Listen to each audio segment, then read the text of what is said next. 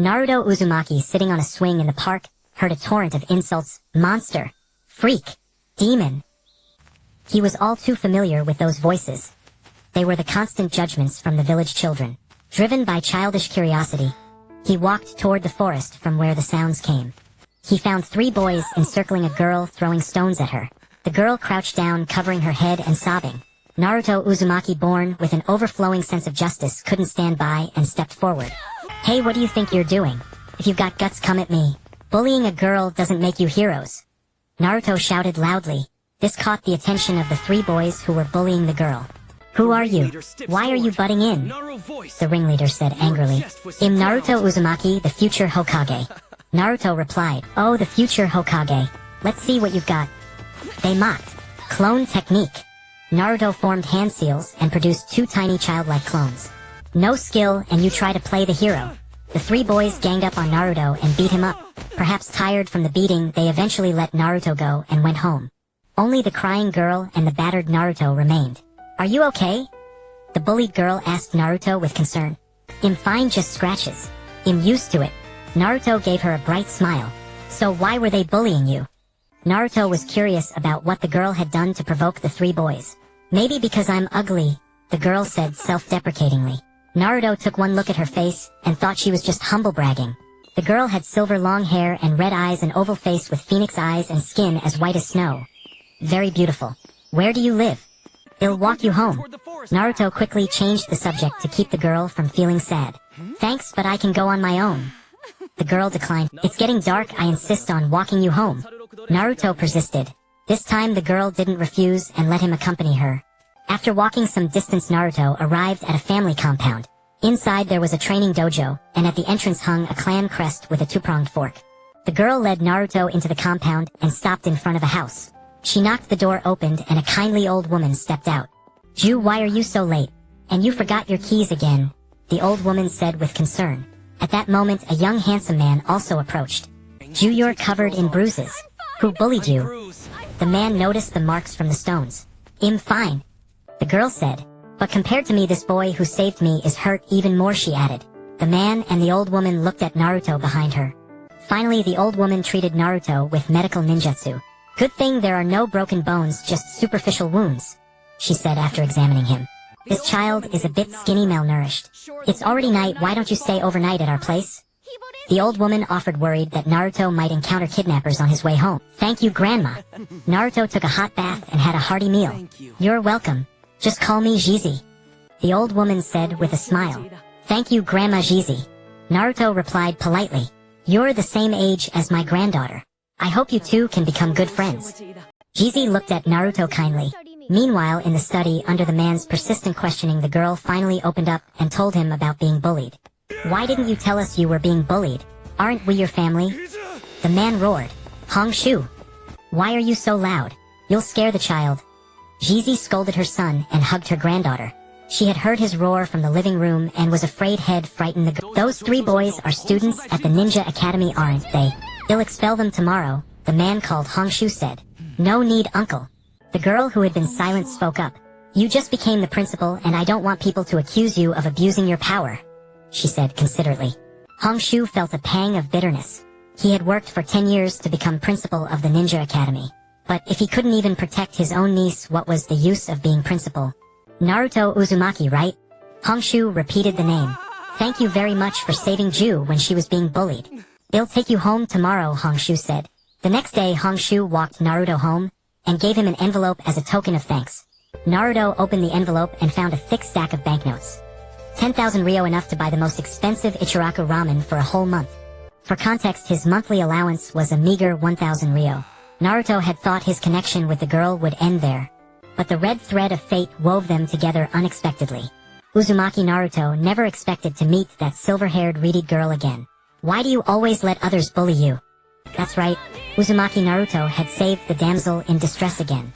It's none of your business, the girl said coldly. Perhaps because those 3 boys had been expelled from the Ninja Academy, they came to take revenge on the girl, but fortunately Naruto discovered them. This time Naruto learned to be smart. He used the transformation technique to disguise himself as an adult and chase them away. Why didn't you fight back? Naruto asked the girl. Is there any point in fighting back? The girl replied, human life is meaningless. Naruto didn't know what to say upon hearing this, but he could feel that the girl had gone through something that made her this way. If you don't fight back, you'll get bullied. People shouldn't give in to fate. Naruto said, if you fail, you'll get even more bullied. What's the point? The girl retorted, it's better not to resist in the first place, but at least you tried. Naruto replied. The girl was taken aback. You can't be bullied all your life. Like this flower, you met me and I found you. Naruto picked a wild flower from somewhere and gave it to the girl. Don't you hate them? The villagers treat you so badly? The girl said. She knew some things about Naruto, orphan, ostracized, poor. If it were her former self as a proud daughter of heaven, she certainly couldn't endure such a life. She would rather die than live Naruto's life. She had her own dignity and pride. I don't hate. Naruto's eyes shone with brilliance. Because hatred is a sad thing. Imagine being full of hatred and ignoring those who love you. How sad that would be for them. Naruto said with a smile. Smile. Your grandmother and uncle love you. Don't make them worry. Naruto's talk soothed the girl's heart. The girl fell silent, lowering her head, lost in thought. It's them. The three boys who bullied them earlier came back. Naruto wanted to pull the girl and run to avoid getting beaten again. This time he couldn't save both of them at once. Unexpectedly, the girl slapped away his hand and stood still, forming hand seals. Demonic illusion tree binding death. The three boys fell under Genjutsu. Scum! The girl cursed. The girl fought back. Naruto was stunned, then felt happy for her. You're amazing. Naruto clapped and gave a thumbs up. My name is Senju Kiku. What's yours? Uzumaki Naruto, the future Hokage, Naruto replied. Why do you want to become Hokage? The girl no Kiku asked him. Because I want to be acknowledged by the village. Becoming Hokage is my dream. Naruto touched the goggles. It's funny, isn't it? An orphan who can't even fill his stomach wants to be Hokage. Naruto sneered, watching Kiku's expression. No, it's a very cool thing. Kiku's answer surprised Naruto. In the past, his dream was always met with mockery. This was the first time he gained recognition, and it came from Kiku, whom he had saved twice and who had also saved him once. He had saved others before, but was always treated with disdain. Those children wouldn't play with him. He was shunned by the villagers. If you become Hokage, this village and this world will become better, and no weak person will be bullied or oppressed. Kiku continued. Naruto hugged her tightly. Kiku, thank you. Naruto said moved. But Kiku was disgusted because Naruto was crying with tears and mucus all over his face. This was unbearable for Kiku, who had a slight cleanliness obsession. Let go of me, don't dirty my clothes. Kiku struggled. Sorry. Naruto let go. Ever since he could remember, he had been ostracized, not only spiritually empty but also materially poor. Are we friends now? Naruto asked cautiously. Aren't we already? You saved me twice and I saved you once. Isn't that what friends do? Help each other. Kiku said. Thank you, Kiku. Naruto said gratefully. This was his first time making a friend. You haven't eaten, have you? I'll treat you to ramen, Kiku said. Great. Let's go to Ichiraku Ramen. Naruto said happily. At Ichiraku Ramen, Naruto devoured more than 30 bowls of large tonkatsu chashu ramen, his favorite, and the most expensive item on the menu. Kiku stared in disbelief at her empty wallet, then somehow pulled out another stack of bills. Her uncle Senju Hiroki had given her the money that morning, hoping she would go shopping and buy clothes to cheer up, but Kiku had little desire to spend. He'll cover all his meal expenses from now on, Kiku said to Tuchi, the owner of Ichiraku Ramen. Tuchi's daughter Ayam counted the money.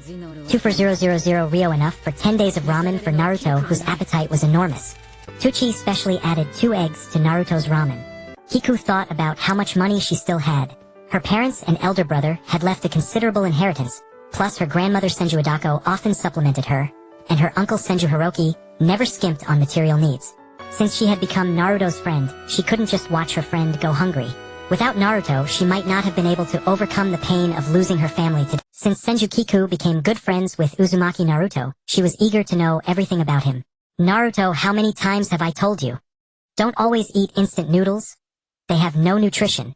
Kiku glared angrily at the instant noodle bowl in front of Naruto. But Kiku, am so poor I can only afford instant noodles. Naruto said bitterly. Is your living allowance that little? Kiku asked him. 1,000 Rio per month, Naruto replied. If you ever need money, ask me. But you can't eat instant noodles. Kiku declared firmly. Thank you, Kiku, but I can't use your money. Naruto refused. Why? Kiku asked in confusion. Because I have my own dignity and pride. When I'm hungry, I can catch fish, Naruto answered. I want us to be equal friends, not for you to give alms and sacrifice on your own. Naruto continued. Upon hearing this, Kiku was stunned. Then she punched Naruto on the head with her iron fist, raising a big lump. Ouch! Ouch! Ouch! Kiku, why did you hit me? Naruto clutched the lump on his head. Are you an idiot? You're so hard up you have to catch fish from the river to survive, yet you refuse to swallow your pride and accept others' charity and help. Before survival, everything can be discarded. That is the instinct to live, Kiku said. You're just a 5-year-old child who can't even take care of yourself. Accepting charity and help from others is not a shameful thing. Kiku lectured.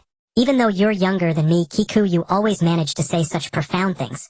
Naruto touched the lump on his head, looking bewildered. Kiku finally understood. Naruto had been abandoned in this small house to fend for himself since he was 3. Besides the occasional living expenses from the 3rd Hokage, it was a miracle he had survived this long. Moreover, Naruto might have been abused as an infant, making him sensitive to others' hostility. Before the age of 3, he had lived in the orphanage. She wondered who Naruto had offended to end up living like this. Remember to drink milk every morning on time, Kiku urged. I don't like milk, Naruto replied. Then I'll buy you yogurt, Kiku said. I made rice balls for you. Remember to eat them, Kiku added. The rice balls you made are terrible, Naruto retorted. Annoyed, Kiku threw away all of Naruto's instant noodles. Naruto didn't like vegetables, so Kiku often made him vegetable rice balls. Either starve or eat my rice balls. Those were Kiku's words before she left Naruto's house. Naruto was on the verge of tears and had no choice but to eat the rice balls Kiku had made. Did he find a friend or a mother? She was too domineering. Ever since he met Kiku, he had to clean the house every day, take out the trash, put away his underwear and socks, wash his sheets, and bedding, regularly dress neatly and cleanly, and maintain good personal hygiene. Kiku checked his house periodically. If she saw a messy, dirty environment, she would flip out, her hair standing on end, which was especially terrifying. A phrase Kiku often said to him was, I don't care what you think, I care what I think. In the evening, Kiku had dinner with her grandmother and uncle. She remembered that in a few days it would be October 10th. Naruto's birthday. She wanted to buy a cake to celebrate his birthday. Uncle, Kiku said while holding her rice bowl. What is it? Senju Hiroki picked up some vegetables with his chopsticks. I want to buy a cake for my friend's birthday, Kiku continued. Good idea, Senju Hiroki replied. But I don't have enough money. These words made Senju Hiroki stop his Kiku, you've spent 100,000 ryo this month.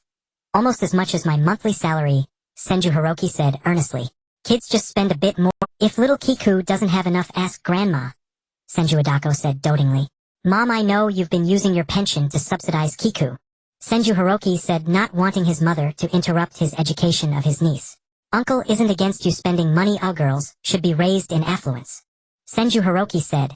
When your parents were alive, your monthly allowance was 20,000 ryo. After you came to us, it's been 50,000 ryo a month. Lately you've been spending all your previous New Year's money on that boy, Senju Hiroki said. A boy who lives off a girl will never amount to much. Kiku pondered, lowering her head. Senju Adako hugged Kiku and said, Isn't it just buying a cake? Why drag it so far? Little Kiku finally made a friend and stepped out of her past shadow. We should be happy. Mom, I'm trying to educate Kiku, Senju Hiroki said helplessly. Educate what? Do you even know how to raise a child? Senju Adako snapped. Mom, I'm the principal of the Ninja Academy, Senju Hiroki replied.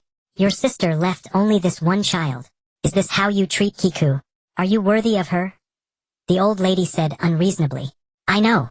Father died early and you were busy making a living. I was raised by my sister, Senju Hiroki said with distress. Precisely because of that I have an even greater duty to educate my sister's child, Senju Hiroki said seriously. My poor Huier, you left so young, making me, an old woman, bury a child before her time. Senju Adako wept. Grandma, don't cry.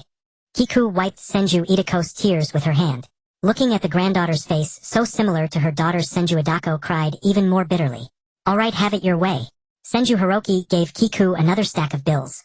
Spend it wisely, Senju Hiroki cautioned. Kiku nodded. If it's not enough, ask Grandma, Senju Adako said. Senju Hiroki was used to his mother spoiling his niece. He went to the balcony, lit a cigarette with a lighter and blew a smoke ring. He hoped that his mother's doting wouldn't spoil his niece. Kiku got her. On the morning of October 10th, Senju Kiku specially went to the cake shop to order a cake ready to celebrate that evening. Walking through the commercial street of Konoha, Senju Kiku carefully selected a gift for Uzumaki Naruto. Suddenly her gaze lingered on a shop. Welcome, As Senju Kiku entered the store, the staff greeted her warmly. How can I help you? The staff asked. Miss, how much is the toad wallet displayed in your shop's window? Senju Kiku had her eye on that item. The toad wallet was exquisitely crafted and Senju Kiku wanted to give it to Uzumaki Naruto. I'm sorry, miss. That is not for sale. The staff smiled at her. Please bring your manager. Senju Kiku demanded. The staff called the manager over. I want to buy that toad wallet, name your price. 5,000 Ryu, little miss, the manager said. That is a non-sale item and cannot be sold casually. That's way too expensive. Senju Kiku frowned. She recalled her uncle Senju Hiroki criticizing her for spending too much money recently. Ever since taking care of Uzumaki Naruto, Senju Kiku's living standards had drastically declined. Can you lower the price? Senju Kiku bargained. This is a designer wallet made of genuine leather. The manager showcased the wallet to her. At least 3,000 Ryu, it cannot be cheaper. The toad wallet had been displayed in the window for years without a buyer. Fine, I'll buy it. Senju Kiku said. After getting the toad wallet, she constantly felt like the manager had taken advantage of her, unsure if it was worth 3,000 Ryu. Although she had gone shopping for luxury items with her mother before, she had never bought anything with her own money. Her mother had loved dressing her up, and Senju Kiku's wardrobe contained several dresses. Naruto, are you home? I'm here to celebrate your birthday. Senju Kiku knocked on Naruto's door, finding it unlocked. I'm coming in. Senju Kiku pushed the door open and walked in, only to find Uzumaki Naruto was not home. Where did that brat go? Senju Kiku exclaimed angrily. Thus Senju Kiku searched for Uzumaki Naruto all day, finally finding him lying on the ground by the South He River at dusk, and he was injured. Where have you been? I've been looking for you all day. Senju Kiku shouted. And you've gotten yourself all dirty. Is that you, Kiku? Uzumaki Naruto's voice was weak. Are you all right? Hearing this, Senju Kiku hurriedly checked his condition, relieved to find he wasn't seriously hurt. However, she noticed that Uzumaki Naruto's face was bruised. Who hit you? Senju Kiku defended him. I'm fine. Uzumaki Naruto insisted. Senju Kiku remembered that someone had splashed paint in front of Uzumaki Naruto's house with red letters saying, "Drop dead." You didn't offend any gang, did? Senju Kiku said worriedly. No, this was all done by the villagers. Uzumaki Naruto replied. That's too much. Senju Kiku said indignant. Come on, I'll take you to the police department to file a complaint. Senju Kiku grabbed his hand. It's useless. The third Hokage won't allow me to associate with the police force, Uzumaki Naruto said weakly. Kiku, what did I do wrong? Why do people in the village look at me differently? Uzumaki Naruto cried. They even bully me. I just bumped into something in the mask shop, and the owner threw a mask at me telling people to sprinkle salt at. Uzumaki Naruto said, feeling wronged. Senju Kiku hugged him, and Uzumaki Naruto cried even harder. It's okay, you still have me. Today is your birthday. I bought a cake and a gift for you. Senju Kiku gently comforted him. Birthday? Uzumaki Naruto trembled in Senju Kiku's embrace. What's wrong? Did something scare you? Senju Kiku asked him. Since I can remember, every time it's my birthday the villagers bully and hit me. Uzumaki Naruto said. Over time I just grew to dislike celebrating my birthday. That won't happen anymore, let's go home. Senju Kiku said gently. Back at Naruto's house, the sky had already darkened. Are you hungry? I made you longevity noodles. You have to eat them all in one go to stay healthy and live long. Senju Kiku said. Thank you, Kiku. Uzumaki Naruto said, touched. Make a wish. Senju Kiku held the cake with lit candles. I hope to become Hokage in the future. Uzumaki Naruto made his wish and blew out the candles. Senju Kiku cut the cake and Uzumaki Naruto was very happy.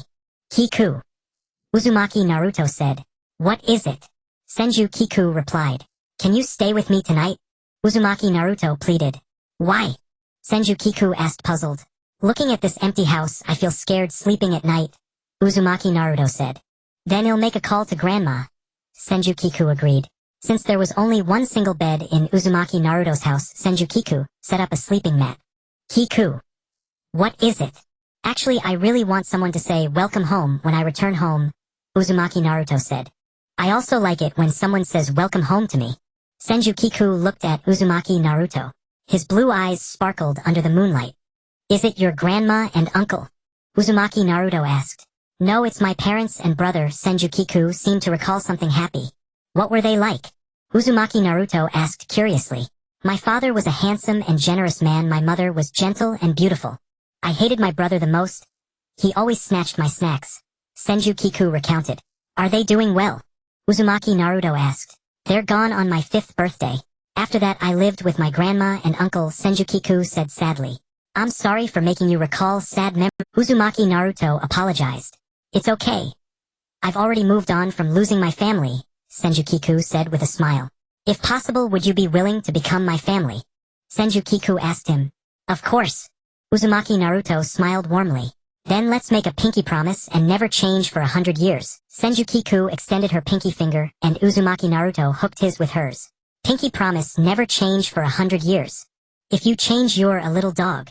The two children displayed radiant smiles. This was Uzumaki Naruto's 6th birthday, the first time he celebrated with someone, the first time he had cake, and the first time autumn yielded to winter, and on February 1st, Senju Kiku celebrated her 6th birthday. This year, her grandmother and uncle accompanied her. After blowing out the candles, Kiku said, "Happy birthday, Senju Kiku." Kiku opened the door. "I've come to give you a present," shouted Uzumaki Naruto at the entrance. Senju Adako opened the door and invited Uzumaki Naruto in. "Is Naruto, come in and have a piece of cake," she said warmly. Naruto walked in carrying a rabbit plushie larger than himself. "Hello, Grandma Adako. This is my birthday gift for Kiku." Naruto handed the rabbit plushie to Senju Adako. She found it a bit awkward to hold, so Senju Hiroki took it. "I didn't expect you to bring a gift. You've got a conscience," Senju Hiroki remarked upon seeing Naruto. "Uncle Hiroki," Kiku and Adako exclaimed in unison. Sensing their displeasure, Hiroki said, "I only said a couple of words. What's the big deal?" Naruto knew Kiku's uncle didn't like him, but he was used to harsh words, and Hiroki was still relatively kind to him. "Are you thirsty, Naruto? Would you like a drink?" Adako offered. "Thank you, Grandma." Naruto happily drank some juice. Kiku looked at her birthday gift. A white rabbit plushie with red eyes holding a carrot standing 1.5 meters tall. She noticed the price tag was still attached and saw it cost 3000 Ryo. "You're wasting money again." Kiku twisted Naruto's ear. "Ouch, ouch, ouch." He cried in pain. "Kiku, why do you always twist my ear?" Naruto covered his twisted ear. "Your monthly allowance is only 1,000 Ryo. Where did you get so much money to buy me a gift?" Kiku asked angrily. "That's not true," Naruto said. His allowance was small, so suddenly spending so much on a gift made Kiku suspect he had. "Ever since you took over my meal expenses, I've saved the allowance the 3rd Hokage gave me. I saved for a long time to buy this gift," Naruto explained. He had a huge appetite, needing 30 large bowls of Ichiraku Ramen to feel full, and that was just for one meal. Kiku spent about 216,000 Ryo per month on his meals, which came to roughly 259,200 Ryo a year. She didn't yet know she would support Naruto for 7 years from age 5 to 12, spending about 18144,000 Ryo in total. That equated to 87 million yuan in Chinese currency. Fortunately, Kiku's parents and elder brother had left her a legacy of 300 million Ryo, otherwise, she couldn't have afforded to feed Naruto and herself. "Don't you keep any pocket money for yourself?" Kiku looked at him helplessly. "I just want to give you the best I have." Naruto replied. "You gave me a 3000 Ryo wallet, so I'm giving you a 3000 Ryo plushie. It's a reciprocal gesture." Naruto said. "Wow, you can even use idioms now." Kiku's lips curled up slightly. "But the villagers won't sell anything to you. How did you manage to buy it?" Kiku asked casually. Naruto fell into thought. "Actually, the shop owner didn't want to take my money, but I forced it on him." His eyes grew dim. Kiku understood that the villagers preferred to give things to Naruto for free, rather than accept his money, because they considered it unlucky to deal with him. Even with money, Naruto couldn't buy food. "Alright, let's not talk about that. Have a piece of cake. This is a rare ice cream cake. Tell me if you like it." Seeing Naruto upset, Kiku quickly changed the subject. "Really? Let me try." Naruto's eyes lit up. The table was laden with delicious food, and the two children Kiku and Naruto ate with great joy. The children played late into the night and were sent to bathe and sleep by Adako. Naruto often stayed over to him. This place felt like home. At the 3rd Hokage's residence, Sarutobi Hiruzen listened to the ANBU, who monitored and protected Naruto. "That's how it is, Lord Hokage. The Nine-Tails Jinchuriki has grown close to the Senju clan." Umbue reported the recent interactions between Naruto and Kiku to Hiruzen. "Lord Hokage, that Senju girl's personality, which was somewhat melancholic, has improved greatly since she met the Nine-Tails Jinchuriki. And since the Jinchuriki made this girlfriend, his emotions have stabilized and the seal remains firm." Umbubi replied. Hiruzen stroked his beard. He pondered the parents of these two children. It seemed the friendship of the previous generation had carried over to the next. So be it. Minato, Kushina, Naoki, and Kei. What a remarkable generation, all taken too young. He was left as an old man struggling to support the entire Leaf Village. Kakashi and the others had not yet matured. He absolutely could not fall. The date was March 1st, 1 month, before the spring enrollment of the Ninja Academy in April.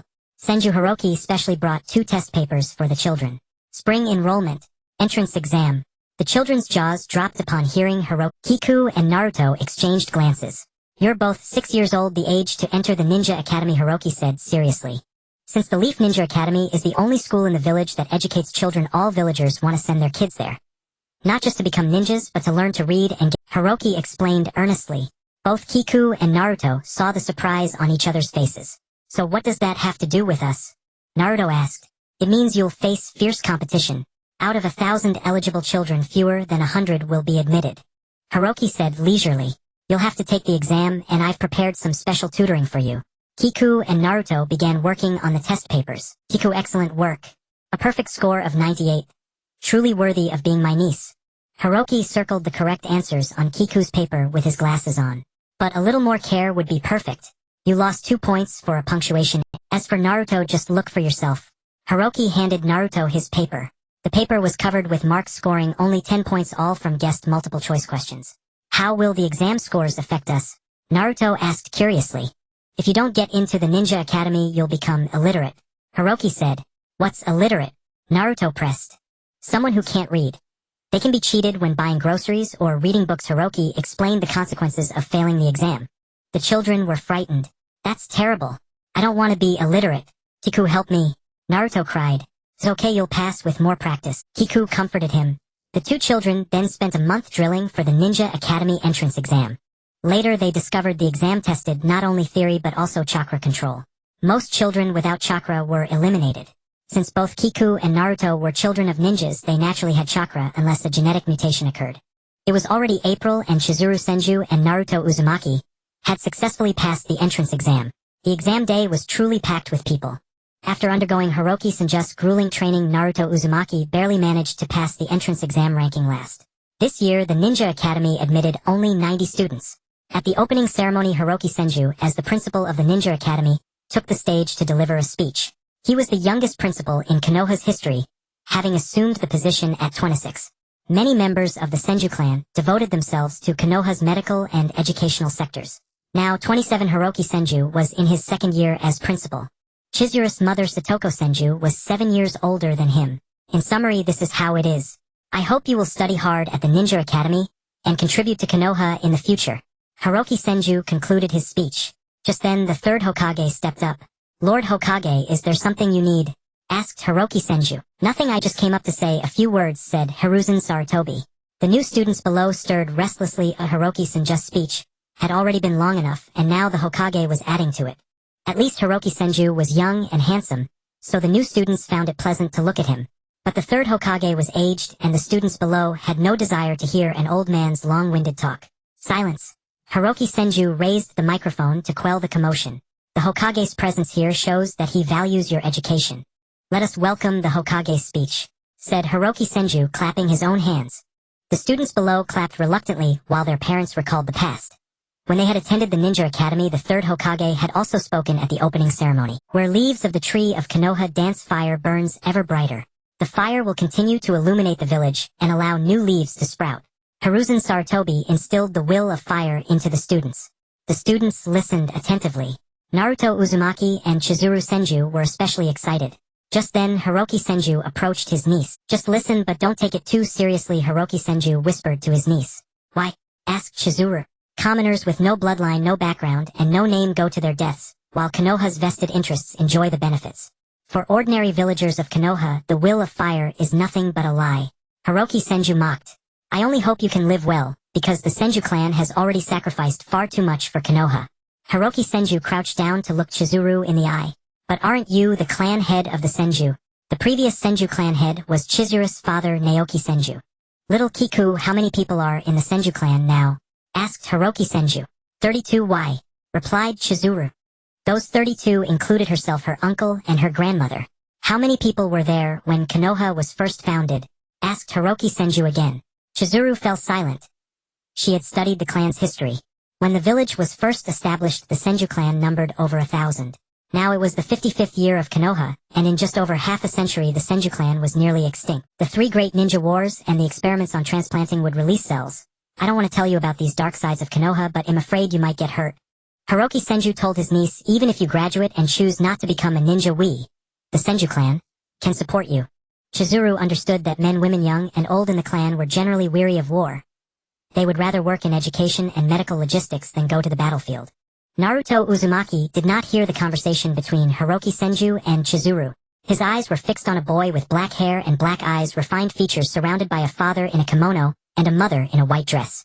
Brother, honestly, today is the day I enroll at the Ninja Academy, and he didn't even come, complained the boy. Your brother has umbu duties to attend to, so of course, he can't accompany you. His mother comforted him. Itachi is the heir of the Uchiha clan. He can't always be with you, his father scolded. Naruto Uzumaki watched all of this with envy. Hiroki Senju and Chizuru noticed him and approached the family of three. Long time no see, Uchiha clan head. How have you been? Hiroki Senju greeted warmly. Lady Mikoto, you are as beautiful as ever, he complimented. Thank you so much. Uchiha Mikoto replied cheerfully. Are you Satoko's younger brother? Are you married yet? I heard you became principal. Not married yet, but I have a lover. But being principal of a tiny ninja academy is nothing compared to the Uchiha clan head being captain of the Konoha military police force, said Hiroki Senju modestly. Is this Satoko? How adorable.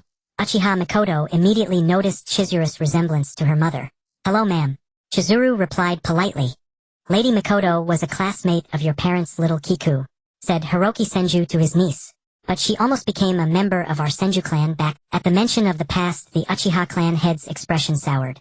Uncle, why did Lady Mikoto almost become a Senju? Asked Chizuru curiously. Well, because there was a Senju who liked her, replied Hiroki Senju gently. That's all in the past. Uchiha Mikoto looked somewhat embarrassed. Is this your niece? I hope she can become a rival for my son Sasuke. The Uchiha clan head, who had remained silent until now, finally spoke. That won't do. My little Kiku is a girl. Competing with a boy puts her at a disadvantage. If she loses, you win without honor. If she wins, I worry your boy might be embarrassed. After all, he couldn't even beat a girl. Hiroki Senju smiled. This year's entrance exam, our little Kiku ranked first, he said proudly. Chizuru and Naruto sensed the tension between Hiroki Senju and the Uchiha clan head. For some reason, Hiroki Senju harbored great animosity toward the Uchiha clan head. Who is this? I heard he was last in the entrance exam, yet he was assigned to Class A. Could it be that you rigged the system, principal? Uchiha clan head Fugaku Uchiha spotted Naruto Uzumaki, standing beside Chizuru. Class A was the elite class of Konoha Ninja Academy, admitting only heirs of major clans and outstanding children. In other words, the future pillars of Konoha. Of course not. This was the third Hokage's arrangement. I don't have the nerve for that. Hiroki Senju himself did not understand the third Hokage's decision. This child is an orphan supported by our Senju clan. We got to know him because he is friends with little Kiku. All thanks to her kind heart. Hiroki Senju introduced Naruto. We should be going now, Mikoto said, Fugaku Uchiha. But Sasuke. Uchiha Mikoto was worried about her youngest son. Rest assured, our academy teachers are all serious and responsible. Lady Mikoto, you can leave your child here with complete peace of mind. Hiroki Senju boasted. Alright then, replied Uchiha Mikoto, then followed her husband back. Hiroki Senju watched the Uchiha couple's retreating figures, a look of disgust especially for Fugaku Uchiha on his face. At such an old age, he's still just a small captain of the Konoha military police.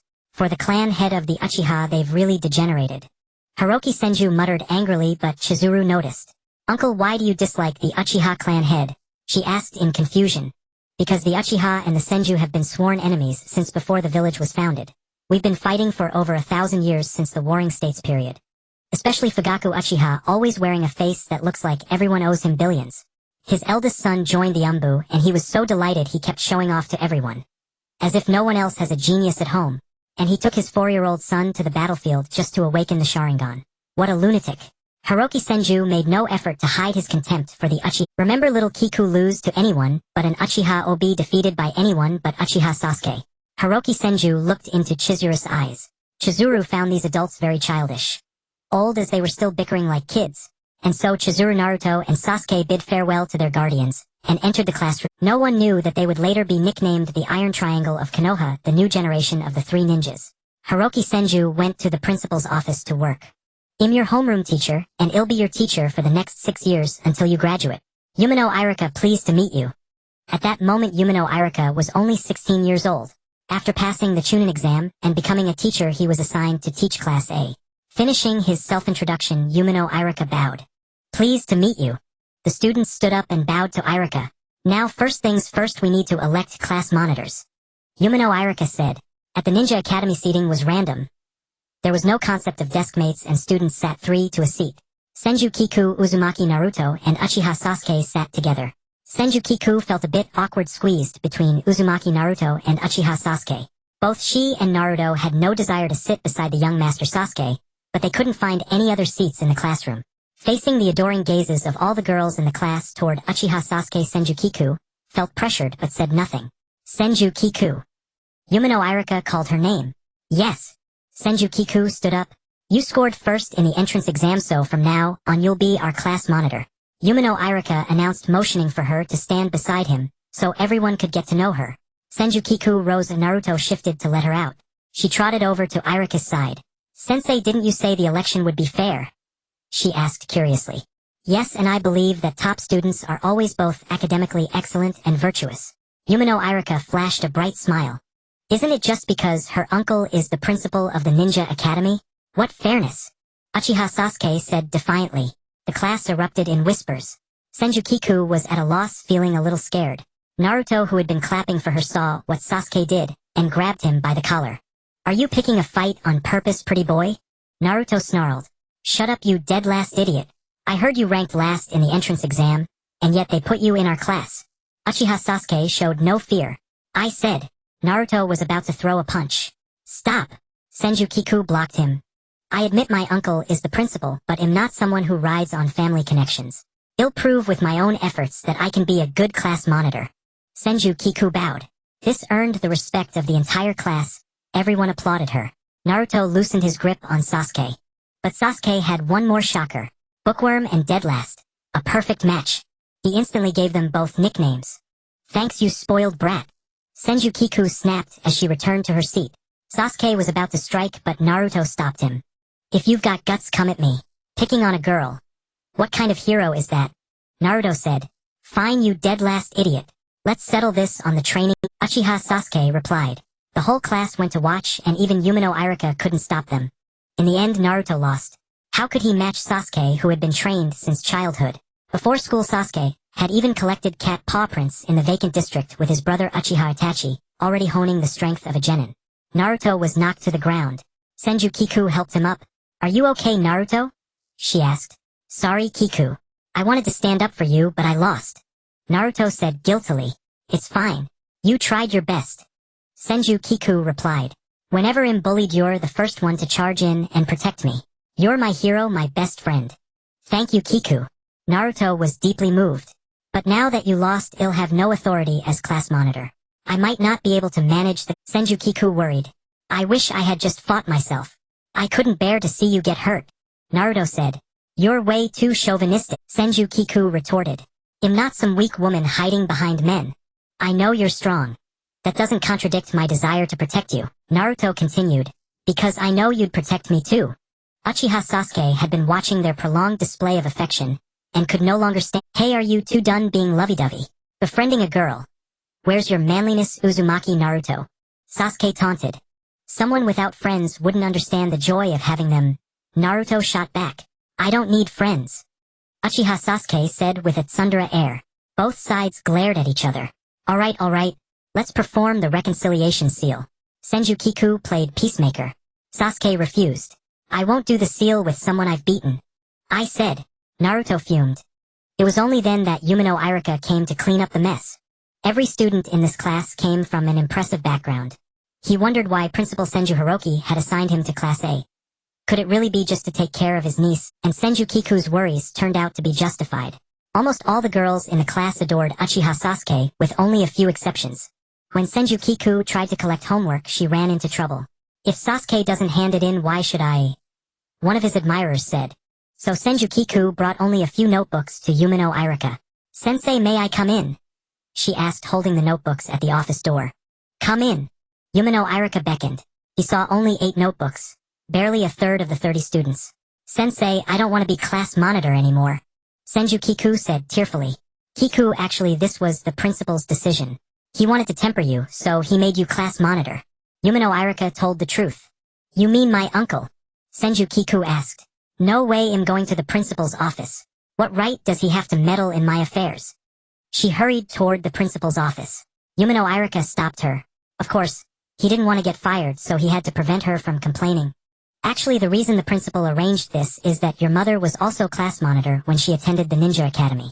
He believes you can do it too, so I appoint. Yumino Irika explained. My mom is my mom and in me. He has no idea how much I've suffered because of his arrangements. Senju Kiku wept. All the girls in class adore Sasuke. I can't even make a single female friend. Yumino Irika comforted her. Indeed, it was too harsh to isolate a 6-year-old child. I'm sorry. Yumino Irika hugged her to soothe her. As a teacher, he had compromised his principles and ended up hurting a student. After crying for a while, Senju Kiku pulled herself together. She refused to lose to Uchiha Sasuke, and was determined to reclaim the authority of the class monitor. She walked into the classroom and dragged Uchiha Sasuke away from the crowd of girls surrounding him.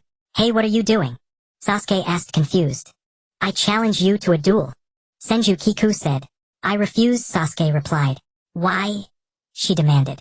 Because you're a girl. Winning is disgraceful and losing would be embarrassing. You don't get to choose.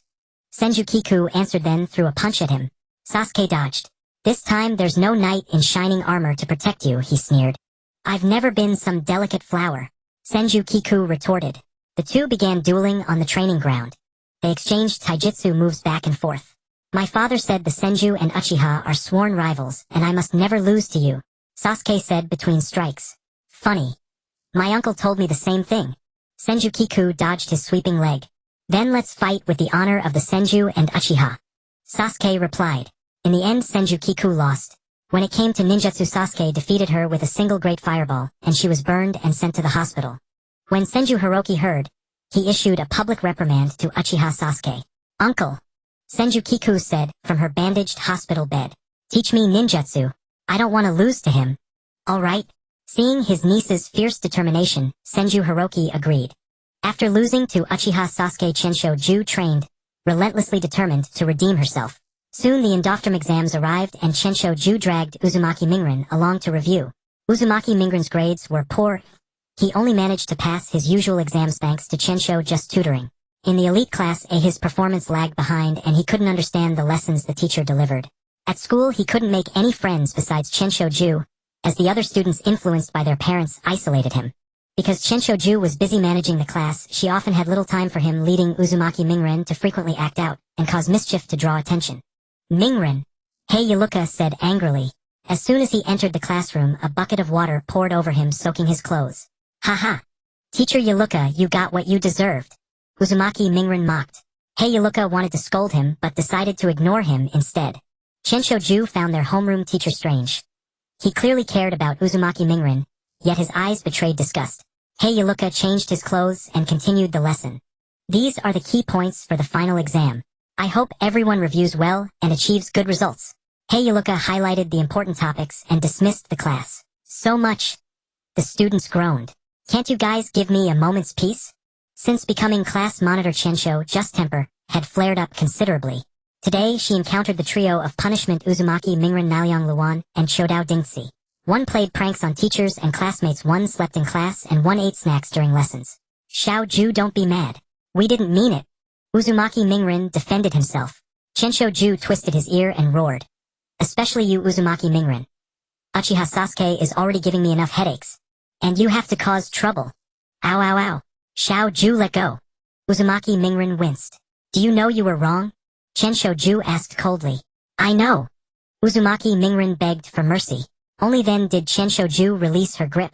She knew his incorrigible nature wouldn't. Chensho-ju took the final exam very seriously. She was determined to defeat Uchiha Sasuke and establish her authority in the class. After a tense exam week, she received her report card and was very satisfied. She felt the top spot in the grade was hers. Uzumaki Mingren was also overjoyed. He rarely attended lectures, yet he had passed. So happy. Chensho-ju said with a smile. Yeah. Uzumaki Mingren nodded happily. Now all that was left was for teacher Yaluka to announce the rankings. This semester everyone has studied hard except for a few laggards. Our class average score and total score are the highest. Heiress said proudly. Now I announce the grade rankings. First place is Uchiha Sasuke. Let's congratulate him. Heiress announced. The girls in the class applauded while the boys jeered. Amazing Sasuke-kun. Truly a genius of the Uchiha clan. His fangirls flattered him. Uchiha Sasuke raised his head, proudly basking in the praise. Second place is Chensho Ju. Her theoretical score is the best in the grade. I hope everyone learns from her. Heiress continued. But upon hearing that Uchiha Sasuke was first, Chensho just spirit plummeted. Xiao Ju, wake up. Please don't lose it. Uzumaki Mingren chattered beside her. Shut up. Give me some peace. Chensho Ju snapped. Uzumaki Mingren was so startled he fell silent. He knew Chensho Ju was I'm sorry. I shouldn't have yelled at you. I scared you. After her outburst, Chensho Ju calmed down and apologized to Uzumaki Mingren. Chensho Ju hugged him. Uzumaki Mingren hugged her back. Friends, I know how hard you worked for this exam, Ju. In my heart you'll always be number one. Uzumaki Mingren comforted her. Mingren, thank you. Chensho Ju hugged him. Uzumaki Mingren hugged her back. Friends, huh? Uchiha Sasuke watched them with a hint of envy. I don't need that kind of thing. Uchiha Sasuke muttered to himself. If I wanted I could make loads of friends. This is just a bookworm and a dead last loser huddling together for warmth. Uchiha Sasuke said narcissistically. Then he ran home hoping his father would praise him when he saw his report card. During summer vacation, Chensho Ju didn't idle. She trained with her uncle while still caring for Mingren. For some reason, Uzumaki Mingren was especially rebellious, often splashing paint on shop signs and the Hokage monument to seek attention. Third Hokage Sarutobi Hiruzen saw this and was helpless.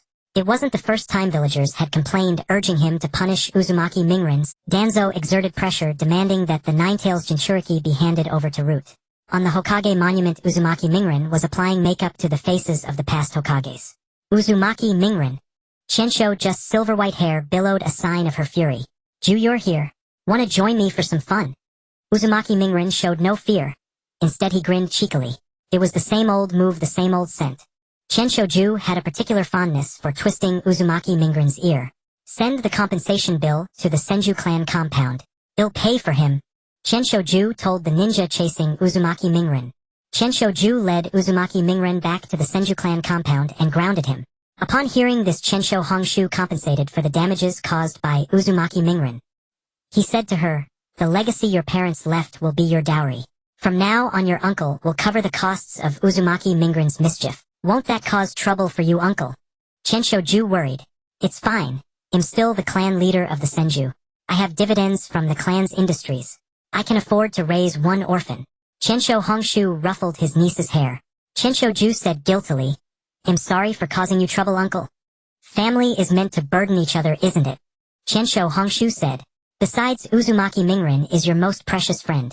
He helped you out of past shadows. I'm glad and he'll repay that kindness. Chensho Ju felt tears welling up, but she wiped them away and hugged her uncle's leg. Together they watched Uzumaki Mingren in confinement. Chensho Ju saw her grandmother Chensho Jizi bringing food to Uzumaki Mingren, who was happily gnawing on a chicken leg. Eat more so you can grow taller. Chensho Jizi added food to his plate. Thank you, Granny Jizi. Uzumaki Mingren said cheerfully. Grandma, didn't I tell you not to give him anything to eat? Let him go hungry for a few days, so he learns his lesson. Chensho Ju fumed.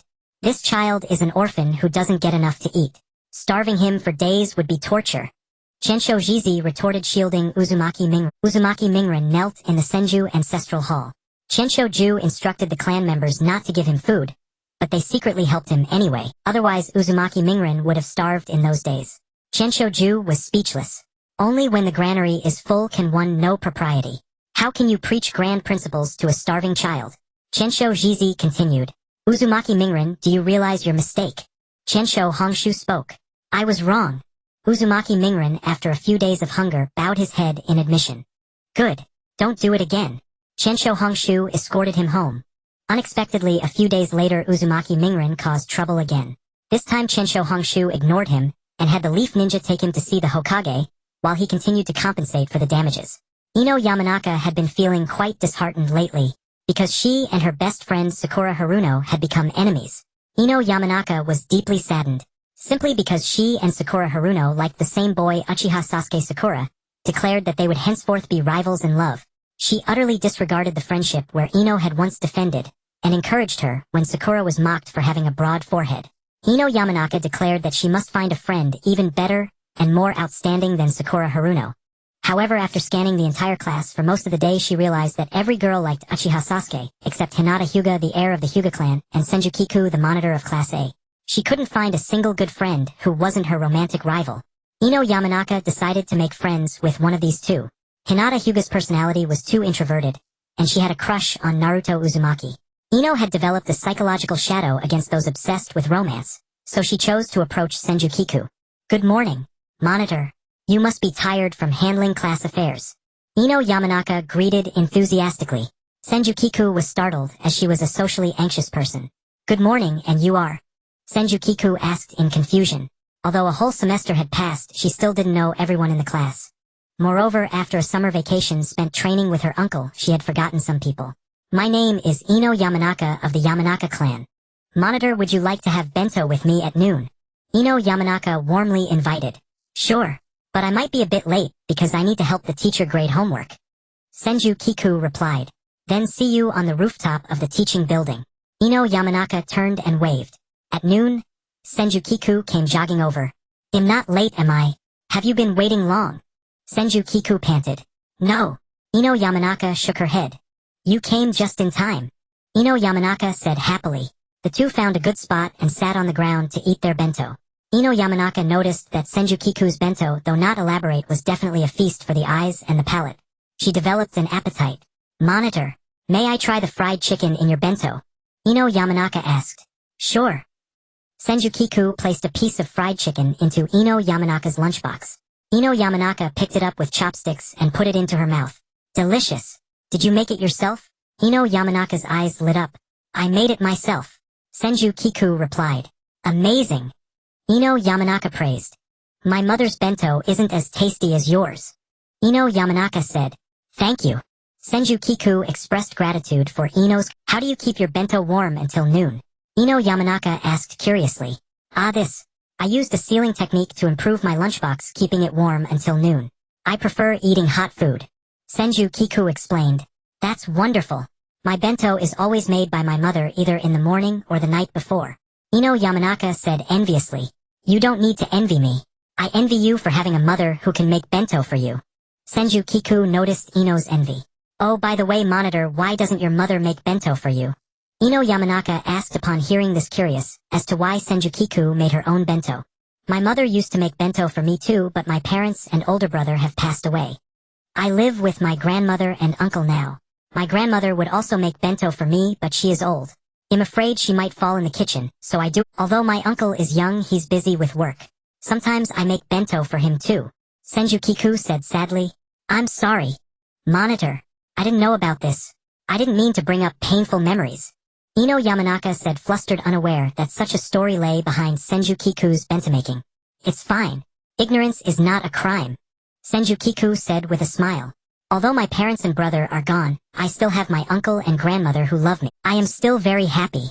Yet a hint of sadness lingered in Senju Kiku's smile. "Oh right. Monitor, why are you so close to Naruto Uzumaki? He's just a foolish dead last." Ino Yamanaka hastily changed the subject, seeing Senju Kiku's expression. "You mean Naruto? Actually, it's nothing much. He simply saved me when I was being bullied by students from the Ninja Academy before I enrolled. That's how we got to know each other." As she mentioned Naruto Uzumaki, Senju Kiku's eyes softened with tenderness. "That Naruto guy, he's not good looking and his grades are terrible. Why would you become friends with him? If you want a friend, wouldn't Sasuke, who is handsome and has good grades, be better?" Ino Yamanaka held her hands to her heart in admiration. "That Uchiha Sasuke is too arrogant. I don't really like him. Although he does have the capital to be conceited, I still prefer Naruto Uzumaki because he has a kind heart." Senju Kiku replied. "Monitor, your taste is terrible." Ino Yamanaka commented. "Indeed, it is poor." Senju Kiku affirmed. "No one would like a poor and unattractive boy, but Naruto Uzumaki helped me emerge from the shadow of losing my parents and brother. So I am very grateful to him and do my utmost to help him." Ino Yamanaka fell into deep thought after hearing this. Senju Kiku noticed and changed the subject, saying, "I made some soup. Would you like some?" "What kind of soup?" Ino Yamanaka asked. "Tofu and fish soup." Senju Kiku took out a thermal lunchbox and used the bowl that came with it to pour a bowl of fish soup for Ino. "So delicious. The fish soup is savory and the tofu is tasty." Ino Yamanaka praised after tasting it. Glad you like it. Senju Kiku said with a smile. Ino Yamanaka was stunned. Monitor, has anyone ever told you that you look beautiful when you smile? Ino Yamanaka said. Thank you, but I don't really like to smile.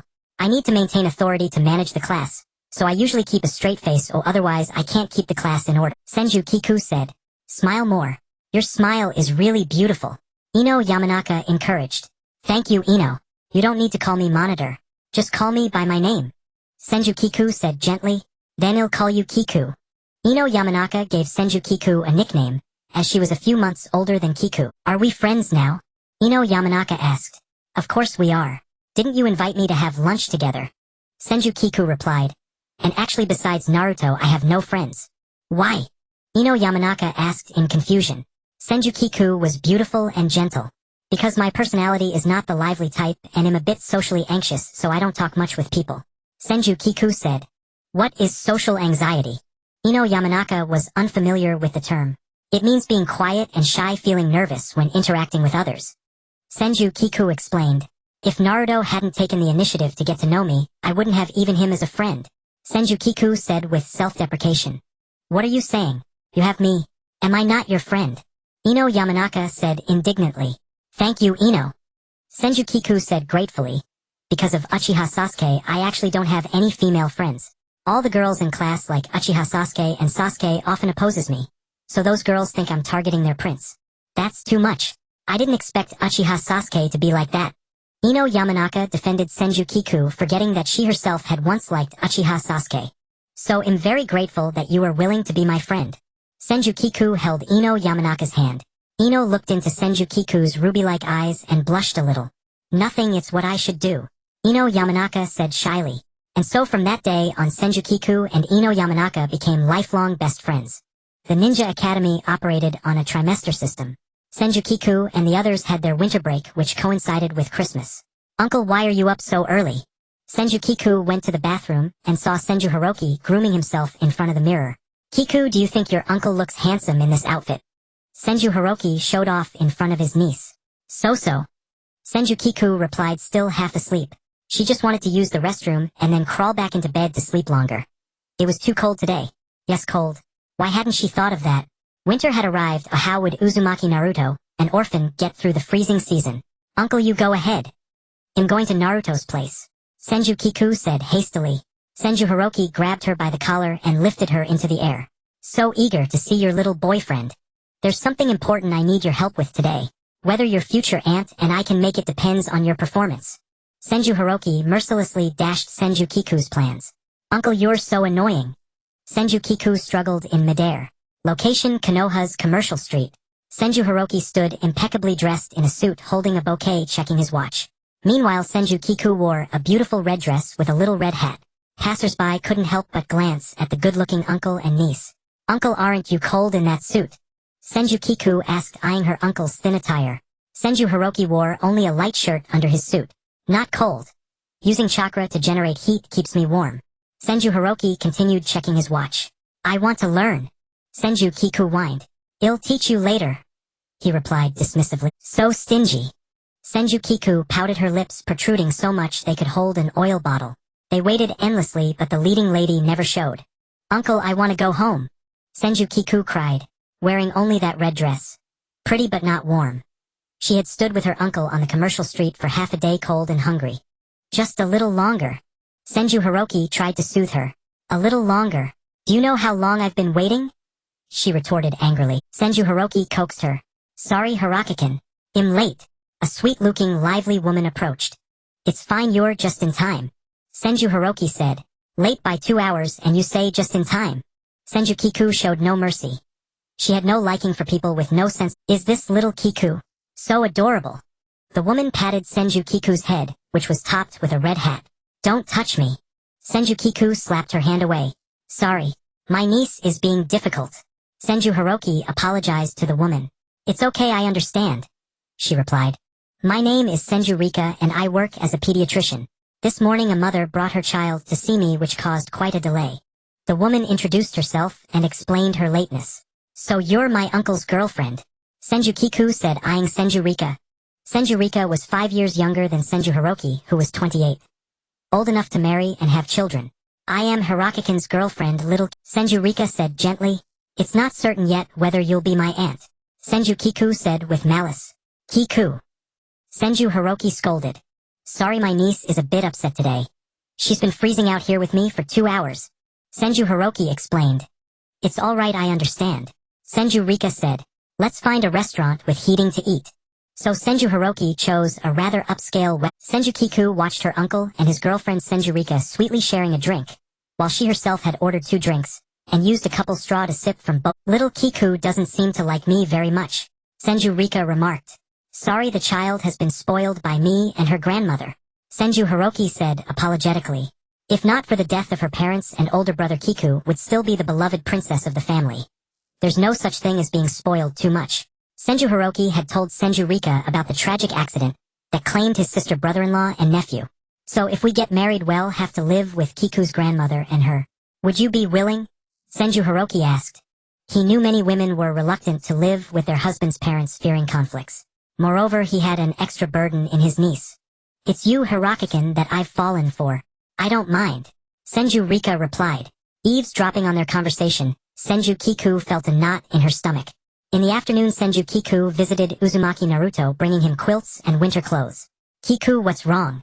Naruto noticed her unhappy. Naruto, if someone very important to you got married, what would you do? Senju Kiku confided in him. You mean Uncle Hiroki has a girlfriend? Naruto understood. And they're already talking about marriage. Senju Kiku said. Wouldn't that be better? One more person to love you. Naruto answered. It's not that simple. What if my uncle marries her? He'll have his own children eventually, and grandmother will surely dote on her own biological granddaughter. Senju Kiku. Oh, I see. Naruto felt his brain was inadequate. Forget it, you wouldn't understand. Senju Kiku said angrily, then went home. Uzumaki Naruto took the initiative to talk to Senju Hiroki, and relayed his conversation with Kiku. So that's how it is, Uncle Hiroki. Naruto said. Kiku's worried that after you marry, you and Granny Shige won't love her anymore. Senju Hiroki fell silent. I understand. Senju Hiroki finally said after a long pause, then walked Naruto home. Mom, you heard that, didn't you? Senju Hiroki consulted with his mother. That child is just like your sister. Sensitive on the inside. Senju Shige said. If only your sister, brother-in-law, and nephew were still here. Senju Shige sighed. The dead cannot be resurrected. The living must strive even harder to move forward. Senju Hiroki said. But we are not her biological parents, and you have your own life to live. Senju Shige worried. It's no surprise that Kiku thinks this way. Senju Shige continued. If the wife who married in turned out to be unkind, Kiku would feel like she was living under someone else's roof. The heart that had finally begun to open to them would close again. Senju Shige hadn't forgotten how after her daughter's son-in-law and grandson died, Kiku had become withdrawn and world-weary, as if she wanted to follow them at any moment. Senju Hiroki thought it over and felt restless. This Christmas was really not turning out well. After Christmas passed, the New Year arrived. On New Year's Eve, Senju Kiku helped her uncle put up couplets early in the morning. Uncle, are you done? Kiku held the paste for Senju Hiroki and steadied the ladder, so he wouldn't fall. Done. Senju Hiroki finished pasting the couplet and carefully checked if it was straight. Why is this couplet red instead of white? Senju Kiku asked in confusion, for she had seen that other people's couplets were white. Red is more festive, and I specially asked the third Hokage to write this one. Senju Hiroki explained to his niece. Tonight is New Year's Eve. Let's have hot pot and stay up late, said Senju Hiroki. Can I invite Naruto to eat at our place? It's lonely for him to be all by himself in his house. Kiku replied. Of course. Senju Hiroki agreed. I'll go find him right now. Kiku said happily. A girl's heart is already wandering. Senju Hiroki remarked, watching his niece. Kiku had already dashed off toward Naruto's house. Naruto, are you home? Do you want to spend the new year at my place? Kiku knocked on Uzumaki Naruto's door. Kiku, what's the matter so early in the morning? Uzumaki Naruto opened the door in his pajamas. Come on, let's go to our place for the new year. Kiku grabbed Naruto's hand. Wait, I'm still in my pajamas and haven't changed yet, said Naruto, for it would be improper to visit someone's home in pajamas. I'll wait for you, Kiku said, then caught a whiff of instant noodles. Didn't I throw away your instant noodles? Kiku asked him. It's just having a bowl of noodles for breakfast, no need to make a fuss. Uzumaki Naruto replied guiltily. Konoha instant noodles cost an average of 25 ryo per cup.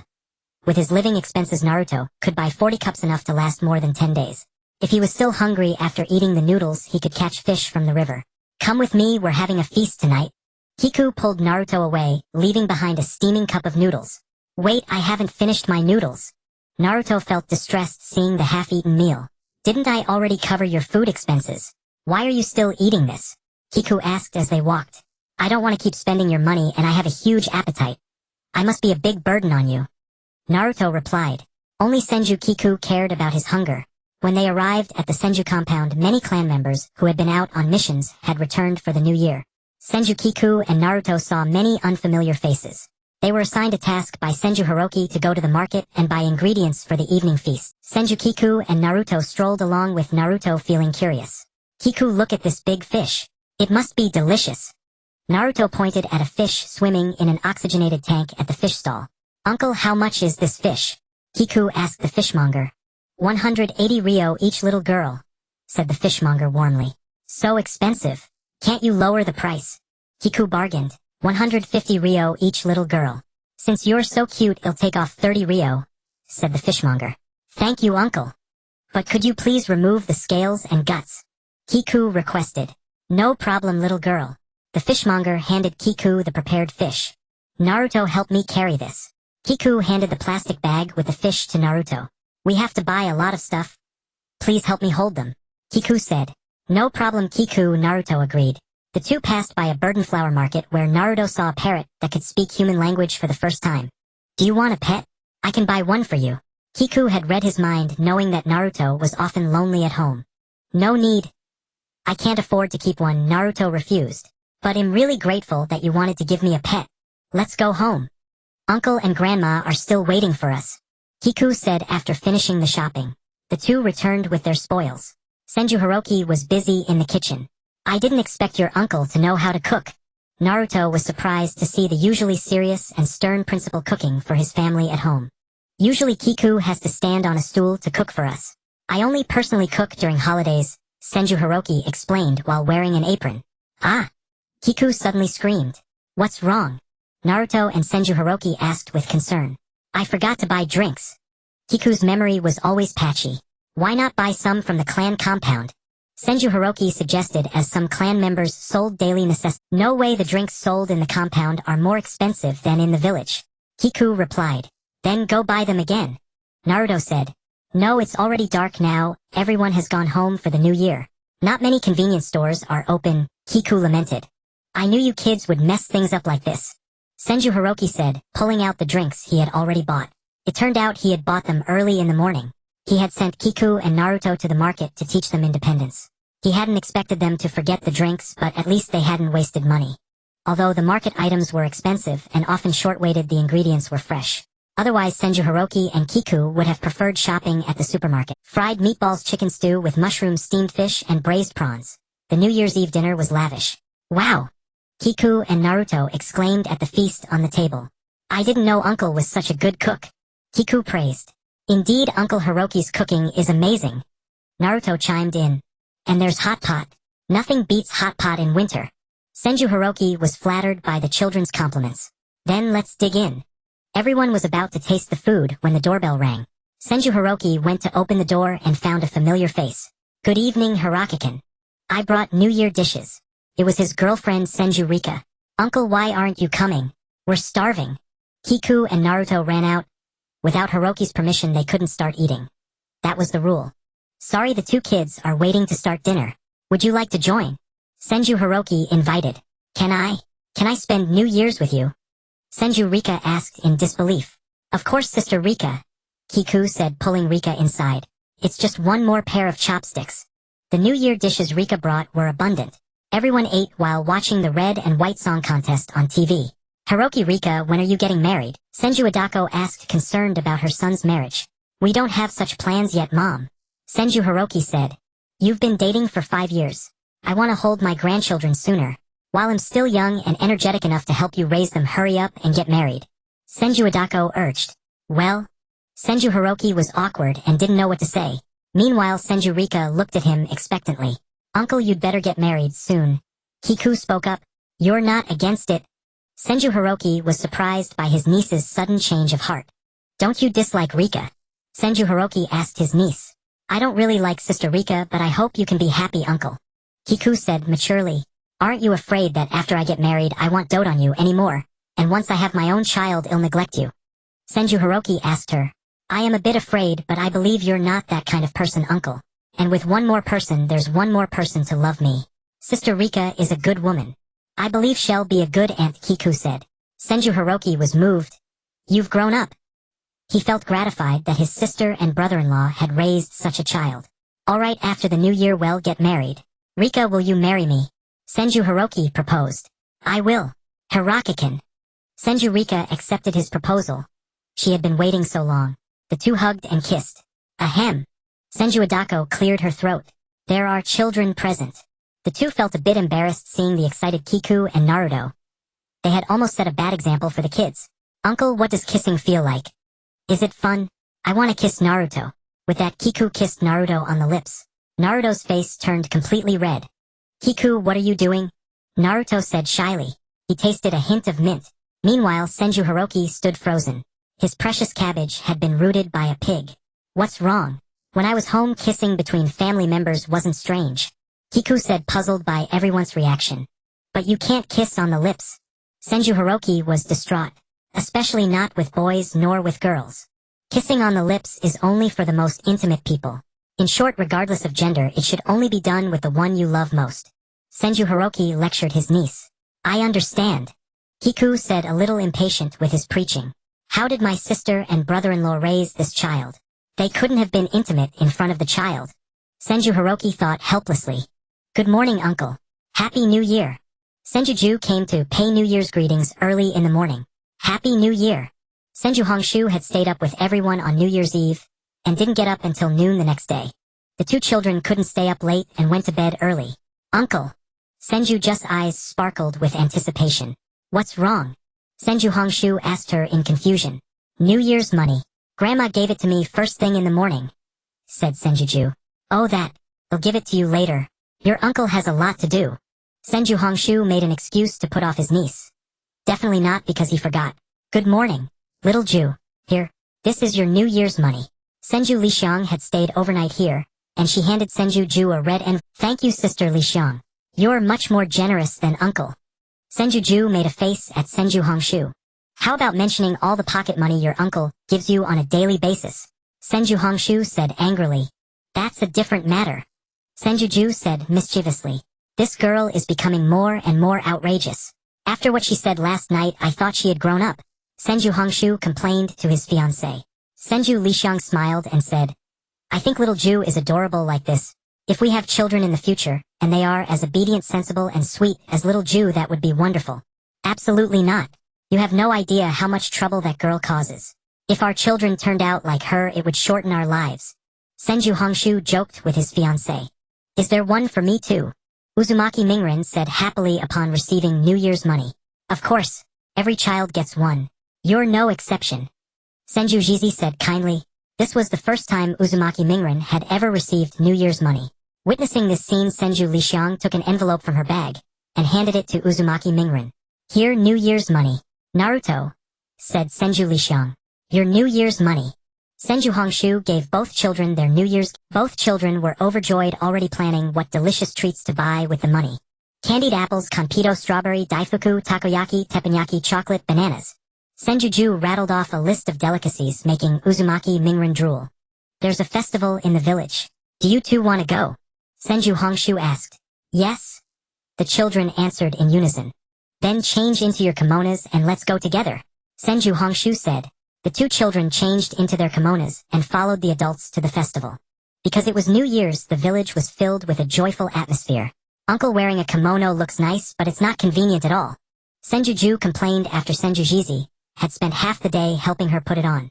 Senju Hongshu looked at the kimono his sister had worn as a child, now worn by his niece, lost in thought.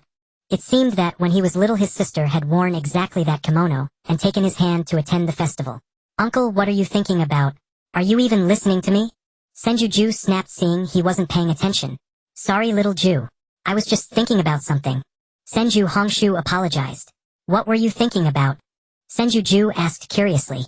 I was thinking about how your mother wore that same kimono when she was little and took me to the festival. Senju Hongshu replied. Those were truly happy and carefree days. He recalled. This one. Senju Ju twirled around to show her uncle the blue kimono embroidered with goldfish. Meanwhile, Uzumaki Mingren was wearing the black kimono that Senju Hongshu had worn as a child. Senju Jizi had a habit of keeping her children's childhood clothes, and they were still well preserved after all these years. The garments looked exactly as they had before. Hong Shuken. Senju Lixiang approached wearing a gorgeous purple kimono. Lixiang. Senju Hongshu was genuinely stunned by, you look wonderful. Senju Hongshu praised. You look amazing, Sister Lixiang. Senju Ju and Uzumaki Mingren also complimented her. How embarrassing. Senju Lixiang said shyly. While his fiancée and the two children were all dressed in kimonos, Senju Hongshu wore only a shirt and trousers with a trench coat for warmth. The three of them were dressed formally, while he alone was simply attired. Why isn't Grandma coming out with us? Senju Ju asked her uncle. Yeah. Why isn't Granny Jizi coming out to play with us? Uzumaki Mingren chimed in loudly. Grandma is old, crowded places aren't suitable for her. Senju Hongshu explained. Senju Jizi had volunteered to stay home and mind the house instead of going out. I'm old already, why would I go out and play? You two young folks take the kids and have fun. These were Senju Zizi's exact words. In truth, she wanted to create alone time for Senju Hongshu and Senju Lixiang, so she specifically told the children not to be third wheels. The two children readily agreed. Naruto, over there we can catch goldfish. Senju Ju said excitedly. The two of them spent who knows how much money at the goldfish scooping stall, finally managing to catch one goldfish each using the paper net. We caught them. Senju Ju held up a plastic bag with water, and a goldfish delighted. She and Uzumaki Mingren each got one goldfish. Senju Hongshu didn't understand the children's joy, but seeing their smiles, he couldn't complain. It's a crystal kunai. Suddenly Senju Ju spotted the first prize at a shuriken throwing stall. The little girl had no resistance to shiny things. Uncle, Naruto, can you win this crystal kunai for me? Senju Ju pleaded cutely. Leave it to me, little Ju. Uzumaki Mingren patted his chest. Shuriken all-out throw technique. But none of his shuriken hit the target. Forgot that Uzumaki Mingren ranked dead last in shuriken throwing. Big brother, it's a crystal kunai. Can you win it for me? Senju Ju and Uzumaki Mingren saw Uchiha Sasuke, who was speaking in a sweet whiny voice. It's you. Senju Ju and Uchiha Sasuke were arch-rivals. The two children stared at each other with sparks flying. The crystal kunai is mine. Don't you dare snatch it. They both ignored each other. Uncle, you have to win. Senju Ju placed her hope on her uncle. Hello, Teacher Hongshu. A boy in Uchiha clan attire with tear troughs greeted Senju Hongshu. He was Uchiha Sasuke's older brother Uchiha Itachi. Today, he had brought his little brother to the village festival. Uchiha Sasuke didn't understand why his brother brought him here. The clan grounds also had a festival and the Uchiha compound was far away. Let me see if your shuriken jutsu has regressed. Senju Hongshu spoke in a teacher's tone. He had once been Uchiha Itachi's homeroom teacher. The result was that Uchiha Itachi won, and everyone was amazed by his dazzling shuriken technique. Senju Ju was very unhappy seeing Uchiha Sasuke holding the crystal kunai. Why did he have to win? Senju Ju burst into tears on the spot. Everyone tried to comfort her. Little Ju, stop it. Senju Hongshu, crying in front of the Uchiha damages the Senju clan's image. Senju Hongshu said. Senju Ju slowly held back her tears, though her eyes were still red at the corners. I'm sorry my niece was rude and caused you trouble. Senju Hongshu apologized to the Uchiha brothers. Oh, I think the teacher's niece really likes this crystal kunai. Why don't we give it to her? Uchiha Itachi offered to give the crystal kunai to Senju Ju. No way, big brother. Uchiha Sasuke objected. It was a prize his brother had won for him. Sasuke, just let her have this little girl's toy. Uchiha Itachi said. Fine then. Uchiha Sasuke said reluctantly and handed the crystal kunai to her. I don't want it. Senju Ju threw the crystal kunai to the ground, shattering it. She didn't want anyone's charity. Why could she never beat Uchiha Sasuke? In grades and studies and family, she always lost to him. You! Uchiha Sasuke got angry. Just as the two children were about to fight, everyone pulled them apart. Senju Hongshu's face turned grim. When we get back, you're kneeling in the clan shrine. Senju Hongshu told his niece. This child is really too willful. Senju Hongshu thought with a headache. Senju Ju truly had no trace of a proper lattice demeanor. Senju Hongshu pondered his education of her. Ever since Senju's parents and brother died, he and his mother had doted on her, never letting her suffer the slightest grievance, hoping she would forget the pain of losing her family. but it had only shaped her current personality. His expression had turned sour ever since she cried over not getting the toy. Back at the clan compound, Senju knelt in the shrine without eating a thing. She finally understood how Uzumaki Mingren felt when he knelt in the shrine for days without food. Hong Shuken, isn't it bad for little Ju to kneel like this? Senju Lixiang pleaded for her. Meanwhile, Uzumaki Mingren was caught sneaking food to her. Senju Jizi was especially pained for her granddaughter. Little Ju is frail to begin with. If you make her kneel on the cold floor, she'll catch a cold. Senju Jizi said unreasonably. Be quiet, mother. Senju Hongshu scolded. Her behavior today is all because you spoiled her. He even used the respectful form of address for his mother, showing how angry he was. You're yelling at me, you unfilial child. Senju Jizi used filial piety to pressure him. Your sister only has this one child left. If something happens to little Ju, I won't live on. Senju Jizi wailed. Senju Hongshu watched coldly. And because of kneeling for too long, Senju Ju fainted. Do you know you were wrong? Senju Hongshu asked his niece, who was lying in bed. Yes, I know. Senju Ju nodded. Don't be unreasonable in the future and don't imitate your grandmother. Senju Hongshu said coldly. Understood. Senju Ju understood that her uncle's doting had its limits. After the winter vacation, Senju Kiku and Uzumaki Naruto returned to school. They prepared for the Endofire exam. This exam was crucial. If they failed, they would have to repeat the year. Uzumaki Naruto tried his best to study, and Senju Kiku helped him explain classroom knowledge, and lent him her own textbooks and notes. How beautiful! Kiku, your handwriting is really good. Uzumaki Naruto praised as he looked at the notes. Senju Kiku's handwriting was extremely delicate. You should get a copybook to practice your handwriting. Senju Kiku suggested. No need, as long as my writing is legible. Uzumaki Naruto refused. But your handwriting is really ugly. No one can read it except you. Teacher Irika has mentioned your writing to me more than once, hoping you can keep your homework neat. Senju Kiku said. Senju Kiku finished speaking. Kiku, can I borrow your notes to review? At this moment, Yamanaka Ino suddenly approached Senju Kiku and the others. Of course, Ino. But you need to wait until Naruto finishes reviewing before I can lend them to you. Senju Kiku said to Yamanaka Ino. I'm not in a hurry, you can use them. Uzumaki Naruto handed the notes to her. Thank you. Yamanaka Ino said gratefully. By the way, Ino, aren't your grades quite good? Senju Kiku wondered why Yamanaka Ino would borrow her notes. It's all because Shikamaru and Choji are hopeless. Mentioning them, Ino looked frustrated, as if disappointed in them. In the latest test, both of them failed. One is lazy and only says troublesome, and the other does nothing but eat and sleep. Why did I end up with these two teammates? And after graduation, will be assigned to the same team. Yamanaka Ino said angrily. Aren't ninja team assignments after graduation based on grades? Senju Kiku asked. Why are the three of you grouped together? You don't understand. Yamanaka Ino explained. The Yamanaka Nara and Akimichi clans have stuck together since before the founding of Konoha. After the village was founded under the witness of the Sarutobi clan, we formed the Ino Shikacho squad. This allows us to maximize our collective strength. Yamanaka Ino revealed the ninja clan secrets to Senju Kiku. Why don't I know this? Senju Kiku continued. Kiku, you come from Konoha's prestigious Senju clan, so naturally you don't understand our secret technique families. Yamanaka Ino replied. A prestigious clan. Senju Kiku murmured the words, Senju clan. Don't you know Kiku? The Senju clan is one of the founding clans of Konoha. Yamanaka Ino said. Founding clan. Senju Kiku was full of question marks. Yes. Yamanaka Ino nodded. It's fair to say without the Senju clan there would be no Konoha. It's written in history textbooks. Wait, why haven't I seen it? Senju Kiku opened her history textbook. These are only taught in higher grades. You won't find them, Kiku. Yamanaka Ino said with hands on her hips proudly. Then I'll take the notes and leave. Yamanaka Ino walked away with the notes disappearing from Senju Kiku and Uzumaki Naruto's sight. I have to give Shikamaru and Choji some intensive tutoring. Yamanaka Ino muttered to herself as she left. Then I'll take the notes and leave. Yamanaka Ino walked away with the notes disappearing from Senju Kiku and Uzumaki Naruto's sight. I have to give Shikamaru and Choji some intensive tutoring. Yamanaka Ino muttered to herself as she left. Since when did you become so close with that Sasuke-obsessed Yamanaka Ino? Uzumaki Naruto asked, feeling a bit jealous seeing the rapport between Senju Kiku and Yamanaka Ino. She initiated having lunch bento together, and over time our relationship improved. Senju Kiku explained. That girl is a fan of Uchiha Sasuke.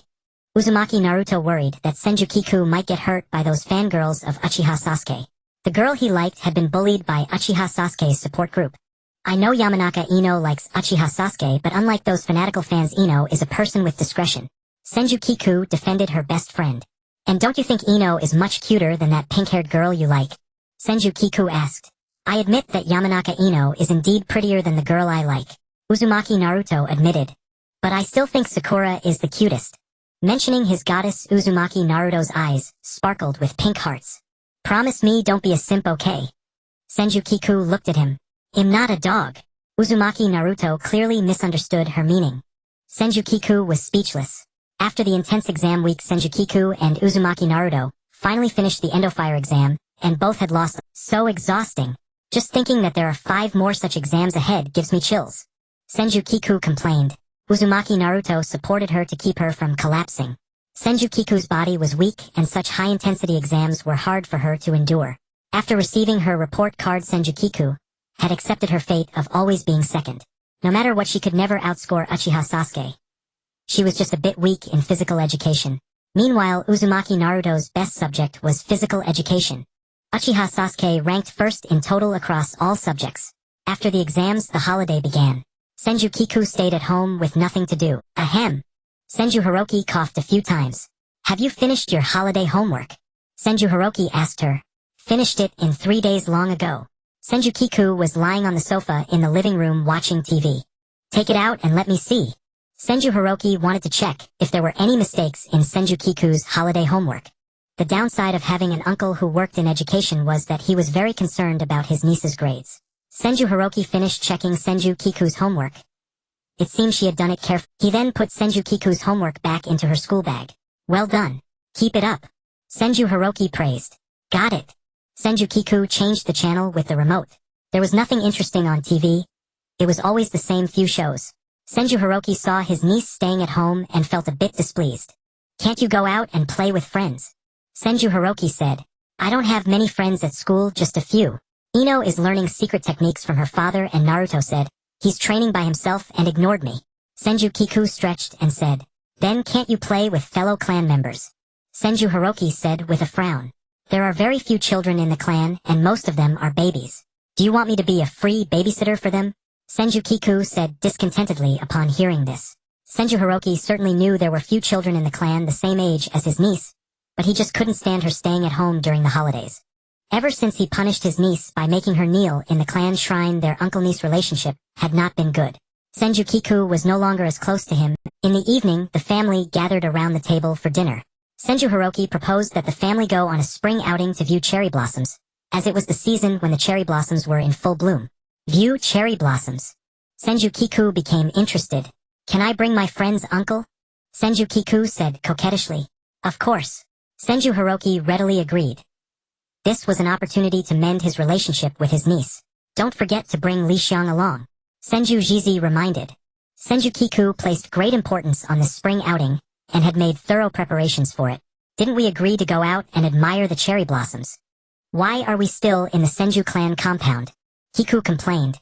Unless there are special circumstances, Konoha villagers cannot leave the village freely. Senju Hiroki explained. Moreover, the Senju clan compound is vast, and many cherry trees were planted when Konoha was founded, said Hiroki. Cherry blossom viewing is cherry blossom viewing. Wherever you go, the compound is close to home. That's no fun at all. Kiku replied. You grew up in the Senju compound, so of course you don't find it novel. But your friends are from other clans. They might be interested in the compound. Hiroki told his niece. Kiku covered her ears. I'm not listening. Not listening. You're just talking nonsense. Kiku said. Hiroki was speechless at his niece's childish behavior. At 7 years old, Kiku still acted like a 3 or 4-year-old. Well, she was still a child after all. Hiroki successfully convinced himself. Kiku. Yamanaka Ino greeted at the entrance of the Senju compound. Ino. Kiku warmly hugged Ino. When Mom heard I was invited to your spring outing to view cherry blossoms, she prepared a lot of bento dishes for me. Kiku noticed Ino carried a 3-tiered lunchbox showing how thoughtful Ino's mother was. Hirakiken. Senju Rika also greeted holding a lunchbox. Ino didn't recognize her. Who is this older sister? Ino, I'm Senju Rika, Kiku's future aunt, and Hirakiken is my fiancé. Rika introduced herself. You're the principal's girlfriend. Ino exclaimed in surprise. Yes. Rika nodded happily. I thought I had a chance given how handsome the principal is. I thought I could become his wife when I grew up. Ino said, dejected. She had seen Hiroki on the stage during the freshman entrance ceremony. Ino liked handsome men regardless of age. Hirokikin is truly charming. From the elderly to children, any female falls for you. Rika pouted, jealously covering her mouth. Hiroki could only smile helplessly and said to Ino, at your age you're still young, and don't understand what love and affection truly are. You should focus on your studies. That's our principal for you. Always talking about students. Ino whispered to Kiku. Kiku smiled and said, my uncle has an occupational hazard. Naruto-kun, what are you hiding behind the Senju compound gate? Senju Rika spotted Uzumaki Naruto. Naruto reluctantly came before everyone and said, I saw everyone carrying bento and I came empty-handed, so I felt embarrassed and hid. No problem at all, Naruto. Everyone brought bento just in case they got hungry at lunch. And we've already brought plenty. If you bring more we won't finish it and it'll go to waste. Kiku took Naruto's hand and said, is it really okay? Naruto asked sensitively. Though he was an orphan and not well-versed in social niceties, it was awkward that everyone brought bento while he came empty-handed. Of course it's okay and we need your help. Kiku said. What is it? Naruto asked at the mention of help. Help us finish the bento so not a single grain is wasted, Kiku replied. Right, Ino? She turned to Ino. Of course. Ino answered, knowing Kiku was giving Naruto a way out. Leave it to me. I'll finish every last bite. Naruto said, fist in palm, his usual energy restored. The group set off. They followed Hiroki for a long way. Uncle, why aren't we there yet? I'm exhausted. Children's stamina couldn't match adults. Kiku, you need more exercise. Climbing is a good activity to build endurance. I heard you're not good at sports, Hiroki told his niece. Let's take a break, principal. I'm tired too. Ino panted. Hiroki, can ID like to rest as well? Rika pleaded. See how little you all exercise. Your physical fitness is worse than an old person's, Hiroki said, glancing at his mother Senju Shiko. Hiroki, this old woman wants a break too. Shiko undercut her son. Fine then. Hiroki agreed to a short rest. The mountain they climbed was within the Senju compound, not even 100 meters high but covered in cherry blossoms. Uncle, why not just enjoy the blossoms here? Why climb to the top? Kiku asked in confusion. You'll understand when you reach the summit. Hiroki mysteriously said. After resting, they continued upward. By noon, they finally reached the top. We're finally here. Kiku rejoiced as she stepped onto the summit's ground. Then her attention was captured by a tree. How beautiful! She praised. At the peak stood a towering cherry tree. The children were all in awe. Ino even took out her precious camera and snapped several photos. This cherry tree is called the myriad leaf cherry. It blooms only once every 50 years. We're lucky to witness its flowering this year, Hiroki. It's truly gorgeous, Hirokikin. Rika said, resting her head on Hiroki's shoulder. He put his arm around her. Everyone spread cushions under the myriad leaf cherry to prepare lunch. The children couldn't encircle the massive tree even holding hands. 15 adults holding hands can surround it. You kids are far too small, Hiroki smiled at them. Why didn't you tell us earlier? The 3 children grumbled. You never asked. Hiroki teased them. As they ate lunch admiring the tree, a breeze stirred, sending cherry petals drifting down. Everyone was captivated. It's a cherry blossom snowstorm, Hiroki said. What does that mean? The children asked. It describes cherry petals falling like snow, he explained. I saw the myriad leaf cherry bloom once when I was young, Shiko reminisced. This tree was planted by the first Hokage Senju Hashirama and his wife Uzumaki Mito. That year I saw it bloom. I met Hiroki's father. Mentioning her late husband, Shirko's aged face blushed like a girl's. How did you meet Grandma? Kiku and the other children were curious about her youthful love story. It was the 5th year after Konoha's founding. I came here with my close friend, and a boy about my age confessed to me under this very tree. Did you accept Grandma? Ino asked curiously. Of course not, I rejected him. Then he pestered me until I gave in and agreed to be with him, Shiko said. So were you forced, Granny Shiko? Naruto asked. Not at all. I liked him too, but I held back out of maidenly reserve. And he was so good to me. I loved the 3-colored dango from Kurigane, and he often bought them for me. Later we married. During my pregnancy I craved peaches. He ran all over Konoha in the middle of the night to find a can of yellow peaches. I ate them all happily, leaving none for him. Then I became pregnant with Hiroki. He died in a mission protecting the village, leaving me and 2 children. Tears streamed down Shirko's face as she spoke. Everyone comforted her. It's okay, Grandma. Grandpa's spirit surely watches over us. Kiku said, handing her a handkerchief. So I hope your uncle and principal with the myriad leaf cherry as witness will marry Rika and grow old together. Shiko finished placing her son's and future daughter-in-law's hands together. The two young people blushed. Happy new semester class president. Happy new semester classmates. Senju Kiku greeted her classmates warmly at the start of the new term. Kiku, you're so popular. Yamanaka Ino remarked after watching Senju Kiku interact with the class. That's the result of Kiku's hard work. She finally earned the recognition of the whole class. Uzumaki Naruto complimented. Senju Kiku felt a little shy and covered her face with a textbook. Yamanaka Ino was speechless. After spending time with Naruto, she knew he was Kiku's biggest fan.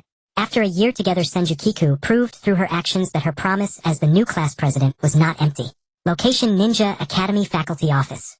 Yumino Irika called Senju Kiku for a talk. Teacher Irika, weren't we supposed to have a new election for class president? Why am I still in the position? Senju Kiku asked in confusion. Because more than half of the class voted for you. Yumino Irika explained. Senju Kiku didn't want to be class president again in the new school year. Because being class president was a thankless job. So Senju Kiku proactively asked her homeroom teacher Yumino Irika to step down. But Irika wasn't about to let go of such a free helper who could grade homework. He came up with an idea: let the whole class vote for the class president.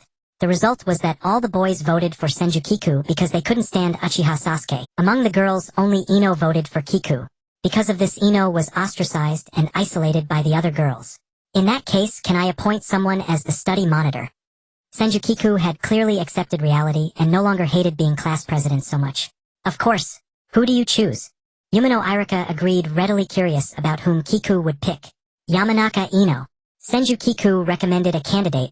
Ino. She'd be more suited to be the arts monitor. Yumino Irika thought. Yamanaka Ino was pretty lively and cute, good at singing and dancing. Clearly the perfect arts monitor. Uzumaki Naruto was already appointed as the sports monitor by Senju Kiku because that was his best subject. Ino has good grades and she's tutored Choji and Shikamaru. I believe she can do a great job as the study monitor. Senju Kiku gave her reasons for choosing Yamanaka Ino. I see. Yumino Irika hadn't expected Yamanaka Ino to be so helpful, so he agreed with Senju Kiku. Time: lunch break. Location: school rooftop. What? You want to make me the study monitor? Yamanaka Ino was stunned when she heard that Senju Kiku had recommended her to teacher Irika. No, absolutely not. I can't handle this job. Yamanaka Ino refused. I believe you'll do great, Ino. Haven't you tutored Shikamaru and Choji before? Senju Kiku replied. That's different. Yamanaka Ino broke down. She never imagined Senju Kiku would recommend her to be a class off. Ino. Senju Kiku suddenly spoke earnestly. You have to take the job whether you want to or not. Yamanaka Ino sensed a hint of threat in Kiku's words. Why? Yamanaka Ino asked, puzzled. Because you voted for me in the class president election, and the girls in the class have already isolated you. Senju Kiku sighed and answered. Why? Yamanaka Ino questioned. Because I dislike Uchiha Sasuke and have a bad relationship with him. All the girls in the class like Sasuke. They think him opposing their prince. No matter what, from the moment you became friends with me, they've considered you part of my faction. Senju Kiku gave the answer. Why? I used to be one of Sasuke's fans. I was even the leader of the Uchiha Sasuke fan club, his loyal follower. I bled and fought for them. I want to see them. Yamanaka Ino protested. Face reality, Ino. Where there are people, there is Senju Kiku consoled her. Instead of grasping at illusory love, it's better to firmly hold the power in your own hands. Love is both cheap and Senju Kiku spoke with worldly clarity. I understand. Give me some time to think. Yamanaka Ino replied. After school, Yamanaka Ino returned home dejectedly. I'm home. Yamanaka Ino said weakly. Welcome back. Her mother replied, but noticed that her usually energetic daughter seemed unusually down today. Just then, Ino's father, Yamanaka Inoichi, came home. During dinner, Inoichi noticed that his normally talkative daughter hadn't said a single word all evening. Usually their daughter would share stories about school. What's wrong, Ino? Did someone bully you at school? Yamanaka Inoichi asked, concerned. Yes, tell us what happened. Don't worry us. Yamanaka Shufin, Ino's mother, said. I'm fine, Mom and Dad. Yamanaka Ino gave her parents a reassuring look. Then what's going on? Her parents asked. Yamanaka Ino told them about her nomination for study monitor. Isn't that a good thing? I knew my daughter was the best. Yamanaka Inoichi said proudly. Now I'll have something to boast about to Shikaku and Choza. He added happily. But there's something Kiku said that I don't quite understand. Yamanaka Ino repeated Senju Kiku's words to her parents. Yamanaka Inoichi and his wife Yamanaka Shufin were silent for a long time. Ino, you've made a good friend. Yamanaka Inoichi finally spoke. Ino, you are our only daughter and our only child. Yamanaka Shufin said. I know. But what does that have to do with what Kiku said? Yamanaka Ino was full of questions. That means you'll face many temptations as you grow up. Yamanaka Inoichi said. Although our Yamanaka clan isn't a major one, we are indispensable to Konoha. As a member of the Yamanaka clan, you are not only a young lady but also the sole heir. Yamanaka Inoichi continued. Your father used to think that girls should be pampered, but after you were born he changed his mind. Yamanaka Shufin said. What does that have to do with Dad's thinking? Yamanaka Ino was completely lost. Yamanaka Inoichi said earnestly, Ino, do you know what the biggest difference is between you and Shikamaru and Choji? I'm a girl. Yamanaka Ino replied. Exactly. Yamanaka Inoichi said. But I'm no worse than them. I'm even better. Yamanaka Ino protested. Boys face many setbacks and difficulties as they grow up. That's how they become men. A girl's growth is filled with the temptations of love. Once she falls for it, she may plunge into an abyss of ruin. Yamanaka Inoichi said. Yamanaka Ino listened attentively. Therefore, from a very young age, parents choose a difficult and rugged path for their sons which helps them grow. Girls, on the other hand, are raised like pets by their parents. Yamanaka Inoichi continued. Years later, boys have the opportunity to choose their own lives while girls are confined to their chambers, becoming nothing more than a man's wife or mother, never themselves. Yamanaka Inoichi concluded. Ino, you are very fortunate. You were born into a wealthy family. Your parents adore you, and as the only child they don't favor sons over daughters. You have no younger brother to hold you back. Yamanaka Shufin said. You are beautiful and have a wonderful personality. Heaven has given you all the best things. Yamanaka Shufin continued. In other words, your life has been too smooth, and that may lead to misfortune in the future, she concluded. Why? Yamanaka Ino stood up. Yamanaka Inoichi and his wife told her many stories about how fortune-hunting men preyed on wealthy and beautiful girls. Yamanaka Ino was frightened after hearing them. So Kiku really cared about me? She said, shuddering. Her parents must have loved her deeply to have raised her so well. Yamanaka Inoichi commented on Senju Kiku. Why? Kiku was raised by her uncle and grandmother. Yamanaka Ino asked, puzzled. The child is father of the man. Many children's personalities are set from a young age, unless they undergo some major upheaval that slowly changes them. Yamanaka Shufin said. Of course there are some gifted children, but the story of the prodigy who fails to fulfill his early promise is far more common, she continued. What a person becomes when they grow up depends not only on school and society, but also on the teachings and example of their parents. That friend of yours, Kiku. Her parents instilled their values in her heart when she was very young, or else she wouldn't have spoken the way she did. Yamanaka Shufin concluded. Yamanaka Ino felt a bitter taste in her heart. So the gap between her and Senju Kiku was so wide. Not just in grades but also in mindset. Yamanaka Ino had always thought she was no worse than Senju Kiku. She was pretty, had a great personality, and was more popular than the cold Kiku. She not only had friendships with girls, but also many boys willing to play with her. But Senju Kiku didn't even care. She had her own goals and dreams and worked hard for them. Even when ostracized by the girls who all liked Uchiha Sasuke, she faced it resiliently. Yet she herself couldn't even be bothered with a tiny study monitor role. After careful thought, Yamanaka Ino decided to take the position. The next morning at school, she said to Senju Kiku, Thank you for encouraging me, Kiku. I'll do my best. Senju Kiku looked puzzled. What had happened to Ino last night? How had she changed her mind so suddenly?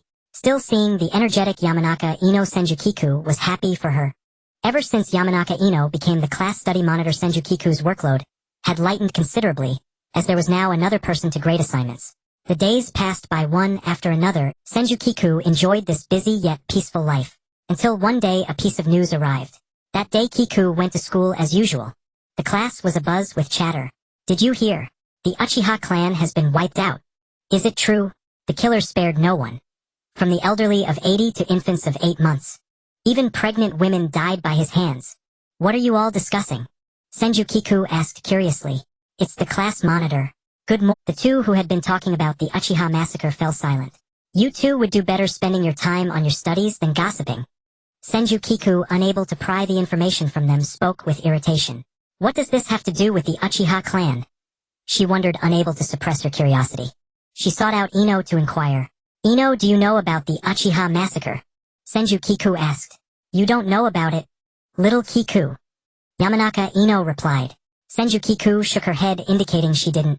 Yamanaka Ino told her, last night, the members of the Uchiha clan were murdered, leaving only Uchiha Sasuke alive. The killer is the Uchiha clan's heir Sasuke's older brother, Uchiha Itachi. Uchiha Sasuke is still lying in the hospital right now. Uchiha Itachi. Senju Kiku recalled this person from her memory. During the New Year celebration this year, he had taken his younger brother to play, and given her the crystal kana. Although Kiku had been punished by her uncle for being willful at that time, she still had a deep impression of Uchiha Itachi. It seemed he was only about 13 years old this year, even if he was a genius ninja of the Uchiha clan. But killing all the Uchiha clan members wouldn't be easy. Especially since the clan had over 200 people, some of whom were survivors of war, and it was a clan teeming with experts. Unlike the Senju clan, which had fallen so far that it couldn't even muster a figurehead otherwise, her uncle, a ninja academy principal, wouldn't have become the Senju clan head. The more Kiku thought about it, the more something felt off. So she said to Yamanaka Ino, after school, let's go visit Uchiha Sasuke. So Uchiha Itachi is a scumbag. He didn't even spare his own parents. Huh? Little Kiku, you said visit Uchiha Sasuke after school. Don't you hate him? Yamanaka Ino had been enthusiastically talking about the Uchiha matter, but was interrupted by Kiku. Don't you like Uchiha Sasuke too? Visiting him is perfectly normal. Kiku replied. That was in the past. I only like Uchiha Sasuke's face now.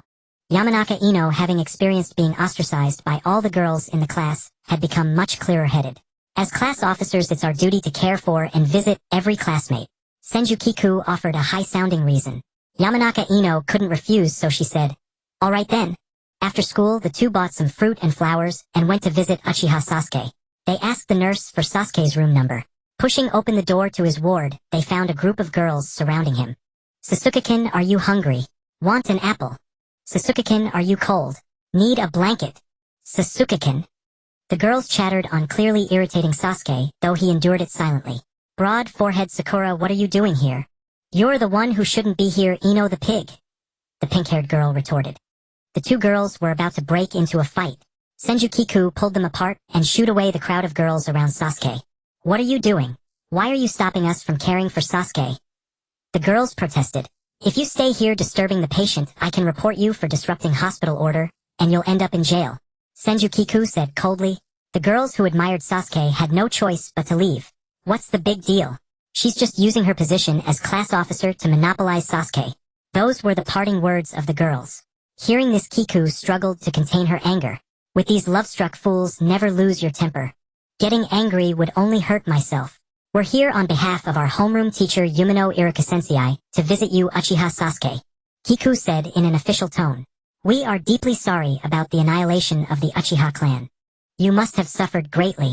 We hope you can recover peacefully in the hospital and move past the shadow. After all, you are the only Uchiha left. The revival of the clan rests on your shoulders. If you need anything, just tell us. Senju Kiku said. Meanwhile, Yamanaka Ino was peeling an apple for Sasuke. Hungry Sasuke-kin, I've peeled an apple for you, Ino said eagerly. But Sasuke threw the apple and stomped on it, crushing it beneath his foot. Yamanaka Ino's heart shattered. Quite the temper, aren't you? Ino, you go back first. Kiku said calmly. Be careful, little Kiku. Yamanaka Ino glanced at Kiku and said, what are you here for? To mock me for losing my family? Senju Kiku and Uchiha Sasuke had never gotten along. He didn't believe she and Ino had come out of genuine concern. Kiku ignored his childish behavior. I heard your brother killed the entire clan, including your parents, and left only you, a student who hasn't even graduated from the ninja academy. Kiku said, deliberately hitting Sasuke's sore spot. Do you want to fight? Sasuke asked angrily. No, and you can't beat me, Kiku replied. Big talk. Don't forget you were my loser. Sasuke said. That was the past. After 3 days apart, one sees one's former self with. Surely Uchiha Sasuke-kin understands that. Kiku said. Then let's fight. Sasuke challenged. Wait until you've recovered. Senju Kiku replied, then walked out of the ward only to find Ino hadn't left at all. Why are you still here? Didn't I tell you to go back? Kiku asked. I was worried about you. Uchiha Sasuke seems like a different person now. Yamanaka Ino said with concern. Don't worry, he'll be full of life again in a few days. Kiku gave her a reassuring look. You're so bold saying those things to Uchiha Sasuke. What if he hits you? Ino had overheard their conversation. It's fine. Kiku comforted her. And I'm very strong. Ino didn't believe that.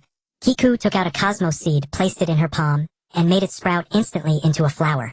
Kiku gave the flower to Ino. How did you do that? Ino asked, delighted. It's an innate ability of mine. I can make plants grow. Senju Kiku explained. Amazing. Little Kiku is like a princess from a fairy tale. Ino praised. Go on back now. I still need to call the doctor and nurse to check on Uchiha Sasuke. Kiku said, and Ino left. But just as Kiku brought the doctor and nurse to the ward, Uchiha Sasuke was gone.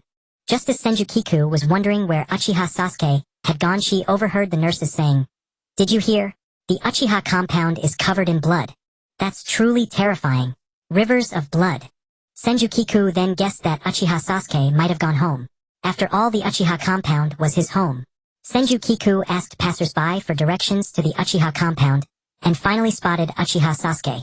Uchiha Sasuke stood dazed at the entrance of the compound, blocked by yellow caution tape. He pulled the tape aside and stepped through the gate. Senju Kiku stealthily followed him.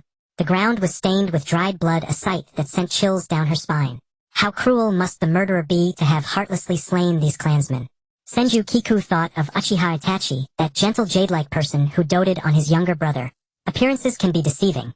No matter how she looked at him, Uchiha Itachi did not seem like someone who would massacre his own clan. Senju Kiku often saw Uchiha Itachi at the sweet chestnut shop buying tricolor dango, and they would occasionally exchange a few words. Uchiha Sasuke walked into an imposing traditional Japanese mansion. The Uchiha clan leader's residence, also his home. Pushing open the living room door, Uchiha Sasuke saw the white outlines of his parents' bodies drawn on the floor and began to weep. Senju Kiku hid behind Uchiha Sasuke, then went to the family training dojo, recalling the times he used to practice shuriken with his brother. On the morning of the clan massacre, his mother had packed him a lunchbox and said gently, If it's shuriken practice, Mom can practice with you too. But he had been upset because his brother had no time to practice shuriken with him. Uchiha Sasuke left the house and went to the artificial lake where the Uchiha clan practiced fire release. Uchiha Sasuke stood on the wooden bridge, gazing at his own reflection in the water. He remembered how he had practiced the great fireball technique for a month, to earn his father's approval, burning his mouth in the process. His mother had tenderly applied medicine and a band-aid, telling him that his father often talked about him when they were together, though he didn't believe it. He once had a happy family with a strict father and a loving mother. Now in a single night it was all gone. It was all Uchiha Itachi's fault. To test his own capacity, he had slain the entire clan, not even sparing his own parents and lover. With that thought, Uchiha Sasuke suddenly leaped into the lake. Senju Kiku, already worried about him, panicked at his sudden jump, and without a second thought plunged into the lake after him. After a moment, "What are you doing here?" she heard Uchiha Sasuke's cold voice. Senju Kiku woke up to see his face. She remembered. She couldn't swim at all. Instead of saving Uchiha Sasuke, she had ended up being saved by him. If neither of them could swim, they both would have died today. She didn't want to die together with Uchiha Sasuke.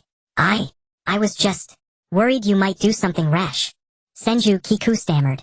I don't need your concern. Uchiha Sasuke rejected her. Do you think you're the only one who has fallen from the peak of happiness into hell? Senju Kiku looked at him angrily. That's none of your business.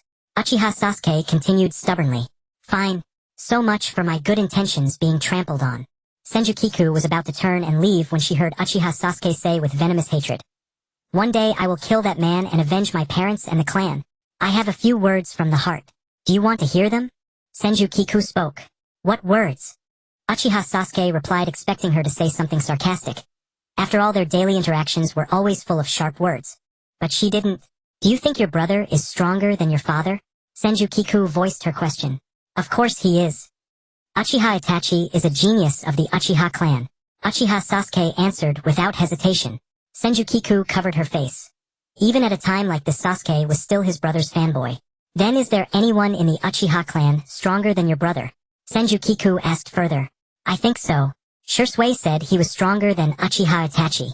Uchiha Sasuke thought for a moment and replied. Uchiha Shursui was a master of the Uchiha clan, and he was good friends with Uchiha Itachi. Once after Shizui's death, clan members had come to their door to ask if Itachi was involved. Itachi had a conflict with the clan, and it was only because he heard Sasuke's crying that he knelt and apologized. At that time, Uchiha Sasuke saw Uchiha Itachi's Sharingan transform into a special pattern. Now he thought Shursui must have been killed by him long ago. Your father and your clan brother had two famous titles during the Third Shinobi World War, Fierce Eye Fugaku and Shunshin Shursui. Your brother, a shinobi who grew up in peacetime, somehow had the power to slaughter the entire Uchiha clan. Don't you find that strange? Senju Kiku analyzed for him. So what? Uchiha Itachi is gifted. Surpassing them was only a matter of time. Uchiha Sasuke said. Senju Kiku looked at him. Why couldn't he see it? Truly the onlooker sees the game best. You said it yourself, only a matter of time. How old is your brother this year? Senju Kiku said helplessly. She could only hint so much any more might bring trouble to the Senju clan. You're saying the massacre is not that simple. Uchiha Sasuke understood her meaning. Finally woke up. I never realized your brain was this dull, and you being top of your grade. Senju Kiku teased. Then what's the truth? Uchiha Sasuke asked her. It's not safe to talk here. Senju Kiku noticed the Umbu lurking near Uchiha Sasuke. She had spotted them before when playing with Naruto Uzumaki. What big secret did these two children have? Why would the Hokage send Umbu to monitor them? If they ever posed a threat to Konoha's safety, they would be eliminated immediately. Senju Kiku shuddered at the thought. She was only 7 years old and Uchiha Sasuke was not even 8. She didn't want to die. So when Uchiha Sasuke asked her, she stayed silent. Uchiha Sasuke grew bored. He hated people who built up suspense and then stopped talking. So Uchiha Sasuke returned to the hospital to rest. He had no home now. The Uchiha clan leader's mansion where people had died was now a haunted house. Sasuke couldn't stay there afraid of so everything had to follow the Hokage's arrangements. That night Uchiha Sasuke lay in bed pondering what Senju Kiku had told him during the day. It seemed the Uchiha massacre was not so simple. But thinking about it with his own mind gave him a headache. The aftereffects of Tsukuyomi had not yet subsided. He had watched his parents being killed for 3 days. One day he will surely avenge the Uchiha. Is this what you eat? Senju Kiku remarked, eyeing the tomato boiling in Uchiha Sasuke's rice cooker. After his release from the hospital, third Hokage, Sarutobi Hiruzen, out of compassion for the last survivor of the Uchiha clan, arranged for him to live in a premium apartment. The apartment was compact yet fully equipped. A single bedroom, a living room, and a bathroom spanning about 30 square meters. Uchiha Sasuke had been raised as a young master with his mother handling all household chores, and his elder brother preparing lavish meals before their parents' demise. Thus Sasuke's ability to fend for himself was severely lacking, though he still fared better than Uzumaki Naruto. At least Sasuke kept his quarters tidy, and Naruto's apartment would have become uninhabitable long ago if not for Senju Kiku's frequent cleaning visits. Sasuke subsisted on tomatoes mixed with rice for his meals. The generous allowance from the third Hokage allowed him to dine out often. His daily fare consisted solely of tomatoes and konbu rice balls, his favorite foods. Senju Kiku, concerned about his unbalanced diet, frequently cooked at Sasuke's apartment. One time as he ate the meal she had prepared, tears streamed down his face. Is my cooking that terrible? She asked. No, it reminds me of my mother, Sasuke replied. Every day after school his mother Uchiha Makoto would have a warm steaming meal ready for him. A comfort he would never experience again. Don't be too sad. Whenever you want a home-cooked meal, just come to me. Kiku consoled him. Thank you, Kiku, Sasuke said gratefully. Thus 4 years passed, and soon Kiku and her peers were on the verge of graduating from the ninja academy. During this time, a joyful event occurred. Kiku's uncle Senju Hiroki got married. Although Hiroki and Senju Rika had been engaged when Kiku was 7, they wed 2 years later, ending a 7-year romantic journey.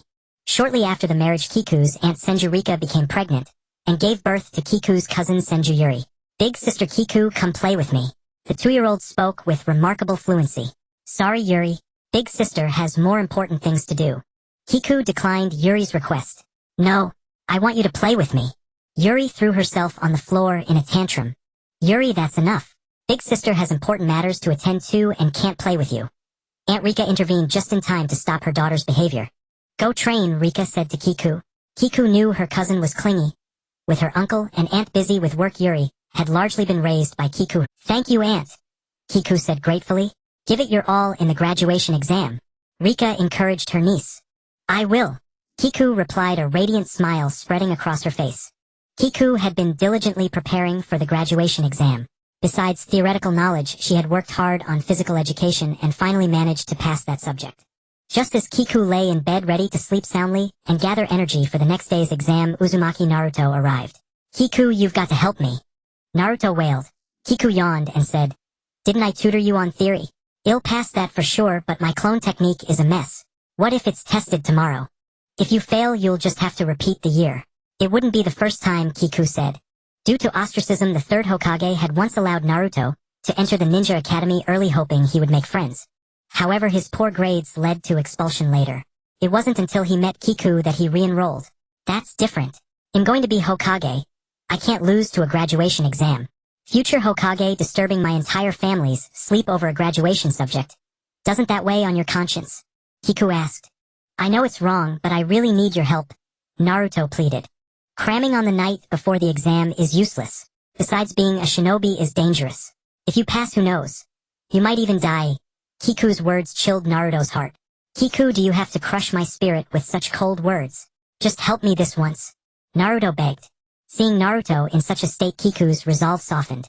Just as she was about to agree, her cousin Yuri's voice came from behind. Big sister Kiku, where did you go? Weren't you going to tell me a story? Hearing that, Kiku's heart turned to stone. Handle your own problems. I'm not your wife or your mother to take care of you forever. She slammed the door. Naruto's heart felt like ice. The next day, all the teachers gathered to prepare for the students' exams. Come on, it's just the 3 basic techniques. Why are you so nervous? Kiku comforted the despondent Naruto. The graduation requirements for the Ninja Academy were minimal. Mastering the 3 basic techniques was enough. Kiku. Yamanaka Ino emerged from the exam hall and high-fived her. Passed. Kiku asked. Yeah. Ino, you're next. Give it your all. Ino said. Inside the exam room, the subject was the clone technique. Kiku successfully conjured several clones and passed. It really was the clone technique. Naruto's big mouth was right. She thought worry. Kiku received the Konoha forehead protector with her shinobi number 012605. Inside the exam room, several teachers were bleeding from the nose at the sight of the blonde naked girl Naruto had transformed into, but he still failed. After school, Naruto sat on a swing watching graduates flaunt their forehead protectors to their parents. Kiku found him and silently kept him company for a long while. It's okay, you can take the exam again next year, she comforted him. Naruto remained silent, head bowed on the swing. That evening, Kiku's uncle Senju Hiroki opened a precious bottle of red wine to celebrate his niece's graduation. Yuri, seeing her father drink, wanted it. The family denied her request, so Kiku poured her a glass of orange juice instead. Yuri gleefully clinked glasses with her father. Eat up, Kiku. Today, all your favorite dishes are on the table. Aunt Rika, who had cooked, personally said. Thank you, Aunt. Kiku expressed her gratitude and began to eat. I wonder how Naruto is doing, Kiku thought while eating. That very night, Naruto was being chased by all the shinobi in Konoha for stealing the Forbidden Scroll. The despicable Mizuki had incited Naruto to steal the scroll and revealed the reason everyone hated him. He was the embodiment of the Nine Tails. At the critical moment, Ichiraku Sensei took a massive shuriken to protect Naruto, injuring his back. Looking at Naruto, Ichiraku saw his own younger self wept and said he had always understood Naruto's. Later, Naruto learned the shadow clone technique from the Forbidden Scroll and defeated Mizuki. Yumino Ichiraku gave Naruto his own forehead protector, declaring him graduated. To celebrate, Ichiraku treated Naruto to Ichiraku Ramen. The next day, when Kiku heard about it, she twisted Naruto's ear and dragged him to apologize. She pulled Naruto to Ichiraku Sensei to offer his apologies. Today was the day for the Ninja Academy graduates to be assigned to squads. Senju Kiku arrived early at the classroom, listening as the Ninja Academy teacher announced the assignments for the graduates. Team 10 members: Yamanaka Ino, Nara Shikamaru, Akimichi Choji. The supervising jonin is Sarutobi Asuma. Though she had long known that the Ino Shikacho trio was a prearranged squad for Konoha, Senju Kiku still hoped to be assigned to a friendly and united team. Team 8 members: Hyuga Hinata, Inuzuka Kiba, Aburame Shino. The supervising jonin is Yuhi Kurinai. The members of Team 10 and Team 8 were taken away by a tall, burly man with a stubbly beard and a beautiful, enchanting woman with black hair and crimson eyes, respectively. It seemed their supervising jonin were a couple. This morning, a very peculiar event had occurred. The Academy's heartthrob Uchiha Sasuke had his first kiss stolen. The culprit was none other than Uzumaki Naruto. At the time, Naruto, irritated by how popular Sasuke was among the girls, had crouched on the desk to stare him down. Then a genin named Tobi pushed him from behind, causing them to kiss. Senju Kiku had even captured it with her camera. Why did she have a camera? It was a graduation gift from her uncle, meant for her to take photos with friends on campus and create beautiful memories. Senju Kiku and Yamanaka Ino had roamed every corner of the campus, using up quite a bit of film. Once the photo studio developed the pictures, they would see their youthful When Naruto and Sasuke saw that Kiku had photographed them kissing another boy, they immediately demanded she destroy the film of them. It was bad enough to have kissed a guy, but leaving evidence was worse. Years later, when Sasuke visited Naruto's house and flipped through their youthful photo album, he found Kiku had kept that photo, sending a chill down his spine. Kiku, what are you doing? Why did you take a picture of me kissing that guy? Naruto complained. Kiku, give me the camera. After over 4 years of Senju Kiku's care for Sasuke, her relationship with him had greatly improved, no longer as confrontational as before. I want Try to grab it if you can. Senju Kiku taunted. This infuriated Naruto and Sasuke, but they felt awkward about bullying a girl. They let out a simultaneous humph.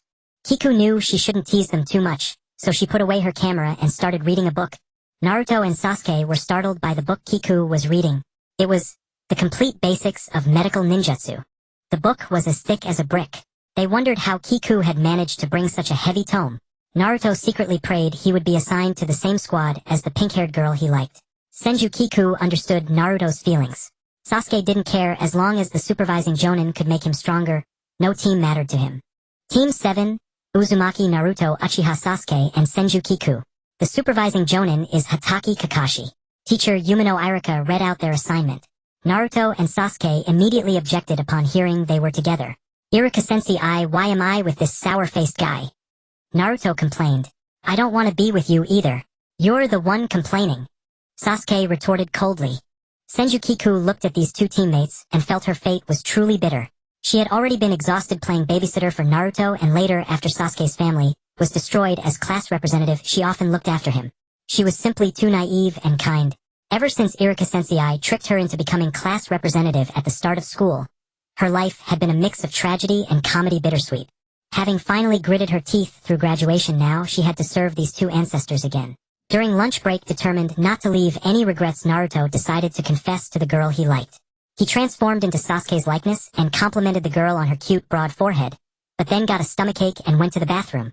The pink-haired girl met the real Sasuke and scolded Naruto for having no parents and being ill-mannered, earning Sasuke's disgust. Kiku felt uncomfortable hearing this too. In the afternoon, the other students were gradually taken away by their supervising jonin, leaving only the three of them. Naruto decided to teach the late-arriving jonin a lesson by placing an eraser on the classroom door as a prank. Senju Kiku tacitly approved his actions, while Sasuke thought a jonin wouldn't fall for such a trick, but he was proven wrong. The newly arrived jonin Hatake Kakashi got hit by the eraser on his head. Naruto burst into laughter. Hatake Kakashi looked at Naruto, Sasuke, and Kiku and said, "My first impression of you is that I'm rather annoyed. You're one to talk, you latecomer. We've been waiting for hours. The sun's already set. Everyone else got taken by their jonin long ago. Only you showed up late." Naruto cursed. Sasuke nodded in agreement. "I just got lost on the path of life," Kakashi offered as his excuse for being late. Senju Kiku held Naruto back, preventing him from beating up the jonin. "Since the sun has already set, let's have introductions tomorrow-sensei," Senju Kiku said with a smile. "That won't do. We have the genin test tomorrow. Let's do it today," Kakashi replied with a grin. The four of them went to an open field and the three genin sat on. "My name is Uzumaki Naruto. My dream is to become Hokage. I like ramen and I hate waiting the 5 minutes for instant noodles to cook." Naruto spoke first. Senju Kiku. "No particular dream. Maybe to become a medical ninja. I like strawberry cake and hate bitter melon." "My name is Uchiha Sasuke. There are many things I hate but nothing I really like. And I have an ambition that is more than a dream, to restore the Uchiha clan and to kill that man." Hearing Sasuke's introduction, Naruto sensed a murderous intent and thought Sasuke wanted to kill him for taking his first kiss. "My name is Hatake Kakashi. Things I like and dislike.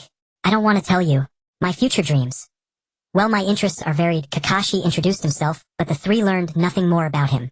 "Then tomorrow at 5 in the morning, report to the designated location for the genin test," Kakashi said. "Ha! Another test. I'm terrible at tests. Didn't we already graduate?" Naruto started to panic at the mention of exams, especially written. Of the 27 graduates from the Ninja Academy this year, only 9 will become genin.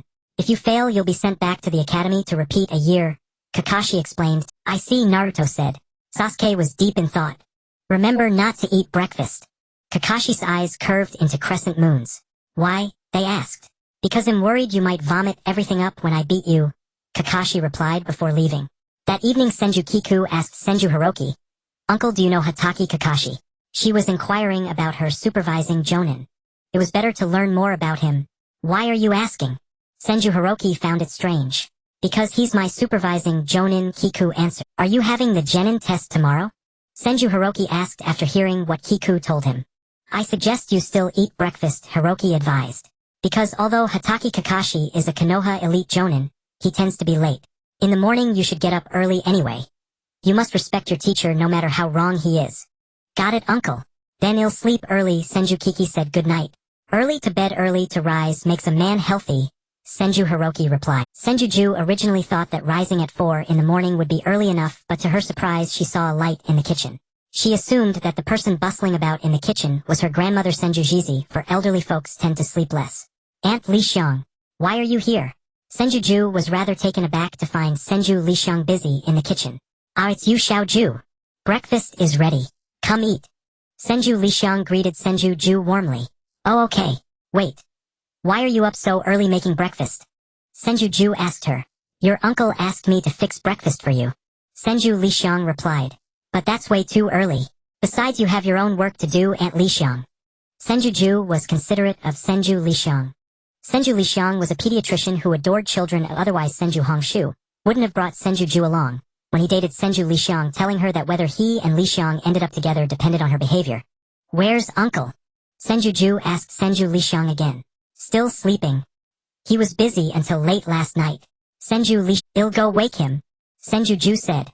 Don't. Let him sleep a little longer. Senju Li Xiang stopped her.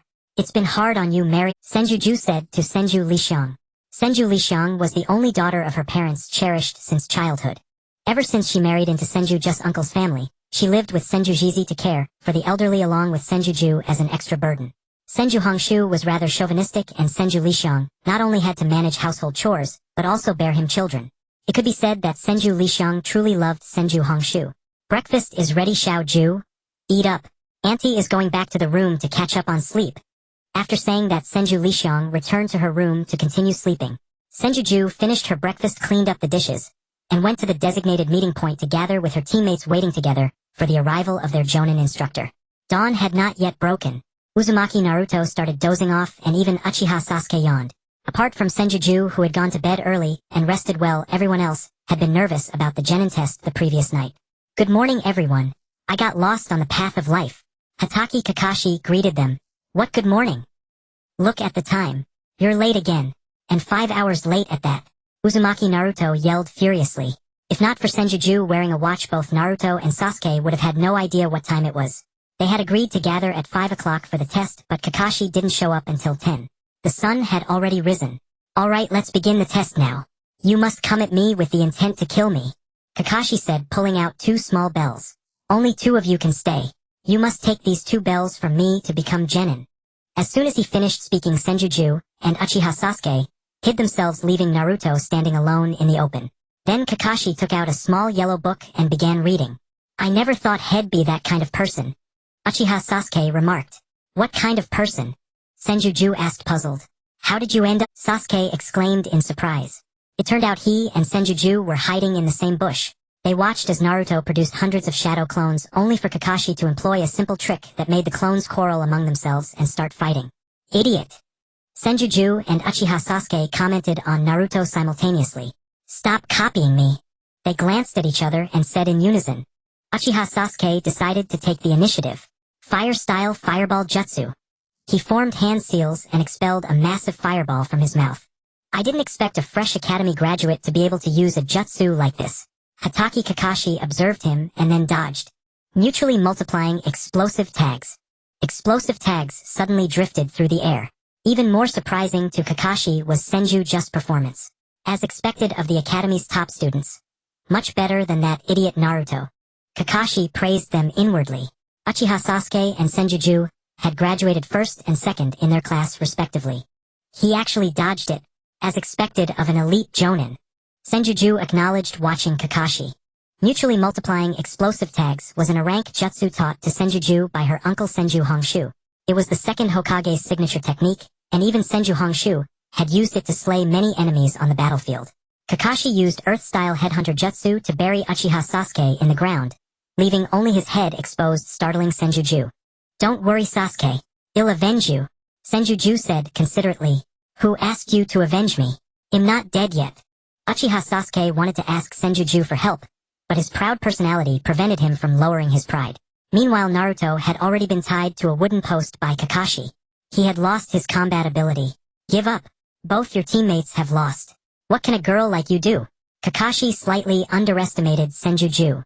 Underestimating a woman is not a good habit, sensei. Senju Ju said calmly. In the past, anyone who slighted her for being a girl would have made her fly off the handle. So what special move do you have? Kakashi said lazily. Water-style water-severing wave. Senju expelled a high-pressure water jet from her mouth, cutting an old tree beside Kakashi cleanly in half. Kakashi felt a chill of fear.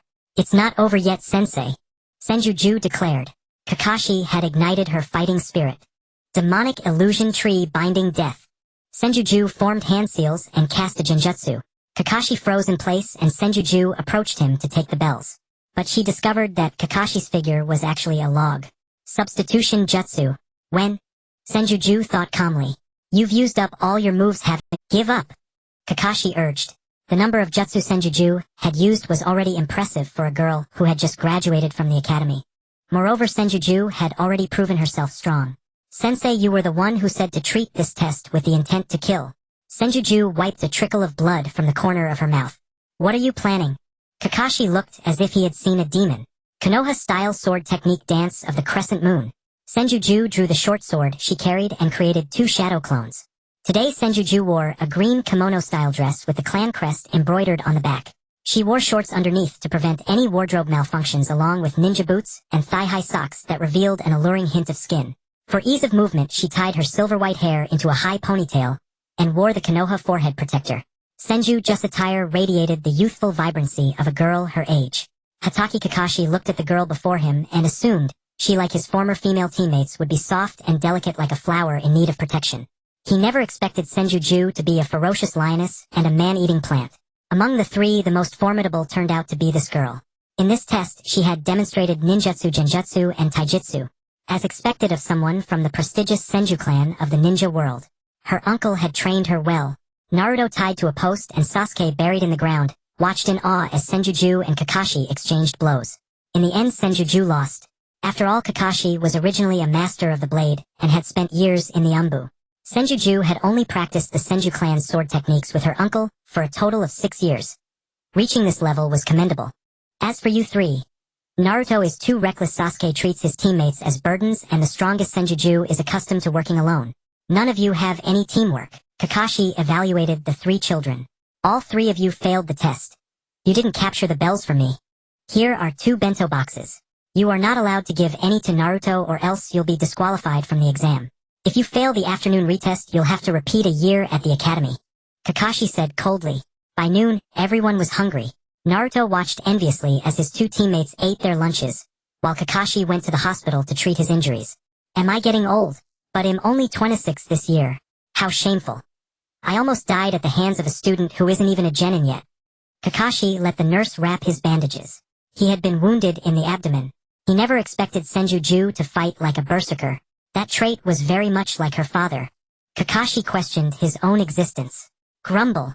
Just as Senju opened her bento box, she heard Naruto's stomach growl. Didn't you 2 eat breakfast? Senju asked the 2 boys. No. They both replied. Did you eat? The 2 boys asked Senju. Yes, but by noon I'm hungry anyway. I woke up at 4 this morning. Senju said, then picked up a piece of octopus sausage and was about to put it in her mouth. Don't look at me like that, Naruto. Senju couldn't stand it. She was most susceptible to Naruto's pitiful gaze, especially when he looked at you with those cerulean blue eyes. It made your heart soften because Naruto's eyes were exceptionally beautiful. Naruto whined. Fine, I give in. Senju used her chopsticks to feed Naruto, who was tied to the post, some rice. Uchiha Sasuke also offered his bento to Naruto. Save it for yourself, Sasuke. Senju refused Sasuke's offer on Naruto's behalf. You didn't eat breakfast either. Fortunately, I brought some biscuits and chocolate. If you give your bento to Naruto, you won't have the energy for the retest this afternoon. Besides, this guy has a huge appetite, an ordinary bento won't fill him up. Senju said considerately. Aren't you afraid of being disqualified? Uchiha Sasuke asked her. No, I'll just sneak it so Kakashi doesn't find out. Senju replied. Alright, you pass. A voice sounded startling Naruto and the others. It was Kakashi, who had just returned from the hospital with bandages, smiling. But didn't we fail the morning test? And you criticized us for lacking teamwork. Senju said. That was a test for you. Kakashi said. A ninja must remain calm and make his own judgments. Those who break the rules and laws of the ninja world are called trash. However, those who do not value their comrades are worse than trash. Kakashi uttered his classic words. A phrase he had heard from his light of day and remembered for a lifetime. By secretly feeding Naruto your bento, you've already shown teamwork and regard for your comrades. Kakashi said with a squint and a smile. What about the retest? Senju asked worriedly. There is no retest. Each team gets only one chance. Kakashi answered her. Then we passed. Senju asked. Kakashi nodded. But there are only 2 bells. How will you divide them? Kakashi was curious. Here, take them. Senju took the 2 bells from Kakashi, and gave one each to Naruto and Sasuke, indicating that they were her most important comrades. But Naruto wanted to say something. You. Uchiha Sasuke was also at a loss for words. Actually, I'm not sure if I'm suited to be a ninja. My uncle also didn't really approve of me becoming a ninja. I was more or less just getting a diploma at the academy.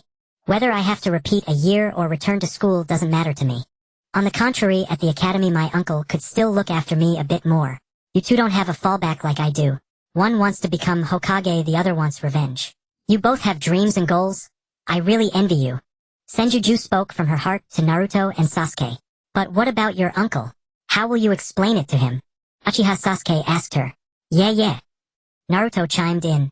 Actually, before I even entered the academy, my uncle told me that he didn't require me to become a ninja. He just wanted me to grow up healthy and happy and to stay alive. It's just that I wasn't willing to accept that my life was all planned out, so I worked hard until now. Senju said to Naruto and Sasuke. And besides, my uncle will understand my decision. Otherwise, he wouldn't be my uncle. Senju smiled. All of you have passed. You don't need to leave. Kakashi replied after hearing her words. It was the first time he had met a girl like Senju. Raised in peacetime, doted on by her family yet not spoiled. Senju seemed to be someone who could be described with all the beautiful words in the world. Confirmed target ready. Chensho said, holding the walkie-talkie. Understood. Yuzebo Zwaju replied upon receiving the message. Go! The trio rushed forward together, finally capturing the fat orange cat. My little darling finally found you. The obese body of the Fire Country's daimyo's wife wiggled. The large orange cat in her arms was being mauled by her. Chensho watched the master and pet, and silently commented in her mind. Indeed, like owner like pet. Yuzebo Zwaju and Xuanhua Mingren felt a chill. That poor cat. This is your reward. The Fire Country's daimyo's wife took out a stack of banknotes and handed them to Chimu Kakashi. Chimu Kakaxi's eyes curved into crescent moons. Ever since the team photo marking the formation of Team 7, they had been doing drank missions for a week. Both boys wanted to take on higher difficulty missions to sharpen their skills, but Chensho felt at ease with these tasks. Recently her uncle had cut off her allowance, reasoning that since she had graduated from the Ninja Academy and become a genin, she should have her own income and not use the family's money. Her uncle had also tampered with the inheritance from her parents and brother, preventing her from freely withdrawing money from the bank. After all, raising Xuanhua Mingren for 7 years had cost about 20 million Ryo, and if she kept spending she would have no dowry left in the future.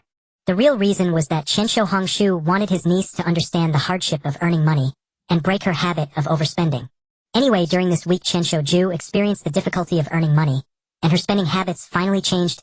She even budgeted carefully when buying clothes. After finishing a mission that day, Xuanhua Mingren shouted in the Hokage Tower, "Can't we do some higher-level missions, Grandpa Hokage?"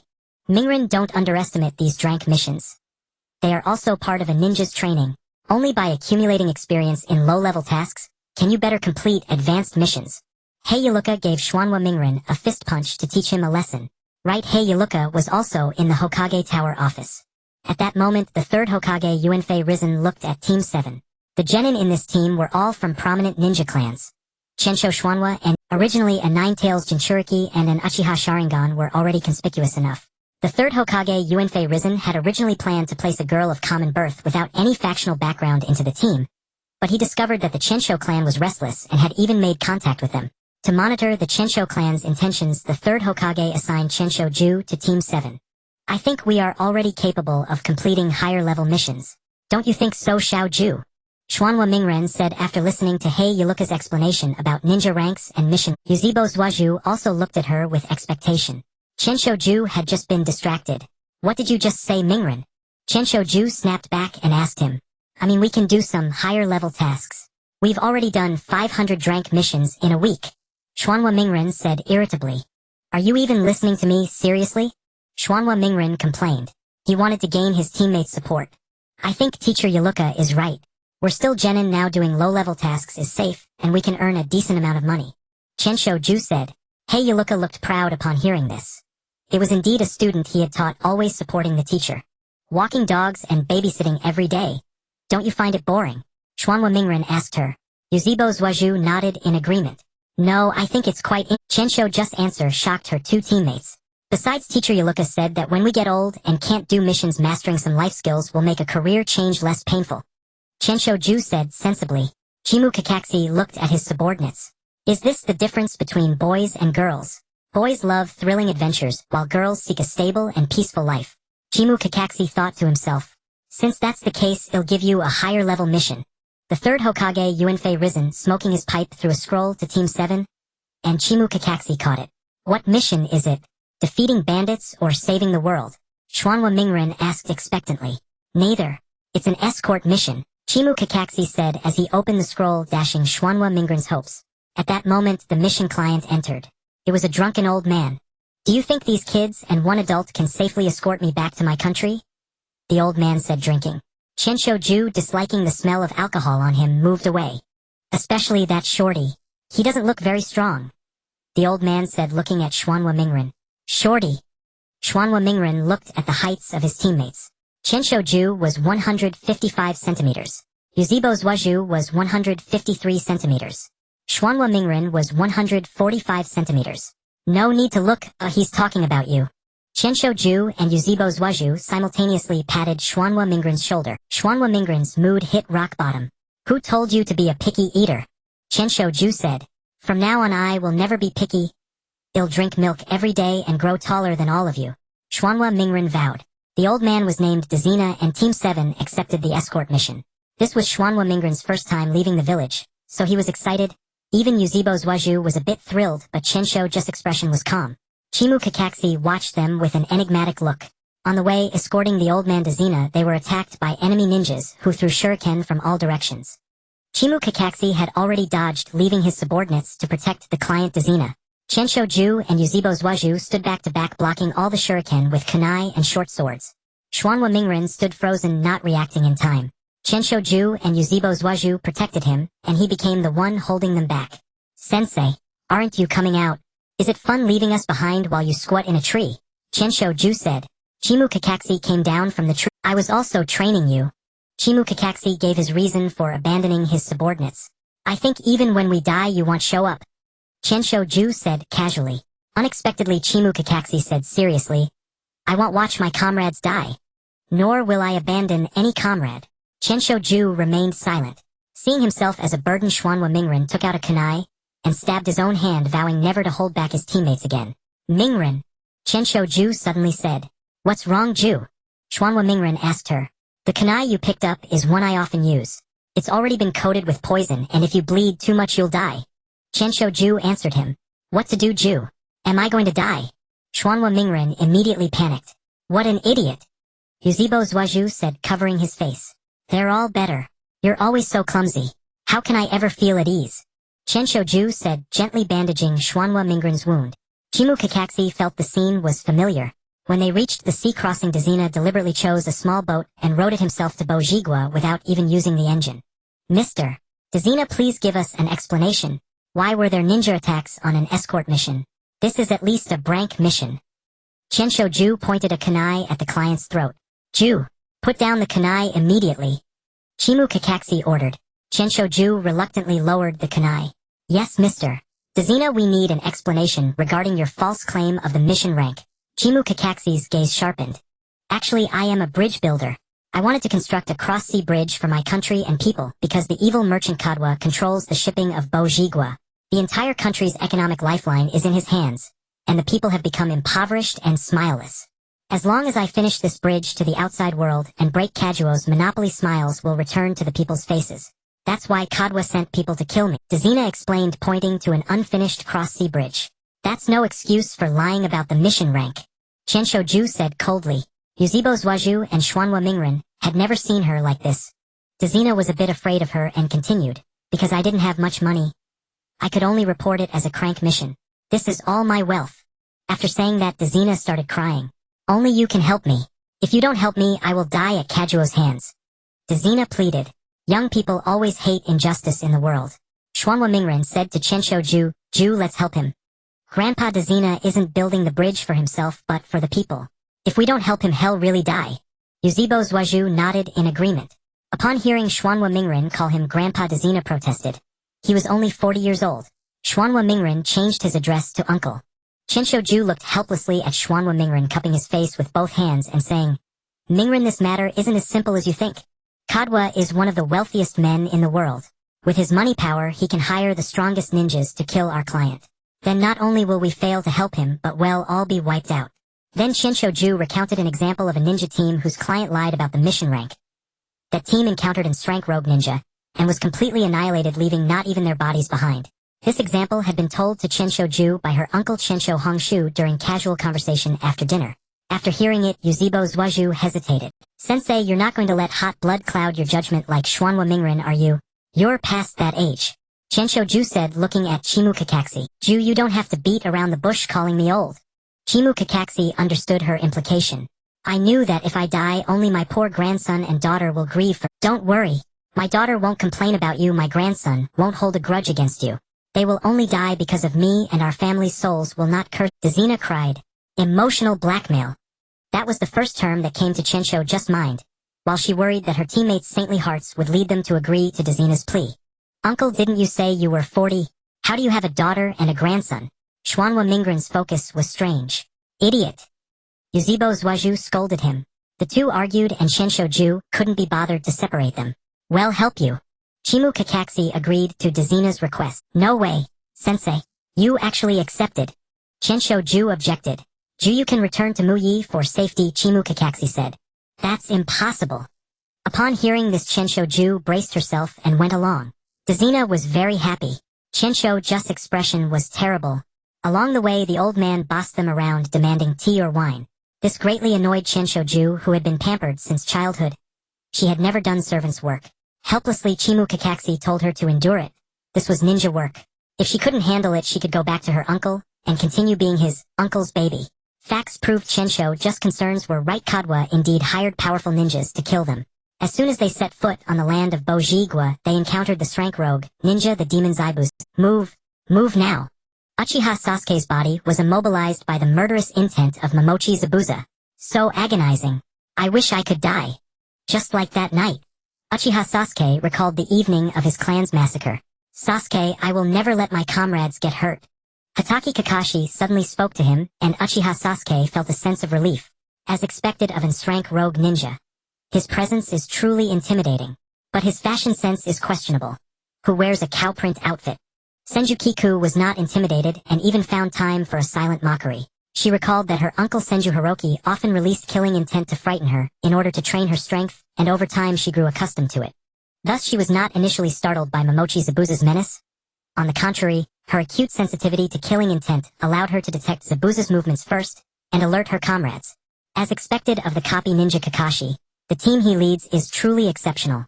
These genin weren't even fazed by my killing intent. Momochi Zabuza praised Senju Kiku and Uchiha Sasuke. Likewise, they are my finest subordinates. Underestimate them at your own peril. Hatake Kakashi replied, Damn, they still haven't mentioned me.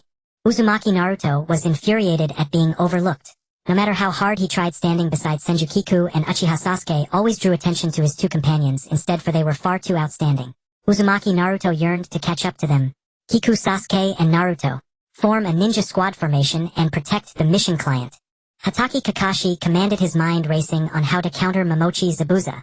Senju Kiku, Uchiha Sasuke, and Uzumaki Naruto moved close to Tazuna to ensure his safety. Hatake Kakashi stood face-to-face with Momochi Zabuza. Both performed hand seals simultaneously, and Kakashi's revealed Sharingan shocked Uchiha Sasuke. How can someone outside the Uchiha clan possess? Uchiha Sasuke was bewildered. This Sharingan was gifted to me by a comrade from the Uchiha clan, Sasuke. Hatake Kakashi explained. Water release water dragon bullet technique. Both executed over 30 hand seals and unleashed the technique almost simultaneously, though Kakashi was slightly faster, gaining the advantage. Doesn't that jutsu only require 3 seals? Senju Kiku silently remarked. She knew the water dragon bullet technique as well, but had simplified it to 3 hand seals. What will you do now, Hatake Kakashi? Momochi Zabuza threatened. Kakashi was trapped inside a water prison, and if left too long he would drown. Blizzard Sunban needles. Senju Kiku hurled Sunban at Momochi Zabuza, attempting to rescue Hatake Kakashi. Senbon, though lacking lethal power, were light and easy to carry. perfect as hidden weapons for a girl of modest strength like Senju Kiku. Nice technique, but I know a master of Senbon who surpasses you by far. Momochi Zabuza dodged each one. How is that possible? Senju Kiku's pupils dilated. She had coated the Senbon with poison. Even a trace would cause instant death upon contact. So this is the true power of an rank rogue ninja. Senju Kiku thought. Have you heard of the Blood Mist Village? Momochi Zabuza began to recount the past. Are you referring to the graduation exam of Kirigakure's Ninja Academy in the Land of Water? Senju Kiku answered. What does that mean? Uzumaki Naruto and Uchiha Sasuke asked in confusion. During the reign of the 4th Mizukage Yagura Kirigakure enforced a brutal policy, Senju Kiku said. Uzumaki Naruto and Uchiha Sasuke listened intently. The graduation exam required academy students to slaughter each other. The last one alive became a shinobi. Senju Kiku continued her explanation to the two boys. Indeed, you are quite familiar with the policies of the Land of Water and Kirigakure. Momochi Zabuza praised. But how do you know all this? Momochi Zabuza asked Senju Kiku. My uncle is the principal of Konoha's Ninja Academy. To better cultivate students, he investigates and studies academies from various nations. During dinner, he shares these matters with the family, and I've heard bits and pieces. Senju Kiku replied. You are very clever. Your uncle has raised you well. Momochi Zabuza couldn't help praising Senju Kiku again. But a terrifying incident occurred about a decade ago. Senju Kiku added. Uzumaki Naruto and Uchiha Sasuke looked at her with curiosity. A graduate killed every single peer in his class. Not a single survivor. That graduate was only 9 years old at the time. Senju Kiku shuddered. Had they been unlucky enough to encounter that very graduate today? Correct. That graduate is Momochi Zabuza. He announced, turning a battle royale into a graduation exam. Truly a Kirigakure specialty. Senju Kiku remarked. Sharp tongue you have. I wonder if you'll still keep your mouth open when you die. Momochi Zabuza threatened Senju Kiku. Uzumaki Naruto and Uchiha Sasuke quickly moved to protect Senju Kiku.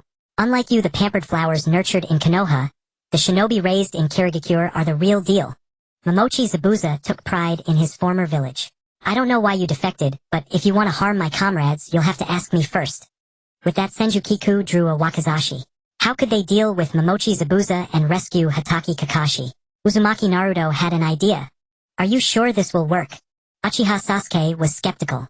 No problem. Uzumaki Naruto replied. I trust you, Naruto. Senju Kiku used her nickname for him. Momochi Zabuza was baffled by these genin, mutually multiplying explosive tags.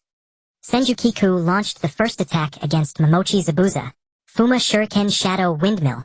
Uchiha Sasuke drew an oversized shuriken from his pack and hurled it at Zabuza. Momochi Zabuza dodged these amateurish techniques with ease. At that moment, Hatake Kakashi emerged from behind, pressing a kunai to Zabuza's throat, leaving a shallow cut. When did he? Momochi Zabuza wondered. He had not noticed Kakashi breaking free from his trap. He had left a water clone to guard him. Then Uzumaki Naruto appeared. Naruto had used a transformation jutsu to mimic the shadow shuriken, thrown by Sasuke sneaking behind Zabuza to rescue Kakashi from the water prison. Senju Kiku's earlier attacks were merely a diversion. Good work, Naruto. And you too, Sasuke and Kiku. Leave the rest to your teacher. Hatake Kakashi praised them, then he and Zabuza performed hand seals again. Backed by the Sharingan, Kakashi cast his jutsu before Zabuza, once more defeating him with water release great waterfall technique. This jutsu's hand seals are far too long and tedious. Senju Kiku silently critiqued the great waterfall technique. It lacked lethality but demanded extensive hand signs. Just as Team 7 was about to deliver the fatal blow to Momochi Zabuza. Such was the cruel nature of shinobi combat, kill or be killed. A masked youth claiming to be from Kirigakure's Umbu struck Zabuza, with Senbin knocking him unconscious, and declared the enemy dead. Wait! Senju Kiku stopped the youth as he carried Zabuza away. Then out of spite she kicked Zabuza and even stomped on his groin. You may take him now, Senju Kiku said after venting her anger. The youth suppressed his fury and departed with Zabuza's corpse. I hate it when others steal the harvest, Senju Kiku declared. What do you mean, Kiku? Uzumaki Naruto asked. Reaping without sowing, she replied. Naruto learned another idiom. Afterward, Hatake Kakashi collapsed from overusing the Sharingan, and the three genin struggled to carry him to Tezuna's home. At dinner, the two boys nearly vomited from competing over who could eat more rice, only to receive a fist from Senju Kiku each. Don't waste food, you idiots. Senju Kiku noticed that Tezuna's household had little food, yet they still hosted the four of them. During the meal, Naruto argued with Tezuna's grandson Inari, who claimed that heroes were fools, angering Naruto. Then Tezuna's daughter Tsunami recounted the story of her husband Inari's stepfather Kaiza. Kaiza had resisted Gato and was publicly executed by him under the pretext of being a terrorist. Formerly, Kaiza had saved the dam and was hailed as a hero by the people of the Land of Waves. After his death, no one dared oppose Gato. A nation without heroes is sorrowful, but a nation with only heroes is even more tragic. Senju Kiku commented after hearing the story. She felt anger at the people's inaction and pity for their misfortune. Hatake Kakashi finally woke up and said, "Momochi Zabuza is not dead." "I know," Senju Kiku replied. "Huh?" Everyone exclaimed in surprise. "Kiku, how did you figure out Zabuza wasn't dead?" Uzumaki Naruto asked curiously. "I am also skilled with Senbon. I know their lethality all too well," Senju Kiku answered. "Then why did you let them go?" Naruto pressed. "That youth claiming to be from Kirigakure's Umbu is very strong. Besides, Kakashi Sensei was low on chakra from overusing the Sharingan. Otherwise, why would I have vented on an unconscious Zabuza?" Senju Kiku gave her reason. "How do you know that overusing the Sharingan depletes chakra?" Uchiha Sasuke, the Senju and Uchiha have fought for over 1,000 years, then vied for supremacy for decades after the village's founding. "You ask me how I know?" Senju Kiku replied. Uchiha Sasuke understood. The clan most knowledgeable about the Sharingan aside from the Uchiha themselves was the Senju. "So while Zabuza recovers from his injuries, I'm going to give you all some intensive training," Hatake Kakashi said with a smile. Everyone went to their rooms to sleep. Late at night, Senju Kiku reflected on the day's battle. She had thought her uncle's training had made her strong enough, but she had been utterly exposed before a true powerhouse, unable to even put up a fight. At that moment, Uzumaki Naruto kicked off his blanket, and Senju Kiku covered him. Beside him, Uchiha Sasuke was sleeping soundly. Though she knew the difference between men and women, Tezuna's humble home could only provide one room for the 3 genin. Hatake Kakashi, being injured, had a separate. Accustomed to her bed at home, Senju Kiku found it hard to sleep in this new place. It was the first time she had been so far from her uncle, aunt, and grandma. Senju Kiku felt a pang of homesickness. "Kiku, get up. Breakfast is ready. Today, we have special training with Kakashi Sensei." Uzumaki Naruto shouted as he came to wake up Senju Kiku. "Kiku, stop sleeping in. Get up now." Uchiha Sasuke also came to wake up Senju Kiku. "You too." Senju Kiku, annoyed at being woken, gave each of them a punch after getting up. Uchiha Sasuke, holding his bruised and swollen face, looked at the equally injured Naruto and said, "Why didn't you tell me she has morning temper?" "I didn't know either, but little Kiku is still cute like this," Uzumaki Naruto said foolishly. Senju Kiku, exuding a dark aura, went to brush her teeth and wash her face. Hatake Kakashi greeted her when he saw her. "Yo, good morning, Kiku." Then he was startled by her face, which was marked with dark circles and pale. "Did you sleep poorly last night, Kiku?" Hatake Kakashi asked with concern. "Not very well. Home is still more comfortable." Senju Kiku replied with a blank expression. "It's like this when you're out. Sometimes you even have to sleep in the open." Hatake Kakashi comforted her. He knew that Senju Kiku had been pampered since childhood. Everyone in Konoha knew that Senju Hiroki adored his niece. Sometimes he thought Senju Kiku was unfit to be a ninja because she was too delicate. Yet, on the other hand, she was quite suited for it due to her high talent. Breakfast was rice with salted fish. This was the best food the Tezuna family could offer, and they usually couldn't bear to eat it themselves. The 2 boys ate heartily because they were hungry. Senju Kiku looked at her portion without appetite. Although breakfast at her uncle's house was not a feast, it was nutritionally balanced and followed the dietary pyramid. Otherwise, she wouldn't have grown taller than both boys. So this was the first time Senju Kiku had seen such meager food. How poor were the people of this country. If even the Tezuna family, who had the best living conditions, lived like this, one could imagine how much harder life was for the lower class. "Miss Senju Kiku, do you have no appetite?" asked Tsunami, Tezuna's daughter. She had made this morning's meal herself and worried that Senju Kiku disliked her cooking. "No, it's just that I didn't sleep well last night, so I'm feeling a bit worn out and have no appetite," Senju Kiku replied. Miss Senju Kiku is clearly a child raised in a wealthy family, not used to the simple fare of commoners like us. Tsunami said, "No, sometimes we eat coarse grains for health." Senju Kiku explained. For the Tezuna family, even having meat was a blessing. They couldn't afford to pursue health. Senju Kiku had no choice but to finish her breakfast under everyone's watchful eyes. Eating rice and salted fish occasionally was fine, but she would go crazy if it were every day. After breakfast and a rest, Hatake Kakashi took them to a forest for special training. Like this, attach chakra to the soles of your feet and climb trees. This will help you precisely control your chakra. Don't underestimate this training method, especially you, Naruto. You have a lot of chakra, but your control is crude. You waste a lot of it. Sasuke, you have less chakra than Naruto, so you need to control it even better. Kiku, what are you doing? Hatake Kakashi was instructing his students when Senju Kiku effortlessly climbed the tree using chakra on her feet. My uncle taught me these things long ago. Senju Kiku said. Sensei, do you have any more advanced training for me? She asked. Then try walking on water. Attach chakra to your feet and walk on the surface. Remember, you need to know how to swim. I won't save you if you fall in. As soon as Hatake Kakashi finished speaking, Senju Kiku stepped onto the water and splashed him in the face. You can do this too. Hatake Kakashi said awkwardly. I learned how to do it in the clan compound. I can even use chakra to climb waterfalls. Senju Kiku replied. What to do when a student is too excellent? Then just wander around, Kiku. I have nothing left to teach you. Hatake Kakashi allowed Senju Kiku to move freely. Make sure to come back before dark. Otherwise, if you get lost, your uncle will come after me. Hatake Kakashi reminded. That's unfair, Kakashi-sensei. I want to play outside too. Uzumaki Naruto complained. Come on. Train with me, you dumb dead last. Uchiha Sasuke was also a bit envious that Senju Kiku could move freely. The two stayed in the forest to practice tree climbing.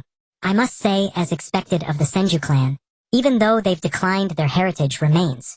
Hatake Kakashi thought as he watched Senju Kiku's figure. Compared to Kiku, the two boys are too immature. Hatake Kakashi mused with frustration. While practicing tree climbing, Uchiha Sasuke saw Uzumaki Naruto about to fall and grabbed his ankle. If he landed headfirst, his already not-so-bright head would become even more foolish. Senju Kiku happened to see this scene. These two get along way too well, she thought. But Uzumaki Naruto is far too small. I've been supporting him for years. Even if he's a picky eater, he shouldn't be malnourished. His ankles are... Senju Kiku silently observed the two, then left. Compared to the bustling commercial streets of Konoha, the market in the Land of Waves was too shabby. Under Gado's tyrannical rule, many citizens bought their groceries and hurried home afraid to speak a word, lest someone inform on them to Gado, and they end up dead. Big sister, I'm hungry.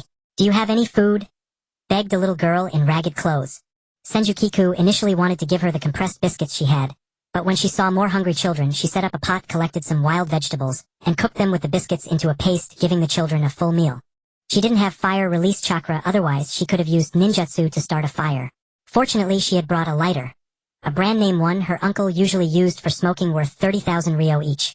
Her uncle also had a collection of many lighters of this brand. Senju Kiku realized that her food, clothing, and daily necessities were all the finest and most exquisite, yet she never knew that one of her clothes could provide a year's worth of food for an ordinary family. After seeing the outside world, Senju Kiku felt the disparity. She had always thought that everything she saw in Konoha was peaceful and beautiful. And although Konoha had its dark side, it was mostly obscured by its bright side. Konoha's prosperity and wealth were supported by the farmers of the entire Land of Fire, as Konoha was the nation's military stronghold.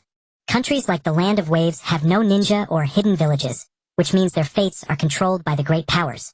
Any capitalist could seize control of their national lifeline. Thinking of this, Senju Kiku felt a headache. She had wanted to go out and stroll around as she did in Konoha, but instead witnessed many human tragedies. Big sister, the thing you have that shoots out flames is so pretty. Can you give it to me?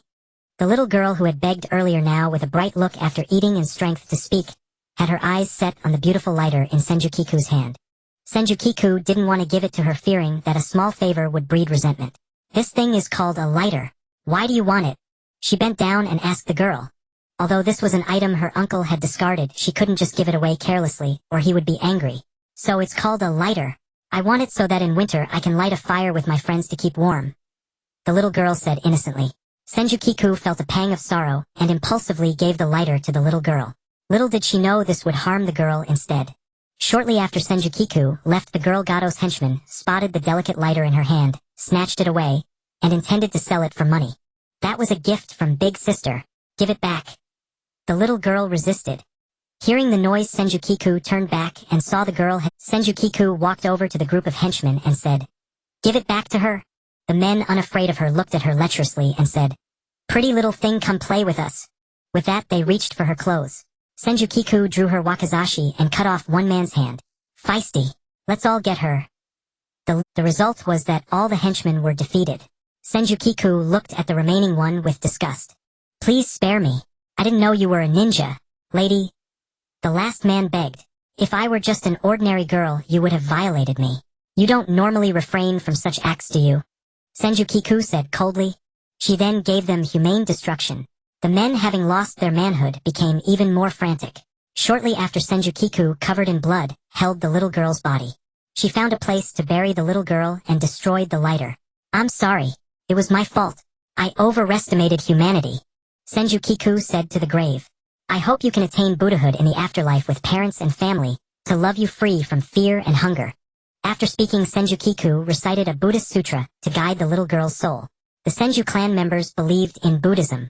Senju Kiku had never believed in reincarnation before, but today she did. Hatake Kakashi, Uchiha Sasuke, and Uzumaki Naruto saw Senju Kiku return covered in blood, and asked what had happened. She remained silent, only borrowing the Tazuna family's bathroom to wash up. Killing for the first time was sickening and terrifying. Senju Kiku suppressed her emotions and tried not to show them. No wonder her uncle didn't want her to become a ninja. A ninja's job involved killing. Although she had acted in self-defense, she still felt sick and afraid. Thinking of this, she recited a Buddhist sutra to calm her mind. It seemed that from now on she would have to follow her clan's Buddhist faith. Without a belief, it would be difficult for her to carry out a ninja's work. Hatake Kakashi, Uchiha Sasuke, and Uzumaki Naruto watched her reciting the sutra with concern. But Senju Kiku still grieved for the little girl. She had learned the idiom possessing a treasure invites disaster, and today it had cost an innocent life. To catch up with his two companions, Uzumaki Naruto had spent the entire previous night in the forest practicing tree climbing. He was no match for Uchiha Sasuke, who had already mastered tree climbing, and was now training to walk on water. Uchiha Sasuke had specifically sought out Senju Kiku for advice on controlling chakra, and she had taught them both. Naruto's comprehension was far inferior, so he could only fumble through his own crude methods. You'll catch a cold sleeping here, said a pretty young figure in a pink dress looking at Naruto. Naruto had exhausted himself from training the night before, and had lain down on the grass in the woods. The young figure had come to collect herbs. Sorry, miss. I didn't cause you any trouble by sleeping here, did I? Naruto rubbed his head apologetically, knowing the young figure meant well. No, you didn't. My name is Haku. What's yours? Haku shook his head and introduced himself. I'm Uzumaki Naruto, the future Hokage. Naruto replied. What do you work so hard for? Do you also have something precious you need to... Haku asked Naruto curiously. Actually, I don't have anything important to protect. I just don't want to lose to my two teammates. They were honor students at the Ninja Academy, while I was the dead last loser. I want to catch up to them so I won't be a burden. Naruto chatted happily with Haku. You're someone who values your comrades. One day you'll become a great ninja. Haku encouraged Naruto. Really? Naruto's eyes lit up. Really? When a person wants to protect something important, they become very strong. With that, Haku finished gathering his herbs and left. Before leaving, he said to Naruto, you've got the wrong idea about my gender. I'm a boy. Naruto's worldview shattered upon hearing that. There could actually be a boy more adorable than Sakura, the girl he liked. As Haku walked back carrying his basket of herbs, he passed by Uchiha Sasuke, who was searching for Naruto. That person seems familiar. Like I've seen him somewhere before. Sasuke glanced back at Haku's retreating figure. Sasuke, you're here. Is Kiku okay? Last night she was covered in blood. It scared me. Was she being bullied? Naruto asked when he saw Sasuke. She's fine. Yesterday she ran into some thugs who tried to assault her, and she killed them in self-defense. Kakashi gave her a psychological counseling session last night. She's okay now. This morning she specifically asked me to come find you, because you hadn't come back all night, and she was worried about your safety. Sasuke replied. It's all my fault. I should have gone with her yesterday, then she wouldn't have encountered such danger. Naruto said guiltily. You two are that close. Sasuke's tone was a bit awkward. We've known each other for 7 years, ever since before we entered the Ninja Academy. We were only 5. She was being bullied and I saved her. After that we became friends. Over the years she's been supporting me to repay that debt. Otherwise I wouldn't even have enough to eat. Because of this her uncle always held a grudge against me. It turns out she was using the inheritance from her parents and brothers to support me. Naruto recounted his past with Senju Kiku. So you were her knight in shining armor all through the academy? Sasuke asked Naruto. Yeah, you were pretty annoying back then. I didn't want her to suffer any bullying. She was the first person to acknowledge me. Even though I was terrible, she never looked down on me and treated me as her best. She often tutored me and even gave me advice on how to pursue the girl I liked. Naruto kept praising Senju Kiku. Let's go. Time to head back. Kiku and the others are waiting for us, Sasuke said, and Naruto followed him back. After a week, Kakashi's chakra had recovered and Zabuza's wounds had also healed. Team 7 went to see the bridge being built across the sea for the Land of Waves Tazuna. The bridge was nearly finished. Just then the srank rogue ninja Zabuza, hired by Gato, appeared to cause trouble, accompanied by a handsome young boy.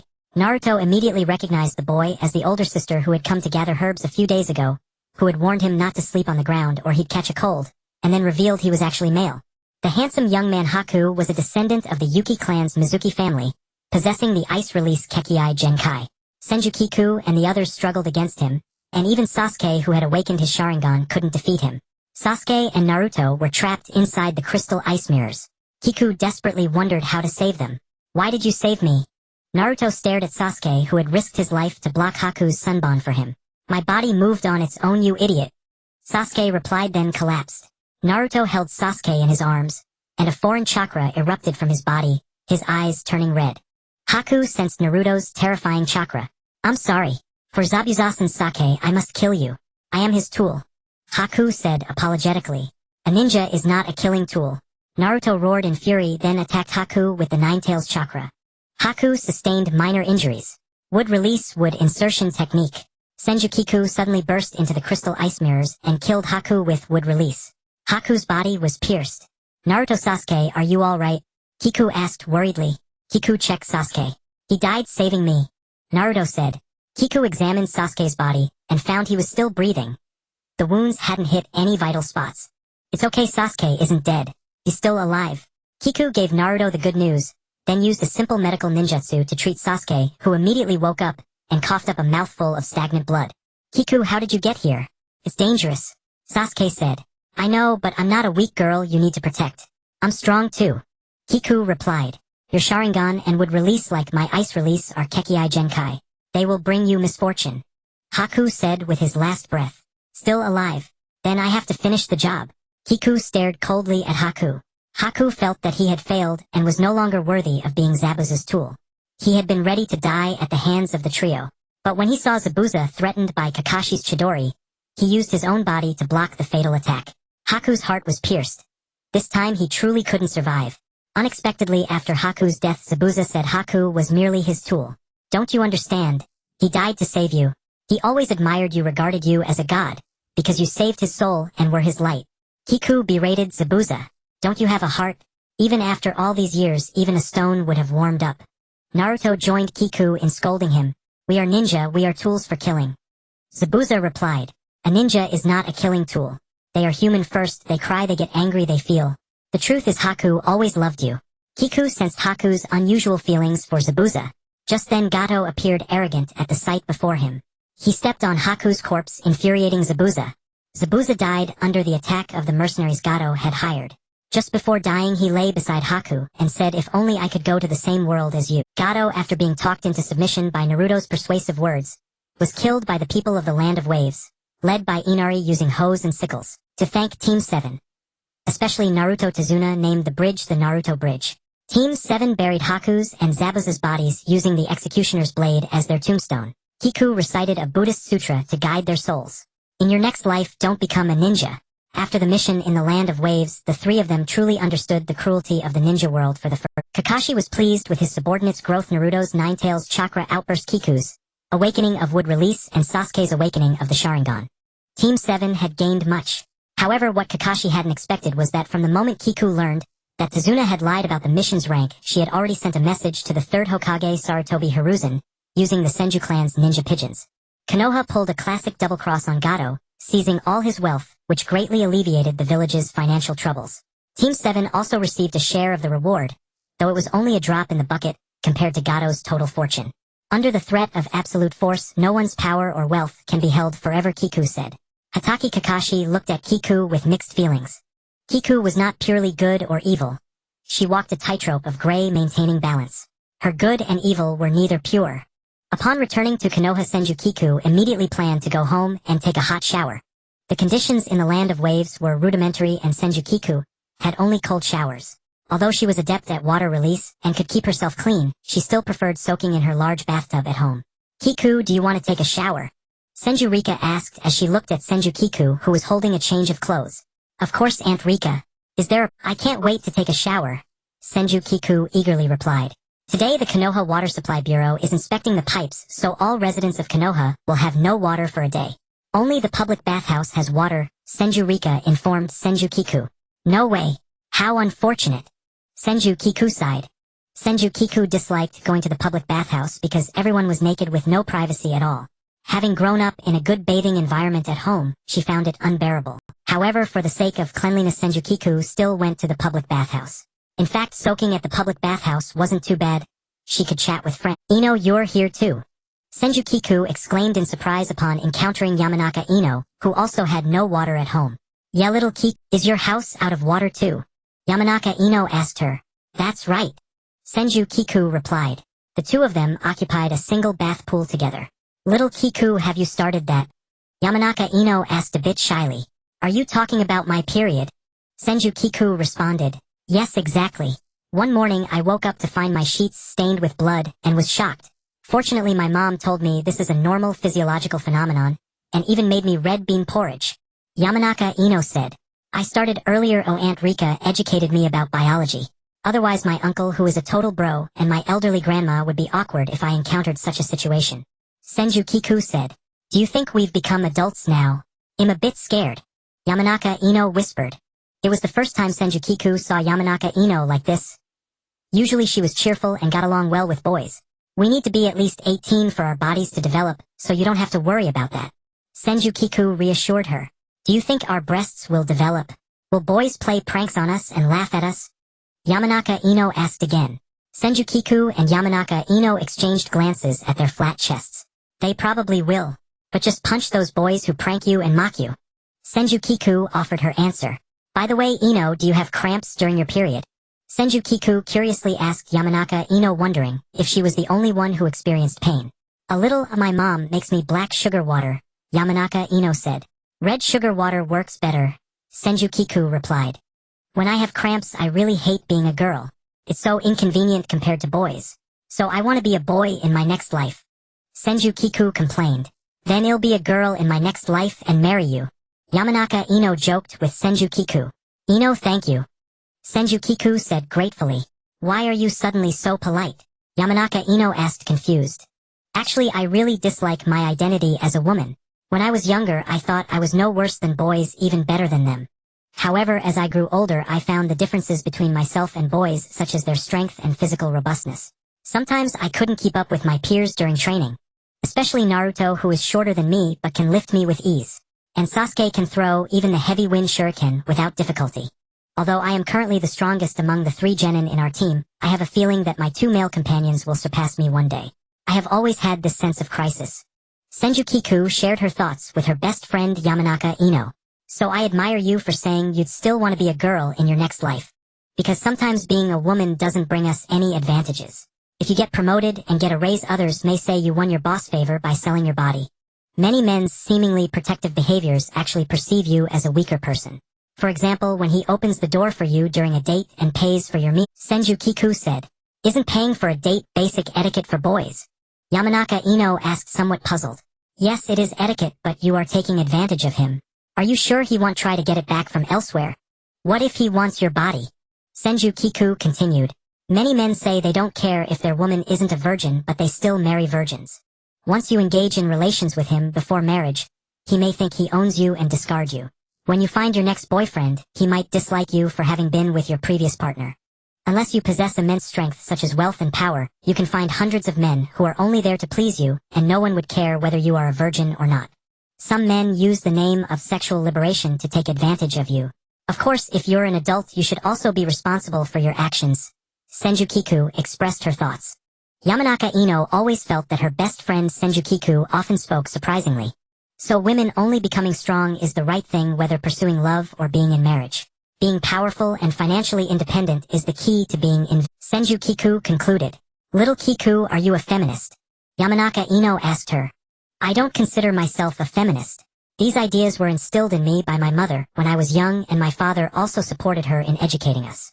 Gender equality is not a privilege but a right that both men and women should enjoy, Senju Kiku replied to Yamanaka Ino. Every time I hear you speak, I learn so much. Yamanaka Ino smiled, realizing why her parents wanted her to be friends with Senju Kiku. Some of Kiku's views were indeed advanced. But, did you go out of the village for a mission?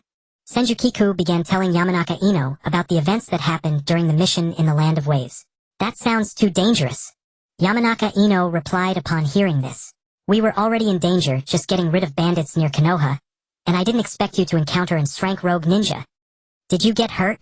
Yamanaka Ino asked concerned as she checked to see if Senju Kiku was injured. I'm fine. Really, don't touch me, that tickles. Haha.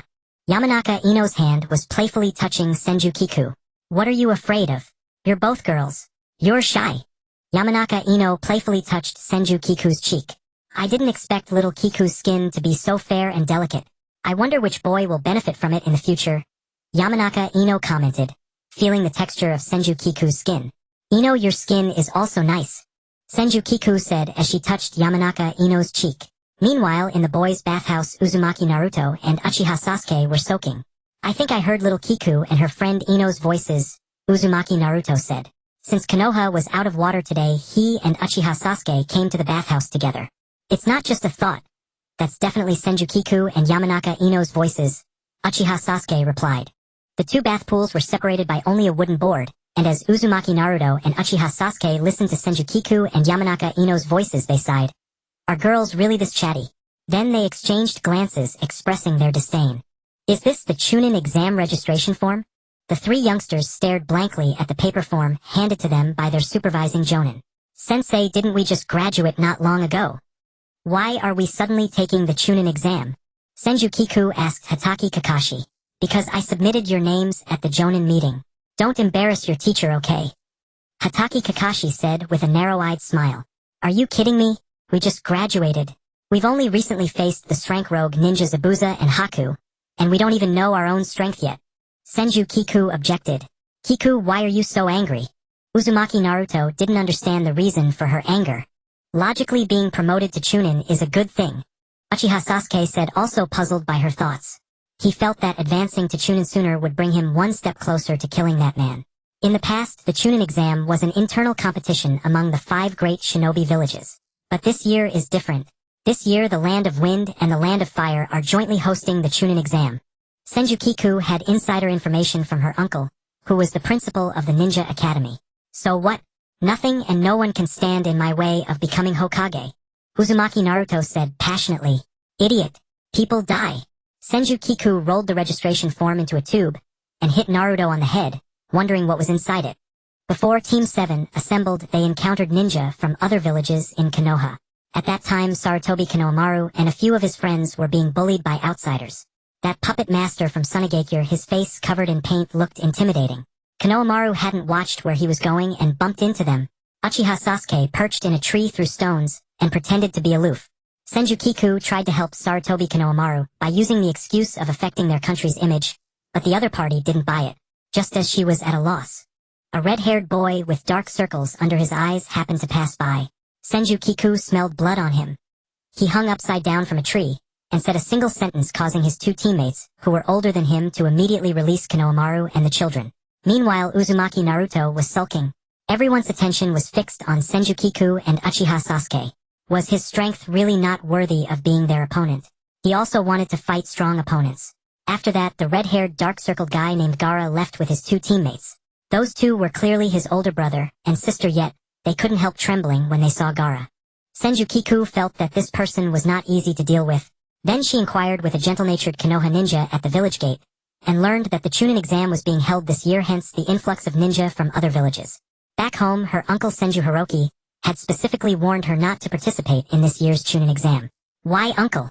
Senju Kiku asked. Because this year's Chunin exam is jointly hosted by the Land of Wind and the Land of Fire, 2 allied nations. The purpose is to show off their military strength to neighboring countries.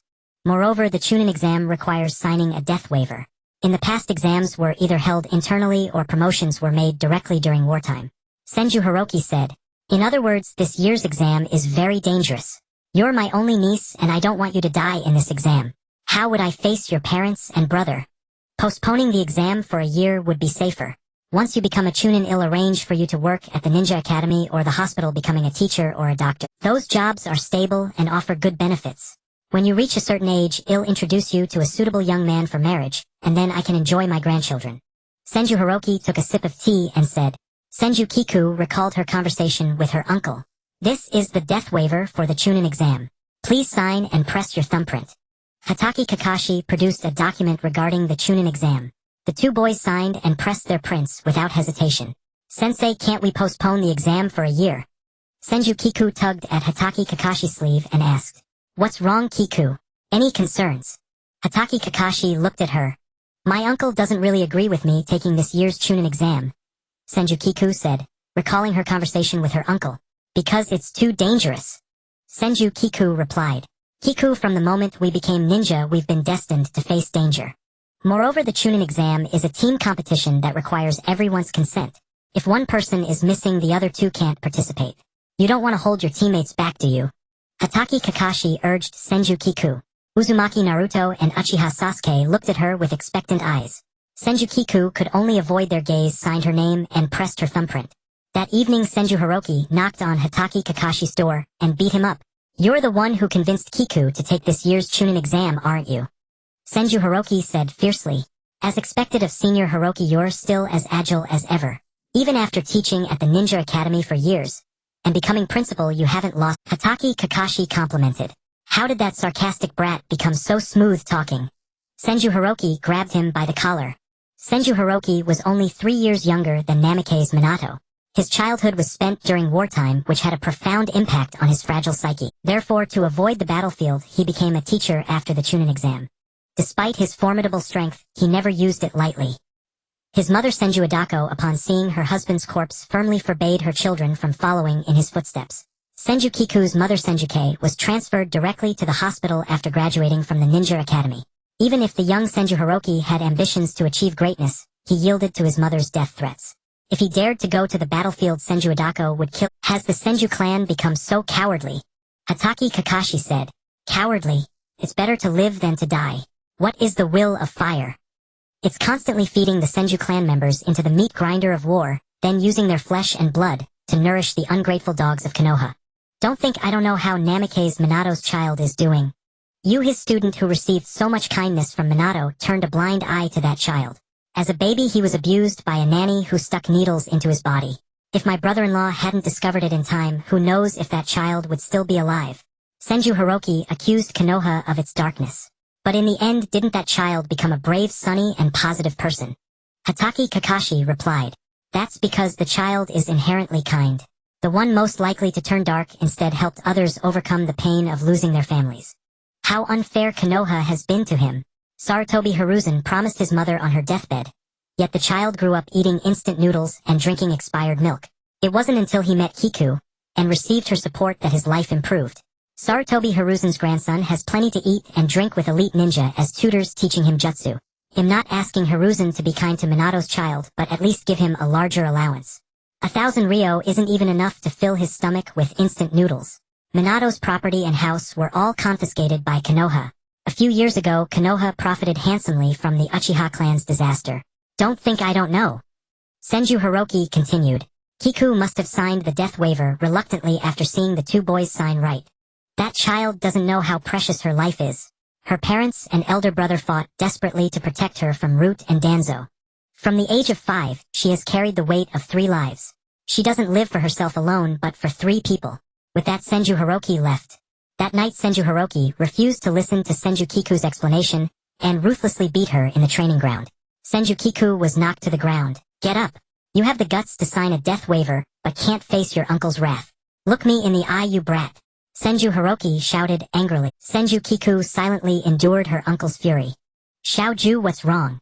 Why are you covered in bruises?" Uzumaki Naruto asked with concern upon seeing the bruises on Senju Kiku. "I'll get revenge for you," Uzumaki Naruto said with care. "I'm fine.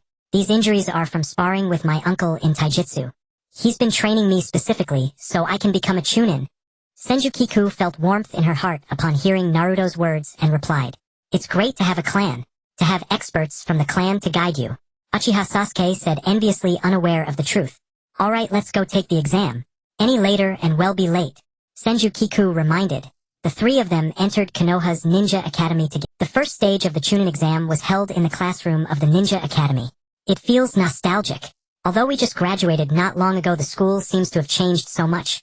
Uzumaki Naruto remarked, as he looked at the newly renovated teaching building of the Ninja Academy. And the campus has gotten bigger. Senju Kiku also noticed the changes in the Ninja Academy. Hey, stop reminiscing about your wonderful school days. We still have an exam to take. Uchiha Sasuke said to his two teammates though. He also missed the carefree life at the ninja. Since becoming a ninja and experiencing danger, the once tedious and boring days at the academy had become beautiful in memory. Senju Kiku and Uzumaki Naruto followed Uchiha Sasuke into the teaching building. Around the third floor, Senju Kiku saw a ninja expelling a girl with two buns wearing Chinese-style clothes and a boy with thick eyebrows in a green tight-fitting. Please let us in. We came to take the Chunin exam. The girl knelt on the ground pleading while the thicky-browed boy beside her also knelt and kowtowed. You want to take the Chunin exam? You're far from ready. The ninja who expelled them mocked. Kiku, did you notice something? Uchiha Sasuke suddenly spoke with his hands in his pockets. Notice what? Senju Kiku asked him. This place has been placed under a genjutsu. Everything you saw just now is fake. This is actually the second floor, but the examiner used genjutsu to make it look like the third floor, just to make it hard for us to find the exam venue. Uchiha Sasuke replied. I really didn't notice this was the second floor. Senju Kiku said. With your talent in genjutsu you still didn't notice. Uchiha Sasuke continued to ask. The genjutsu of the Senju clan is far inferior to your Sharingan's genjutsu. Senju Kiku replied.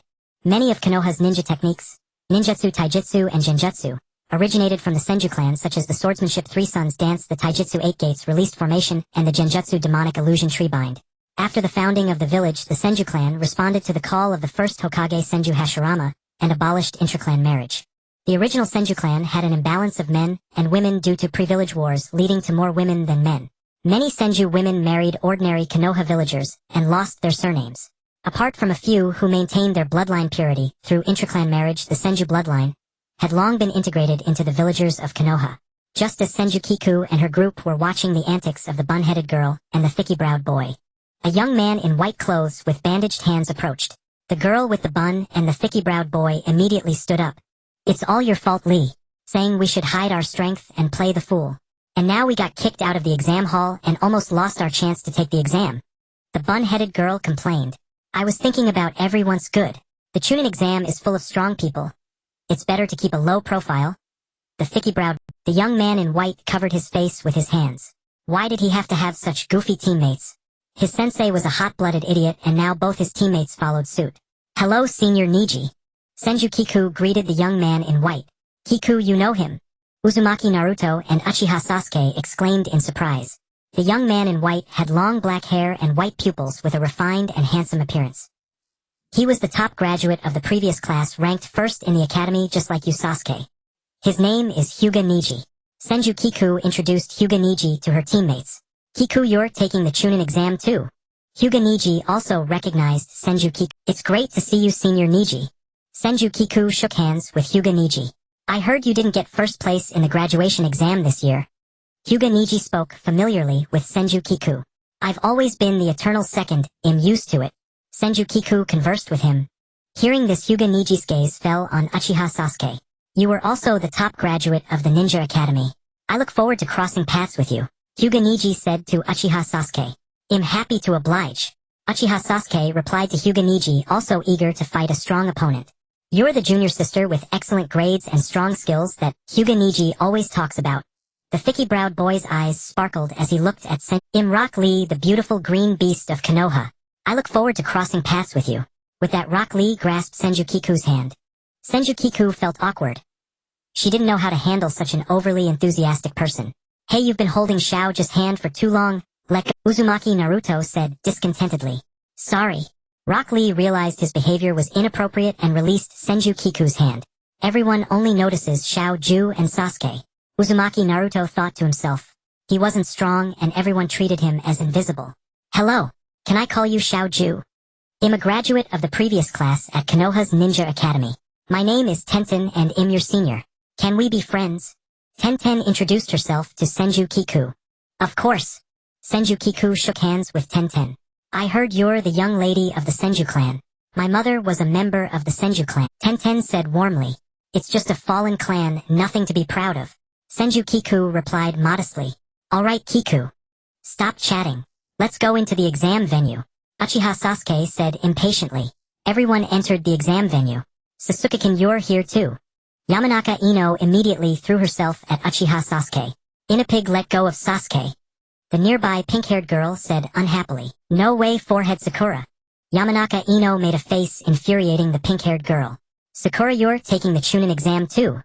Uzumaki Naruto immediately tried to ingratiate himself with his goddess. Stay away from me, idiot, dead last. The pink-haired girl rejected him upon seeing Uzumaki Naruto. Rock Lee felt love at first sight for the pink-haired girl. So your name is Sakura? Please accept my pursuit. I will protect you for the rest. Rock Lee, upon seeing the girl he liked, kept winking, and even threw a flying kiss at the pink-haired girl. Get lost, thick eyebrows. The pink-haired girl was disgusted by Rock Lee's behavior. Alright, everyone go to your seats and start the exam. Senju Kiku said sternly. Everyone found seats and prepared for the exam. Senju Kiku was satisfied with the performance of the group. It seemed her authority as class monitor still held. During this time they also met Yakushi Kabuto, a genin who had attempted the Chunin exam many times without passing. He was only 20 years old. Yakushi Kabuto had gathered a lot of information about ninja from other villages for this Chunin exam, and introduced them to Team 7. These are all outstanding genin from various villages. It seems this Chunin exam is really full of hidden talents. Senju Kiku sat quietly in her seat listening intently to the exam rules explained by Marino Ibiki. It turned out this exam was a written test. The thing Uzumaki Naruto was worst at. During his academy days, it was only thanks to Senju Kiku's tutoring that Naruto could pass. If any member of the three-man team had a low score or was caught cheating, it would affect the team's overall score or lead to disqualification. Thinking of this, Senju Kiku worried for Uzumaki Naruto. Meanwhile, Uchiha Sasuke had already noticed the problem in the examiner's words.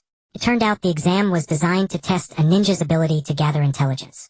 In other words, cheating was allowed but could not be discovered.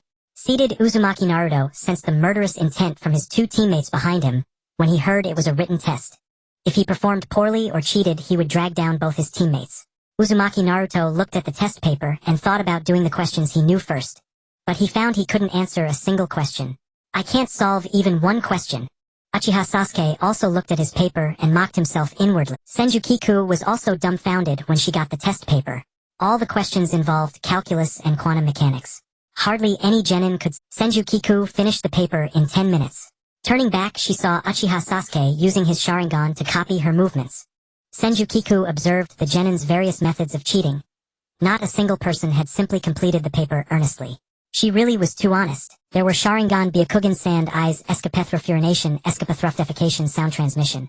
Everything imaginable. Suddenly Senju Kiku's pen dropped. As she bent down to pick it up, she saw Yamanaka Ino's gloomy expression. It turned out Yamanaka Ino had planned to use the mind-body switch technique to possess Senju Kiku and copy her answers, but ended up possessing someone else. Senju Kiku gestured to the pink-haired girl, writing furiously beside her, signaling Yamanaka Ino to possess her instead. Ino immediately did so. Senju Kiku noticed Uzumaki Naruto, who was sitting in front in a state of panic. How can I send the answers to Naruto without being discovered? Senju Kiku realized the exam allowed cheating as long as it wasn't caught. That examinee don't shake your head or ill suspect you of cheating and disqualify you. A nearby proctor warned Senju Kiku about her behavior. I'm sorry, sensei. I know I was wrong. Senju Kiku reflexively replied. Then she used a senbon under the desk to send answers to Uzumaki Naruto. The senbon with the answers stuck into the leg of Naruto's desk, but Naruto didn't notice. Idiot! Can't you look at your desk leg? Senju Kiku was irritated by Naruto. Naruto-kun. Hyuga Hinata, sitting next to Uzumaki Naruto, said shyly. It's you, Hinata. Uzumaki Naruto noticed Hyuga Hinata's presence. Naruto-kun, if you don't understand, you can copy my paper. Hyuga Hinata covered her paper with her hand to prevent others from copying her answers. Thank you, Hinata. But I'm a man who's going to be Hokage. There's no shortcut on the path to becoming Hokage. If I copy your answers, it will definitely drag you down. Uzumaki Naruto refused her. Actually, he was scared by the kunai on the desk and didn't dare to cheat, plus he valued face more than comfort. Hyuga Hinata looked at him with admiration after hearing his words. Uzumaki Naruto's inner suffering was indescribable. He could only hope that the last question Marino Ibiki mentioned would be something he could solve. It turned out the final question required examinees to decide whether to stay in the exam venue.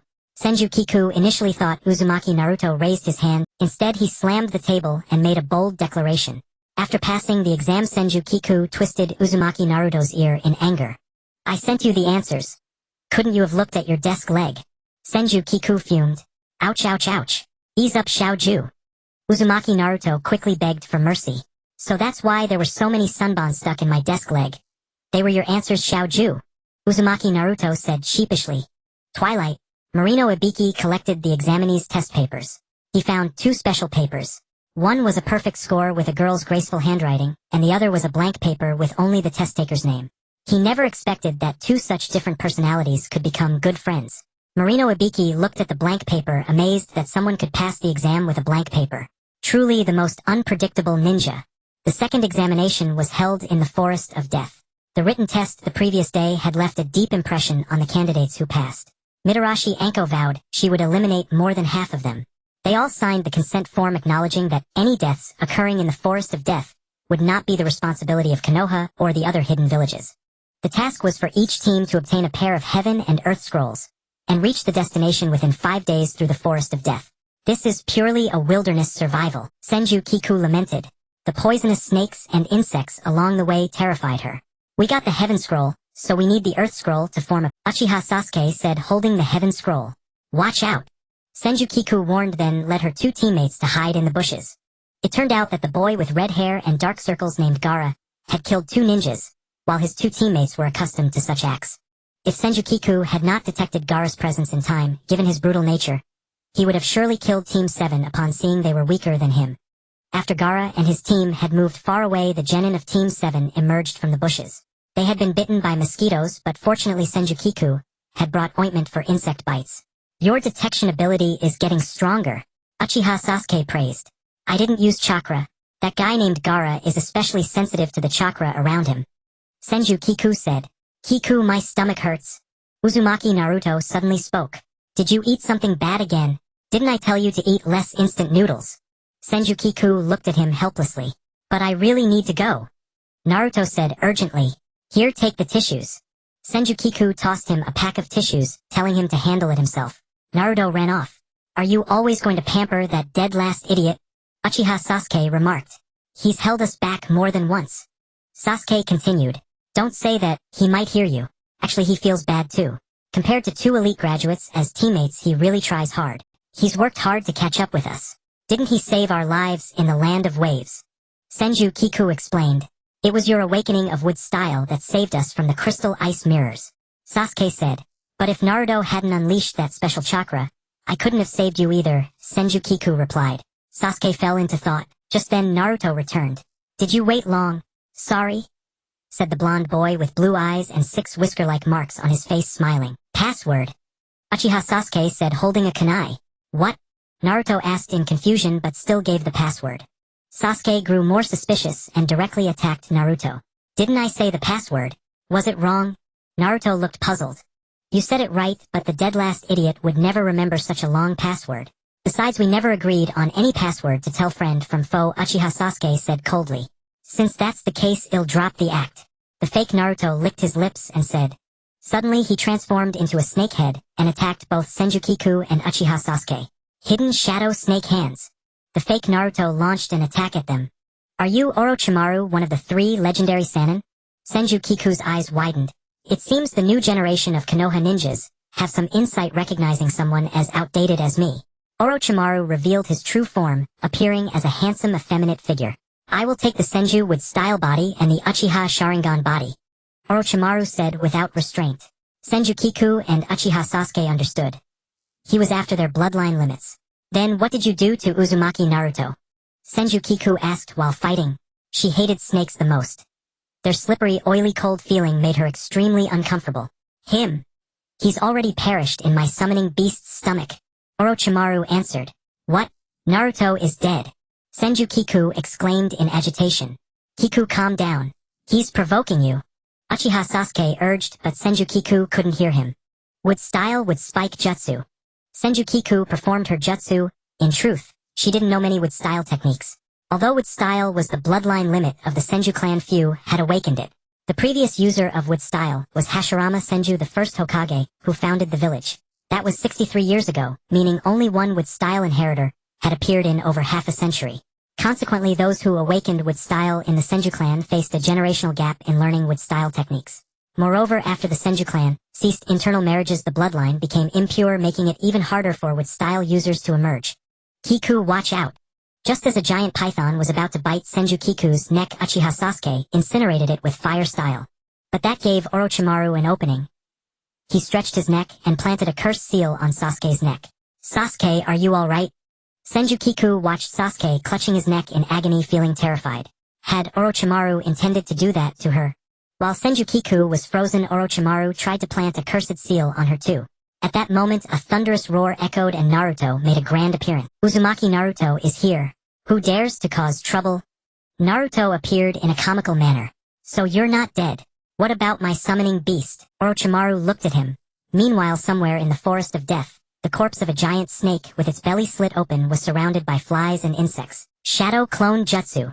Naruto formed hand signs and created hundreds of clones to beat Orochimaru. Orochimaru left, dropping a scroll behind. That scroll was the Earth Scroll that Team 7 needed. With it, they could assemble the pair and reach the designated point to pass the exam. At that moment, Senju Kiku hated her own weakness. It was because she was too weak that Sasuke had to save her and got the cursed seal from Orochimaru. "Kiku, why are you crying?" Naruto noticed something wrong. Hearing Naruto's voice, Kiku quickly wiped away her tears. "I'm fine. Are you okay?" "Sasuke, and I heard Orochimaru say his summoning beast had eaten you," Senju Kiku said with concern. "No problem. I cut open its stomach from inside and escaped," Naruto said with a bright smile. "Wasn't it dark and scary in there?" Senju Kiku asked. "It was, but I was more afraid of dirtying my clothes and getting scolded by you. This outfit is the brand sportswear you bought for me." Naruto laughed, his clothes covered in dirt and blood, reluctant to part with them. "As long as you're alive." Senju Kiku hugged him, ignoring the dust. "I won't scold you. I only get angry when you do something stupid," replied Senju Kiku. Seeing Sasuke suffering in pain, while holding his neck to save her, she felt she had to make amends. "Naruto, can you guard us? Sasuke is in agony from Orochimaru's cursed seal. I plan to seal it to relieve his pain, okay?" Senju Kiku asked. "Leave it to me," Naruto promised, patting his chest. Then Senju Kiku took off Sasuke's dark blue jacket, revealing the youth's fair muscular skin. Evil sealing technique. Senju Kiku formed hand signs to seal the cursed seal on Sasuke's neck. Sasuke was in great pain but gritted his teeth, afraid to make a sound and jeopardize his teammates' safety. Senju Kiku thought to herself that she was still unsuited to be a ninja because she wasn't brave enough. The sealing ended as Sasuke passed out and Kiku had exhausted. Fortunately, they found a cave to rest before nightfall. Senju Kiku had food in her backpack. Her aunt Senjurika had been very thoughtful, packing everything she could, whether needed or not, to ensure the children wouldn't suffer in the wild. They shared some compressed biscuits, and Kiku also had chocolate in her bag, which helped ease their heightened nerves. The three spent the night in the cave. The next day, Kiku's chakra had recovered and Sasuke was feeling better. Sasuke went out of the cave to fetch water, which Kiku boiled to prevent illness from drinking raw water. Just as Kiku and her team prepared to head toward the destination with the scrolls, unexpected visitors arrived. "Niji, do you really have to trouble us?" Hyuga Niji's team had 2 heaven scrolls and intended to snatch Team 7's Earth Scroll. "Blame it on the world of the survival of the fittest," replied Hyuga Niji. "Let's have a match. We haven't sparred in a long time. You used to practice taijutsu with me at school." Hyuga Niji said. "I refuse." Senju Kiku answered. "Kiku, we're here to help." Yamanaka Ino, who had been secretly observing the fight between Team 3 and Team 7, jumped out of the bushes. "Hey Ino, don't stir up trouble." Nara Shikamaru advised, then emerged from the bushes as well. Akamichi Choji, seeing his 2 teammates come out, followed suit, munching on snacks as he observed the 3 ninja teams from Konoha. Yamanaka Ino had a grudge against Hyuga Niji. Earlier, when Team 10 met Team 3, Ino had tried to use her beauty to seduce Niji into letting them pass, but Niji completely ignored her provocative display. Although Team 3 had let Team 10 go, Ino was still annoyed. It was the first time someone hadn't drooled over her beauty. After all, Senju Kiku had once declared Ino the recognized school beauty of their graduating class at the Ninja Academy. Being acknowledged by the recognized genius of their graduating class, Ino couldn't let Nisa's disregard for her beauty slide without retaliation. "Hey, we have 2 Earth Scrolls. Let's trade." Nara Shikamaru cleverly defused the crisis of an internal Konoha battle. Since all 3 teams were Konoha ninjas with no conflicting interests, they banded together and proceeded to the finish line. Upon arriving, Senju Kiku quickly informed their supervising Jonin Hatake Kakashi about their encounter with Orochimaru. Hatake Kakashi examined the cursed seal on Uchiha Sasuke's neck, finding it already sealed by Senju Kiku, allowing Sasuke to continue the subsequent exams normally. Hatake Kakashi looked at Senju Kiku. Even he, an elite Jonin, might not have performed that sealing technique so well. It was remarkable that Senju Kiku had such skill in Fuinjutsu at her age. It seemed Senju Kiku's talent was even greater than he had imagined. perhaps surpassing Uchiha Sasuke and Hyuga Nizi. Due to the excessive number of candidates passing the second exam Konoha, as the host decided to hold an additional match the preliminary selection. Over half of the 21 genin must be eliminated before the third exam the individual competition can commence.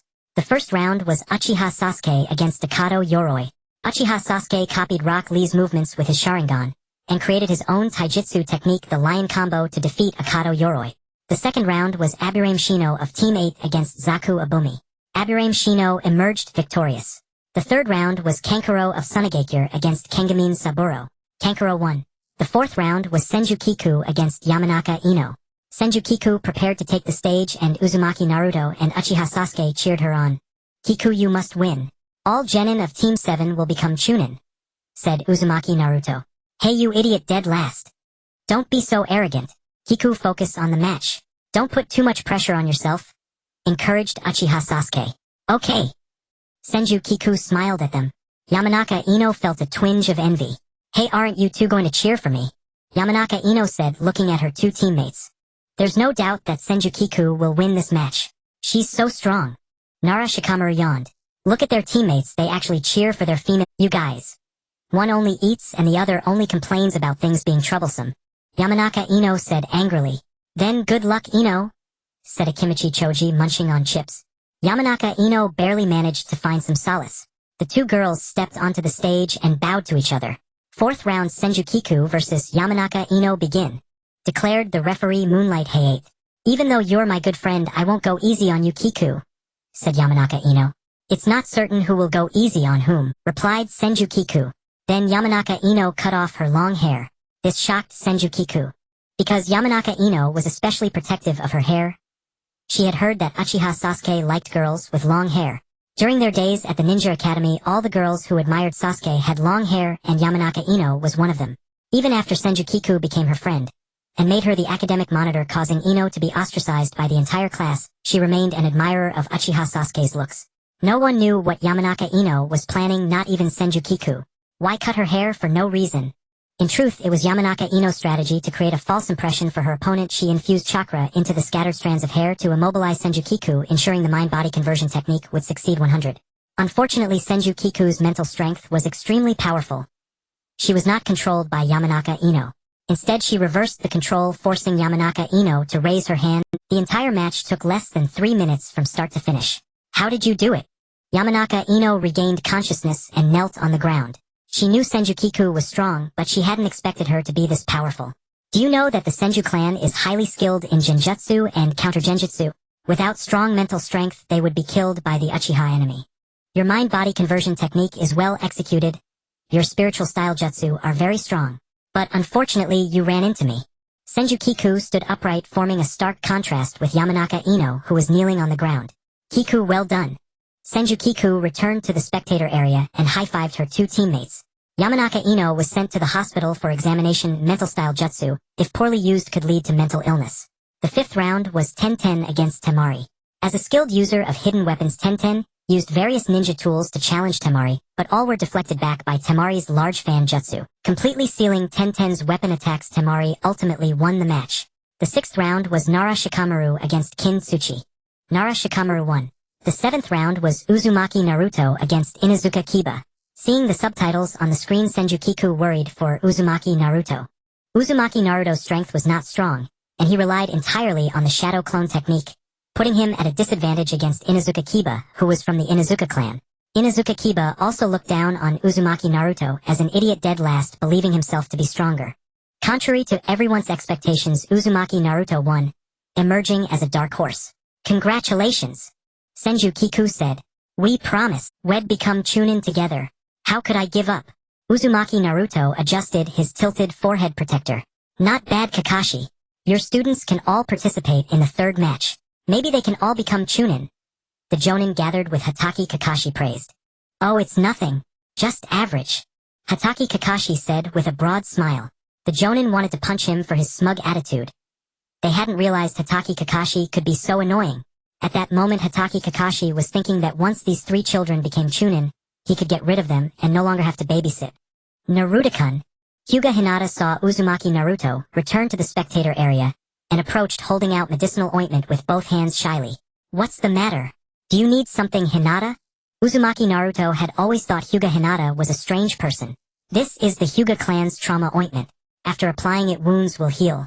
Please accept it, it's my heartfelt gift. Hyuga Hinata bowed. Accept it, Naruto. It's also Hinata's kindness, said Yuhi Kurenai. Hyuga Hinata's supervising Jonin, understanding the girl's feelings. Alright then. Uzumaki Naruto accepted it. Then Uzumaki Naruto said, Kiku, are you injured? Hinata gave me trauma ointment and I can apply it for you. Hyuga Hinata almost turned dark upon hearing that. I'm fine, you should keep it for yourself. Senju Kiku said, noticing the dark aura emanating from Hyuga Hinata. Then do you want some Sasuke? Uzumaki Naruto asked Uchiha Sasuke. Better keep it for yourself, idiot, dead last, said Uchiha Sasuke. In the past, when Uzumaki Naruto heard the nickname idiot dead last, he would have cursed, damn Uchiha Sasuke.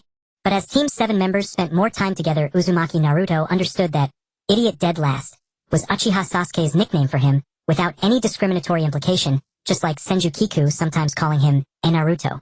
Does he really not get it, or is he pretending? Senju Kiku whispered to Uchiha Sasuke. That guy simply hasn't woken up, replied Uchiha Sasuke. Not really. He's nice to the girl he likes. Senju Kiku gossiped about Uzumaki Naruto with Uchiha Sasuke. What secrets are you two whispering? Can I listen? Uzumaki Naruto was using shadow clones to apply ointment to himself. Let me do it. Senju Kiku saw how clumsy Uzumaki Naruto was, and helped him apply the ointment. Thank you, Kiku. You're the best, Uzumaki Naruto said playfully. Uchiha Sasuke couldn't bear to look at Uzumaki Naruto anymore. That guy was too spoiled by Senju Kiku. He couldn't even see Hyuga Hinata's feelings, and used the ointment she gave him to treat someone else. But Hyuga Hinata wasn't a good person either. While her teammate was being carried away on a stretcher to the hospital, she only focused on seeing her crush injured, and rushed to give him ointment, not noticing that Uzumaki Naruto was the winner and Inuzuka Kiba was more seriously injured. Since the formation of Team 8, Inuzuka Kiba had always taken care of Hyuga Hinata, often encouraging her to be less insecure. But Hyuga Hinata treated him like this.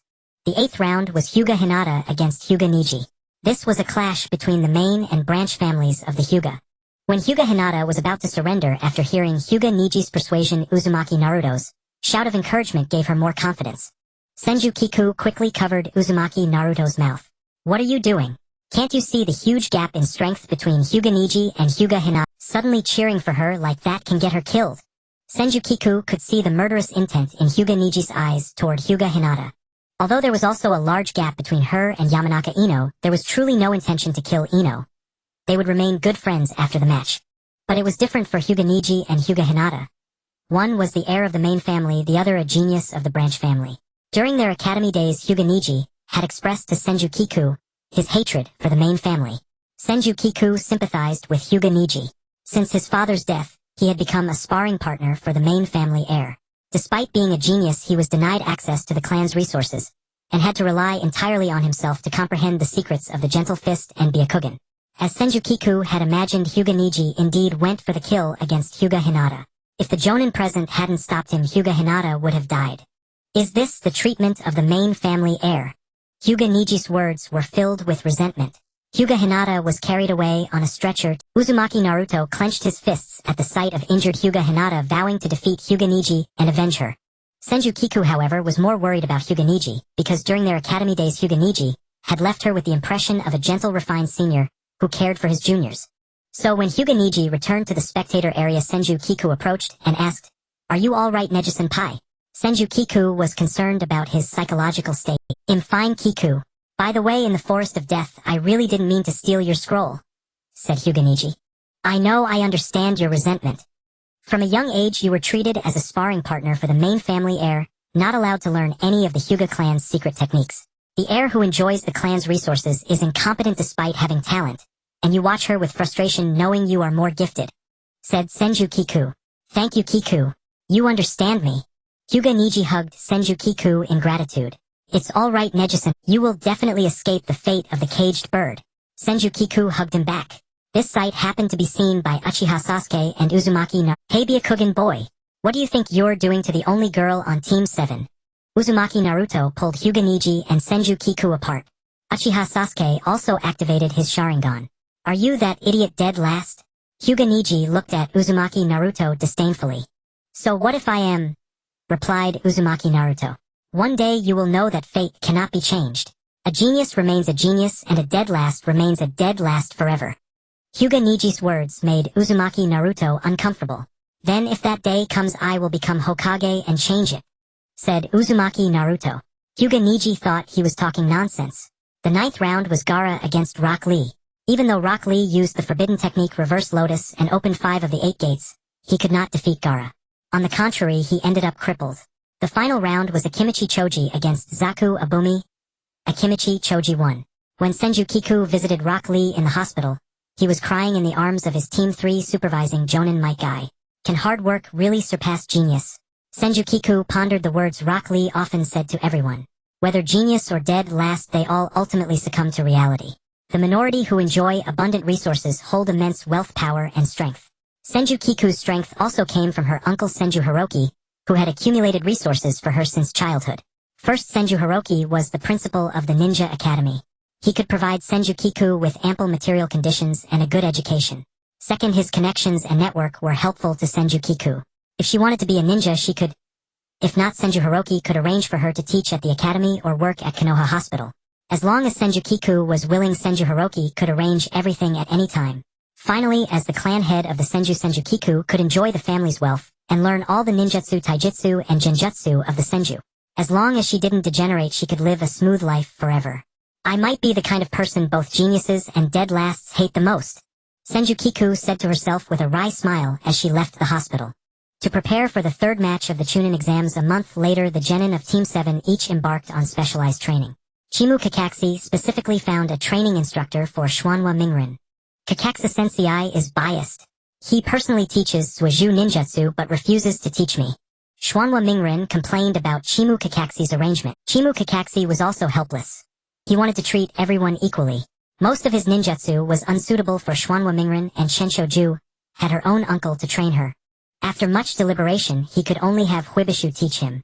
Regarding Schwanwa Mingren's dissatisfaction, Chimu Kakashi replied as follows. Mingren, your foundation in ninjutsu from your time at the Ninja Academy is weak. Huibishu can help you fill that gap. Chimu Kakashi coaxed Schwanwa. Alright then. Schwanwa Mingren had no choice but to accept reluctantly. He lowered his head a bit, dejected. He hadn't expected that this special Jonin Huibishu was a pervert. He was the private tutor of Yuanfei Muyan and possessed considerable strength. As a result, he was knocked unconscious from excessive blood loss due to Mingren's seduction jutsu. Can this pervert really teach me well? Schwanwa Mingren kicked Huibishu's corpse on the ground. Then he spotted a sneaky white figure near the women's bathhouse. Schwanwa Mingren recalled that Shenshoju had once bathed there, and the thought filled him with a surge of righteous fury. You pervert spying on the women's bathhouse. Unforgivable. Schwanwa Mingren attacked the white figure from behind. Unexpectedly, the white-haired figure blocked Mingren's assault. Who are you? Schwanwa Mingren asked him. That's an excellent question.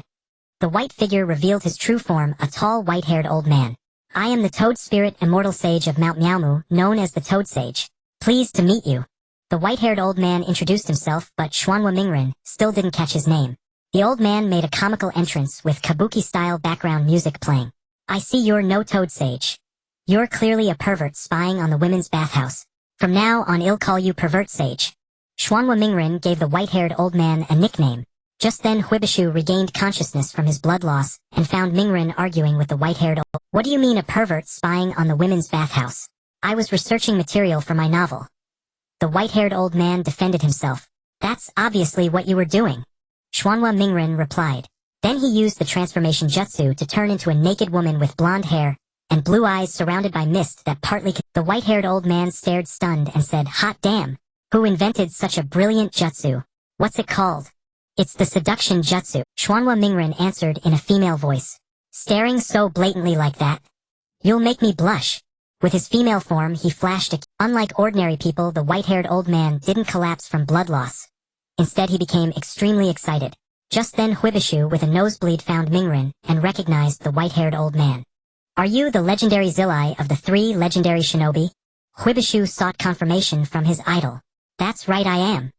Zillai replied. Can I have your autograph? Huibishu instantly turned into a fanboy. My autograph isn't that easy to get. Zillai said.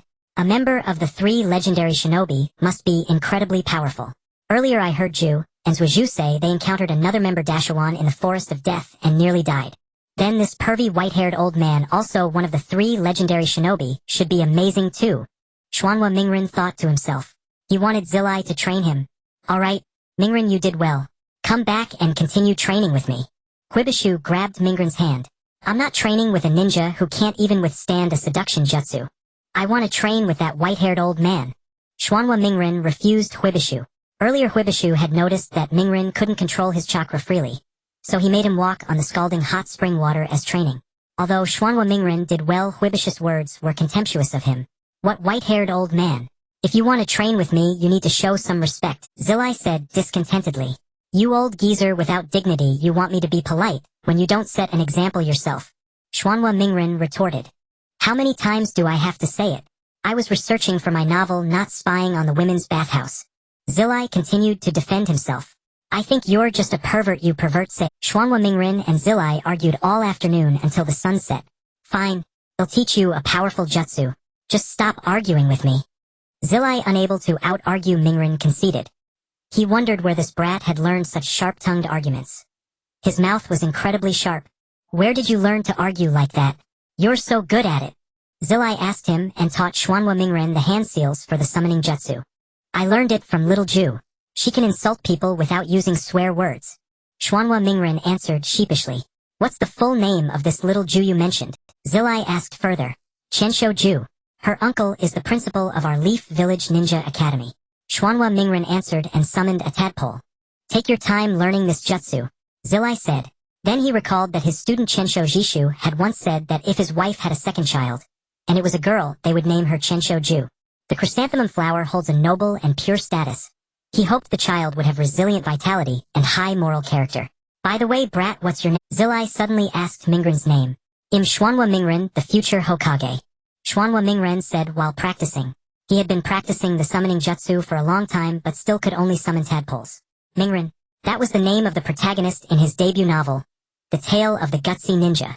Zilai had once been a guest at Buofing Shuemen's home. At that time Buofing Shuemen was reading his novel very intently. Zilai slapped him on the back and asked if he was reading his novel. Buofing Shuemen replied yes, and also intended to use the protagonist's name for his unborn child. If it was a boy, he hoped the child would be as strong and persevering as the protagonist. Zilai was a bit embarrassed to admit that he had come up with the name while eating ramen on a whim. Then Buofing Shuemen's wife Xuanhua Juxinai came out. Perhaps because she had become a mother, she had grown gentle and serene. She thought the name Mingren was very good. Were these 2 children really the offspring of his 2 students? But why was one raised by an uncle and the other took the mother's surname? Zilai's 2 most prized students, Bai Yeka and Yellow Flash, had both died. By nightfall Xuanhua Mingren still could only summon tadpoles. Xuanhua Mingren begged Zilai to watch his final summoning attempt.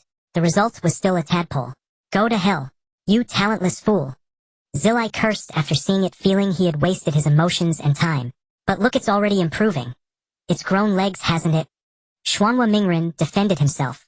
Zilai stared at the tadpole with legs, speechless. Then he noticed the 8 trigram seal on Mingren's belly and realized that Mingren was the Jinchuriki of the Nine-Tailed Fox, using all his chakra to resist the Nine-Tails' influence. Zilai used the 5-element seal to release a portion of Mingren's Nine-Tails chakra, causing a sharp pain in Mingren's stomach. When Mingren performed the hand seals again, he was able to summon a toad. That night was a full moon. Yueguang Jifeng stumbled upon the Sand Village's elite Jonin Maji, revealing the conspiracy of the Leaf Village destruction plan. Maji sought to kill him to silence him. If Yueguang Jifeng hadn't been rescued by Chensho Hongshu, who was returning home after overtime work until late at night, he would have died. After hearing Yueguang Jifeng's account, Chensho Hongshu immediately reported it to the 3rd Hokage Yuanfei Risen, informing him of the conspiracy between the Sand Village and Dashuan. Xuanhua Mingren had been training under Jiraiya for 3 weeks, while Yuzibo Zuaju and Shimu Kakaxi were practicing Chenyao on a cliff. Chensho Ju had been enduring strenuous training from her uncle Chensho Hongshu.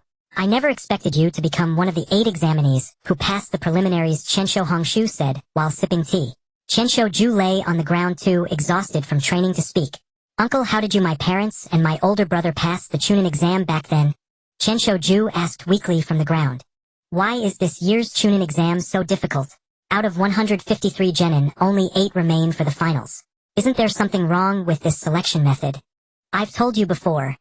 This Chunin exam is a show of strength between 2 great nations. Even if you win all 3 matches, you won't become a Chunin, Chensho Hongshu replied. Why?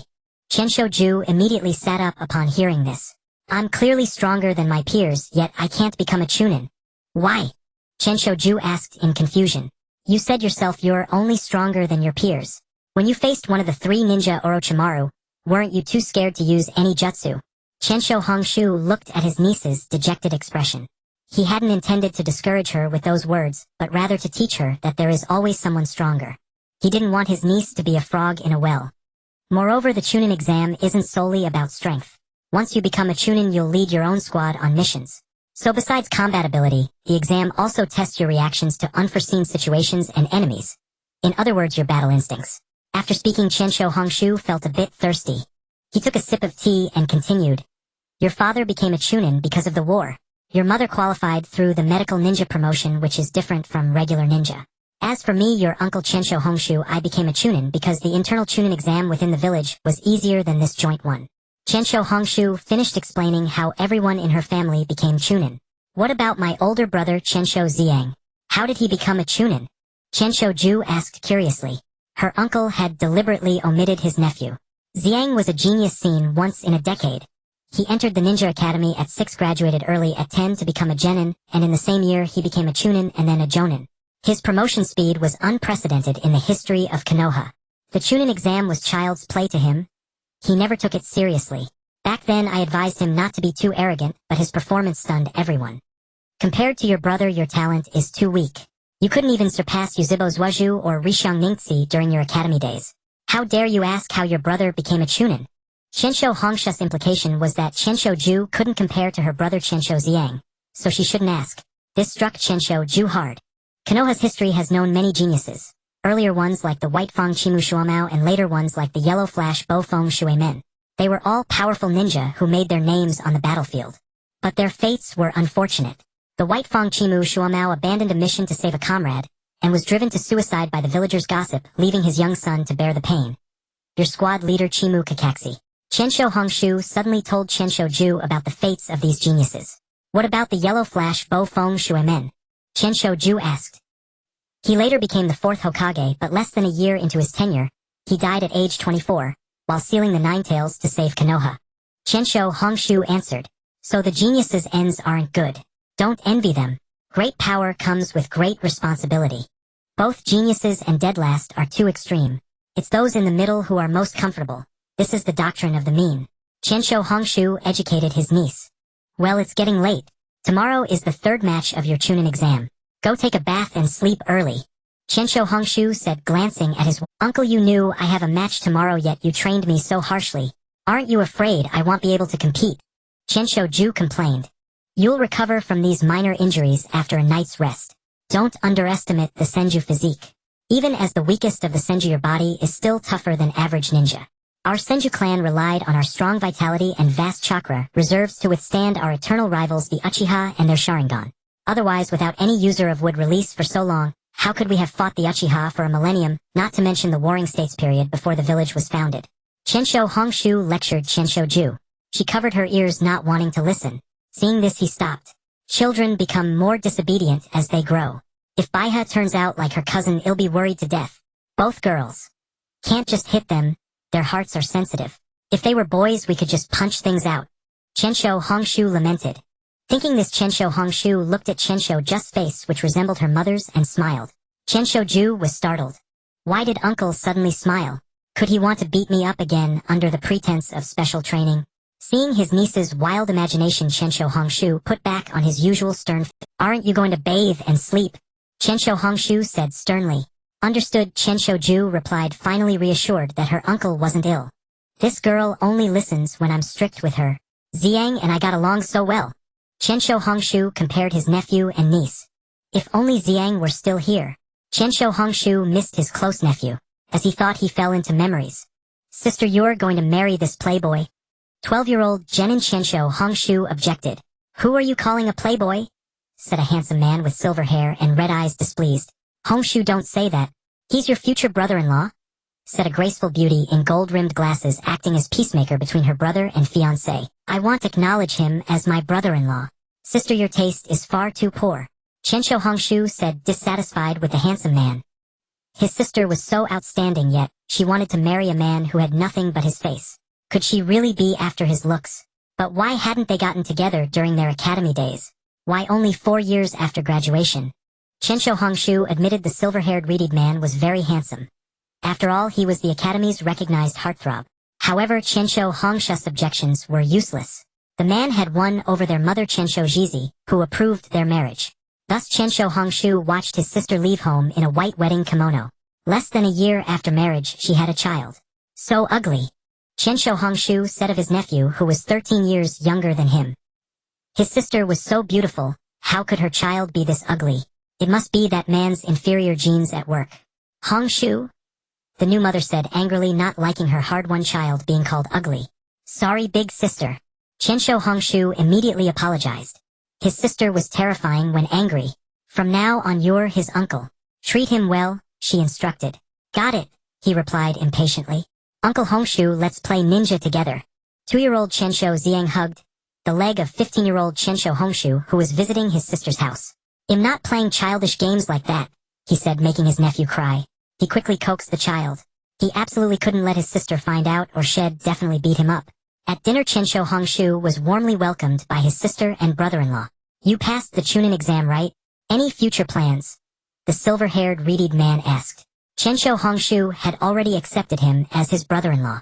I want to make a name on the battlefield, just like you, brother-in-law. Chensho Hongshu expressed his wish. His sister and brother-in-law felt conflicted hearing this. After returning home, his mother threatened to commit suicide upon hearing the news. Unwilling to be called unfilial by the clan, Chensho Hongshu tearfully agreed to his mother's demand.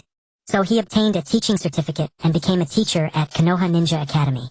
The Third Shinobi World War ended and his brother-in-law became a Konoha high-ranking official and advisor to the Hokage. Many families with daughters introduced their girls to him through his mother, but Chensho Hongshu at 20, and in his prime had no girlfriend. He held a grudge against his mother for forcing him to stay off the battlefield and showed no respect to the girls she arranged.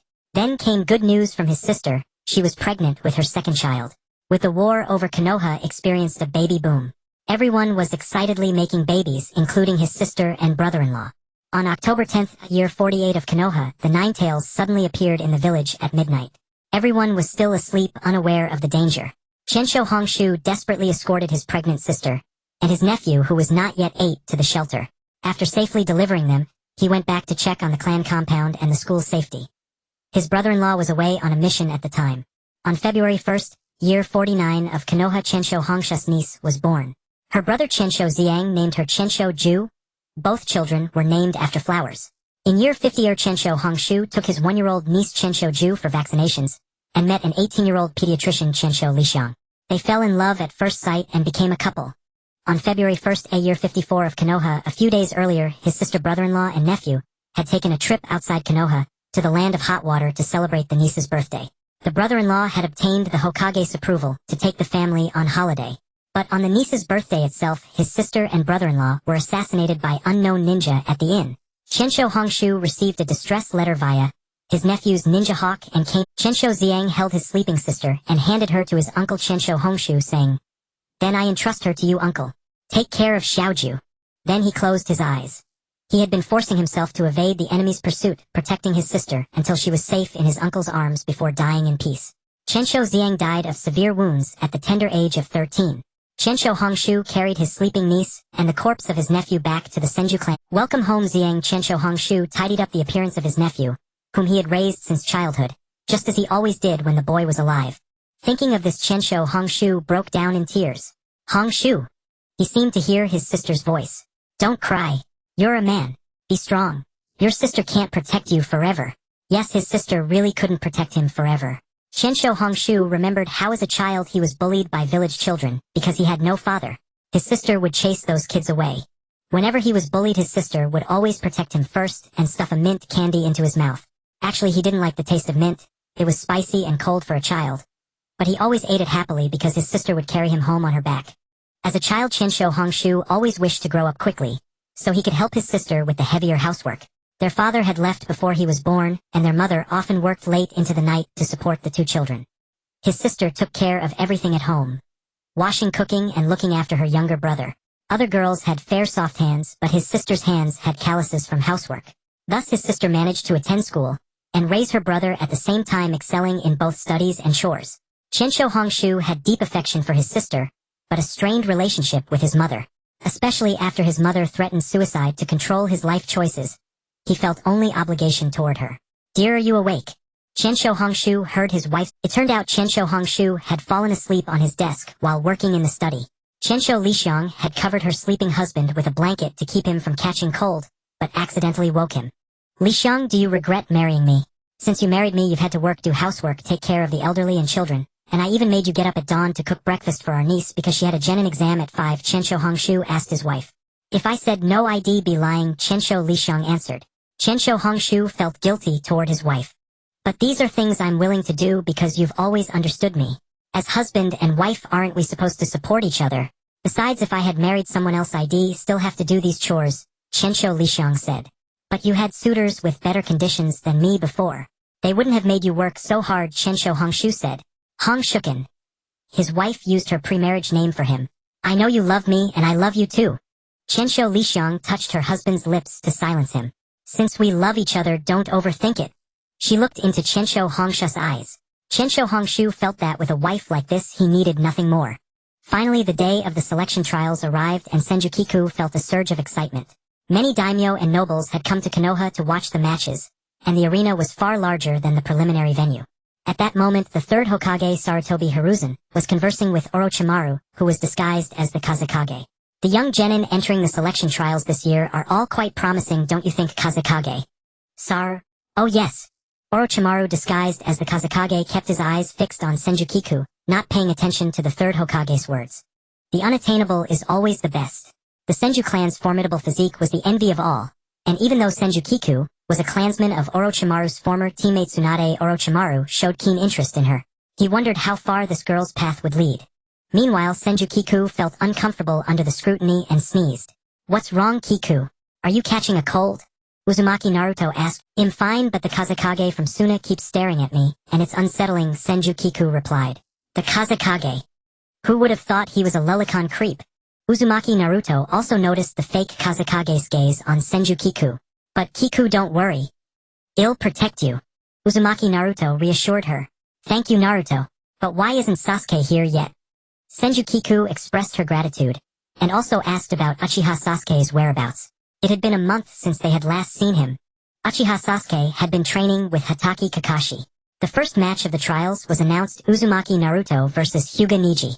Senju Kiku couldn't help but break out in a cold sweat for Uzumaki Naruto, as Hyuga Neji was a genius of the Hyuga clan, and she had long witnessed his strength. Even if she and Uchiha Sasuke joined forces, they might not be able to defeat Hyuga Neji. Moreover, Uzumaki Naruto had only learned one summoning technique from Jiraiya in the past month. Jiraiya had even pushed Naruto off a cliff, hoping that the fear of death would awaken the Nine-Tails chakra within him. Thus it was a match with no hope of winning. Everyone doubted Uzumaki Naruto, and even Senju Kiku, who always encouraged him, felt uncertain. "I'm going now, Kiku. Aren't you going to cheer for me?" Uzumaki Naruto smiled at her. "Just survive," Senju Kiku said. "What?" Uzumaki Naruto didn't understand her meaning. "Raise your hand and forfeit immediately if your life is in danger." Senju Kiku replied. "Kiku, do you have that little faith in me?" Uzumaki Naruto looked a bit downcast. "Of course not. But Hyuga Neji is just too strong." Senju Kiku defended herself. "Then just cheer for me. I'll definitely win this match," Uzumaki Naruto said with full confidence. "Alright then. Good luck." Senju Kiku could only offer her encouragement. It was all she could do for Naruto. She couldn't help with anything else. This was an individual match, not a team event where they could band together. Loitering around with puppy love. Utterly disgraceful. Hyuga Neji sneered at Naruto's earlier behavior. "You'll never understand the feeling of having a comrade's encouragement," Uzumaki Naruto retorted. "A dead last is always a dead last, only finding solace with the weak." Hyuga Neji taunted again. "Is being a genius so great? Even your two teammates couldn't make it to the selection trials, leaving you alone to duel with a dead last." "That's right. Both your teammates are still lying in hospital beds. One with a broken back, the other with a leg injury." Uzumaki Naruto's retort was just as, "You." Hyuga Neji started to speak, but was interrupted by Naruto's sudden attack. Shadow clone technique. Naruto formed hand signs and summoned dozens of shadow. Hyuga Neji countered with the defensive technique of the 8 trigrams palms revolving heaven. This was a technique with a 360-degree field of vision, releasing a massive amount of chakra from the entire body upon attack to repel physical strikes. Neji dodged Naruto's attacks one by one, Then, used the 8 trigrams 64 palms to seal all 64 chakra points on Naruto's body. Uzumaki Naruto could not get up. Senju Kiku worried for him. In the audience, the head of the Hyuga main family Hayashi Hyuga, father of Hinata Hyuga, watched with his younger daughter. He was shocked to see Hyuga Neji execute the legendary secret technique of the Hyuga clan. The match between Naruto and Neji continued under Neji's overwhelming advantage. Neji struck Naruto's chest thinking it would end the match, but the battered Naruto stubbornly refused to give up. However, Naruto had been hit by Neji's gentle fist, sealing all his chakra points, and rendering him unable to use chakra. At that moment Jiraiya's words echoed in Naruto's mind. That power sleeping within him, the chakra of the nine-tailed fox. Then with a desperate will Naruto formed hand seals. Hyuga Neji had never witnessed such violent chakra. Uzumaki Naruto, driven by his conviction, defeated Hyuga Neji, and told him that fate could be changed. When he became Hokage, he would put an end to the unfair treatment of the Hyuga clan. Hyuga Neji lay on the ground waiting for a medical ninja to treat him. Later in a sealed room, he saw his uncle Hayashi Hyuga, the head of the main family, kneeling before him, revealing the truth of his father Hisashi Hyuga's. Hyuga Neji felt that the caged bird within his heart had finally been set free. The caged bird seal could no longer bind him. Uzumaki Naruto had changed his fate. Senju Kiku embraced Uzumaki Naruto upon his victorious return. "Kiku, you're hugging too tight. I can't breathe," Uzumaki Naruto said to his childhood friend. "You scared me to death. Didn't I tell you to forfeit if your life was in danger?" Senju Kiku hugged him even tighter. The second match was Senju Kiku versus Kankuro. To conserve strength for the attack on Konoha, Kankuro simply forfeited. Senju Kiku won without fighting. The third match was originally Uchiha Sasuke versus Gaara, but Sasuke was late, so the examiners advanced the match of Nara Shikamaru against Temari, which was... As soon as Nara Shikamaru saw Temari, he knew this woman would be just as troublesome as his mother. He was listless and languid. Uzumaki Naruto pushed him down into the arena, forcing Shikamaru to fight. At first Temari underestimated him, but Shikamaru, relying on his intellect, managed to hold his own against her. Initially Shikamaru had the upper hand, controlling Temari's body with his shadow imitation technique, but he forfeited, claiming his chakra was exhausted. Years later, on the night before Uzumaki Naruto's wedding at his bachelor party with his friends, he told Nara Shikamaru that he had lost the match but won at life. Shortly after Naruto's wedding, Nara Shikamaru married Temari, the princess of Suna. By the fourth round, everyone in the arena, spectators and participants alike, awaited Uchiha Sasuke's arrival. Gaara grew impatient. Uzumaki Naruto recalled that morning of the selection trials he and Senju Kiku had visited Rock Lee in the hospital and had seen Gaara killing someone. Even after Rock Lee had lost to Gaara and was injured in one leg, Gaara still wanted to kill him. That man was a downright psychopath. If he didn't show up within the 10-minute time limit, Uchiha Sasuke would be considered to have forfeited. When had Uchiha Sasuke started imitating Hatake Kakashi's habit of being late, Senju Kiku and Uzumaki Naruto were on edge for him. Fortunately, Uchiha Sasuke arrived at the last moment. His hair had grown longer, and he wore a black bodysuit, making a flashy entrance with Hatake Kakashi. Uzumaki Naruto could tell from Sasuke's eyes that he too was looking forward to a fight with him. Senju Kiku watched the silent exchange between her two male comrades, not quite understanding the bond between men. The fourth round officially began. But in the middle of the match between Uchiha Sasuke and Gaara suddenly went berserk. Even the rank Jutsu Kakashi had taught Sasuke couldn't defeat him. Then feathers began to fall from the sky. Sensing something amiss, Senju Kiku formed hand seals to dispel the genjutsu and slapped the trapped Uzumaki. "Kiku, couldn't you have been gentler?" Uzumaki Naruto said, clutching his bruised face. Senju Kiku didn't want to be so harsh, but knowing Uzumaki Naruto's vulnerability to genjutsu, she had to hit hard to wake him up. Uchiha Sasuke saw Gaara fleeing the arena and followed, determined to settle the score. Uzumaki Naruto chased after them, leaving Senju Kiku standing there dumb. The sound ninja planted by Orochimaru in Konoha began to act. The plan to destroy Konoha had officially begun. Although Senju Kiku's uncle Senju Hiroki had long discovered the conspiracy of Tsunegakure and Orochimaru, and reported it to the third Hokage Sarutobi. However, the entire Konoha was not adequately prepared for this crisis, as it was too rushed to handle. Moreover, after years of peace, Konoha's vigilance against enemies had declined. "Kiku, what do you think you're doing?" Senju Hiroki grabbed his niece's clothes, preventing her from leaving. He had finally managed to take some time today to watch her match. "Naruto and Sasuke have gone after that dangerous Gaara guy. I need to follow them. Those two boys are impulsive. Without me, they can't beat Gaara at all." Senju Kiku gave her reason for wanting to leave her uncle's side. "You said it yourself, that guy Gaara is dangerous. There's no way your uncle will let you go. Besides, your two companions are boys. If you keep protecting them, they'll lose face and dignity. Give them a chance to grow. Senju Hiroki replied. But, Senju Kiku said worriedly, listen to your uncle. Stay by his side. Trust their strength.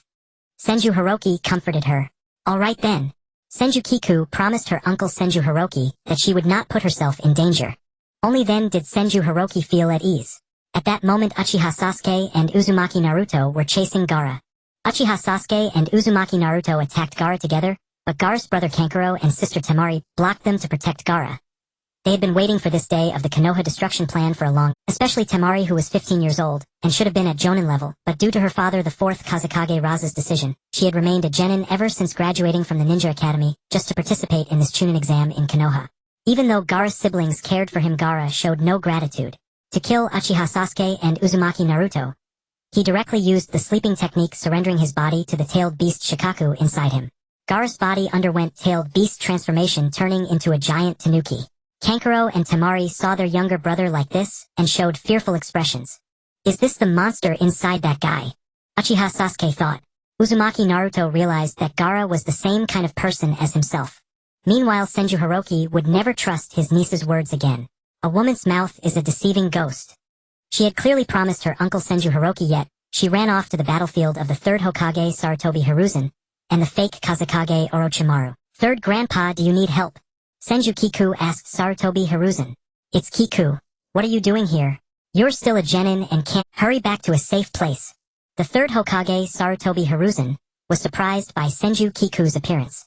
Even if I wanted to go back to a safe place, it's too— Senju Kiku smiled bitterly. It turned out she had been deliberately drawn into the battlefield by Orochimaru. To kill his own teacher, Orochimaru had specially prepared the 4 Violet Flames formation, a barrier-type ninjutsu sealing off the entire battlefield. The ANBU ninjas outside couldn't enter, and the 3rd Hokage Senju Kiku and the others inside couldn't get out. Then they had no choice but to fight.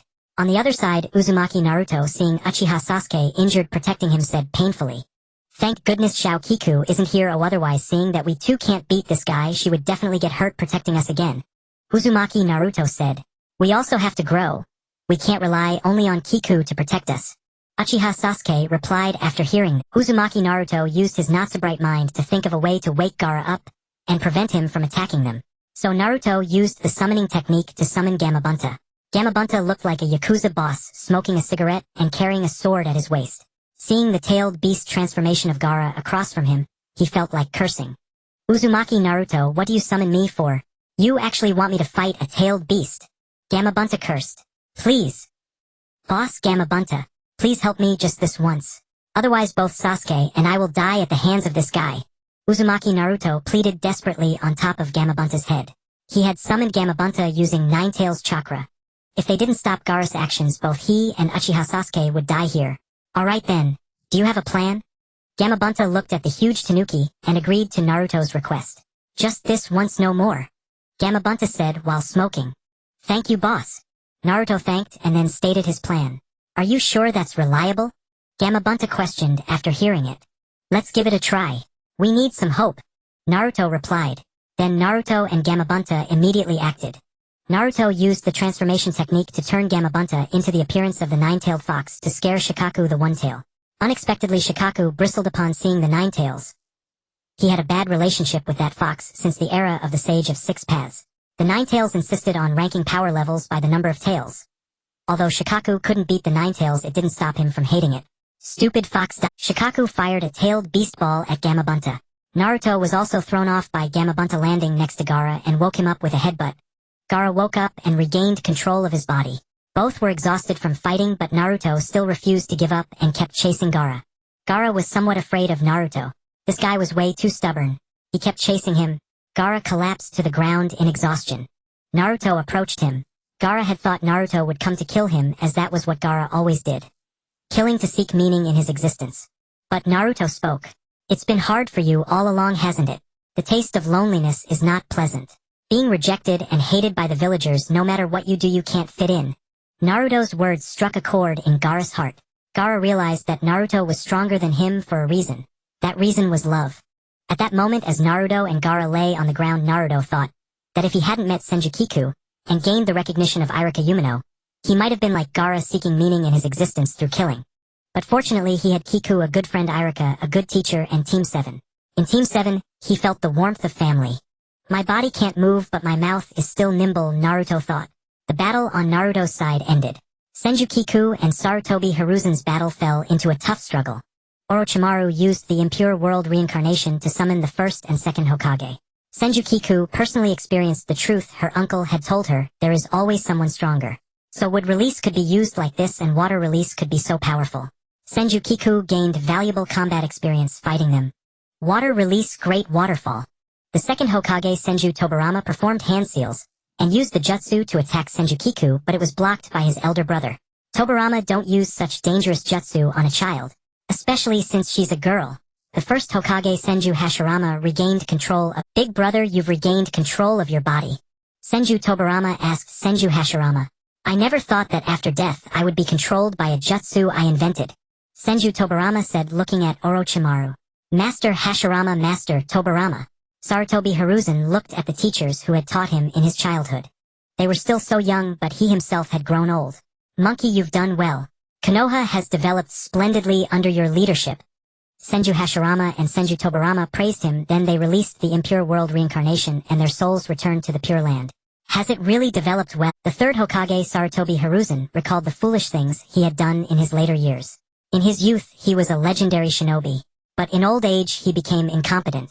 The death of the fourth Hokage and the defection of his own disciple exhausted him. If he couldn't even protect a child now, he truly didn't deserve to be Hokage. Dead demon consuming seal. Before his death, Sarutobi Hiruzen used his own life to seal Orochimaru's hands. He knew the importance of the hands of his once most proud. Seeing Orochimaru now neither male nor female, Sarutobi Hiruzen felt heartache. Was it his own teaching that led this child astray? Wherever leaves dance, fire will burn. The shadow of the fire will illuminate the village and cause new leaves to sprout. These were the words of the third Hokage Sarutobi Hiruzen before his death. These words shocked Senju Kiku. When she first entered the ninja academy, the third Hokage had said this and her uncle had advised her not to take it seriously. Now the third Hokage had used his own actions to uphold his words, protecting Konoha and protecting her. So who should she listen to? Only 12 years old Senju Kiku felt confused about life. Orochimaru was defeated, the Konoha destruction plan failed, and the hidden leaf village was safe. The barrier of the four violet flames formation was broken and Senju Hiroki immediately went in to find Senju Kiku and hugged her. You child never gives me peace of mind. Senju Hiroki said. Then, he saw the old man's body beside Senju Kiku. At the third Hokage, everyone wore black to mourn the old man who had dedicated his life. Uzumaki Naruto didn't wear his headband, and there were still bandages on his face from the hospital.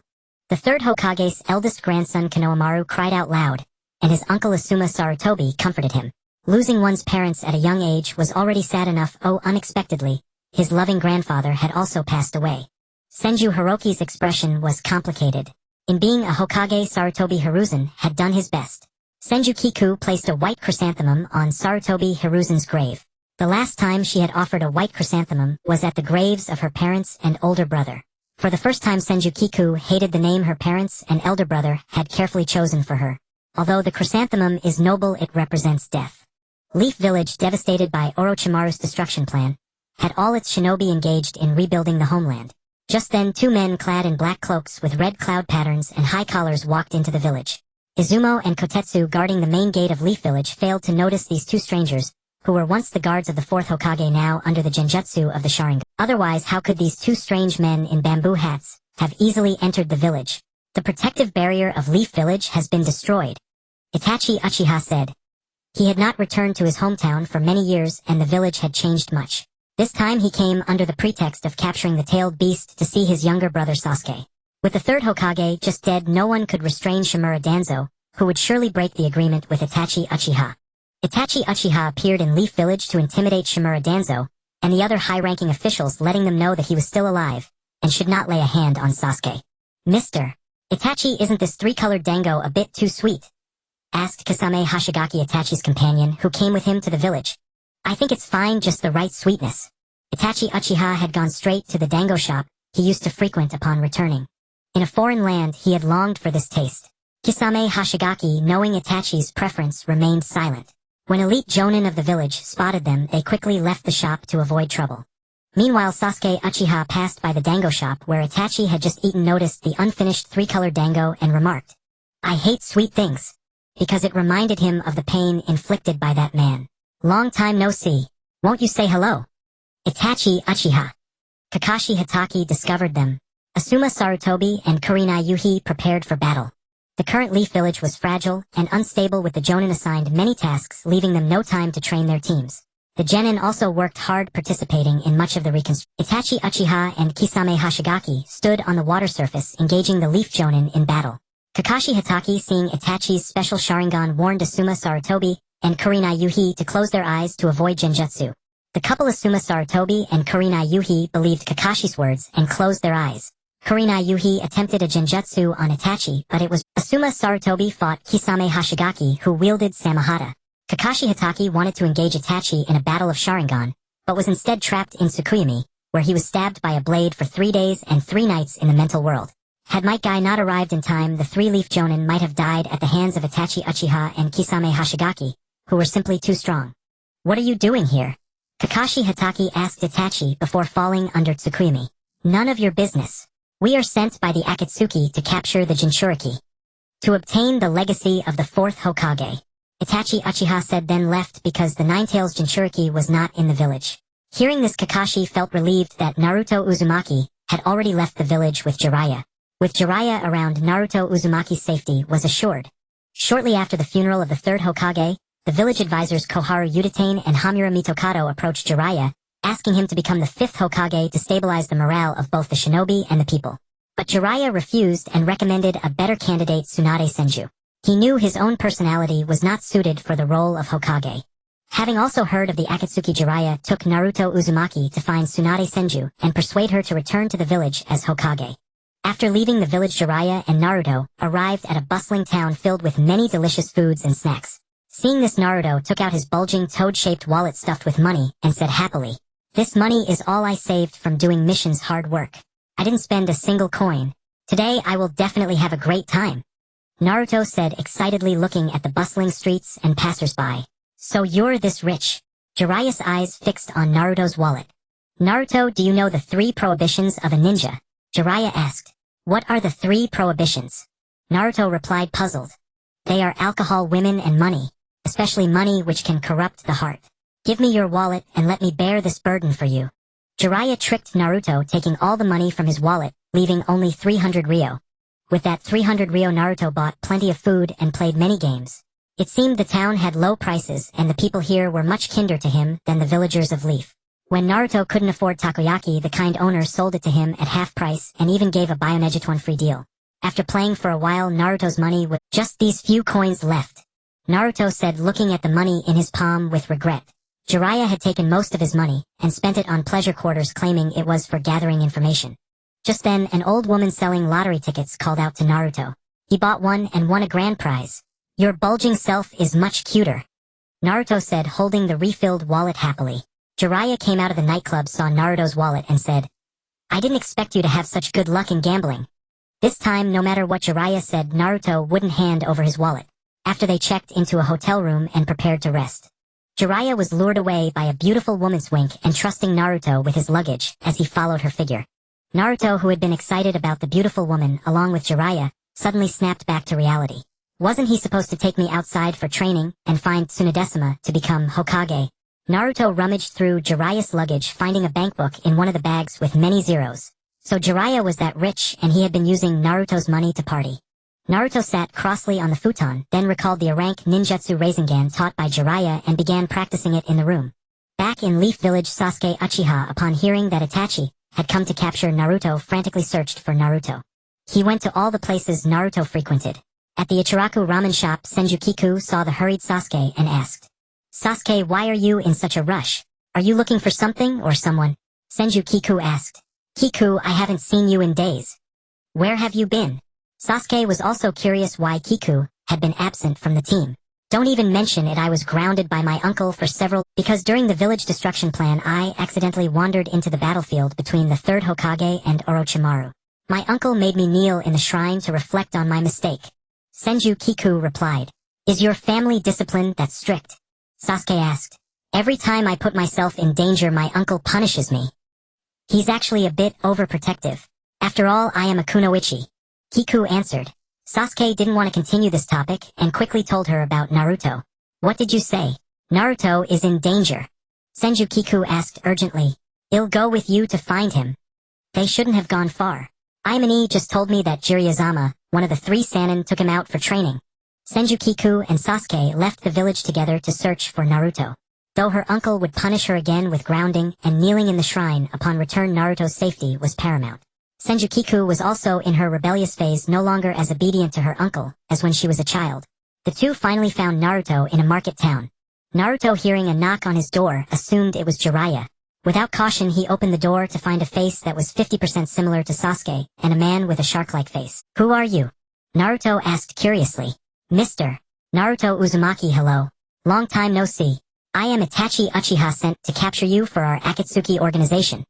Itachi Uchiha said to Naruto with great politeness. Naruto squinted, puzzled. Since when did kidnappers of children become so polite? Naruto, stay away from him. Senju Kiku and Sasuke Uchiha had spotted Naruto. Hearing Kiku's voice, Naruto immediately assumed a battle stance. Itachi Uchiha. Sasuke lost his reason upon seeing Itachi attacking him with Chidori. But Itachi grabbed him by the neck and slammed him against the wall. My foolish little brother. After all these years, you still haven't made any progress. No improvement at all. Itachi whispered into Sasuke. Let go of Sasuke. Senju Kiku separated Sasuke and Itachi, spreading her arms in a protective stance. If you want to kill Sasuke, you'll have to step over our dead bodies first. Senju Kiku said bravely. You have fallen, my foolish little brother. Allowing a defenseless girl to protect you. Itachi continued to provoke Sasuke with words. You disgrace of the Uchiha clan. Scum. You killed your own parents. Even infants and pregnant women. What right do you have to criticize Sasuke? He didn't go mad after your massacre, and that's already commendable. Senju Kiku cursed at Itachi. Kiku. Sasuke said, moved. Don't be afraid, Sasuke. I will protect you. Senju Kiku said. Tsukuyomi.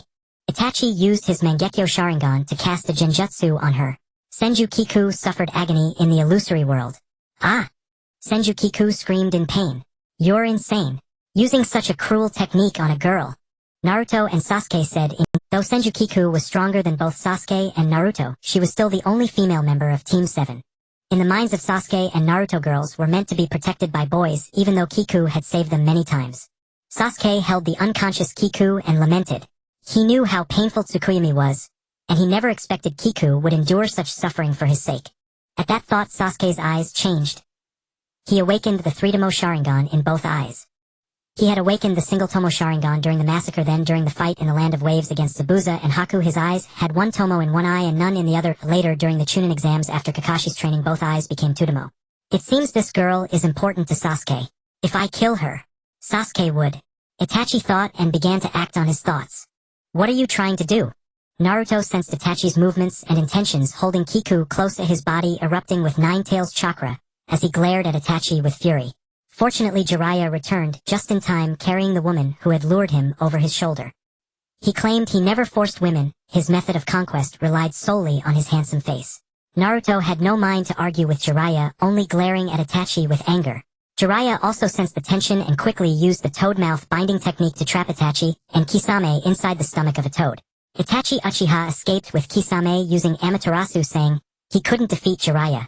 Jiraiya used a sealing technique to collect the special flames of Amaterasu, which would never stop burning once ignited. Jiraiya watched Naruto's tender gaze toward Kiku. He had once asked Naruto if there was a girl he liked. Naruto said, "The girl I like is Sakura." "What about the girl on your team?" Jiraiya asked again. "Kiku. We're friends." Naruto replied. It seemed Naruto's feelings for Kiku were more than just friendship. Even Sasuke, who resembled Orochimaru, seemed to have a special bond with her. Youth is wonderful, one can still feel the sting of love. At that moment, Might Guy, who had come to rescue them, mistook Jiraiya for an enemy and injured him. Naruto told Sasuke and Might Guy to take Kiku, who was under the effects of Tsukuyomi, back to Leaf for treatment. "Are you sure?" Sasuke asked, concerned. "Take Kiku back for treatment.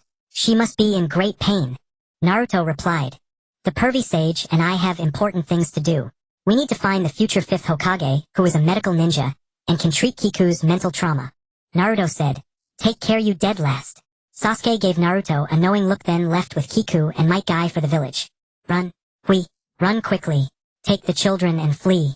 I beg you." Do not harm my children. Do survive. Strive to survive. Even without your parents or your elder brother, you must persevere. Live tenaciously, just as your name implies. With the indomitable vitality of a chrysanthemum, Senju had another nightmare. One that had not plagued her for 7 years. She was once again thrust back into that fateful night when her parents and elder brother were slain. "Is this your mental world?" said a man with tear troughs beneath his eyes. "Are you Yuzhibo-yu?" Senju recognized him. "How feeble your power is. You watched your parents and elder brother die right before your eyes." Yuzhibo-yu said, "Don't treat me like Yuzhibo's was you. I won't be provoked by your words." Senju retorted, unaffected by his tactic. "Your elder brother graduated as a ninja in the same term as I did. He perished because you held him back." Yuzhibo continued. Senju was speechless, for what he said was true.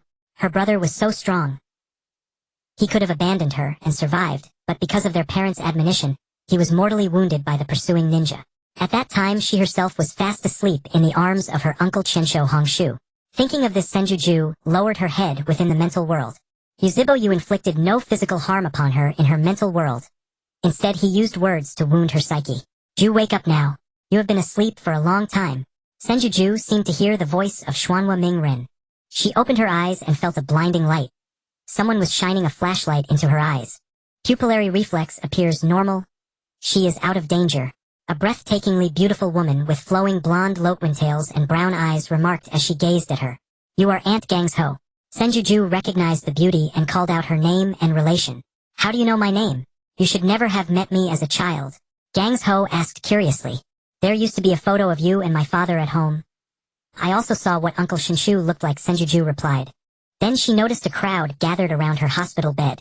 There were Gangsho's apprentice Jing and her teammates Yuzhibo's Wuzhu and Xuanhua Mingren, her best friend Shanzhong Jingyi, and even her uncle, aunt, and elderly grandmother. "Thank you so much, Lady Gangsho. I am deeply grateful for your treatment of Xiaoju. Please accept this small token of appreciation." Chensho Hongshu stepped out of the ward with Gangsho and handed her a red envelope. Gangsho accepted it. She was a gambler at heart. Such an open bribe was mutually understood. Judging by her features, she must be the child of Jishu and Hui, right? But where is Xiang? Gangsho wondered aloud about her former respectful student, who was no longer present. "In the years you were away, many things happened in my..." Xiaoju's parents and elder brother died in an accident 7 years ago, Chensho Hongshu said to Gangsho. "I see." Gangsho pondered. From the expression on Chensho Hongshu's face, she could tell that the deaths of her cousin and her student were probably not so simple. Earlier, Gangsho and her deceased lover's niece Jing-in had been gambling at a casino. She had won a large sum on a slot machine, which gave her an ominous, because she was someone destined to lose every bet whenever she won. Misfortune often followed. This premonition was remarkably accurate. And indeed it came true. Her former teammate Dashwan found her hoping she could heal his hands. As a reward, he offered to resurrect her lover and younger brother. Gangsho was tempted but did not immediately agree. Dashwan gave her a week to decide. Later, at an izakaya, they encountered Zilayi and Xuanhua Mingren, who had come to find Gangsho and take her back to Mai to become Hokage. Gangsho declared that anyone who wanted to be Hokage was a fool, sparking a quarrel with Xuanhua Mingren. They made a deal: if Xuanhua Mingren could master the 4th Hokage's signature technique within 3 days, she would give him the precious ancestral chakra crystal necklace she wore. A relic of her grandfather, the 1st Hokage Chensho Zhujian, valued at 3 mines. She had once given this necklace to her lover and her younger brother, but both died. Upon hearing this, Xuanhua Mingren agreed without hesitation. Xuanhua Mingren began training day and night. As the appointed day with Dashwan approached, Zilayi, while drinking with her, warned that if she dared harm Mai, he would kill. He spoke with killer intent. He was serious. Gangsho secretly drugged his sake and went alone to meet Dashwan. If not for later recalling Xuanhua Mingren, who also dreamed of becoming Hokage, and pulling herself back from the brink, she might have harmed innocent people. No matter how much she longed for her lover and brother, she should not sacrifice innocent lives. Learning that Dashwan had killed their teacher Sarutobi Hiruzen, Yuan Fei Rizhan Gangs Ho smashed her fist into the ground, splitting the earth. Zilayi arrived in time beside her. The legendary Sannin summoned their summoning beasts and reunited. This was their first gathering since the end of the war. The last time had been during the Second Shinobi World War. Unexpectedly, Dashwan had gone astray, opposing Zilayi and Gangsho. Yakushi Kabuto Yao Shur-do also dropped his pretense, revealing strength beyond that of a genin. Xuanhua Mingren was gravely wounded while protecting Gangsho. He had mastered the 4th Hokage's technique, and before Zilayi arrived, used his forehead protector bearing the Mai leaf to block Yakushi Kabuto's punch, shielding Gangsho. Zilayi said that the meaning of a ninja was the ability to endure everything with an indomitable will that never gives up. Far more important than the quantity or quality of jutsu learned. This stood in stark contrast to Dashwan's philosophy. Yakushi Kabuto inflicted severe wounds on Xuanhua Ming-ren, using chakra scalpels. To save him, Gangsho thrust her hand into his body and manually massaged his heart. She recalled the deaths of her lover Kato Dan Jiating Duan and her younger brother Shinshu, which had caused her to suffer from hemophobia for years unhealed. For a medical ninja to fear blood would make others laugh, but no one who had not endured her pain had the right to judge her. Please survive. Don't die. Gangsho prayed silently for Xuanhua Ming-ren to live. Fortunately, his heart resumed beating after her massage. Xuanhua Ming-ren survived, giving Gangsho new hope. After defeating Dashwan, Gangsho kissed Xuanhua Ming-ren's forehead and gave him the necklace. After hearing Gangsho's story of meeting Xuanhua Ming-ren, Senju couldn't help but feel heartache for him. He always puts himself in danger. Now I truly understand how my uncle feels. Neither of us is an obedient child, Senju said. Gangsho noticed her cousin's unusual state. It seemed Senju had special feelings for Xuanhua Ming-ren.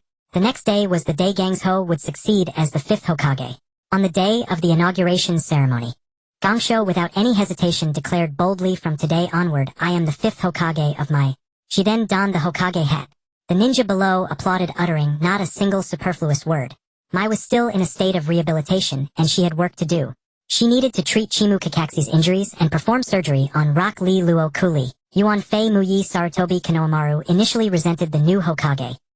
He ran to the Hokage building and collided with Gangsho's ample bosom, his face rubbing against it. Gangsho called him a perverted little brat. "Are you really making me a Chunin aunt?" Senju stared at the appointment document promoting her to Chunin. This was the list of new Chunin Gangsho had selected based on the performance of Genin in the joint Chunin exams between Sunashaten and Mai. Senju's name was on the list. Gangsho's reason for promoting her was that she had protected the 3rd Hokage and won all her matches in the Chunin exam. In truth, Senju knew her own limits. "How many times must I tell you? Call me Hokage in public." Gangsho rapped Senju on the head with her fist. "Oh, I forgot for a moment, aunt." Senju continued. "This child is deliberately ignoring my title, isn't she?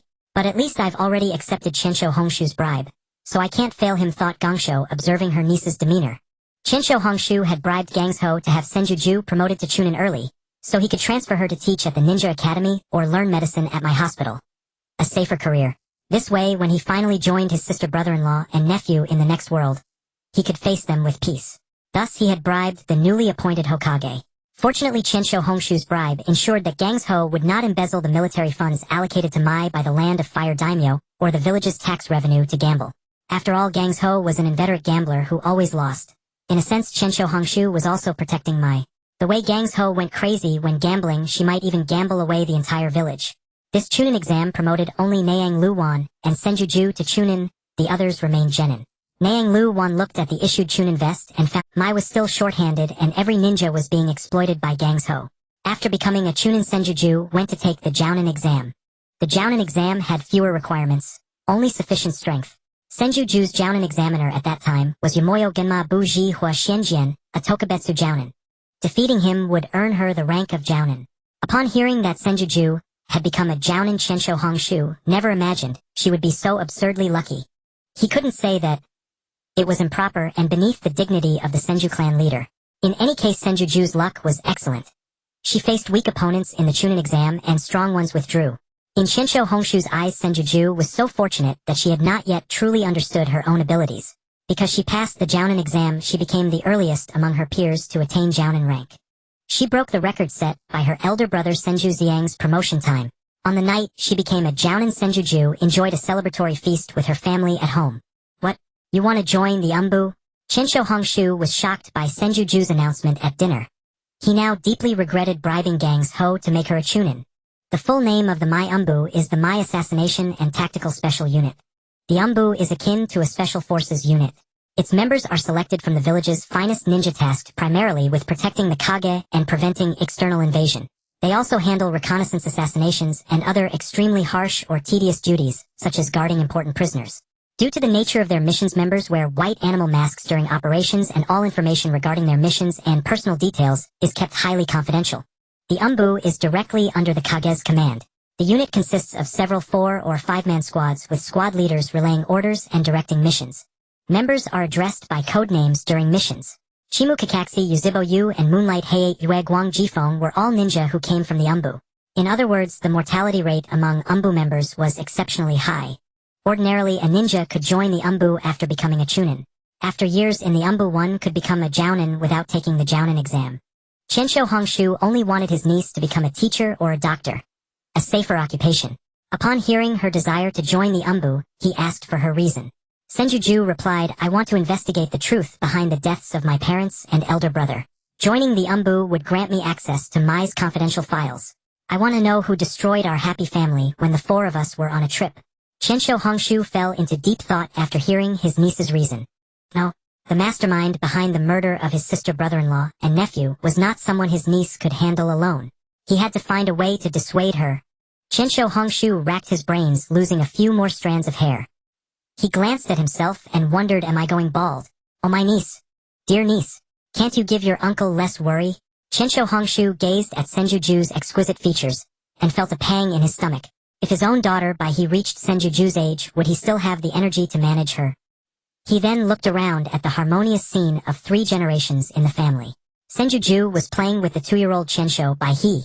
Chensho Jizi and Chensho Lixiang watched them with gentle loving eyes. No one could destroy the clan he had so carefully guarded. Chensho Hongshu made up his mind. Senju must never join the Umbu. Hatake Kakashi, the copy ninja of Konoha, was a mysterious figure, often concealing his face behind a mask. One day Team 7 gathered at Ichiraku Ramen to celebrate Senju Kiku's promotion to Jonin. Thank you for the meal. Kiku elegantly finished her ramen and expressed gratitude to the owner Tuchi and his daughter Ayam.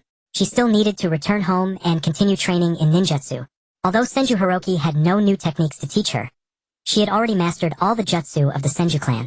Kiku persisted in training to prevent her abilities from declining, especially after becoming a jonin and embarking on missions. Kiku increasingly felt her own inadequacy.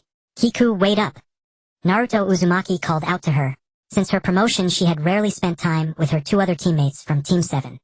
What do you need, Naruto? Kiku asked, puzzled as to why he had stopped her. Do you guys want to know what Kakashi Sensei really looks like? Naruto shone a flashlight on his own face in the dark. No! Kiku replied, startled by his illuminated expression. Kiku, don't ruin my plan. You're making me lose face. Naruto complained. Then his ear was twisted by Kiku once again. Ow, ow, ow.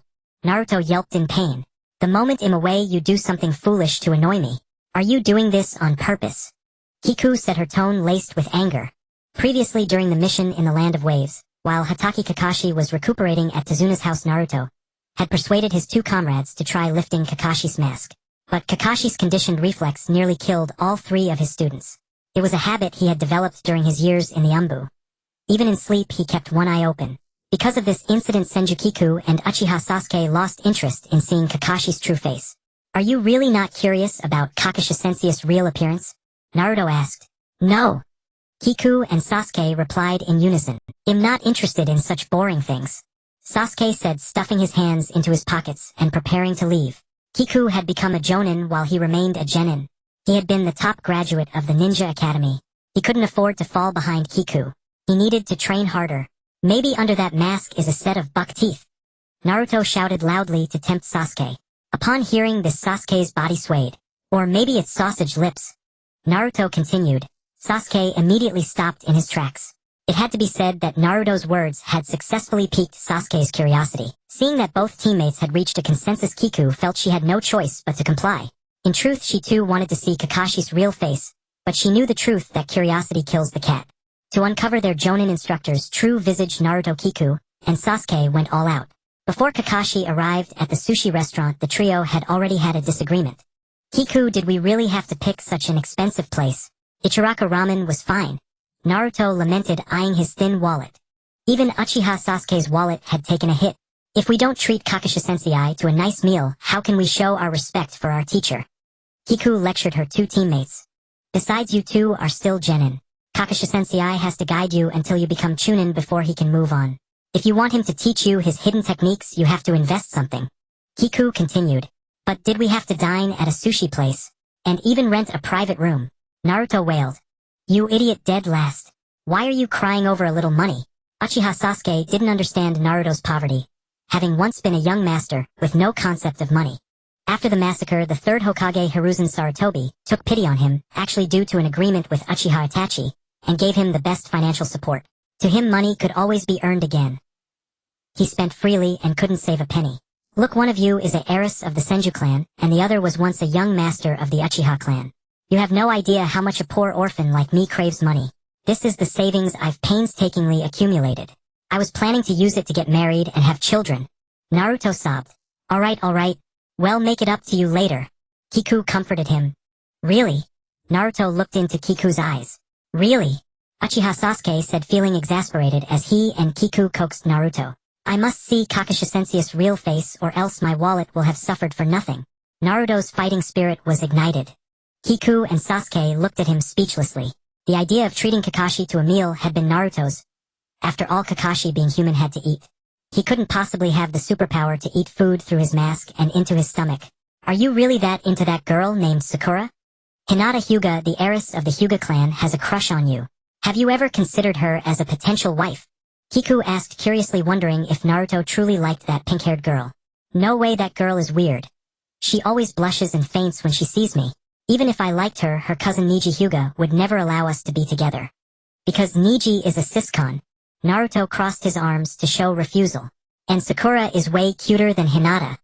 When Naruto mentioned his goddess, his eyes turned into hearts. Kiku realized that Naruto was a sucker for looks. When they arrived at the sushi restaurant's private room. It's rare for you three to treat me to a meal. Hatake Kakashi said in a lazy tone.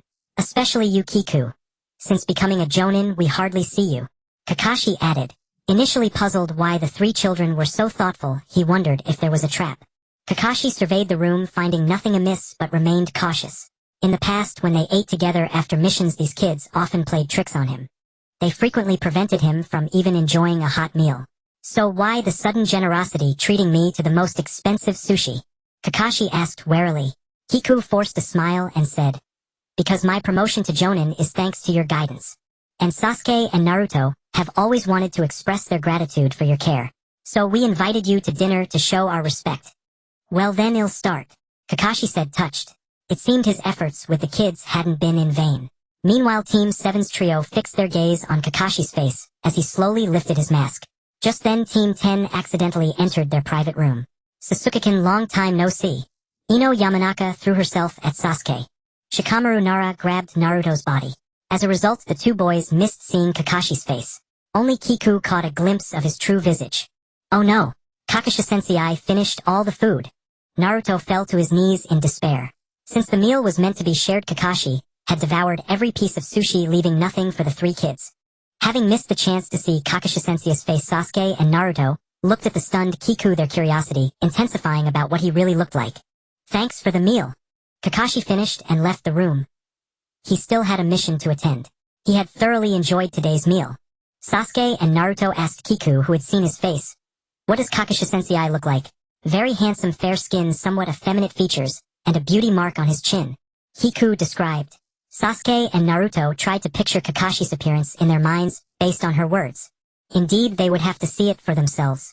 Upon hearing that Kakashi had been treated to sushi by his students, Asuma Sarutobi felt envious and bitter. Team 10 had appeared before Team 7 that day because Asuma was treating them to sushi.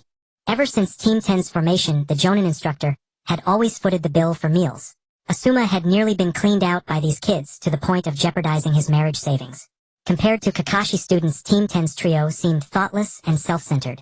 He wondered if they would even cry when he died. Thus, comparing one person to another only breeds resentment. A few days later, Naruto had not learned his lesson from the previous meal incident. They were egged on by a reporter named Sukiya, who gathered all their friends in an attempt to photograph Kakashi's real face. The reporter hoped to achieve fame overnight with such a scoop, yet they still failed to capture Kakashi's true appearance. Nevertheless, Sukiya witnessed a variety of ninjutsu, and could return to write a decent article for the newspaper, earning a considerable sum. Sukiya walked contentedly through the streets of Konoha, camera in hand, passing by Might Guy and Senju Kiku. You look familiar. Might Guy called out to Sukiya. Cold sweat broke out on Sukiya's back. Ah, Mr. Scarecrow.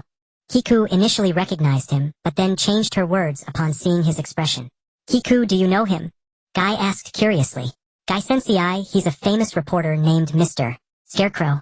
He once collaborated with my uncle. Kiku fabricated an excuse. The dense mic guy failed to notice the homophony between Scarecrow and Kakashi, in Japanese letting Sukiya go. Sukiya returned to his residence and took a thorough bath in the bathroom.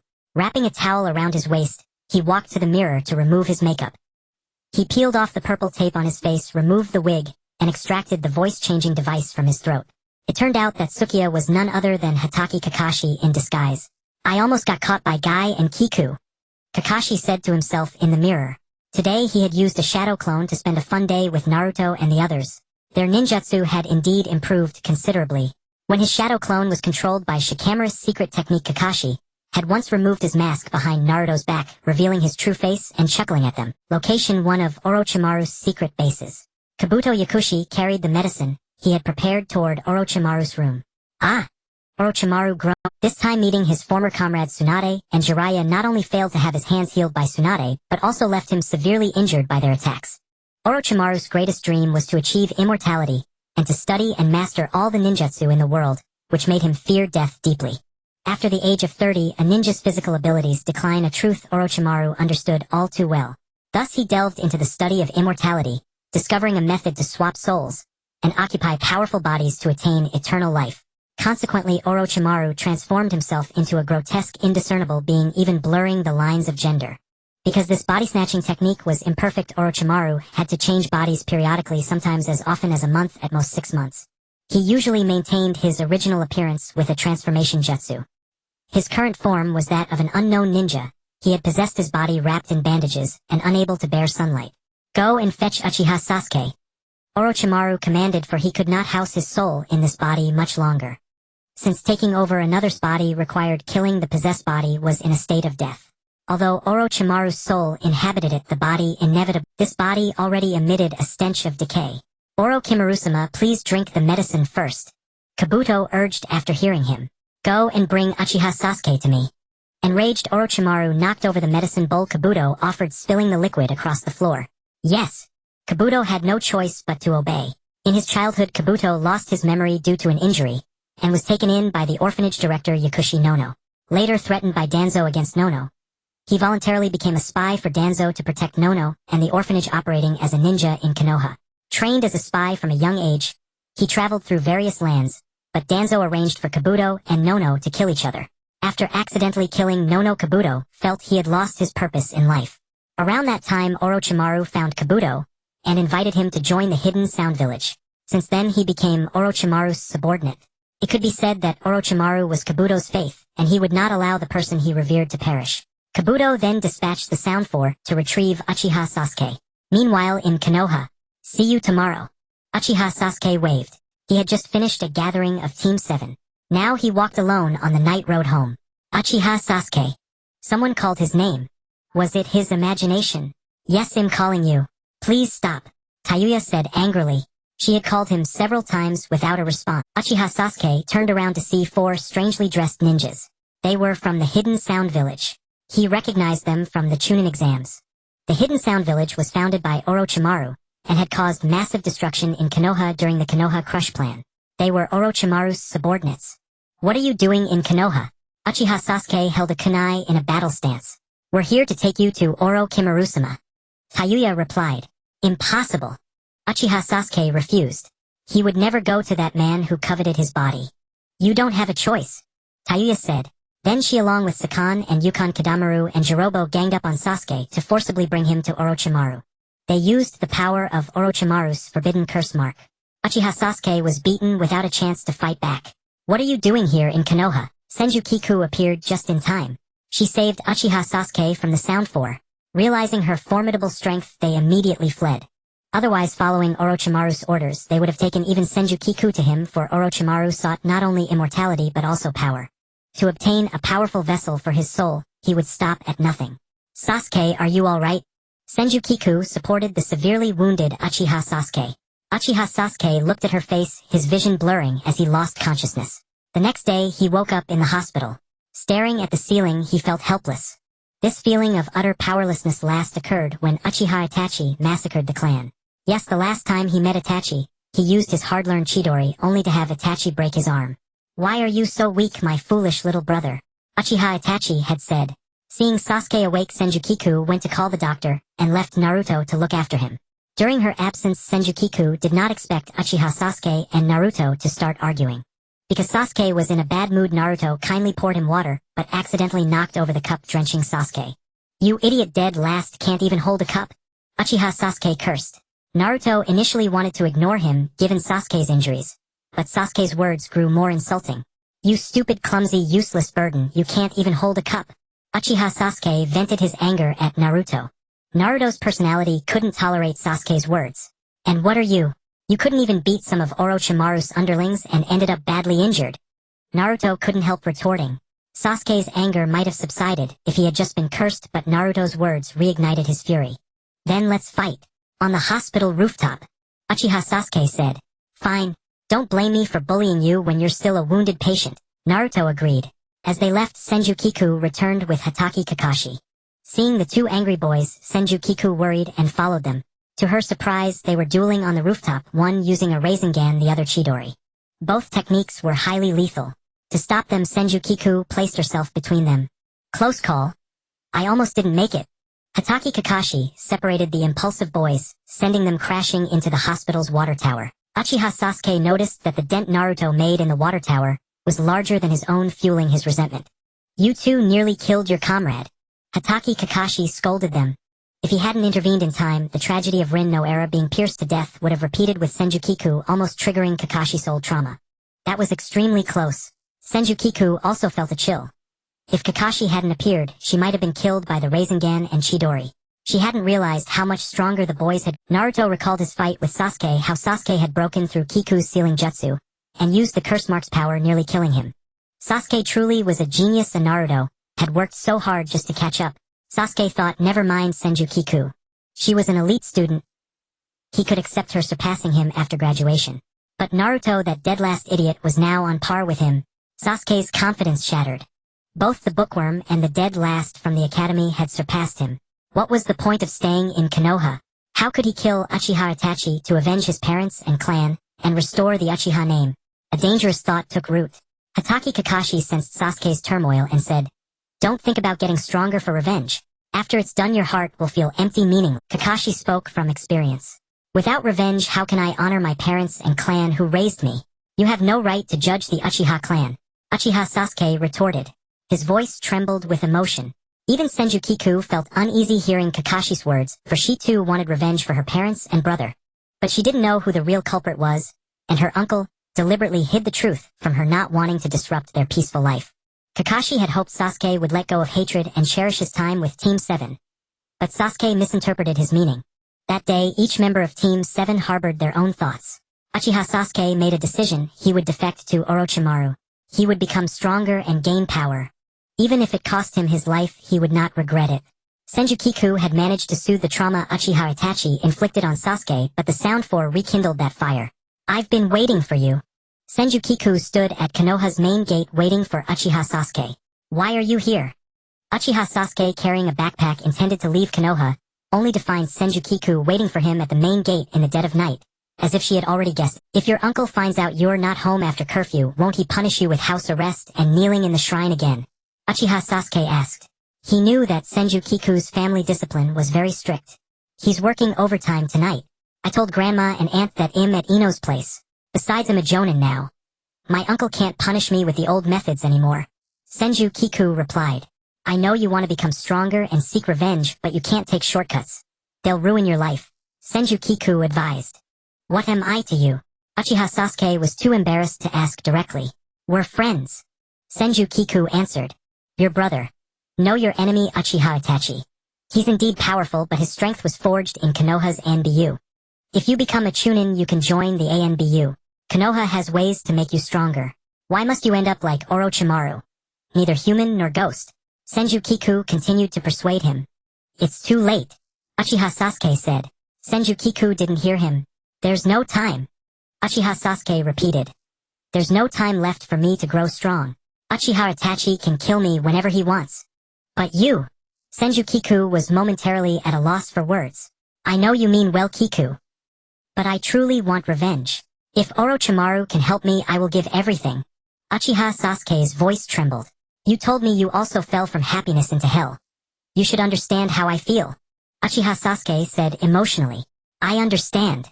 Senju Kiku embraced him. But you really must not go to Orochimaru. Senju Kiku stood firm. Even if he's a pervert interested in boys, would you agree? She asked. Uchiha Sasuke nodded. Fine then. If I can't stop you, I'll kill you. With that, Senju Kiku drew a kunai.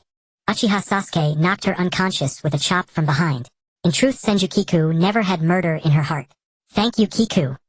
Gently, Uchiha Sasuke placed her on a stone bench. He wondered if he should kill someone close to him, as Uchiha Itachi had suggested, to obtain the same eyes. After the clan's massacre following Itachi's clue, he had gone to the Naka shrine beneath the Uchiha compound and discovered a stone tablet left by the Sage of Six Paths which could only be read with the Sharingan. It contained descriptions of the Mangekyo Sharingan. Uchiha Itachi's eyes must be the Mangekyo Sharingan. Should I kill Senju Kiku? Uchiha Sasuke pondered. Yet he couldn't bring himself to hurt the girl he liked. He couldn't be as ruthless as Uchiha Itachi, who had even killed his own parents. If he did, he would be no different from Itachi. Deep down, Uchiha Sasuke still retained a shred of kindness. He walked out of Konoha's main gate where the Sound Four were waiting. They placed him in a large barrel and sealed it with a sealing technique. Uchiha Sasuke fell asleep inside the barrel. By morning, the 5th Hokage Tsunade received word that Uchiha Sasuke had defected. Senju Kiku awoke feeling a pain in the back of her neck. She hurried to the Hokage's building to inform Tsunade. Hokage-sama Sasuke. Senju Kiku entered the office. Then she saw her uncle Senju Hiroki with a face full of rage. Where were you last night? After curfew you didn't come home and you lied to your aunt and grandma saying you were at Ino's. When did you learn to lie? Senju Hiroki had worked overtime last night and returned only in the morning. At home his wife and mother told him their niece had stayed overnight at Ino's house. Senju Hiroki had a sudden urge to pick up his niece, and also drop by the Yamanaka clan head's house for breakfast. But at Ino's the girl said her best friend hadn't stayed over. Senju Hiroki realized he had been deceived. That's not important now, uncle. Uchiha Sasuke is defecting. Last night I tried to stop him at the main gate. Senju Kiku quickly informed Tsunade about Sasuke. I know. Izumo and Kotetsu told me this morning. Tsunade nodded. Then Hokage-sama, how will you deal with Uchiha Sasuke? Senju Kiku asked. As long as he returns well, let bygones be bygones. Tsunade replied. Then I thank you on Sasuke's behalf. Senju Kiku bowed. Tsunade dispatched a team led by the newly promoted Chunin Nara Shikamaru to pursue Sasuke. It was Shikamaru's first mission as a squad leader. Nara Shikamaru led a squad of 4 genin and 1 dog. Hyuga Niji Inuzuka Kiba Akimichi Choji and Uzumaki Naruto. All known to Senju. I'll join you in chasing Sasuke. Senju Kiku wanted to go. Don't even think about it. Go home and face confinement and kneel in the shrine. Senju Hiroki shouted. Since Hiroki was the head of the Senju clan, Tsunade didn't interfere in his family matters. She said to Senju Kiku. Kiku, listen to your uncle. But am a Jonin stronger than them? Senju Kiku argued. Precisely because you're a strong Jonin you should be protected. You are Konoha's pillar. Tsunade said. Very well, Senju Kiku said dejectedly. Naruto. She called out to Uzumaki Naruto before leaving. You must bring Uchiha Sasuke back. Don't let him fall into darkness. We're his only 2 friends. Senju Kiku said. Uzumaki Naruto gave a thumbs up and replied, of course. I will bring Sasuke back. That's our lifelong promise. Not necessarily. If Sasuke truly doesn't want to come back, don't force him. As long as he doesn't go astray with Orochimaru, we won't interfere with whatever he does, because he's an eagle soaring in the sky. He shouldn't be bound by anything. Senju Kiku spoke those words because she understood Uchiha Sasuke. The lifelong promise Naruto spoke of placed too much pressure on him. Kiku didn't want her 2 companions to be hurt as it grieved her heart. All right, Uzumaki Naruto agreed. Afterwards, Senju Kiku returned home with her uncle for confinement and kneeling in the shrine. Tsunade and Senju Hiroki looked at her reciting sutras. Senju Kiku kept praying that Uzumaki Naruto would safely bring Uchiha Sasuke back. She hoped both would come to no harm. Tsunade and Senju Hiroki made an agreement. From then on, during wars, the Senju clan would not go to the battlefield but stay in Konoha handling logistics. The clan members were generally war-weary, and the birth rate among infants had been declining. Without action, the Senju clan would vanish in a few years, ceasing to exist as a ninja clan. Tsunade and Senju Hiroki didn't want to see that happen. They both came from the Senju clan. In truth, preventing Senju Kiku from joining the pursuit was also for her good. She possessed the precious Kekii Genkai of wood release. Female Kekkai Genkai users had a high chance of passing it on to their offspring. Tsunade and Senju Hiroki vaguely regarded Kiku as the hope of the clan's revival. Nara Shikamaru and his team kept chasing the Sound Four. Fortunately burdened with Sasuke, the Sound Four were slow, so they could catch up. Along the way they encountered obstacles. The Sand Village, due to their alliance with Konoha, sent reinforcements. Temari Kankuro and Gaara all came. They lost many comrades during the chase. Hyuga Niji Inuzuka Kiba and Akimichi Choji were severely injured. Even Rock Lee, who had just been discharged after surgery, came to help. Orochimaru sent Kagaya Kimimaro to escort Uchiha Sasuke. Uzumaki Naruto caught up with Sasuke at the Valley of the End. Uchiha Sasuke woke from the barrel. He never knew he had such a temper upon waking like Senju Kiku. Hearing Naruto's noisy voice only made him angrier. The two fought at the Valley of the End for 3 days and 3 nights.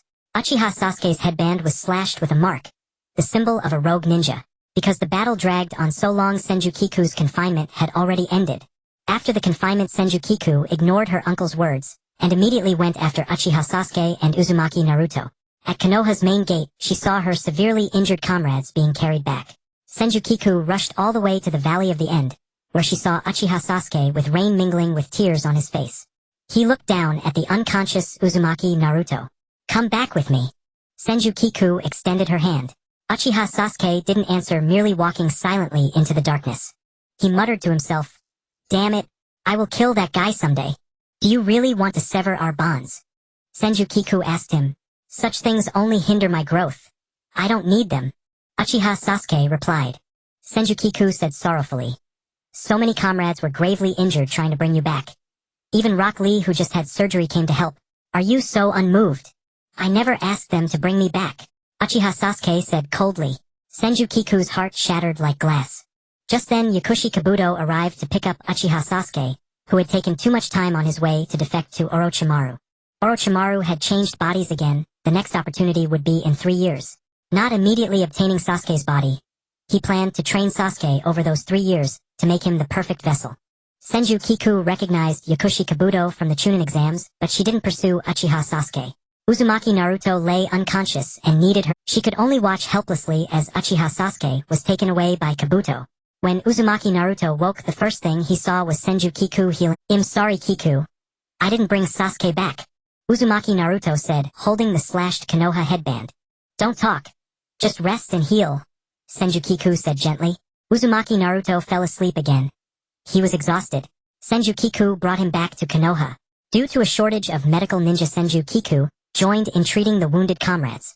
"Your use of the chakra scalpel is impressive," Tsunade praised her during a girls' gathering. "It's nothing," Senju Kiku said modestly. "Would you consider becoming my apprentice?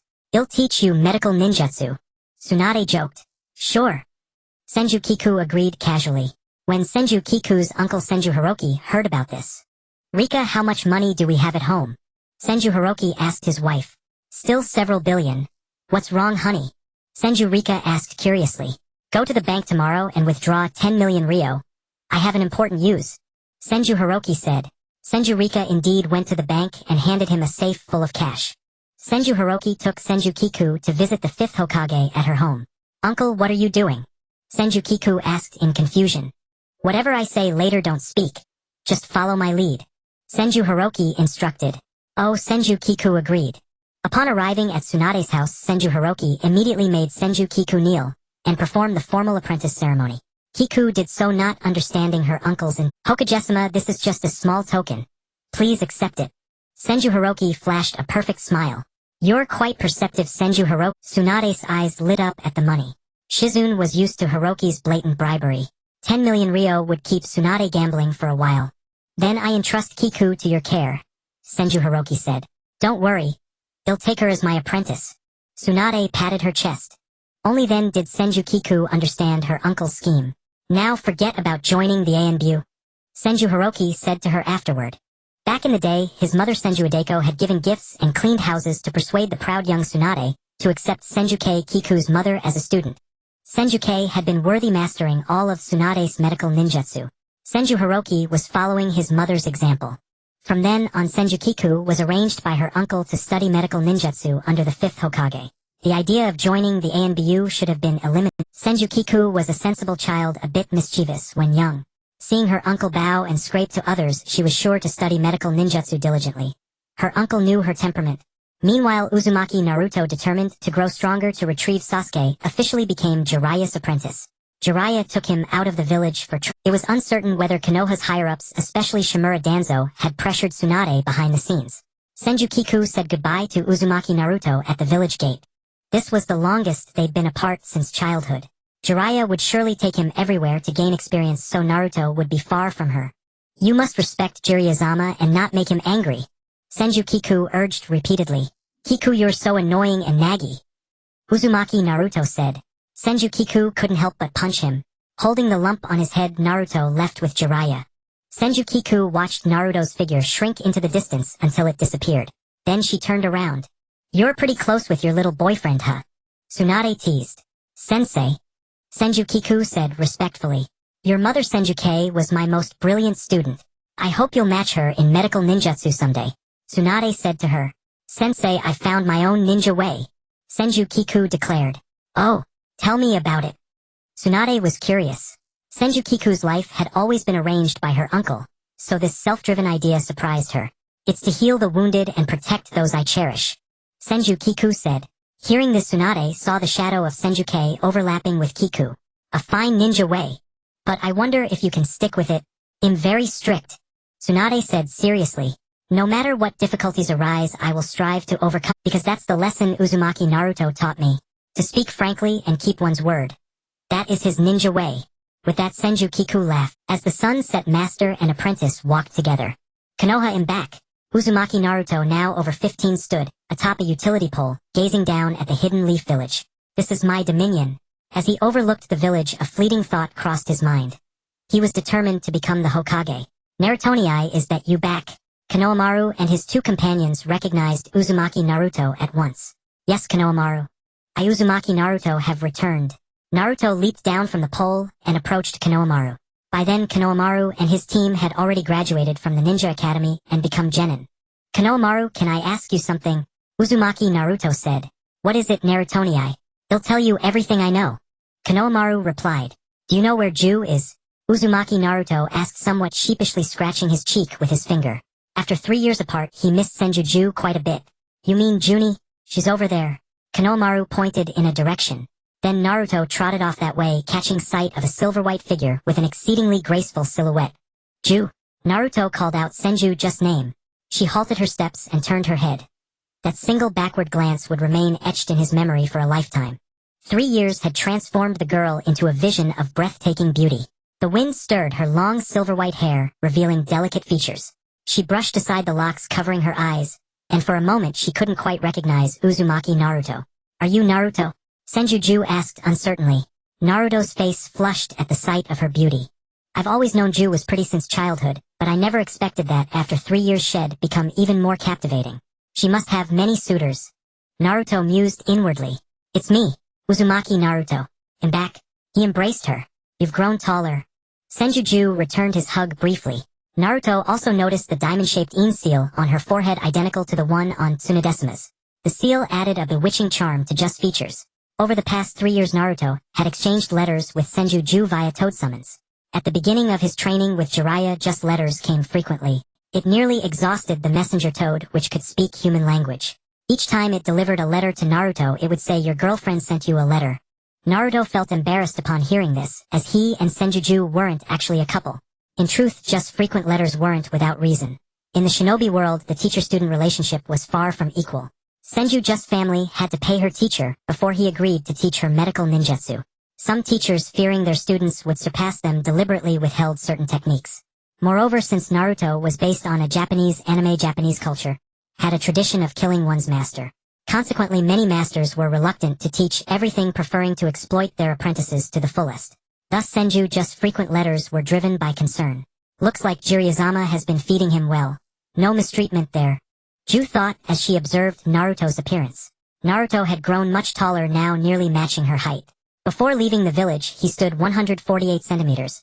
Now, he was 166 centimeters. A growth of 18 centimeters. Senju Ju had grown 12 centimeters in 3 years, reaching 167 centimeters. Narutonii, Junie, how much longer are you two going to moon over each other? Konohamaru wore a mischievous matchmaker-like grin. Moegi and Udon echoed his expression. Junie is far prettier than that pink-haired girl Narutoni likes, and she's much gentler. Konohamaru and his friends often wished Senjuju were Naruto's girlfriend. Then Naruto and Senjuju made an example of Konohamaru ganging up and giving him a beating.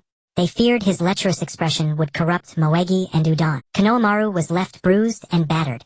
Narutoni, Junie, why did you have to beat me up? He whined, clutching his face. How many times have I told you to call me sensei? Senjuju corrected Konohamaru. Ju, why do you make them call you sensei? Naruto asked, puzzled.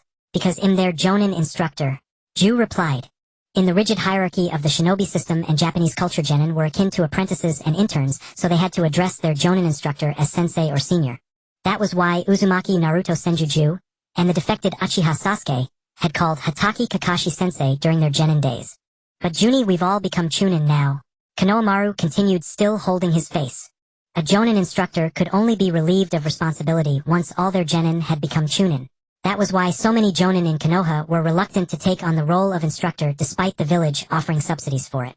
Because as long as one student hadn't made chunin, you were obligated to guide them for life, until they succeeded in becoming chunin. During the instructor term, the need to look after the genin prevented them from taking on dangerous but highly paid missions, reducing their income. The village's meager subsidies couldn't compensate, and this was a benefit exclusive to Konoha Hidden Village, the strongest in the shinobi world. Other hidden villages offered no subsidies at all. Some genin were nothing but brats, and their jonin instructors often worked themselves to the bone. They would rather fight and rank rogue ninja than babysit. Initially, Senjuju had refused to become Konohamaru's jonin instructor, but her master, the fifth Hokage Tsunade, had insisted, leaving her no choice.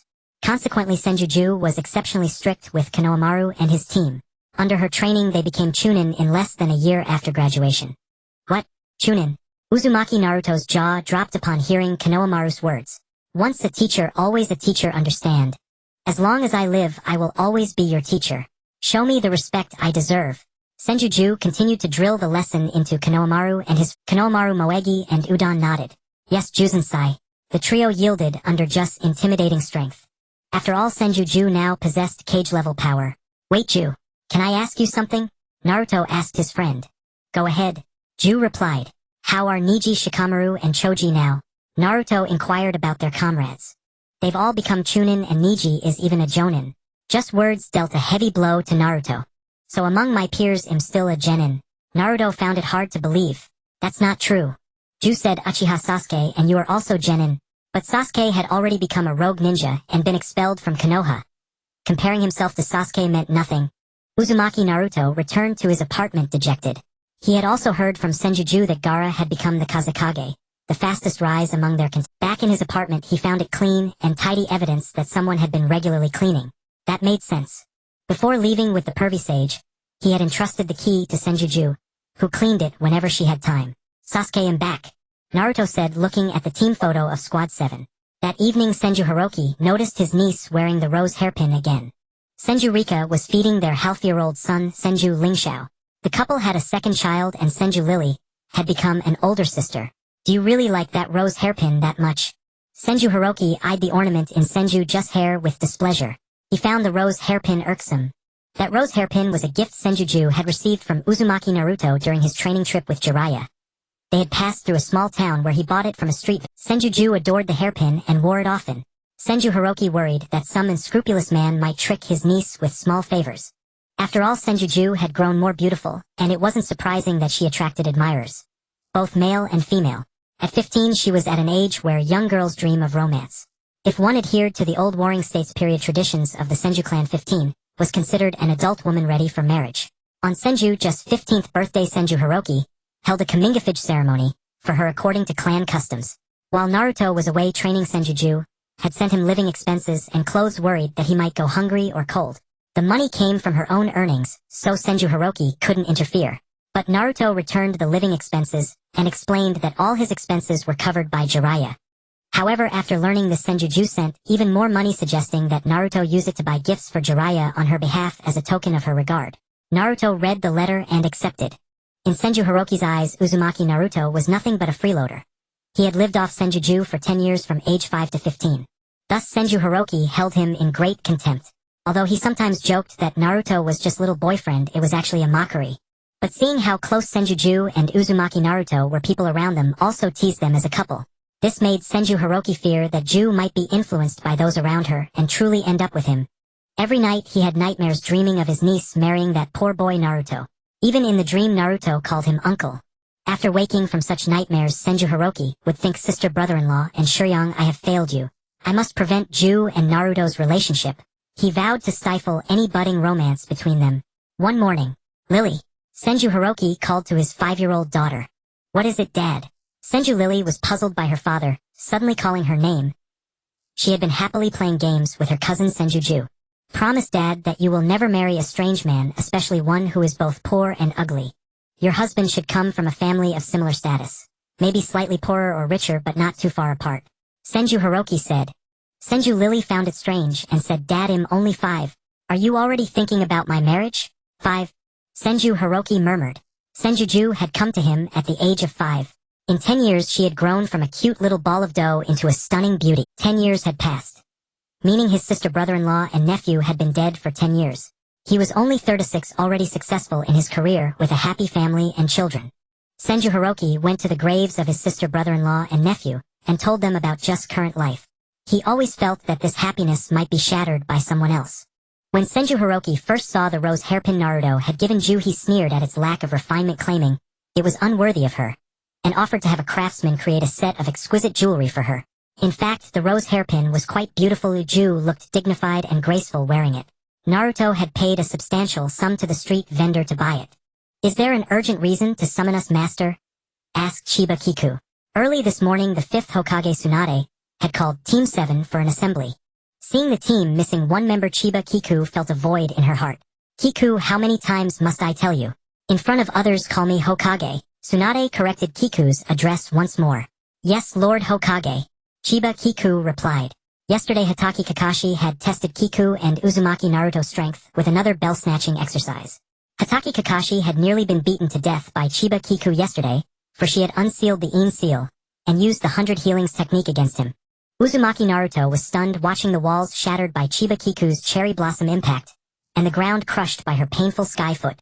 I'd better stop doing stupid things and not make Kiku angry. Uzumaki Naruto thought with lingering fear, for he was no match for Chiba Kiku now. He had thought that training with the pervy sage had made him stronger, but compared to Kiku he was still a weakling. Kiku, can't you go easy on me? My old back is about to break, said Hatake Kakashi, lying in a crater on the ground. Sorry, Kakashi-sensei. I accidentally used too much force, said Chiba Kiku, apologetically reaching out to help Kakashi up. It seems your chakra control and explosive power are excellent. Lady Tsunade has taught you well, praised Hatake Kakashi. However, a shadow of dimness crossed his eyes as he spoke. All his students had been taken as disciples by the Sannin of Konoha, leaving him alone, and Chiba Kiku sensed Kakashi's unease and said to him, Sensei, don't be sad. You will always be our teacher in Team 7. Sasuke will come back. Thank you for your comfort, Kiku. Hatake Kakashi's eyes curved into crescents. Having a rogue ninja from Team 7 had tarnished Kakashi's reputation, and villagers spread rumors about this elite jonin from the ANBU. Although Kakashi didn't mind, it still affected his mood. He hadn't expected Lady Tsunade to teach Kiku monstrous strength. She had truly imparted all her knowledge to her disciple. As for Uzumaki Naruto, his ninjutsu toward Kakashi was still the old shadow clone technique. But Naruto also used the Rasengan against him. Imagine hundreds or thousands of shadow clones all charging at you with Rasengan. There was no way to dodge. Thus, the smallest craters from their bell-snatching field were at least 400 square meters. Naruto, are you trying to kill your sensei? Hatake Kakashi asked him. Sorry, Kakashi-sensei. Kiku pulled out her signature moves and I couldn't lose to her. It would be too embarrassing. Besides, Kakashi-sensei, you said during our first bell test that we must have the intent to kill you to defeat you. I'm just following your orders, said Uzumaki Naruto with dark innocence. Even that honest-faced Naruto has turned against me, thought Hatake Kakashi in despair. My students are all stronger than me. I should feel gratified. But I never really taught Chiba Kiku or Uzumaki Naruto any jutsu. They relied on themselves to find great masters. And the one I painstakingly taught, the Chidori, my most promising student, became a rogue ninja for the sake of power, going to that freak Orochimaru. Hatake Kakashi felt a headache coming. It seems I haven't been a serious or responsible teacher to either of them. Hatake Kakashi blamed himself inwardly. Kiku, after we're done, let's go eat at Ichiraku Ramen. Uzumaki Naruto made a pact with his childhood friend. Sure. I haven't been to Tukazan or Ayamane's place in a while. I kind of miss them, said Chiba Kiku. But do you have money? Are you planning to treat me? She asked him. Don't worry about that. Naruto pulled out his bulging toad-shaped wallet. I got a lot of royalties from helping the pervy sage write his novel and I saved it all, Naruto said happily holding his wallet. Jiraiya's novel. Hearing this, Chiba Kiku's smile stiffened. What? You actually helped him write novels? What kind of novel? Not that pervert Kakashi's favorite make-out paradise, is it? Chiba Kiku twisted Naruto's ear. Still the same recipe, the same flavor. She was no longer the naive little girl from the first bell test when Kakashi had pulled out his dirty book and Uzumaki Naruto had commented that he was that kind of person and she hadn't understood. Ow ow ow. Winced Uzumaki Naruto. Chiba Kiku quickly let go. Are you okay? Did I hurt your ear? She asked. Kikuyu suddenly being so gentle makes me uncomfortable, Naruto said cheekily. So you prefer me being violent to you, huh? Chiba Kiku angrily pinched his chubby cheeks. His face had some meat now. He had been eating well with Jiraiya. He looked much better than his scrawny childhood self. Ow, Kiku. Why aren't you twisting my ear anymore? Naruto asked in surprise as Kiku pulled his cheeks with both hands. Since I started learning proper medical techniques from Master, I've realized the ear is a very sensitive organ. Twisting ears like I used to can cause hearing loss. I remember often twisting your ears when we were kids. Are your ears okay? Should I take you to the hospital for a checkup? Chiba Kiku said with guilt. It's fine. I know I used to do a lot of stupid things that made you angry. You did it for my own good. You weren't intentionally trying to hurt me. I understand your actions. Uzumaki Naruto gave her a bright smile. I still want to have a checkup at the hospital, Chiba Kiku insisted. I'm perfectly healthy. Uzumaki Naruto thumped his chest to reassure her. No, we're still going. Chiba Kiku said firmly. Alright then, Uzumaki Naruto finally agreed. As the two were about to head to the hospital, Kakashi's cry for help caught their attention. Hey, your teacher is still stuck in the crater. Aren't you going to help me out? Stop flirting over there, said Hatake Kakashi. Chiba Kiku and Uzumaki Naruto finally remembered their injured teacher Hatake Kakashi, so the two helped him to the hospital and also scheduled a full-body checkup for Naruto. Your teacher has no major issues, just excessive chakra depletion leaving him weakened and somewhat exhausted, the doctor said looking at Kakashi's examination. Then please take a look at this report as well. Chiba Kiku handed the doctor Naruto's checkup results. Although she herself was a medical ninja, she lacked the experience of these veteran doctors and patients don't always follow textbooks. Your boyfriend is quite healthy. Did he have malnutrition as a child? His weight is a bit low. He's on the slender side, said the doctor after reading Naruto's report. I used to twist his ears a lot when we were kids. Are his ears okay? Chiba Kiku ignored the doctor's misunderstanding about their relationship and focused on Naruto's health. No problem. His hearing and the nerves around his ears are fine, but don't twist them anymore. Hearing this, Chiba Kiku finally felt relieved. I told you I was fine, Kiku. The money for this checkup could have bought us many big bowls of Ichiraku Ramen. Naruto's carefree words angered Chiba Kiku. Chiba Kiku instinctively wanted to twist his ear, but remembering the doctor's advice, she instead pinched his waist only to find his muscles firm. So she pinched his arm instead, leaving a few bruises.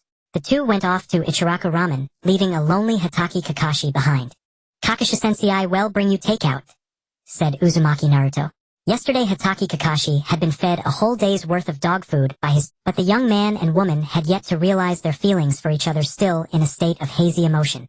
The next day, the fifth Hokage Tsunade summoned them, saying there was urgent business.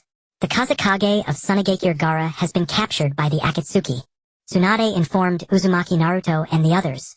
The Akatsuki Master, are they that mysterious organization that captures Jinchuriki to collect tailed beasts? Asked Chiba Kiku. Kiku, watch your address. Tsunade reminded her. Yes, Lord Hokage, replied Chiba Kiku. Learning about the situation in Sunagakure, the 5th Hokage Tsunade dispatched members of Team 7 and Team 3 to support Kankuro and his team. Kiku, are you alright? Naruto Uzumaki asked with concern. After several days of continuous travel, Senju Kiku was feeling exhausted. Knowing her frail health, the team members deliberately stopped to rest. I'm fine, don't waste time. Saving the Kazekage is the priority, Senju Kiku said to him. If you're not feeling well, don't force yourself. That's what you always— Why do you break your own words when it comes to yourself? Naruto Uzumaki asked. That's different, Senju Kiku replied. Rest time was over, the team had to move on. Naruto and his team only ate a few soldier pills, rested on the spot for 10 minutes, and then ran off to Sunagakure. A ninja's means of transportation relied entirely on such a short rest was far from enough for someone as frail as Senju Kiku. Come on, I'll carry you. Naruto Uzumaki crouched down, signaling for Kiku to get on his back. Isn't this inappropriate? Others will think him too delicate. Senju Kiku said, a bit embarrassed. Naruto Uzumaki forcibly lifted Kiku onto his back. Then he ran with her on his back. It's good to have a boyfriend. When you're tired from running, he can carry you. Tenten, a member of the support team for Sunagakure, said enviously after seeing them. Everyone was teasing Naruto and Kiku. Blushing slightly, Kiku buried her face in Naruto's back. She felt the unique warmth of a young man, and heard the beating of his heart from behind. However, there was someone who objected to Naruto carrying Kiku, Niji Hyuga. A ninja should endure hardship willingly. Running just a few steps and then asking to be carried. What kind of behavior is that? Niji Hyuga said disapprovingly. I'm sorry, Senior Niji. It's my fault for holding everyone back. Senju Kiku said guiltily after hearing that. Kiku is in poor health. She's been running with us all the way to Sunagakure without complaining about the hardship. That's already very strong. Besides, I'm happy to carry her. The effort is only mine and it doesn't slow the team down. Niji, what gives you the right to say such things? Naruto Uzumaki argued back upon hearing Niji's words. He had known since childhood that Kiku's heart was very sensitive. She would dwell on a single word from others for a long time. It was precisely because of her sensitive nature that she could understand others' misfortunes. Niji Hyuga was left speechless by Naruto's retort. Niji, you definitely don't have a girlfriend, do you? Kakashi Hatake said, sympathetically patting Niji's shoulder. Guy Sensei, this is youth, isn't it? Rock Lee said to his teacher Mike Guy after seeing it. That's right, Lee. This is the love of youth. It's a memory of youth that belongs to you. Mike Guy said emotionally. Naruto-kun, I'll also work hard. I'll win Sakura's heart and make her my girlfriend. As he spoke, Rock Lee gave a thumbs up, flashing his... Naruto and Kiku were speechless watching this pair of foolish hot-blooded master and student. But this time when Naruto heard someone say they wanted to pursue the pink-haired girl, he liked, why didn't he show any emotional reaction? Senju Kiku noticed the change in Naruto. What are you thinking about? Naruto asked her while running with her on his back. I was thinking that this time when you heard the name of the girl, you weren't excited at all. Senju Kiku accidentally blurted out her thoughts. I've been training with the pervy sage for 3 years. Even if I liked that girl after 3 years of no contact while away, the feelings have long faded. Besides, that girl wasn't my girlfriend. She has many flaws, like being hypocritical. That's what you call a green tea bitch. I can only say I was young and naive back then. Naruto Uzumaki replied. When did you become so mature in your speech? Senju Kiku noticed that Naruto's words had become much more... It seemed that 3 years of training had helped him grow a lot. After all, that girl you liked was your first love, right? Senju Kiku said with a hint of jealousy. I smell something sour. Naruto Uzumaki joked. You're my best friend. Naruto gave Kiku the friend card, which made her very... After all, you had a crush on her throughout your entire time at the Ninja Academy, and you still liked her during the first Chunin exam. Senju Kiku replied. That's true. Naruto Uzumaki admitted, but I'm a bit puzzled. Why did you like her so much? Senju Kiku asked curiously. Because she was the girl who responded to me when I was acting out to get everyone's attention. Naruto Uzumaki explained. So even when she hit you, scolded you, hated you, and even said you were an orphan without manners and disgusting, you still liked her? Senju Kiku said. She wasn't deliberately slandering the girl Naruto liked in front of him. It was just that the pink-haired girl was indeed unlikable. Naruto Uzumaki knew that Senju Kiku was a very well-mannered person, who could curse without using foul language, a result of her upbringing. So her words were truly not meant to slander the pink-haired girl he liked. I understand the first part of what you said, but how did you know the second part? Naruto Uzumaki asked in confusion. Which part? Senju Kiku had forgotten what she said. The part about me being an orphan without manners. How did you know that?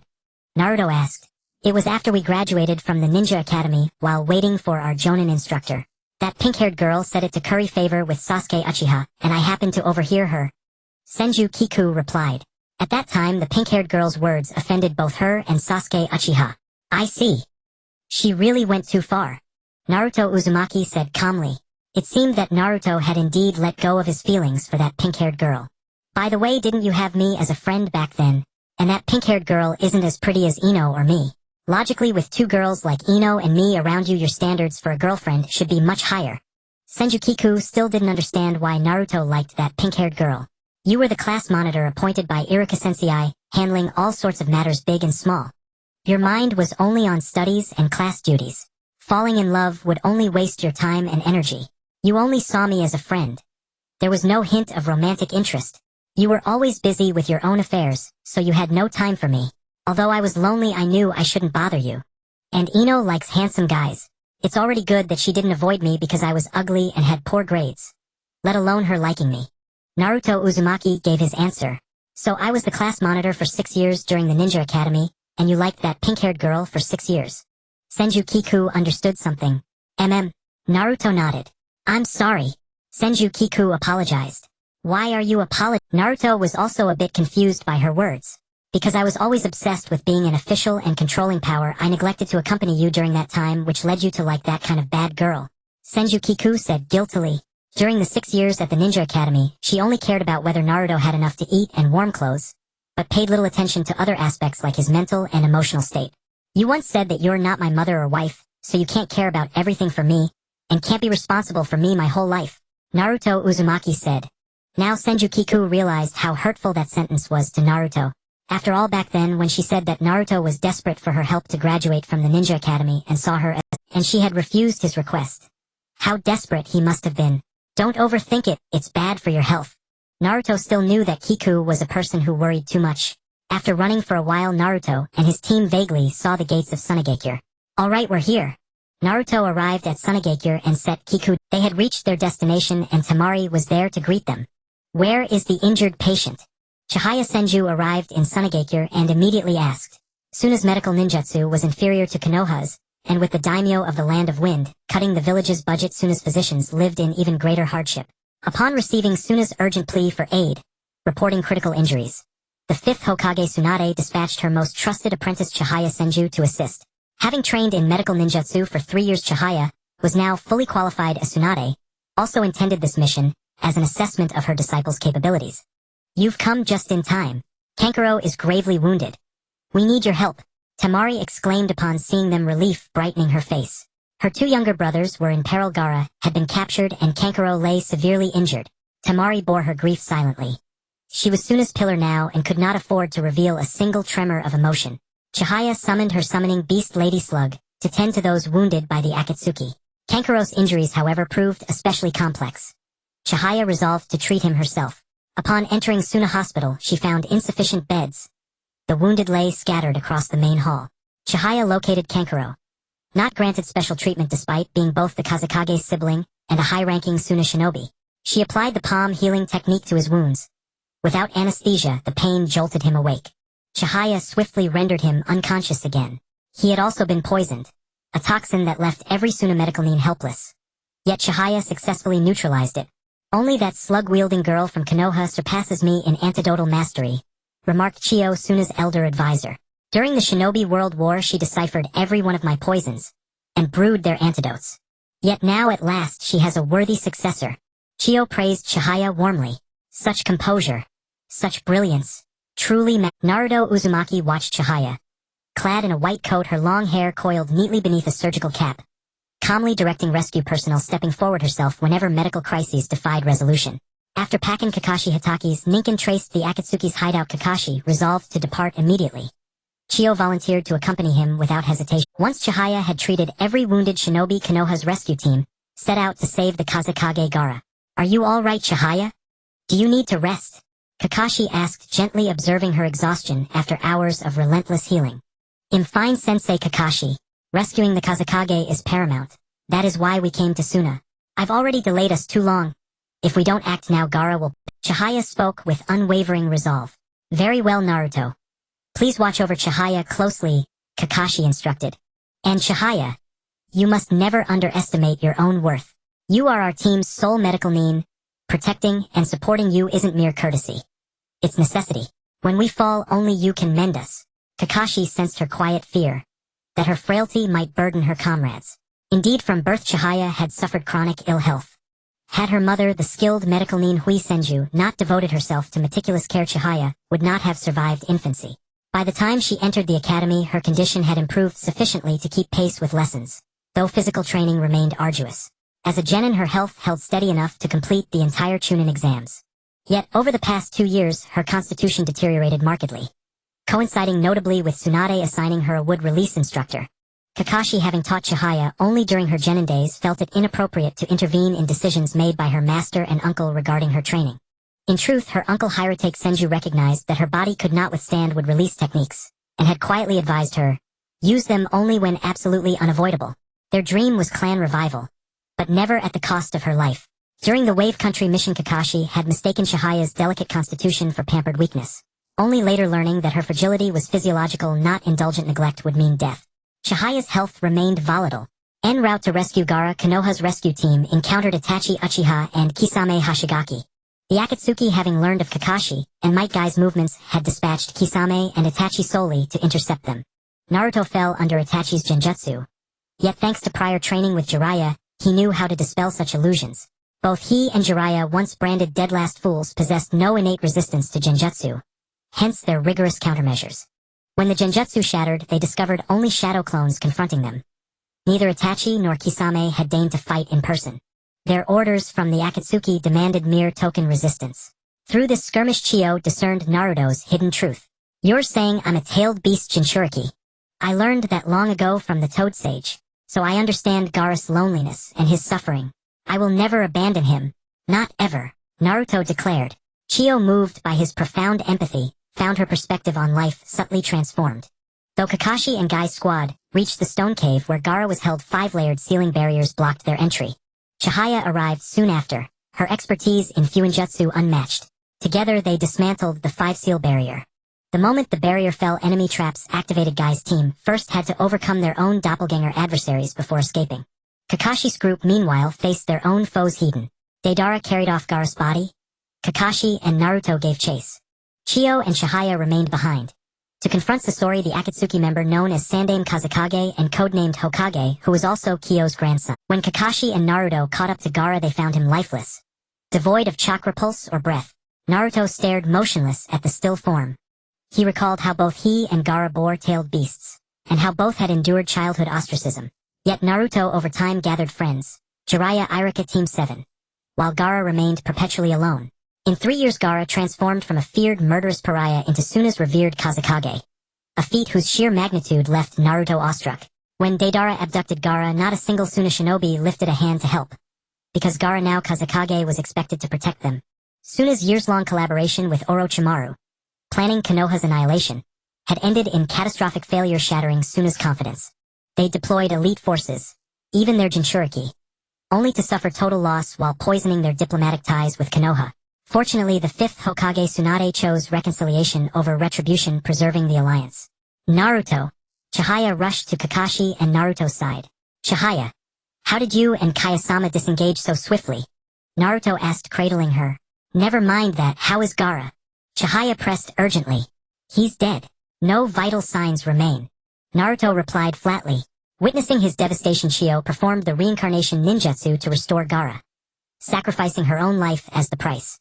At Gaara's death, Naruto's fury erupted. Ninetales chakra bled from his pores.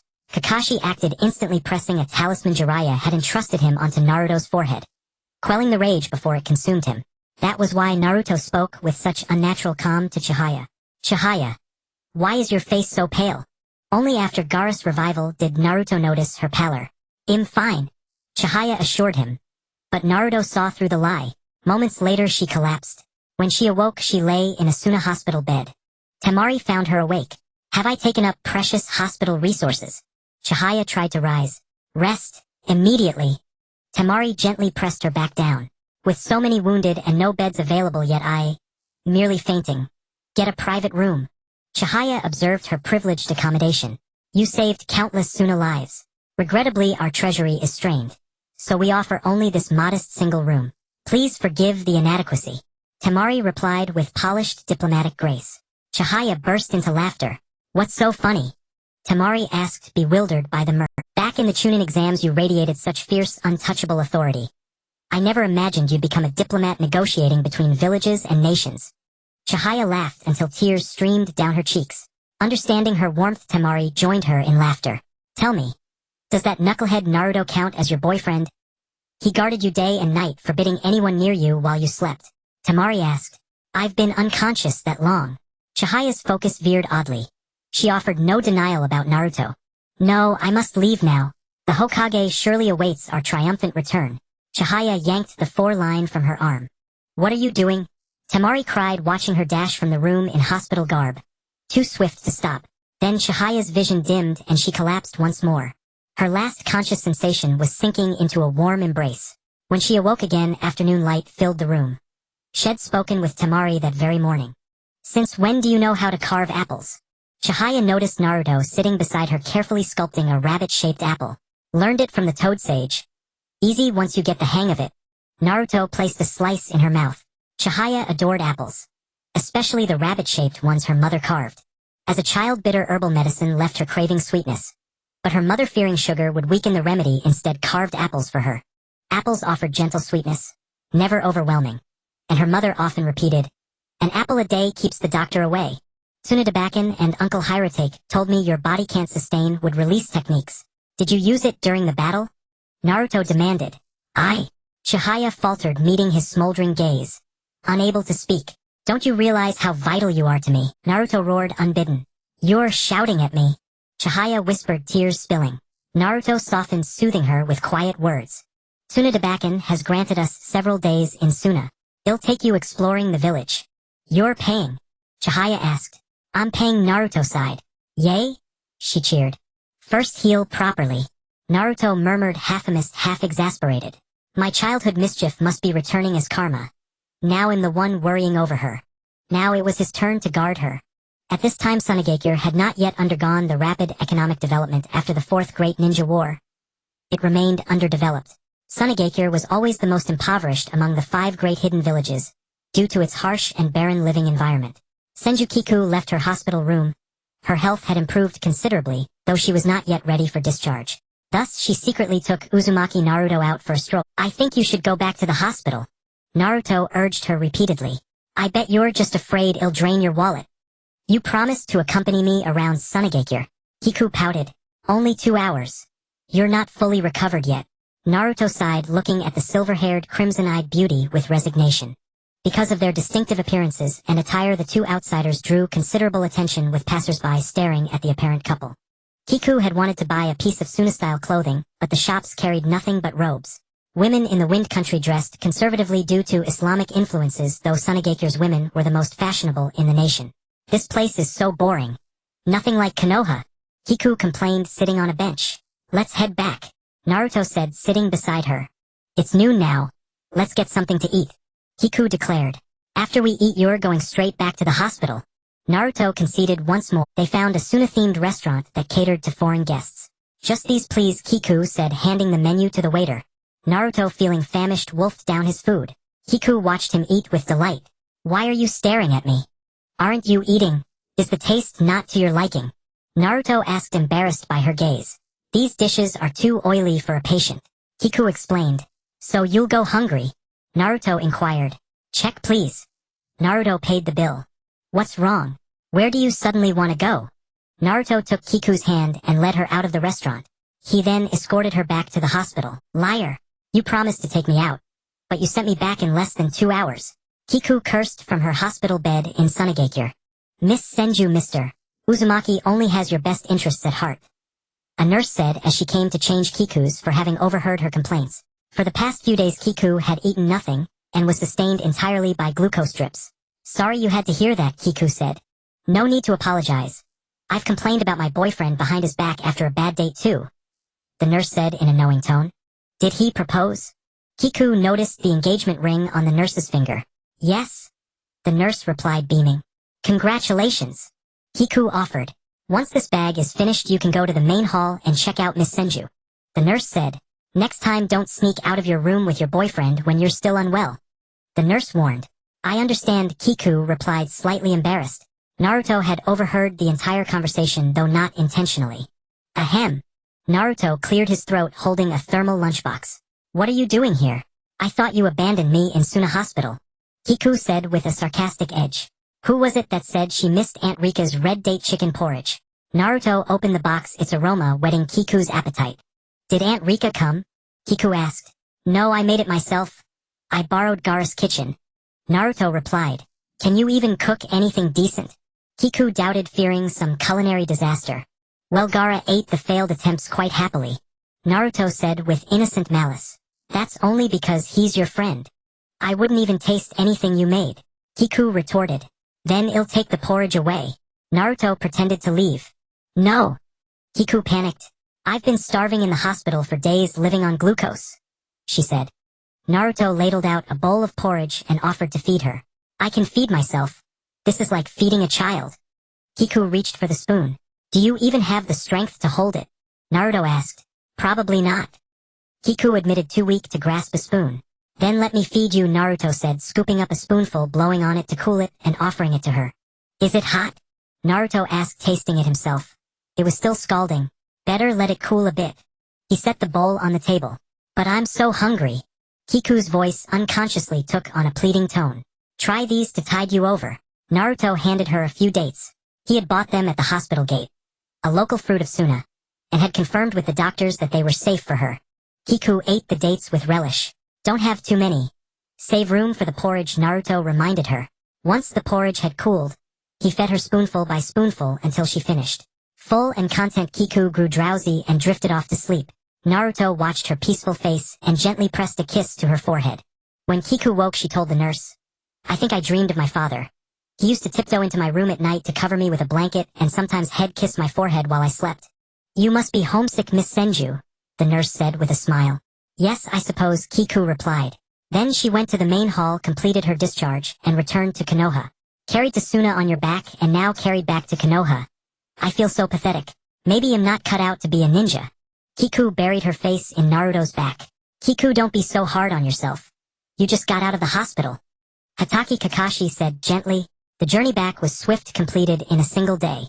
Senju Hiroki and the 5th Hokage Tsunade had heard about Kiku's use of wood release and her hospitalization in Suna and were worried.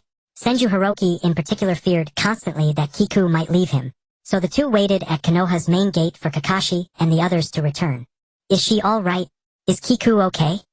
Hiroki asked, seeing Kiku asleep on Naruto's back. Naruto lifted her into a princess care. Better to have her checked at Konoha Hospital. Suna's facilities aren't as good, Naruto said seriously. For a fleeting moment Hiroki thought that entrusting his niece to Naruto might not be, but that thought vanished in an instant. Not to mention that Kiku had never suffered material hardship, but her frail constitution alone would burden any future husband. Her poor health made childbirth extremely dangerous. A potential tragedy for both mother and child. And what man would truly forego children for his wife's sake? Even if one did. A childless woman was often easily abandoned by her husband. After the examination, Kiku returned home. Due to overuse of his Sharingan, Hatake Kakashi ended up hospitalized once again. After a heated dispute between the 5th Hokage Tsunade and the two Konoha advisors, both sides made a compromise.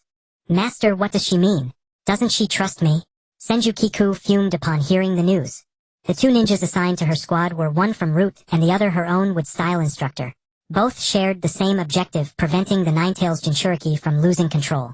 As the Hokage's disciple Senju Kiku had learned that Uzumaki Naruto was the Ninetales Jinchuriki of Konoha. The peculiar chakra that erupted whenever he faced danger in the past belonged to the Ninetales. A nuclear bomb sealed inside Uzumaki Naruto's body. No one could rest easy. Kiku, calm down, urged Hatake Kakashi from his hospital bed. Calm down. I'm also a wood style user. I can control the Ninetales too. If it weren't for my body deteriorating from using wood style, why should a wood style ninja, not of the Senju clan, join our team? And the two advisors have placed a ninja around our age in our squad. Clearly he harbors ill intentions toward Naruto. Senju Kiku was furious. She had come to visit Hatake Kakashi only to be told this news. Flames of rage consumed her and Kakashi had to turn around and urge her to stay calm. This was the first time Hatake Kakashi had seen Senju Kiku so enraged. Usually Kiku was gentle and easygoing. Though quiet and introverted, appearing aloof to outsiders, those close to her knew she was a sincere and kind-hearted girl. Senju Kiku had one flaw: whenever Uzumaki Naruto was involved, she lost her composure. Naruto was the first friend she ever made her childhood sweetheart since they were young. They shared a decade-long bond deeper than ordinary friends. Moreover, Kiku and Naruto were now in a state of ambiguous romance, often unconsciously engaging in behaviors reserved for lovers. When asked, they would claim they were just friends. Trouble. The Ninetales Jinchuriki has gone berserk, Lady Kiku. A ninja burst into Kakashi's hospital room seeking Kiku.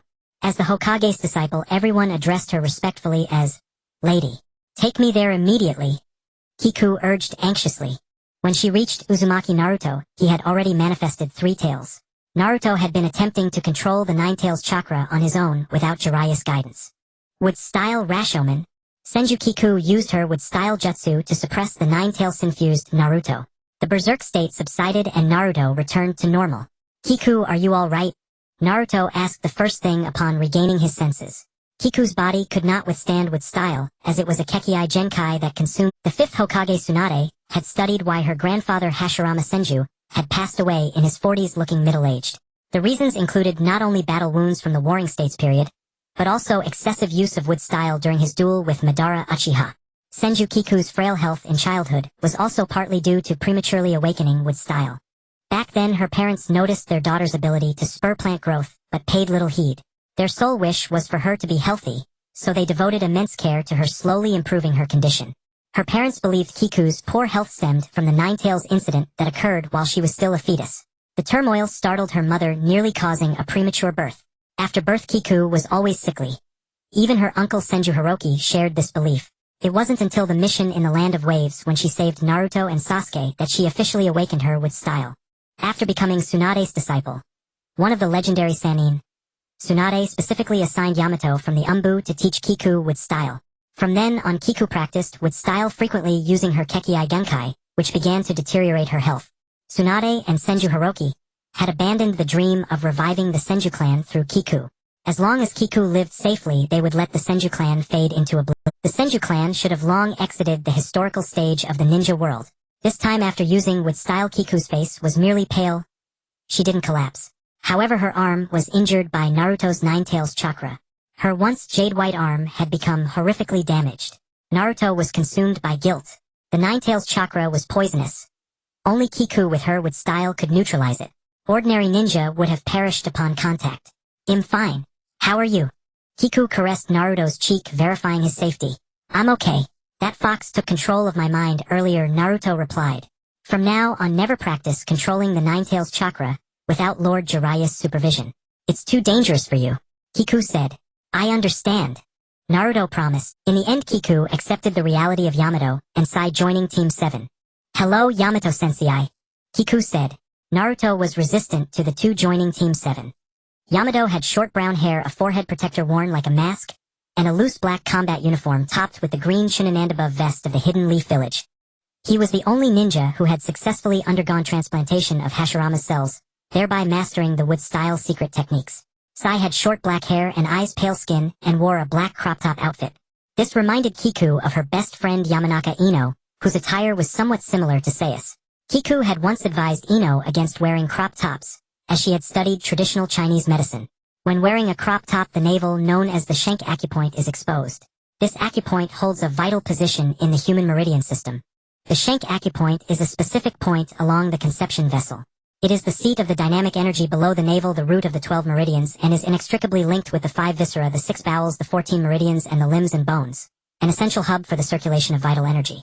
Acupuncture or massage at this point can strengthen the constitution, restore vitality, nourish the spleen and stomach, and regulate energy flow. Without subcutaneous fat, it is highly permeable, and thus most vulnerable to invasion by external wind and cold. But Yamanaka Ino never listened. She continued wearing her purple crop top, maintaining her sexy look, regardless of the cold weather. Exposing your belly will give you a stomachache, Kiku said to Sai with concern. Thank you, Yuji. Sai was about to call her by the nickname head given her, but Naruto quickly covered his mouth. Ugly what? Kiku still caught it. Ugly woman. Sai blurted out the nickname. You need to get your eyes checked. Your aesthetic sense is off. Fortunately you said that to me. If you said it to others, especially girls, they'd be upset. Kiku said indifferently. Naruto broke out in a cold sweat for Sai, knowing exactly how terrifying Kiku could be when angry. But to his surprise, Kiku tolerated Sai. Kiku knew that Sai came from the Root Division under the high-ranking Konoha elder Shimura Danzo. The assassins in that unit were orphans who had lost their families in war. Danzo collected many such children, turning them into expendable tools for the village. Kiku only cared about Naruto's safety. She paid no attention to irrelevant people. So Sei's words didn't bother her. I'm sorry. Sai realized his inappropriate remark to Kiku and apologized. Alright, since you've joined Team 7, let's get along. Don't always pick fights with that idiot Naruto. Kiku mediated between Sai and Naruto.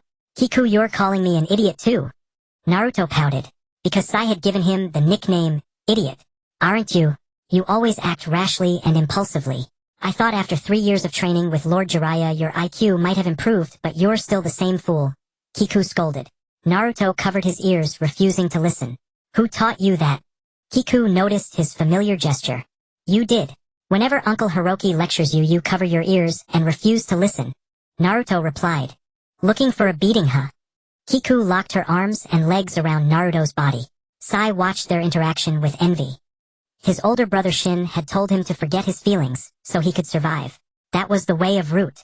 Sai followed orders from his superior Shimura Danzo, becoming a tool for completing mission. Let's go to the hot spring. Yamato Sensei is treating us. Rare for him to spend money, unlike that stingy Hatake Kakashi.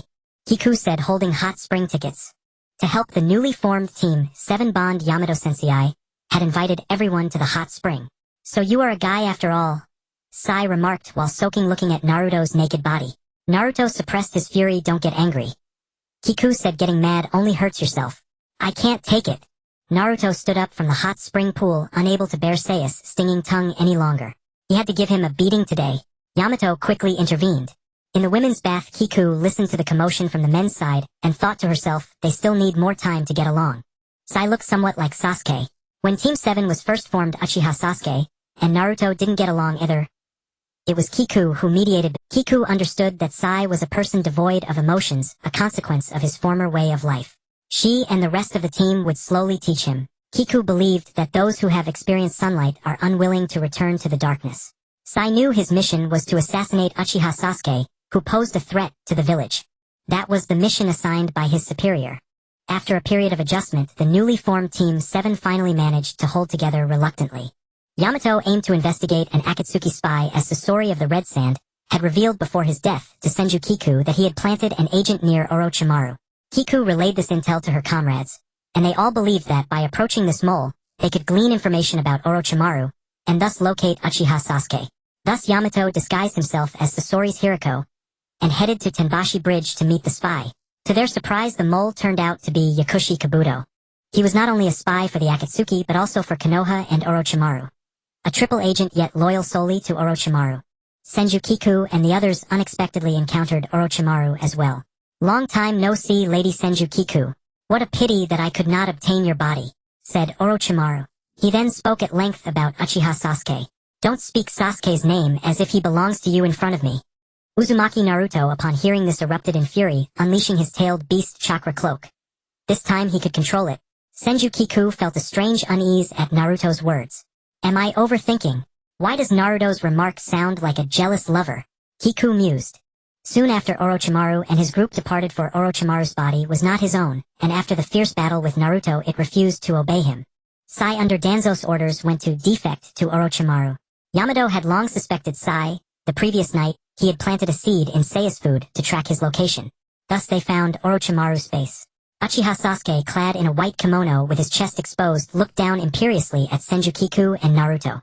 After 3 years he descended and embraced Naruto tightly. Whispering into Naruto's ear, he said, Your dream is to become Hokage, isn't it? Why not train hard in Konoha? Why so obsessed with me? Naruto replied, Someone who can't even save his comrades can never be Hokage. Isn't that right, Sasuke? Senju Kiku felt even more disturbed. A surge of murderous intent towards Sasuke rose within her, wanting Naruto's gaze to fix on her instead. Kiku, you're here too. Uchiha Sasuke noticed her standing aside. How long are you two going to keep hugging? Senju Kiku asked with a smile. In truth, she was seething with rage, smiling only to suppress her fury. With style, flower tree world. Kiku performed hand seals using chakra to bloom flowers. This jutsu could shatter even stone with the power of life, drastically altering the terrain. The flowers released pollen that would knock out any enemy who inhaled it. Kiku, calmed down. Yamato tried to stop her but failed. With style, with locking wall. He resorted to using the jutsu to protect himself, Sai and Naruto. He was merely a ninja who had obtained with style through Hashirama cell transplantation, utterly inferior to Senju Kiku, a scion of the Senju clan with immense chakra. Compared to the first Hokage Senju, Hashirama's with style Yamato's was a joke. Yet Kiku possessed power on par with the first Hokage. Kiku, didn't Granny Tsunade and Uncle Hongshu warn you not to use with style? Naruto worried about her health upon seeing her actions. Shut up or he'll kill you too. Senju Kiku raged, losing control. Fire style Phoenix Sage Fire. Uchiha Sasuke spat flames, only to find his fire unable to burn Kiku's with style. Kiku, isn't Sasuke our comrade? Why are you attacking him? Haven't you always wanted him back? Naruto tried to persuade her, but his words only fanned the flames of her anger. Shut up. From the moment he left Konoha for Orochimaru, he became our enemy. So many comrades got seriously hurt trying to retrieve him, and he said he never asked them to do that. He even said he would sever all ties with us, that such bonds only hindered his growth. Senju Kiku continued, still smiling. It was the first time Naruto had seen Kiku so furious. Though she had lost her temper before over his blunders, it had never been this terrifying. Kiku kept smiling, clearly struggling to suppress her rage.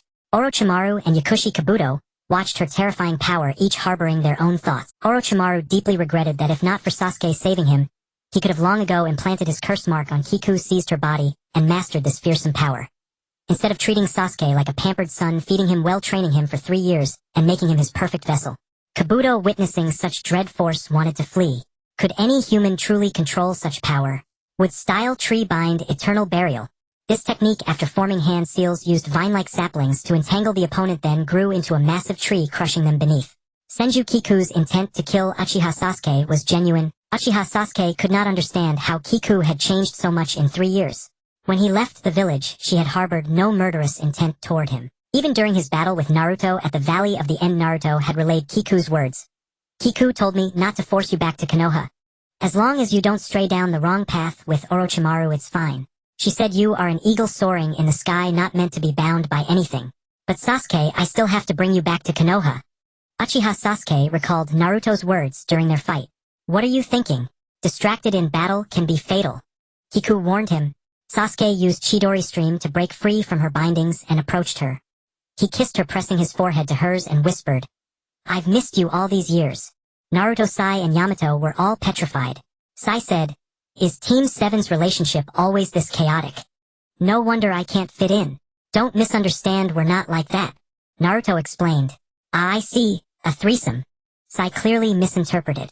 It seems Uchiha Sasuke's kiss landed on Senju Kiku's lips. Sai added, What? Naruto's face twisted in shock. He felt like the superfluous third wheel. Could it be that Kiku and Sasuke were mutually in love?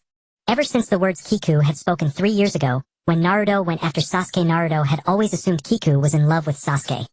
How else could she understand him so deeply? Kiku was stunned by Sasuke's move, then threw a punch which he dodged. Think you can divert my anger with this stunt? Dream on. You bastard. Kiku cursed. Sasuke didn't grasp her meaning. He merely wanted to spend a moment with the girl he liked.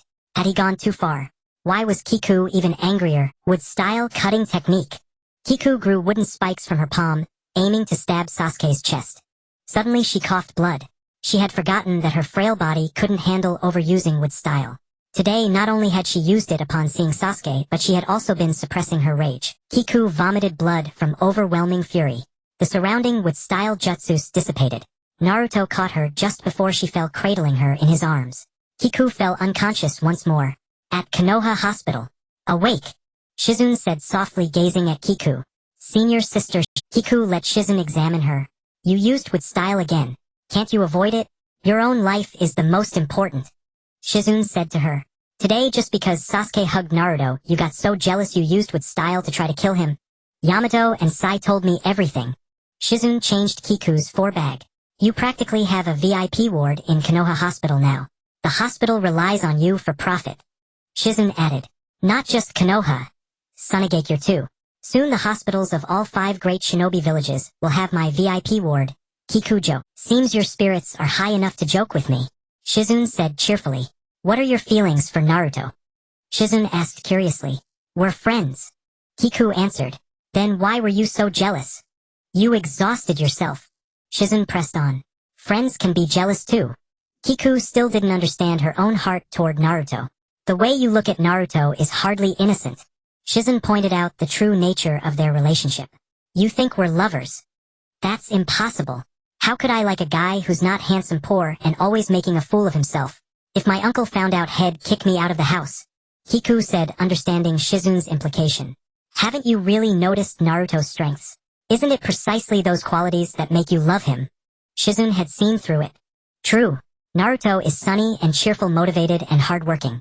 I admit he has merits, but they're not enough for me to fall for him. Kiku continued to stubbornly deny. Look me in the eyes. Shizune suddenly demanded. What? Kiku averted her gaze. Can you swear you don't like Naruto?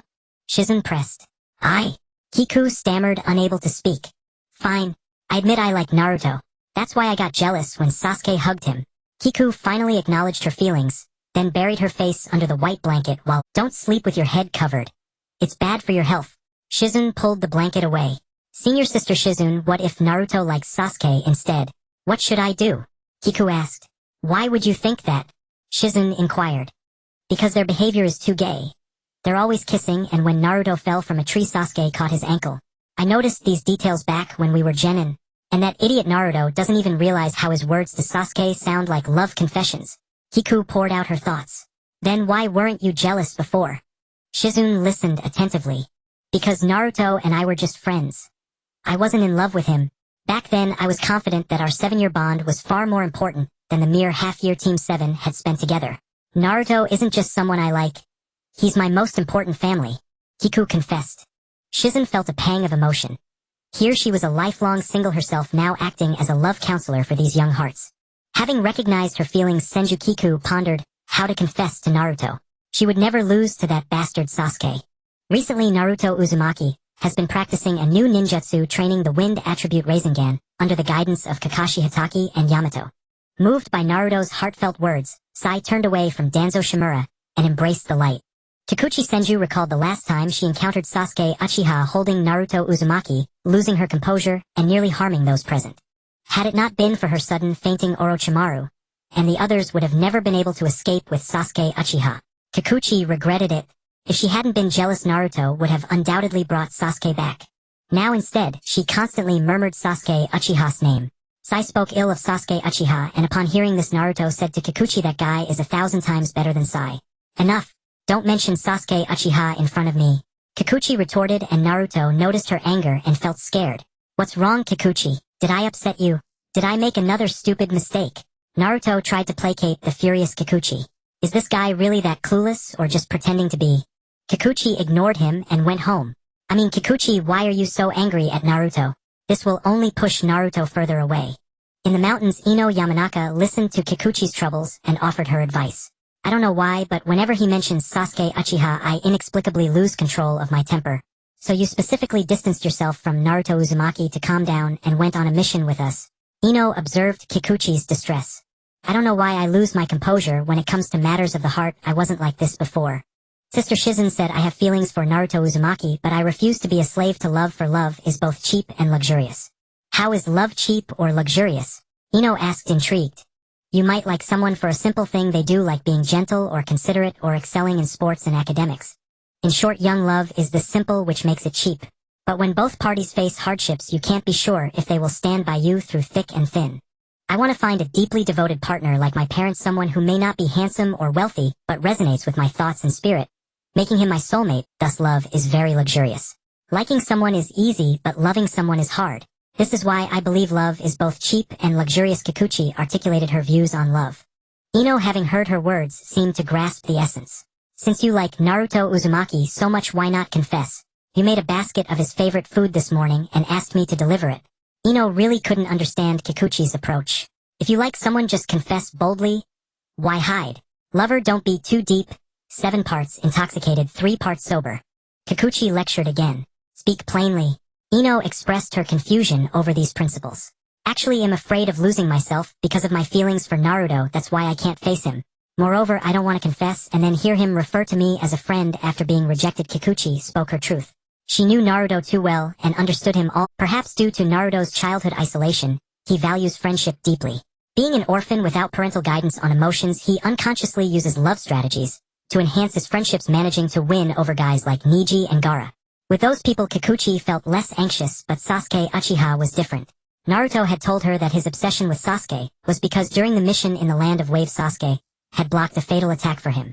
Thus, he would never let Sasuke Uchiha fall into darkness.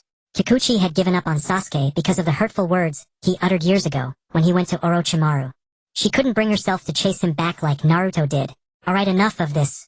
Let's go on a mission and temporarily forget about that foolish boy. Ino embraced Kikuchi's head. Ino! Kikuchi exclaimed in Ino's embrace. What is it? Ino thought Kikuchi was about to discuss Naruto again. It was scary to see her usually calm friend so consumed by love, especially since Kikuchi was still in unrequited. Ino felt it was unworthy for Kikuchi to like Naruto. Your figure is really good. I almost suffocated. Kikuchi almost choked on Ino's facial cleanser. Why didn't you say so earlier? I hugged you too tightly, and you couldn't breathe. Ino hurriedly exclaimed, genuinely worried that Kikuchi might suffocate in her, but then she gave Kikuchi a punch. Ouch. Kikuchi covered her head where it hurt. Ino, why did you hit me? Kikuchi, you mustn't say such indecent things even if you're a girl. Ino admonished. I understand. Kikuchi replied. Asuma Sarutobi watched the noisy girls. His girlfriend Kurenai Yuhi was pregnant with his child. If the child is a girl, it would be nice to be like the cheerful and generous Ino or the calm and graceful Kikuchi. Both are excellent girls. Thinking of this, Asuma revealed a happy smile. After this mission, he would marry Kurenai. Though it was a shotgun wedding, he would ensure Kurenai's happiness. He and Kurenai had been childhood sweethearts, and it took him many years to win her over. Before heading out on the mission that morning, Asuma wanted to ask Kakashi Hatake and the others to take care of Kurenai and their unborn child, as ninja missions are dangerous and can easily lead to accidents. This is the reason why ninjas hesitate to marry easily. But Kurenai accepted his proposal. The Akatsuki's mission to capture tailed beasts continued. Haiden and Kakuzu captured the two tails, and then headed to the Land of Fire, where they caught the ninja Gozu in a monk's temple, as he had a higher bounty in the black market. Gozu was once one of the 12 Guardian Ninja, which alerted Asuma, who was also one of the 12 Guardian Ninja. Asuma Shikamaru and Choji tracked down Haiden and Kakuzu, who were in the black market's basement counting money. The basement entrance was in the restroom, and Haiden refused to go in, waiting outside. Haiden was caught by the shadow imitation technique, and Choji and Shikamaru struck him hard. Haiden is immortal. I hope I'm not late. Kikuchi, you're back. Quickly check if Asuma Sensei is alright. Ino cried. Although she had trained medical ninjutsu with Kikuchi and the 5th Hokage Tsunade, she wasn't as skilled as Kikuchi. No matter how she transferred chakra to Asuma Sensei, his life was slipping away. Don't cry, just tell me what happened. Kikuchi said calmly. She used a sealing technique to cut the connection between Haiden and Sarutobi Asuma's cursed ritual. Sarutobi Asuma regained. This was the first time Kikuchi had seen a jutsu that took another's life through self-harm. Kakuzu also approached Haiden, and these two members of the Akatsuki, known as the Immortal Duo, were powerful and difficult to deal with. Earlier, Kikuchi was entangled by Kakuzu because her bounty in the black market exceeded 100 million, and the greedy Kakuzu wanted to trade Kikuchi's life for money. Unable to defeat Kakuzu, she fled to Ino's side, thinking that there was strength in numbers. She then discovered that Haiden had activated the cursed technique Death's Blood, offering tormenting Sarutobi Asuma, while Nara Shikamaru held him down with the shadow imitation technique. That silver-haired girl is mine. I let her escape earlier, and I want to trade her for money, Kakuzu told Haiden. No problem. Haiden replied to Kakuzu. That girl interrupted my sacrificial ceremony, and took away the offering I prepared for the evil god. Haiden said, Kikuchi, focus on treating Asuma Sensei. We'll handle these two. Nara Shikamaru told Kikuchi. But Kikuchi worriedly replied. Kikuchi, we're leaving Asuma Sensei to you. Make sure to save him. Ino said, stopping her tears. Kikuchi found herself in a dilemma. Save Asuma. Nara Shikamaru and the others couldn't handle the immortal duo. Help Nara Shikamaru and the others. Asuma would die again. Kikuchi, trust in our strength. We can protect you and handle those two. Nara Shikamaru reassured her to focus on treating Sarutobi. Kikuchi chose to trust her comrades as Sarutobi Asuma's life was fading every moment. She concentrated on healing Sarutobi Asuma. Sarutobi Asuma finally survived. At that moment, Kakuzu broke through Shikamaru's defense and approached Kikuchi, aiming to chop off her head. Wind released Rasengan. Kikuchi heard a familiar voice, and then her vision went black. Don't look. That's unclean. Naruto Uzumaki covered her eyes. Just then, Kakuzu had intended to chop off Kikuchi's head, but was counterattacked. Kakuzu died on the spot. Kakashi Hatake and Naruto Uzumaki came to assist Sarutobi Asuma's team. Sarutobi Asuma possessed a rare wind attribute chakra, teaching Naruto how to master the nature transformation of wind release. It could be said that Naruto Uzumaki's new technique, Wind Release Rasengan, was also thanks to Sarutobi Asuma. After defeating Kakuzu, everyone focused on dealing with Haiden. Haiden was buried alive in a deep hole by Nara Shikamaru's scheme. His death was just a matter of time. Although Haiden was theoretically immortal, he would starve to death. Finally, by your side, Kikuchi. Naruto Uzumaki said to Kikuchi. If I weren't here, you would have used Would Release again to protect your comrades. Naruto continued, it seems this is the first time since graduating from ninja school that you've protected me alone. Just like when we were kids. Kikuchi replied to him. After returning to Konoha, Nara Shikamaru and the others hurriedly took Sarutobi Asuma to the hospital. Sarutobi Konohamaru was very sad to see his uncle like this. Naruto brother-sister Kikuchi. Thank you both, or otherwise I would have lost another loved one. Sarutobi Konohamaru tearfully expressed his gratitude to Naruto and the others. Kikuchi didn't have the heart to correct Sarutobi Konohamaru's way of addressing them. Sarutobi Asuma was finally discharged from the hospital, bringing great joy to Nara Shikamaru and the others, for their teacher was about to hold a wedding. This is the wedding invitation, Senju Kiku said, holding the invitation sent by Yuhi Kurinai, the Jonin instructor of Team 8. That's right. Thank you for saving Asuma's life. That guy is already a father, yet he's still so reckless. He underestimated the enemy and nearly lost his life. Yuhi Kurinai listed Asuma's faults. Sarutobi Asuma had heard these reproaches many times, but for the sake of his beloved and the child in her womb, he always deferred to Kurinai lest she become upset and harm her health, for she was no longer alone now. It's nothing, teacher Kurinai. Actually, you should thank Nara Shikamaru and the others. If they hadn't protected me and bought time for rescue, I might not have been able to save teacher Asuma. Senju Kiku said. You are always so modest, child. But excessive modesty is a form of arrogance. Yuhi Kurinai, now Sarutobi Kurinai, as she had already registered her marriage with Sarutobi Asuma, said, I can't help it. That's what my parents taught me since childhood. One must not be overly proud, for it brings calamity. Senju Kiku replied, Is the fetus doing well, teacher Kurinai? Senju Kiku asked with concern. When Sarutobi Kurinai first saw her lover, severely injured and hospitalized, she was nearly startled into a miscarriage. Pregnant women in the middle term are so sensitive and anxious. Fortunately, Senju Kiku had helped her stabilize the pregnancy in time. If one wonders how Senju Kiku came to know prenatal care, it's because since she began studying medicine she had become versatile. Her family often consulted her for minor ailments, especially her Aunt Rika and grandmother Adako, who were medical ninjas specializing in pediatrics and obstetrics. Although grandmother Adako had retired, she had delivered countless babies, and was known in Konoha as the mother of 10,000 infants. Thus grandmother Adako and Aunt Rika often posed medical questions to her, and Senju Kiku had to consult vast amounts of data and combine her practical experience before she could answer. It's fine. Hinata checked with her Byakugan. Sarutobi Kurinai's words reassured her. Then you already know the baby's gender?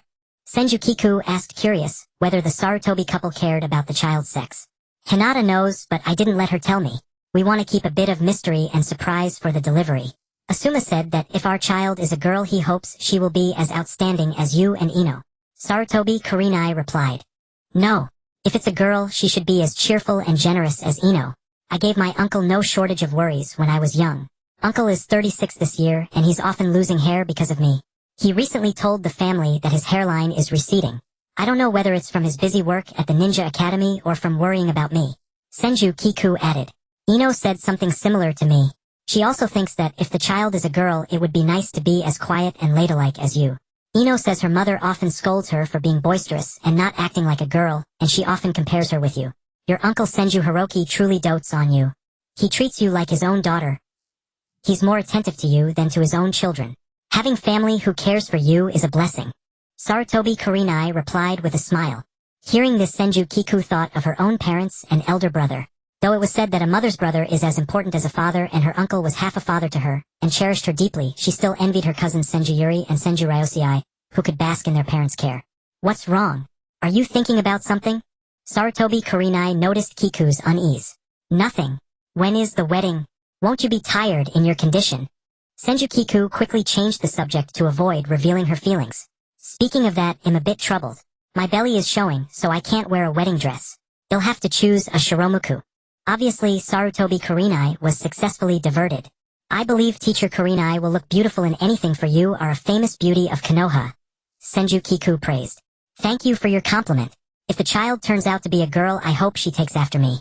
It would be too ugly if she looks like her father. Sarutobi Kurinai said happily.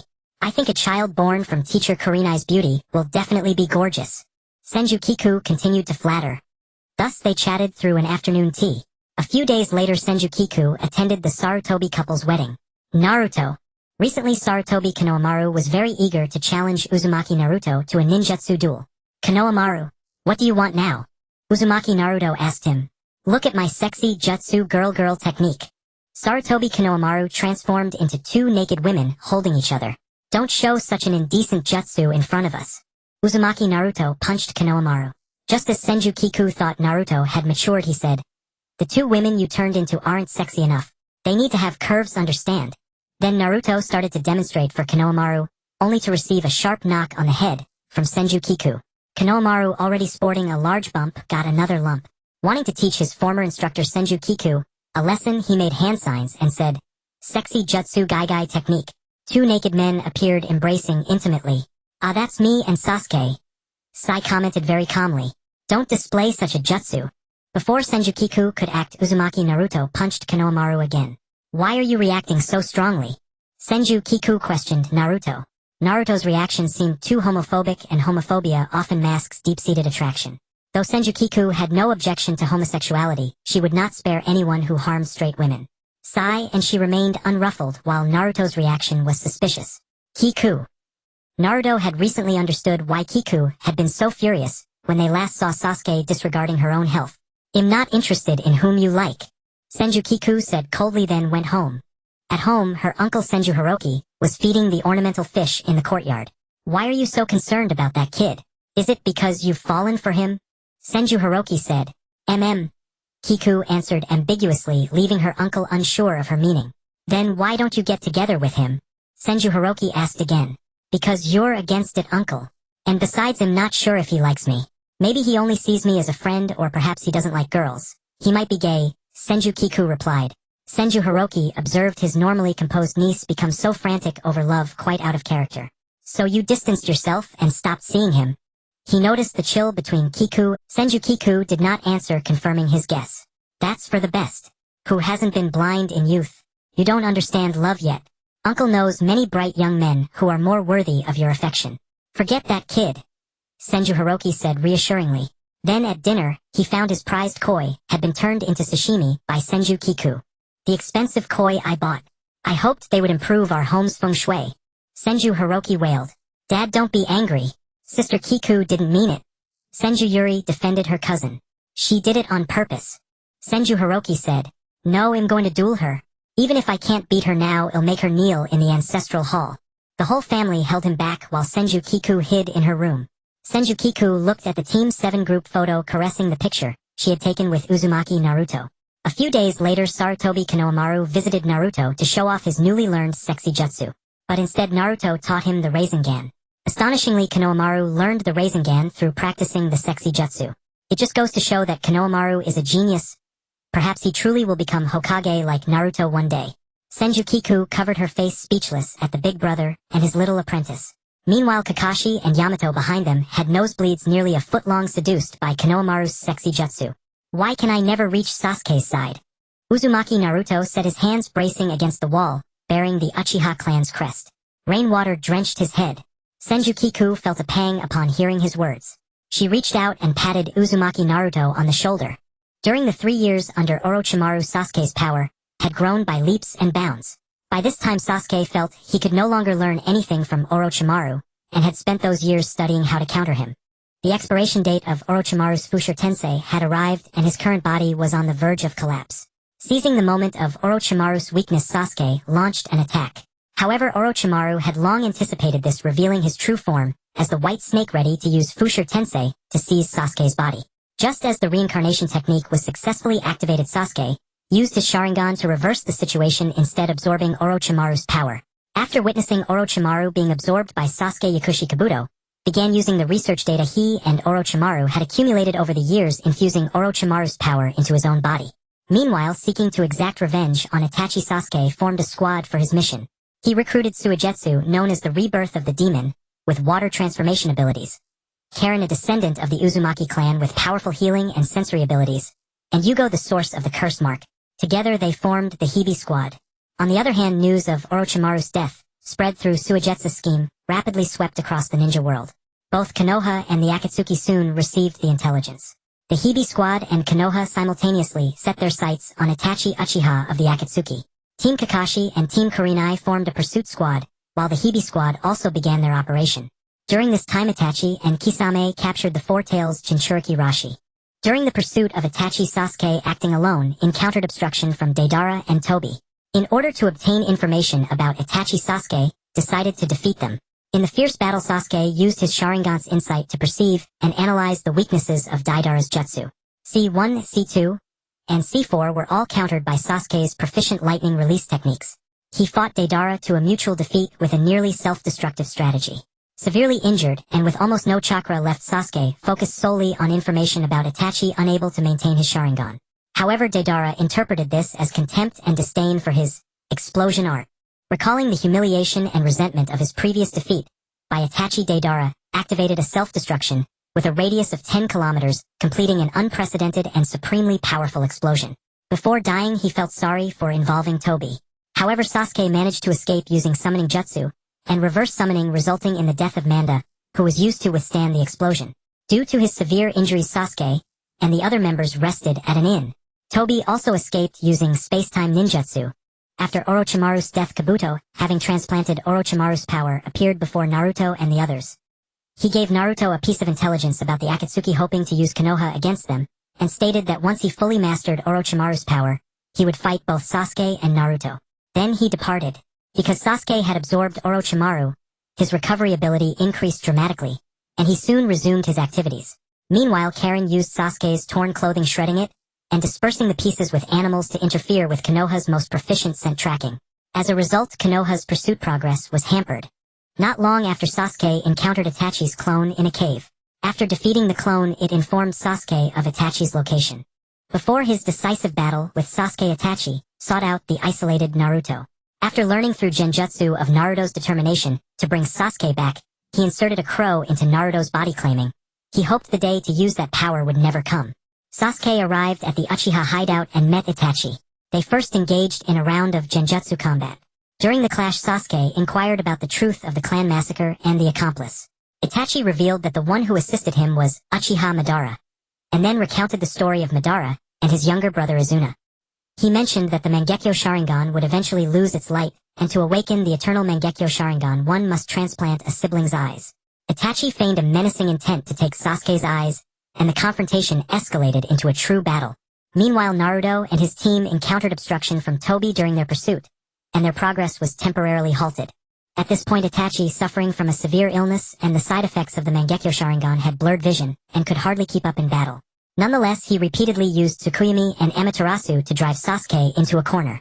Sasuke, not to be outdone, unleashed his original strength lightning release technique Kirin, nearly depleting his chakra and severely wounding Itachi. However, Itachi activated the third power of the Mangekyo Sharingan, Susanoo, which blocked part of Kirin's attack. With his chakra exhausted, Sasuke could no longer suppress Orochimaru's power within him. Orochimaru emerged from Sasuke's body in the form of the forbidden technique Yamata, no jutsu, aiming to compete with Itachi. Itachi had anticipated Orochimaru's appearance. Before Orochimaru could strike, Itachi sealed him with the Totsuka blade. At the same time, he also sealed the curse mark on Sasuke. It seemed that Itachi, with his overwhelming advantage, was about to win. But his physical conditio. After the conclusion of the showdown, Zetsu, who had been observing, approached Tobi and reported the outcome. Before leaving, Tobi revealed his Sharingan to Naruto, and the others then departed. The unconscious Sasuke and Itachi's body were retrieved by Tobi and Zetsu. When Naruto and his team arrived, heavy rain began to fall, interfering with scent tracking. The mission ended in failure. "Hey Gangsho, how about a drink?" Zillai urged Gangsho, who was already the fifth fire shadow, to go to the izakaya for a drink. "I said can't you see I'm the fire shadow now? How can we go out drinking and be worthy of the ninjas who are working hard on missions?" Gangsho scolded sternly. Then she went back on her word. "It's been a long time since I had a drink." Gangsho was drunk and very happy. Zillai helped her to a bench and let her sit down. The sun was setting and the dusk of my village was exceptionally beautiful. Immersed in the scenery, Gangsho chatted with Zillai about their students, the most outstanding generation of my younger cousin Shensho Jishu is the only son of my paternal aunt. He was very arrogant and domineering when he studied at the Ninja Academy, because he was doted on by his family. Unexpectedly, after a few years with you, he became much more mature. He rendered meritorious service in the Third Ninja World War, and earned the title of White Yaksha. Gangsho recalled the past. Shuemen is not bad either. When I was a leading Jonin instructor in my I had 3 students following me.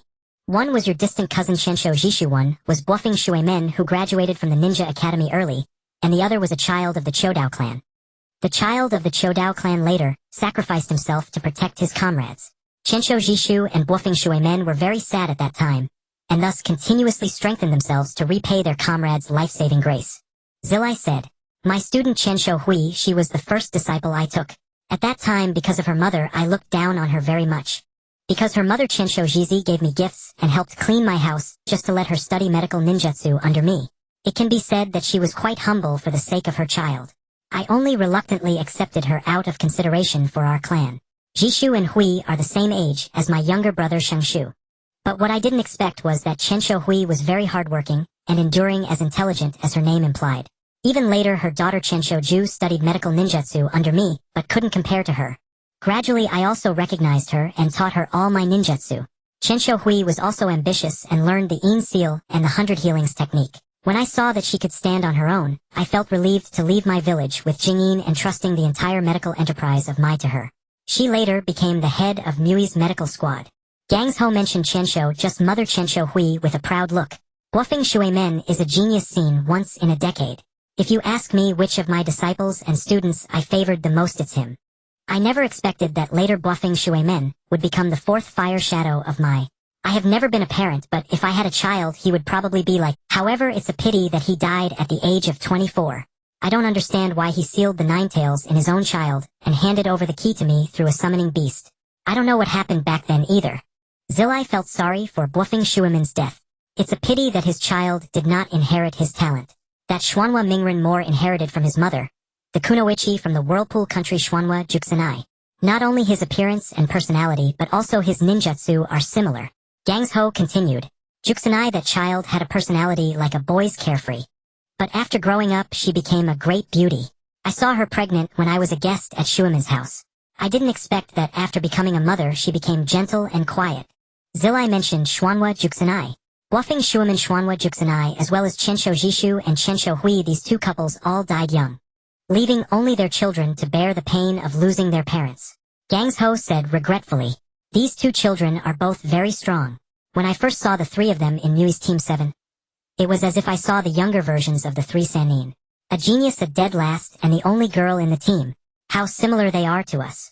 Zilai replied. Then Zilai looked at the position where the sun was setting. "Alright, it's getting late. Time to set off." Zilai said, "You must come back. If you die ill."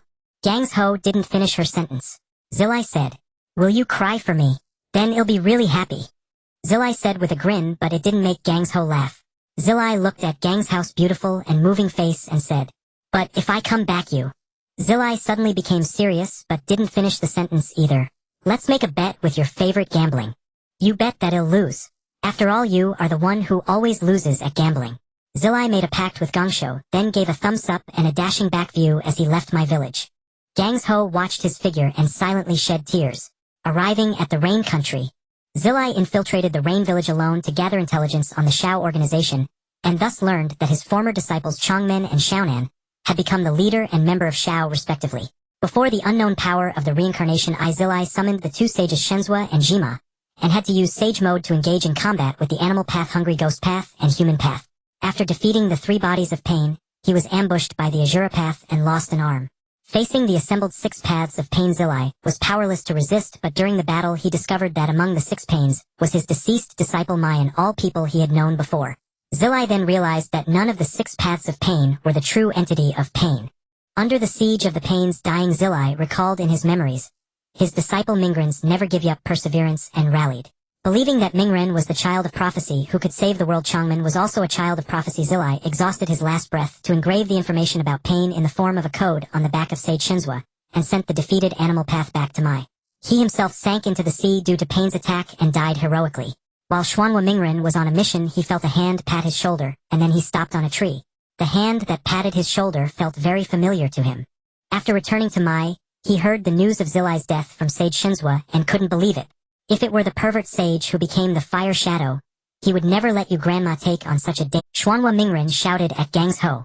Then he walked out of the fire shadow building and wandered the streets dejectedly. By dinner time, Xuanhua Mingren had no appetite for the limited edition instant noodles. He went to the convenience store downstairs and bought a double popsicle, silently shedding tears. He recalled the scene when the pervert sage shared the popsicle with him. It was when he was practicing the spiral sphere with Zilai. He saw a father and son sharing a popsicle and felt envious, so he made a request to Zilai asking if he could spend a day with him. Zilai replied, "Don't act spoiled. You are already a ninja, Xuanhua Mingren said understandingly. I understand that reasoning, of course. Then he continued practicing the spiral sphere. When he collapsed on the grass from exhaustion while practicing, Zilai gave him a surprise. Here, eat this. Zilai shared half of his popsicle with him. Actually, he had always known what Xuanhua Mingren longed for, but as a master he had to be strict about Mingren's training. Privately, the two were like father and son or grandfather and grandson. After that, they shared countless popsicles. Once when Zilai was accompanying Xuanhua Mingren during training, he noticed that Mingren had grown a lot, and his clothes no longer fit. At that time, Xuanhua Mingren was still training outside the village with Zilai not in Mai. Although Chen had sent him clothes, she didn't know his size and thought he was still as short as before. Zilai then bought him the Orange black sportswear he now wears. As he thought about it, he finally understood the feeling of losing someone important that Uchiha Sasuke had mentioned. Not sharing half with me. Ju suddenly appeared and said, Ju, what are you doing here? Xuanhua Mingren quickly wiped his tears, not wanting her to see. Here, a handkerchief. Ju handed him the handkerchief embroidered with chrysanthemums that she always carried. If you don't eat it soon, the popsicle will melt. Ju split the orange double popsicle in Xuanhua Mingren's hand. It's orange flavored, not bad. Ju sucked the melted juice of the popsicle with her mouth without any decorum. Ju, what are you doing here? Xuanhua Mingren asked her while eating the popsicle. I just comforted master and then came to see you. Ju, she had just returned from a mission and found her master, who had finished a day's work, crying in the corridor. After asking around and learning that it was the news of Lord Zilai's death, Ju realized that Xuanhua Mingren would surely be very sad, but she still comforted her master first before rushing to Mingren's side. When she arrived at Xuanhua Mingren's home, it was already late. Then she found Xuanhua Mingren sitting on a bench crying quietly alone. Ju had originally thought that when Xuanhua Mingren learned of his beloved master's death, she would encounter a scene of him crying and making a scene, but unexpectedly, he only silently shed tears. Ju, the pervert sage, has died. Xuanhua Mingren suppressed his emotions. Ju hugged him and Xuanhua Mingren finally couldn't help but burst. You still have me. Ming. I'm here. I've always been here. Ju comforted him. Ju, please don't die. Don't leave me. Xuanhua Mingren said sadly. Okay, I won't die. I won't leave you. Ju coaxed Xuanhua Mingren like a child. Heiress, hiding in the shadows, watched the two of them. He had heard the news about Lord Zilai and came to check on Xuanhua Mingren. Unexpectedly, Ju had arrived earlier than him. It seemed he didn't need to accompany him. After Xuanhua Mingren finished crying, Xuanhua Mingren looked apologetically at the soiled clothes on just chest all covered with traces of his tears. Since childhood, he knew that Ju had a cleanly. It's fine, just change clothes. Have you eaten? Ju said. Xuanhua Mingren remembered the instant noodles in his house and thought must not let Ju. Unexpectedly, Ju was not angry after seeing them. Instead, she opened the refrigerator to look for ingredients to cook for him. Let me see, there are eggs and some green onions. I'll just make fried rice. Ju buried her head in the refrigerator searching. I'm not picky, just make whatever. Xuanhua Mingren said while looking at her. Liar. If you're really not picky, why were you so short when Team 7 was first formed? Ju teased. And Xuanhua Mingren felt happy listening to just grumbling. But unexpectedly, not long after comforting Xuanhua Mingren, Ju defected from my village. Senju Kiku was running ahead when a kunai suddenly sliced through, cutting off a few strands of her hair. Come back with me. Uzumaki Naruto chased her all the way to the Valley of the End. I can't go back, Naruto. Senju Kiku said. What's wrong?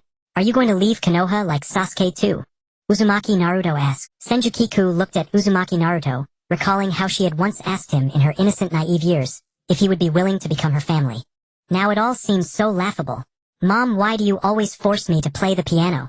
Senju Kiku, who was not yet 5, asked her mother Senju Hui. When you grow up, you'll understand that I'm doing this for your own good. Senju Hui replied. The piano was an imported instrument, and in those days it wasn't something you could buy just because you had money. Senju Kiku's father Senju Hongshu used his status as a high-ranking member of Konoha to purchase this upright piano from a merchant and brought it home. On one hand, he worried that his little daughter would become depressed from staying at home with no form of entertainment. On the other hand, he wanted to cultivate her hobbies, believing that mastering the piano could refine her character. I'm home. A young boy's voice came from the entrance. Welcome back. Senju Hui and Senju Kiku replied. Big brother, you're back. Senju Kiku saw her elder brother Senju Xiang and hugged him around the waist. Senju Xiang was 8 years older than his sister, so he doted on her. Big brother, please talk to mom for me. Tell her not to force me to learn piano. Senju Kiku pleaded with her brother. No way. Xiaoju. Senju Xiang refused his sister's request without a second thought. The whole family was worried that Senju Kiku's health was too frail for her to become a ninja, yet they were all ninjas by profession. So to ensure their sister would have a way out in the future, the family bought the piano hoping she would acquire a skill to support herself. Big brother was forced to learn the violin by mom when I was little. You can't escape either. Senju Xiang replied. Having been soaked by the rain, he felt compelled to tear up others' umbrellas. Dinner. How's work in the umbu? Senju Hui inquired about her eldest son. Same as always. Swamped with work every day. After the Ninetales incident, Konoha needs manpower everywhere. Senju Xiang answered while eating. I've always thought you shouldn't work in the umbu. It's a life lived on the edge of a blade. Yet you insist on jumping into the fire. Senju Hui voiced her opposition to her son joining the umbu. Mom, this is my choice. Do you want to be like grandma who used her own life to force uncle to obey her? Senju Xiang asked his mother. Senju Hui had nothing to say. Senju Xiang was someone who couldn't be morally blackmailed. He would never compromise like his uncle Senju Hongshu had done with his own mother. I'm home. Welcome back. At that moment, the siblings' father Senju Jishu returned. It's rare for you to come home without overtime. Senju Xiang said upon seeing his father. No matter how busy work gets, I still need to eat with you all occasionally. Senju Jishu replied. Senju Hui prepared the chopsticks for her husband. Senju Jishu came to the table and pinched his little daughter's nose. Dad, stop pinching my nose. LO, make it big and ugly. Senju Kiku protested. Who told you that pinching your nose makes it bigger? Senju Jishu asked curiously. Big brother told me. He also told me the story of Pinocchio. He said if I lie my nose will grow longer. Senju Kiku replied. You must have been fooled by your brother. Senju Jishu poked his little daughter's forehead. I would never lie. Big brother would never lie to me. The siblings spoke at the same time. Senju Jishu had nothing more to say. That night, after both children were asleep, Senju Jishu discussed some matters with his wife Senju Hui. What? The third Hokage actually recommended you to become the fifth Hokage. Senju Hui exclaimed in surprise. Keep your voice down. The children are still sleeping. Senju Jishu signaled his wife to lower her voice. They continued talking on the lift, but I turned down his offer. I don't want to be Hokage. Senju Jishu replied. Isn't being Hokage a good thing? Senju Hui couldn't understand her husband's thoughts. My grandfather was a Hokage, so I know exactly what the job entails. On the surface it looks glorious, but underneath it's seething with undercurrents. Senju Jishu said. When Minato became Hokage, all his power was usurped by the third Hokage. The third wants me to be Hokage, and the first thing he'll ask is how I plan to handle the relationship between Konoha and the Uchiha. Senju Jishu continued. The child born to Minato has never had a good life. We wanted to adopt Minato and Kushina's child, but all the Konoha higher-ups except you opposed it. Senju Hui said. Of course. Although Minato and Kushina sacrificed their lives to protect Konoha, very few villagers know they had a child. Because Kushina's identity as a Jinchuriki and the details of her childbirth were kept secret, Minato as Hokage was also negligent in his duties. Just because his wife gave birth, the entire village was wrecked by the Ninetales. If anyone knew that child was the son of the fourth Hokage, Minato's enemies would come after him. Senju Jishu said. But that child is too pitiful. He was abused by his nanny even as a baby. Senju Hui, who already had 2 children, sympathized. I know, so I've been keeping an eye on his life. But we can't pay too much attention to him. It would be dangerous for us. We're in our 30s now, and we can't be as impulsive and hot-blooded as we were when we were young. We have to think about our parents and our children. We can only help that child within our means, so that he doesn't suffer too much. Senju Jishu felt sympathy for Minato's child as well. Big brother, what are you doing? Senju Kiku got up to use the bathroom and found her elder brother eavesdropping on their parents' conversation. Senju Xiang didn't have time to cover his sister's mouth before their parents discovered him. Xiaoju, go back to bed obediently. Mom and Dad still have something to discuss. Senju Jishu gently coaxed his little daughter back to sleep. Once Senju Kiku was fast asleep, Senju Jishu immediately called his eldest son for a talk. You heard everything, didn't you? Senju Jishu said sternly. Senju Xiang nodded. You're not young anymore. There are some things your mother and I can discuss with you, but these matters cannot be told to Xiaoju. Do you understand? Senju Jishu asked his eldest son. Why? Senju Xiang was puzzled. Sometimes knowing too many secrets can bring danger. You've been in the Umbu, so you must have come into contact with some of Konoha's darker aspects, right? Senju Jishu continued. I understand. Senju Xiang realized that his parents' actions were to protect both of their children. Travel abroad. The whole family shouted. Quiet down. You're deafening me. Chensho Jishu said, covering his ears. The entire family's eyes were fixed on Chensho Jishu. He pulled out tickets to a renowned hot spring inn in Tang Country during dinner. Husband, where did you get these tickets? Chensho Hui asked, examining the tickets in her hand. The third Hokage gave them to me. He asked me to handle some matters in Tang Country. Chensho Jishu replied to his wife. Come to think of it, we haven't traveled abroad in a long time. Because of the war, we only took Xiang to Tea Country. Chensho Jishu said. Travel to Tang Country. That country is so close to Lei Country. Aren't you afraid that Kumogakure Shinobi might come knocking husband? Can't we just travel within Hui Country? Chensho Hui voiced her concerns. Don't worry about that, Hui. It's peacetime now and the 5 great nations want to tear each other apart. They need to recuperate. Besides, we're tired of sightseeing in Hui Country's beautiful landscapes. Kiku has never been abroad before. Chensho Jishu reassured his wife. But 2 years ago, shinobi from Kumogakure infiltrated Konoha and kidnapped the heir of the Hyuga clan. Chensho Hui remained worried. That was due to poor security by the Hyuga clan. Who would dare break into the Senju compound? Chensho Jishu said, arrogantly confident in his own strength. Chensho Hui knew her husband was arrogant and conceited by nature. Even after years of marriage he had improved, but his core remained the same. Chensho Hui fell silent.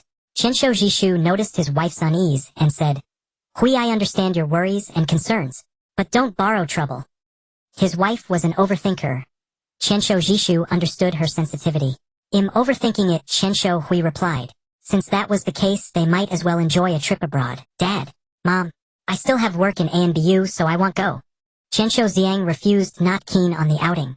Don't even think about it. I've already taken a week's leave from ANBU for you. This time our whole family will take a good vacation. Not a single member missing. Chensho Jishu dismissed Xiang's objections. But can Xiao just help handle it? Chensho Hui worried that the journey might be too taxing for Chensho Ju. Hearing this, Chensho Jishu grew concerned. His youngest daughter had been frail and sickly since birth, a lingering worry for the couple. Overhearing this, Chensho Ju grew anxious. Dad, Mom, I'm perfectly healthy. Look, she showed off her body to prove she was fine. With such a rare chance to go out, Chensho Ju had no intention of staying home and being forced to practice the piano by her mother. Mom knows you want to go out, but you need to be in good health. Chensho Hui saw through her youngest daughter's thoughts. Though gentle and beautiful, Chensho Hui was strict about her children's education. Both Ju and her brother Xiang feared her. Hui, let Ju come along.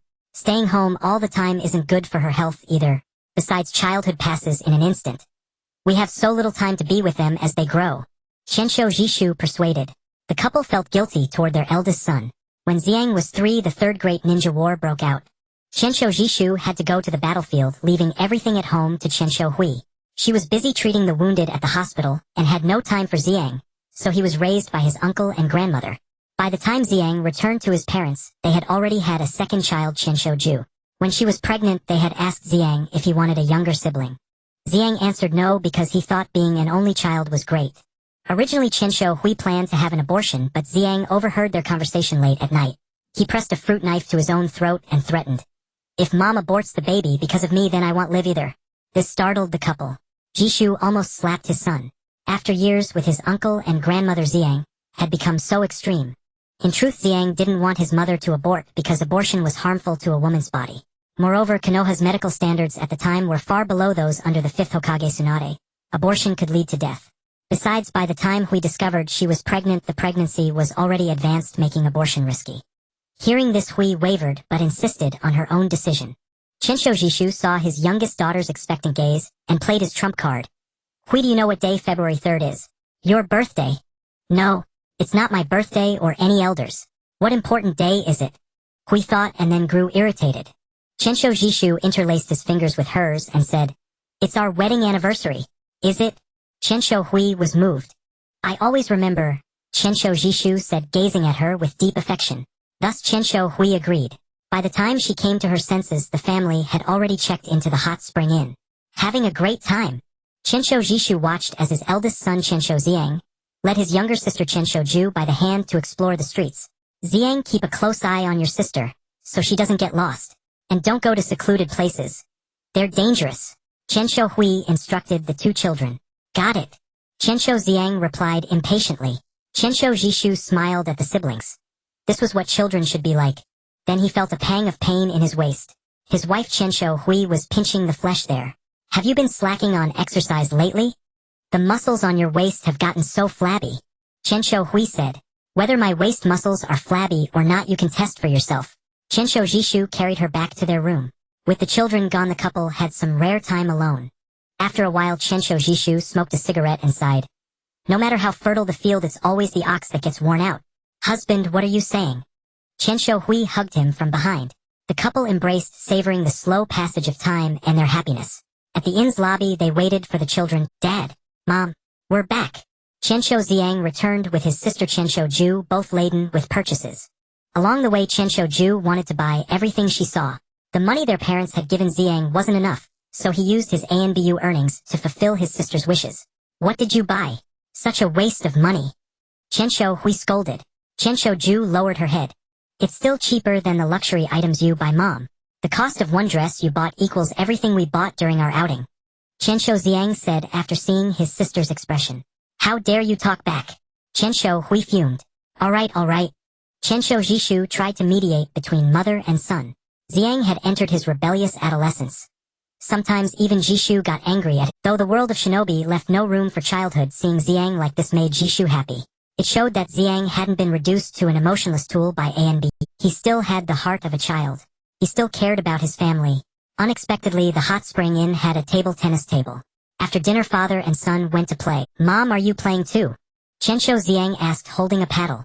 Look down on your mother. Don't underestimate the power of women. We can hold up half the sky. Chensho Hui retorted defiantly.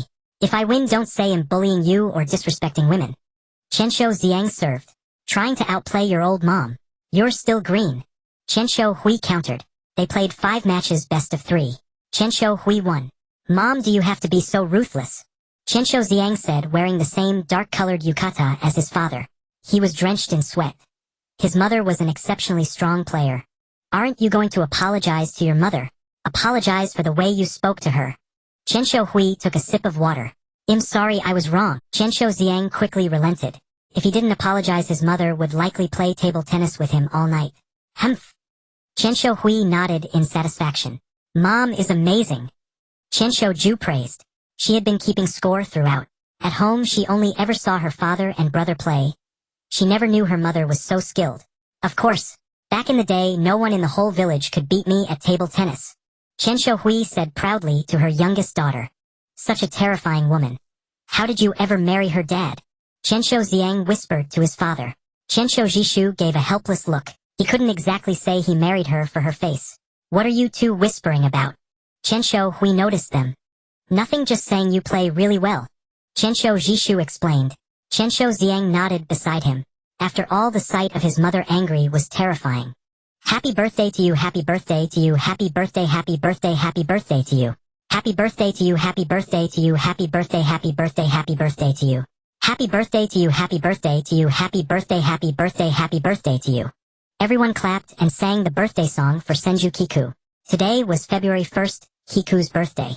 You're another year older, Kiku. Mother Senjuke pinched Kiku's nose. Alright, blow out the candles.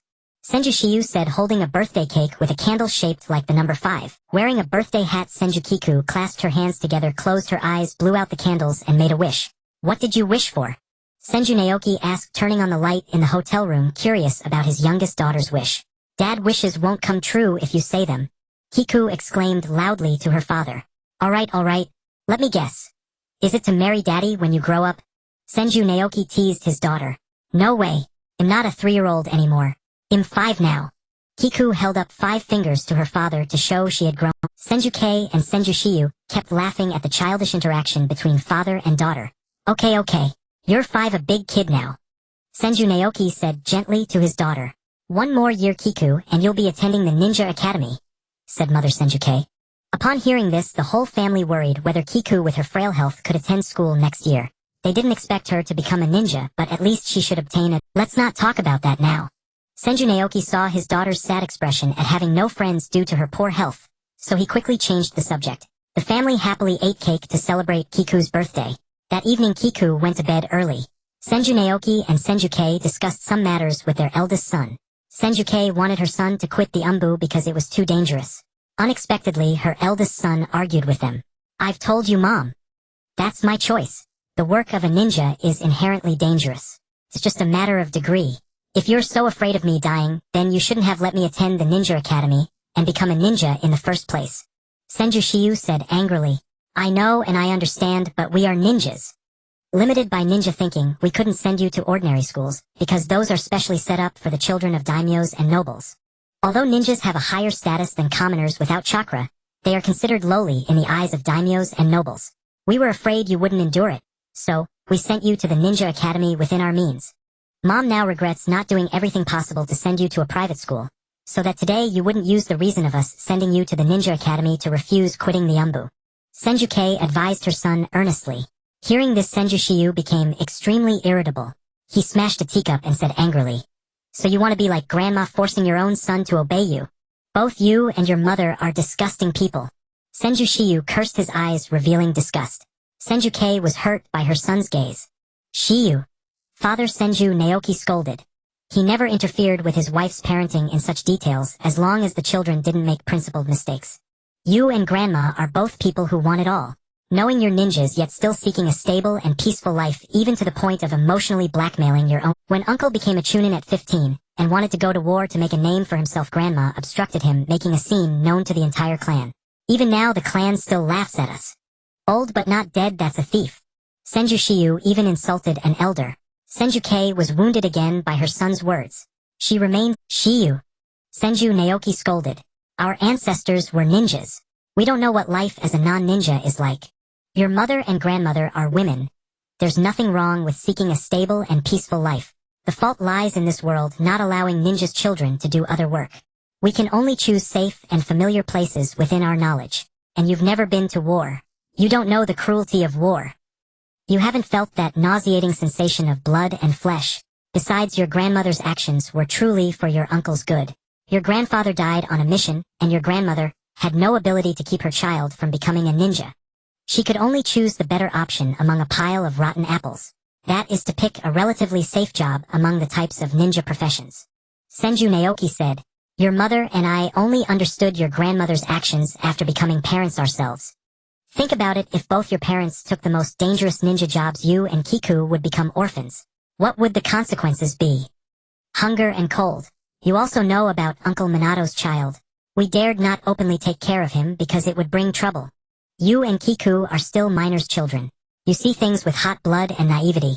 Konoha is not as wonderful as you imagine. You will gradually be corroded by darkness in the umbu. Senju Naoki continued. Then why do other parents support their children joining the umbu? For example, Uchiha Itachi. His parents take pride in their child being in the umbu. Senju asked, puzzled why his parents didn't support his work like other parents. Because your grandfather, my father Senju Haruki, was the first umbu captain. We don't need to get close to Konoha's power center for clan interests like Uchiha Itachi. And Uchiha Itachi's parents may not truly love their children. If they cared, they wouldn't take a 4-year-old child to the battlefield just to awaken the bloodline limit. We know you want your parents to support your work and validate your choices. But when you reach a certain age, you'll understand how happy it is for a family to be safe and healthy. Senju Naoki advised from his experience. Parent and child were so close, yet an invisible line separated them.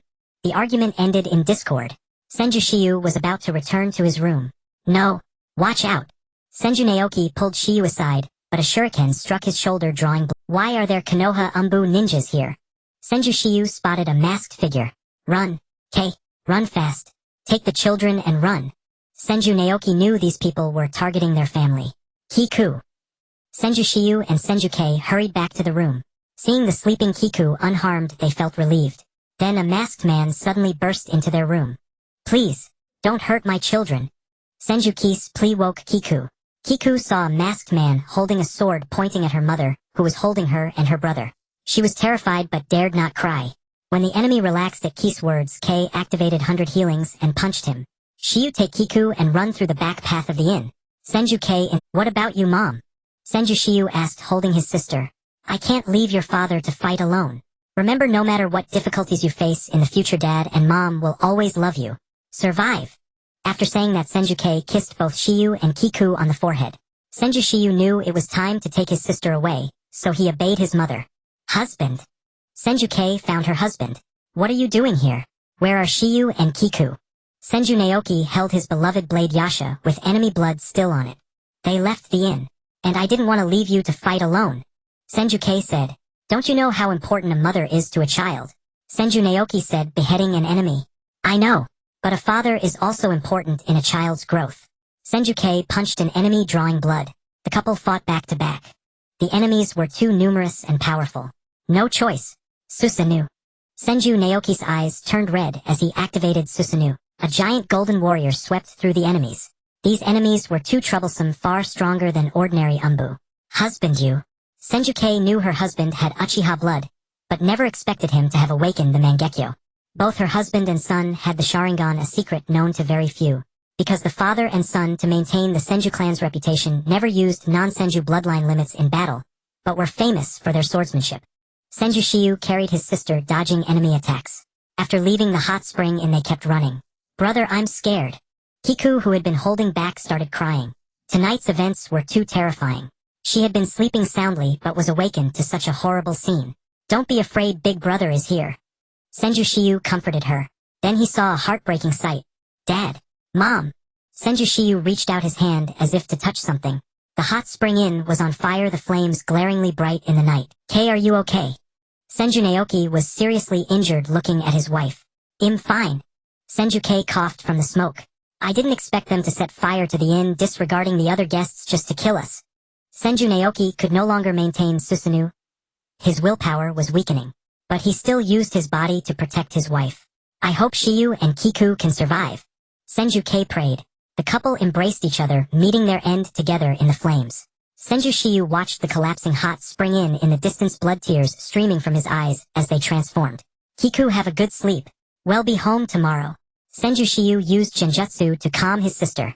Kiku slept soundly in her dreams. Back to Konoha. But the pass was given by the third Hokage. It seems only uncle can be trusted. Senju Shiyu released the Senju clan's messenger pigeon to have his uncle meet him in advance. He no longer trusted anyone in Konoha's high ranks. But he had one crucial task to ensure his sister's survival. Along the way, Senju Shiyu was attacked by these masked enemies.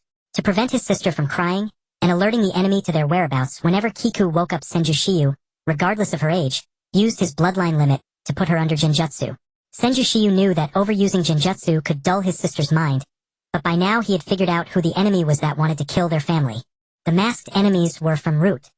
His sister still had to grow up in Konoha, and if she became simple-minded, the enemy wouldn't be wary of her. With that thought, Senju Shiyu's body was already covered in wounds. He held on until he handed his sister into his uncle's arms, only then feeling reassured. Kiku, live on strongly. Even without parents or your elder brother, you must live on tenaciously, just like your name, possessing the resilient vitality of a chrysanthemum. After saying that, Senju Shiyu fell to the ground and closed his eyes. Shiyu. The uncle had just taken his niece when he realized that his nephew had no breath left. Will we meet again in the same world? Kiku, you must live long. It seems I've been arguing with mom and dad all along without realizing it. When I get to the other world, I'll say sorry to them. Senju Shiyu thought before his death. Who's there? Senju Kiku sensed someone behind her as she reviewed documents in the Konoha archives. You already know, don't you? Shimura know what? Senju Kiku asked him, puzzled. That your parents and elder brother were killed by Root Ninja and me. Shimura Danzo answered her. So what do you intend to do? Senju Kiku drew her wakizashi, sensing his hostile intent. You've been with Tsunade for 3 years, using her apprentice identity to investigate the truth behind your parents' and brother's deaths. She doesn't know, does she? Shimura Danzo continued. So what? Senju Kiku admitted it. Your father Senju Naoki was truly enviable. Born as the son of a Hokage's descendant and high-ranking official, blessed with a beautiful wife and outstanding children as he grew up, he was a man who had it all enough to arouse jealousy. Shimura Danzo reminisced. My father's life is none of your business. Senju Kiku said angrily. Indeed it is not. Shimura Danzo replied. So you destroyed our family's happiness just out of jealousy? Senju Kiku asked him again. No, your family's happiness means nothing to me. I couldn't care less about how you lived.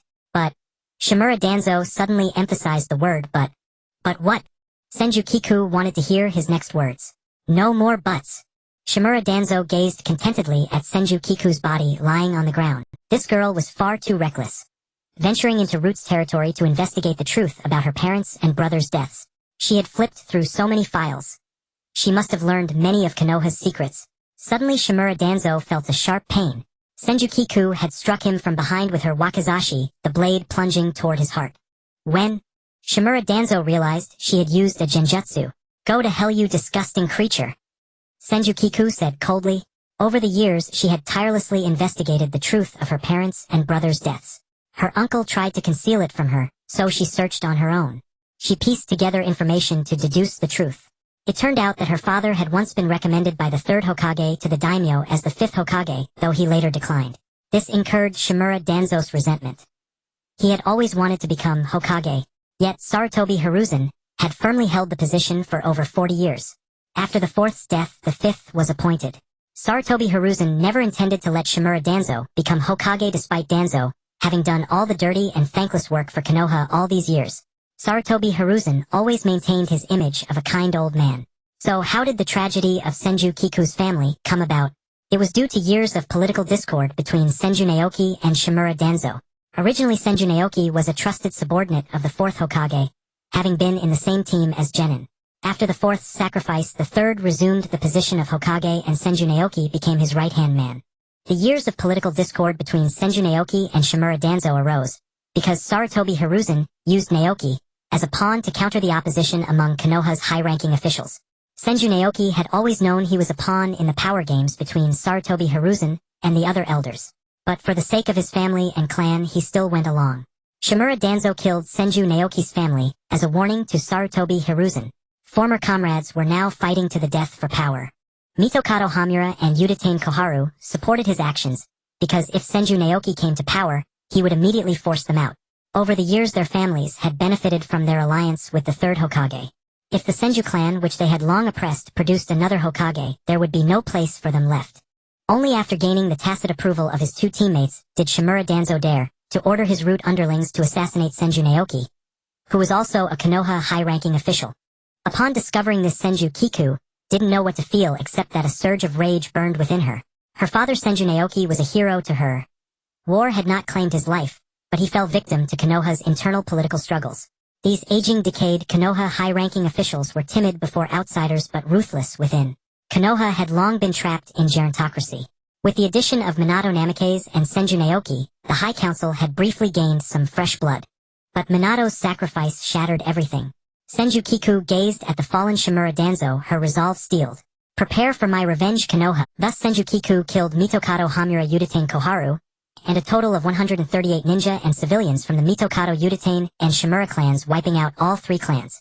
She spared the Sarutobi clan out of consideration for Sarutobi Konohamaru's feelings, and the debt of gratitude she owed Sarutobi Hiruzen for saving her life. Moreover, the Sarutobi clan, with Hiruzen as Hokage, had sacrificed many members in battle, leaving only the elderly, weak, and children, with the sole able-bodied adult being Sarutobi Asuma. The fifth Hokage Tsunade had been sleeping soundly the night before, only to be awakened by Shizune for urgent work. She was utterly displeased. It turned out her apprentice Senju Kiku was the cause of the trouble. That girl was usually obedient and well-behaved, but when she did cause trouble, it was this massive. "Tsunade-sama, it's bad. Kiku has defected," Shizune said anxiously. "Ah, someone defected. I thought it was something serious. What did you say?" Tsunade, still half asleep, jolted awake upon hearing that Senju Kiku had defected. "Quickly suppress this news. Don't let anyone know," Tsunade said as she slipped on her Haori. "Too late, Tsunade-sama. Both Konoha advisors and their clans have been killed by Kiku," Shizune said. "What about Shimura Danzo?" Tsunade asked. "He's alive but severely injured in the hospital," Shizune replied. "At the Hokage's office." "Hokage-sama." Senju Hiroki rushed to the office upon learning of his niece's actions. "Let's not talk about that now. Wait until she returns." Tsunade knew why Senju Hiroki had come. Tsunade gathered the new generation of Konoha ninja and said, "Senju Kiku has defected. Who among you is willing to bring her back? I will reward you handsomely." The crowd hesitated, no one stepped forward. They all knew Senju Kiku's strength. She was the strongest among Konoha's new generation. Tsunade felt disappointed. "Ill go, Granny Tsunade." Uzumaki Naruto stepped forward and answered, "I've already lost one precious friend. I can't afford to lose another." Uzumaki Naruto said, "Very well, go ahead." Tsunade said, "Naruto, Senju Hiroki called out to him before he left. Please, bring Kiku home. If anyone can, it's you. Kiku has always liked you. I'm begging you. Senju Hiroki had never spoken to Uzumaki Naruto in such a humble tone. You don't need to say that, I'll do it anyway. Uzumaki Naruto replied. Thank you. Senju Hiroki said, gratefully, thinking that while there was still time to salvage the situation, he could save his niece. And thus began the opening scene. Uzumaki Naruto's kunai sliced through Senju Kiku, severing a few strands of her hair. Come back with me. Naruto Uzumaki extended his hand. I can't go back, Naruto. Kiku Senju replied. The two stood confronting each other at the Valley of the End. Kiku, if you just go back and admit your mistake, Tsunadesima and Uncle Hiroki will surely forgive you. Naruto coaxed Kiku. I don't think so, Naruto. You're too naive. I killed Konoha's elders and wiped out 3 clans. Do you really believe I can still live in Konoha as I... Kiku asked him. Naruto didn't know how to answer. If I go back, my fate would be to spend the rest of my life in Konoha's prison. No, you're the Hokage's disciple and the heiress of the Senju clan. You won't spend your life in prison. Naruto argued. Come back with me. It's not too late yet. Naruto extended his hand once more, hoping Kiku would truly return with him. I'm sorry, Naruto. You are the person I love most, the one I cherish above all. If I could, I wish to become your wife one day. I'd take care of you, so you wouldn't always eat instant ramen, and when it's cold I'd add a layer of clothing for you. We could have many children. When they grow up, we'd sit together on a rocking chair, watching each other age, speaking of the love and entanglement of our youth. Kiku suddenly confessed to Naruto. If you come back, I'll give you all that right now. I know you were jealous because of what I said to Sasuke. I love you too, and I want a home with you. Naruto replied upon hearing this. No, those words are just lies to coax me into returning. I don't believe you have romantic feelings for me. It's merely a bit of childhood affection. We've always been more like family. I've been like a mother scolding you, and you find it troublesome, don't you? Kiku said as tears streamed down her face. Kiku, I don't. Naruto said. Though I never knew my own mother, a boy tends to like a woman who resembles his mother. I love being scolded by you, because it makes me feel you love me. I'm sorry, Kiku suddenly said. Flying Thunder God Slash. Kiku used a space-time ninjutsu, plunging a short sword into Naruto's heart. Kiku, you. Naruto coughed up blood from the wound. He couldn't understand why Kiku wanted to kill him. A shadow clone. Kiku watched the dissipating white smoke. It turned out Naruto had been talking to her with a clone. Come back with me now, or I'll break your legs and drag you back. Naruto pressed a kunai against Kiku's neck from behind. The Valley of the End. Naruto hated this place. It was where he had lost Sasuke Uchiha. Kiku was someone who yielded to softness, but not to hardness. Hearing Naruto's words, she immediately flared up. You might as well kill me, Kiku said. I won't finish you off. Just come back with me. Naruto emphasized the words again. Besides come back with me, do you have nothing else to say? Kiku asked him. He had so many sweet words when speaking to Sasuke, but for her his words were far fewer. Kiku felt disappointed. She had known Naruto for 10 years, yet it seemed less valuable than the brief half-a-year Team 7 spent together with Sasuke. Naruto would chase after any news of Sasuke. Thinking of this, Kiku broke free from Naruto's hold, and they began to fight. Watch out. I won't go easy on you. Kiku warned Naruto. Rasengan. Great Ball Rasengan. Yellow chakra spheres rained down on Kiku. The wall behind her was destroyed. Don't you have any moves besides spinning those balls? Kiku taunted Naruto. Naruto 2000 combo. Naruto split into 2000 shadow clones. He refused to believe he couldn't bring Kiku back today. I told you this technique has a flaw. The more clones, the easier it is for the opponent to exploit. With that, Kiku vanished from her spot. Naruto's 2000 clones began fighting among themselves. Everyone calmed down. Well, check each one to find which is Kiku using transformation. Naruto's original body spoke. Kiku found his original. Without a word, she swung her short sword at his head. Naruto caught the blade bearer. Kiku, you're too sly. Naruto said with a grin, still joking despite the situation. Naruto and Kiku had never fought before. First because of gender, second because of temperament. Gender, according to Naruto's view of men and women, he thought it shameful to bully a girl, and would never do so willingly. Temperament, Kiku was gentle and tolerant, always putting up with him. Though Naruto sometimes did stupid things that angered her, more often Kiku cleaned up his messes. Can you be serious? Hearing this, Kiku felt as if they were back in the academy days when Naruto acted as her bodyguard. I have to use a finishing move. The longer I drag this out with Naruto, the worse it is for me. I might soften. Since I want to sever the bond, I must cut it swiftly, Kiku thought. Wood-style tree world. This was a wood-style secret technique using her own chakra as the source of life. From the ground, multiple trees grew rapidly, as if uprooted, instantly creating a forest where all offense and defense were controlled by the user, and which could also capture the enemy. Seeing this, Naruto worriedly said, "Kiku, are you crazy? Using such a life-draining jutsu?" Pale-faced Kiku said to him, "Goodbye." No forever goodbye, Naruto. Kiku truly intended to kill him at that moment. The gap in strength between Naruto and Kiku was enormous. It was impossible that she hadn't held back while fighting him to this extent. Kiku placed the exhausted chakra-drained Naruto on the ground. "I'm sorry, Naruto." Kiku kissed his forehead through the headband. Then she snapped her own headband in two and threw it into the water. Dragging her weary body, she left. In the end, Kiku's heart was too soft to kill Naruto. Her gentleness was always reserved for those closest to her. Naruto didn't know how long he slept. When he woke, Kiku was gone, and he lay on a patch of dry, comfortable ground. Someone had thoughtfully placed him there, but this time there was no one by his side to care for him. Hiroki Senju couldn't bear to stay in the village.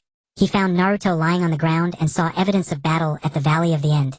Hiroki carried Naruto back to Konoha. "I'm sorry, Uncle Hiroki. I couldn't bring Kiku back," Naruto said apologetically. "Don't say that. Since it's already settled, all we can do is pray that Kiku never returns." Hiroki carried him on his back toward Konoha. "Kiku, is that you?" Yamanaka Ino asked uncertainly. She had encountered Senju Kiku on a mission. Kiku was no longer her best friend, she was now an rank rogue ninja. "Be careful, Ino. She's not the Senju Kiku we used to know," Nara Shikamaru warned. "Why did you defect? Why become a rogue ninja? Why did you leave Konoha?" Yamanaka Ino ignored the danger and grabbed Kiku's hand. She still couldn't believe that her childhood friend had become an enemy of Konoha. "Ino, can I ask you something?" Senju Kiku finally spoke after a long silence. "What is it? Tell me." Yamanaka Ino wiped her tears and asked, "How are my uncle and grandmother?" Senju Kiku said, "How dare you ask?" Yamanaka Ino exclaimed angrily. Because of Kiku's defection, everyone close to her had been "I never agreed to you marrying that man. He has a mother who caused trouble in her youth, and a niece who was a burden, yet you insisted on marrying him." Rika's mother scolded her with a tone of disappointment. "Mom, don't say that." Senju Rika defended her husband. "Hiroki has been good to you. Since you married him, you've been busy with housework, taking care of the elderly and children, plus your hospital work. Senju Hiroki doesn't share the burden. Before you married, your mother never let you do any chores. You were pampered. Now, you get up at dawn to make breakfast for his niece." Rika's father said, heartbroken for his daughter. "Sign the divorce papers now. Well, take care of the grandchildren."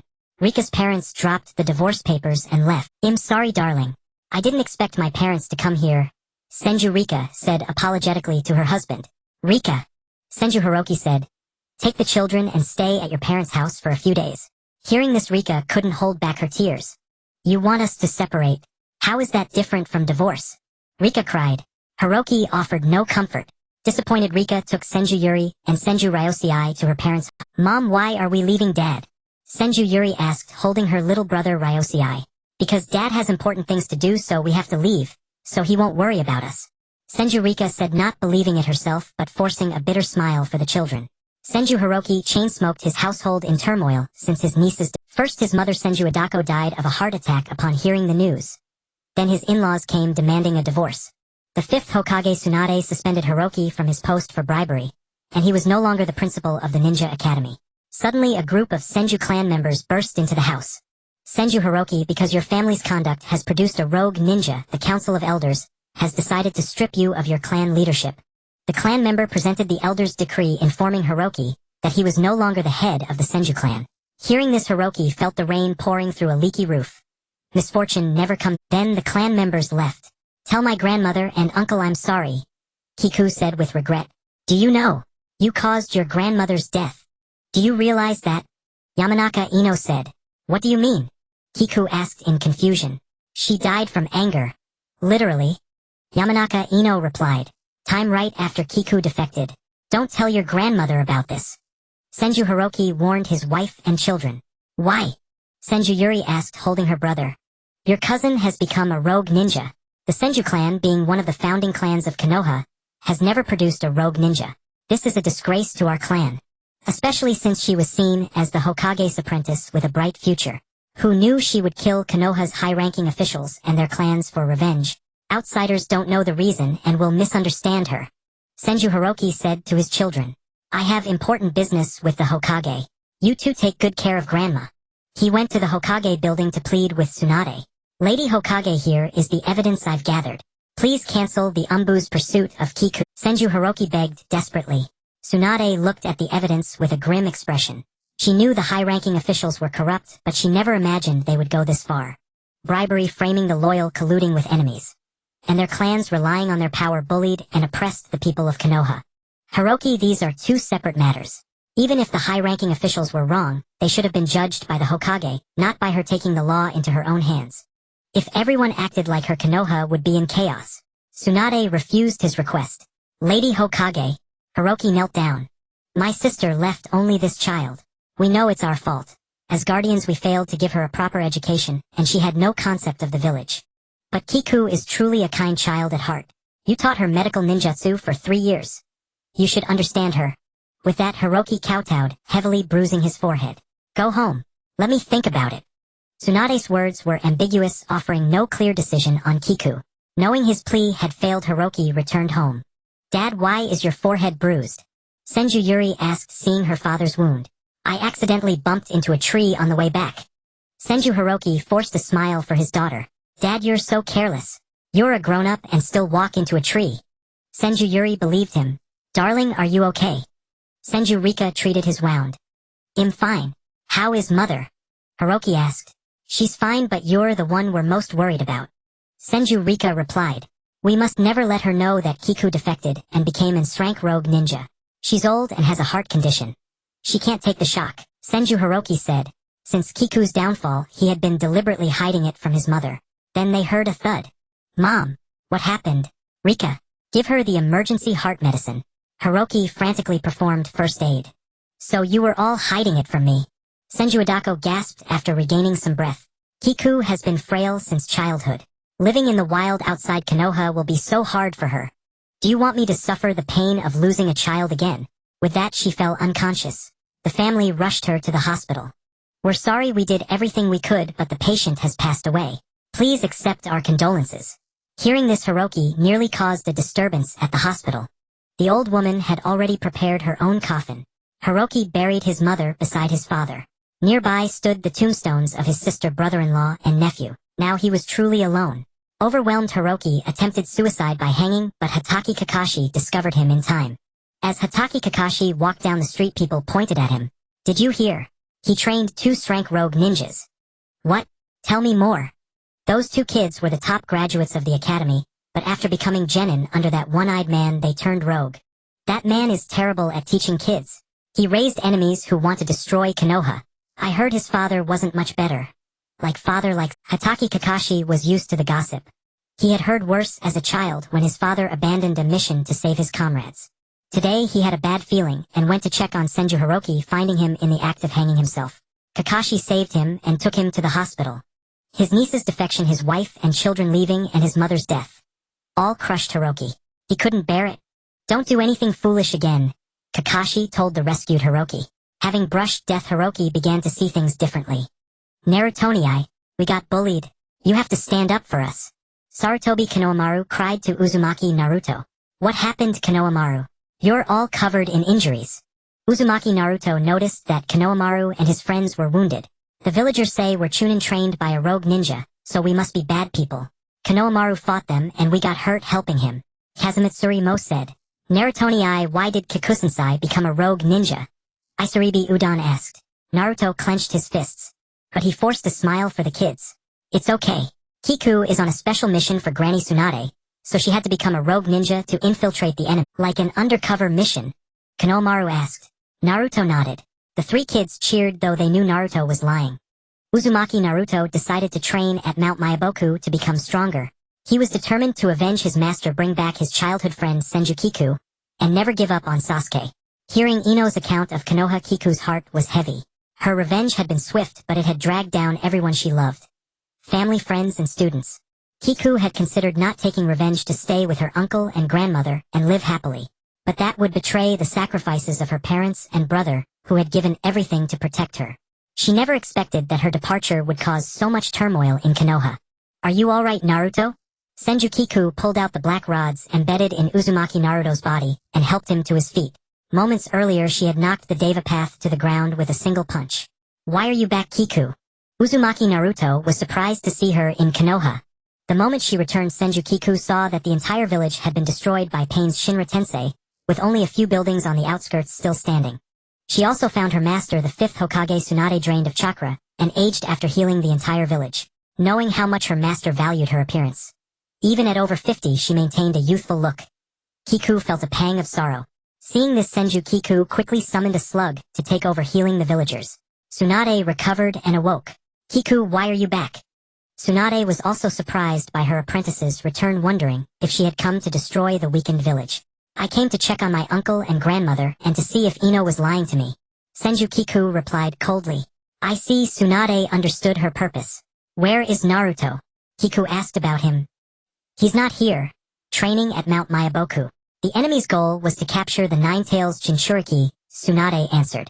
Suddenly a loud noise. Tsunade and Kiku saw Uzumaki Naruto returning via reverse summoning. He stood high atop the head of a Mount Mayaboku toad wearing a red cloak. The two giant toads beside him also looked like gangsters. No matter how many times she saw them, the Mount Mayaboku toads always seemed so rough. "Since you're back, lend me a hand. Let's go heal the injured villagers," Tsunade said to Kiku. She agreed. With Naruto and the toads' efforts using Sage Mode, they defeated all Pains except the Deva Path. But the restored Deva Path proved too strong. Fukasaku was killed and Naruto was pinned to the ground with black rods. As the Deva Path moved to capture Naruto, Senju Kiku struck him down with her monster strength, deforming his body. That led to the opening scene. Seal release.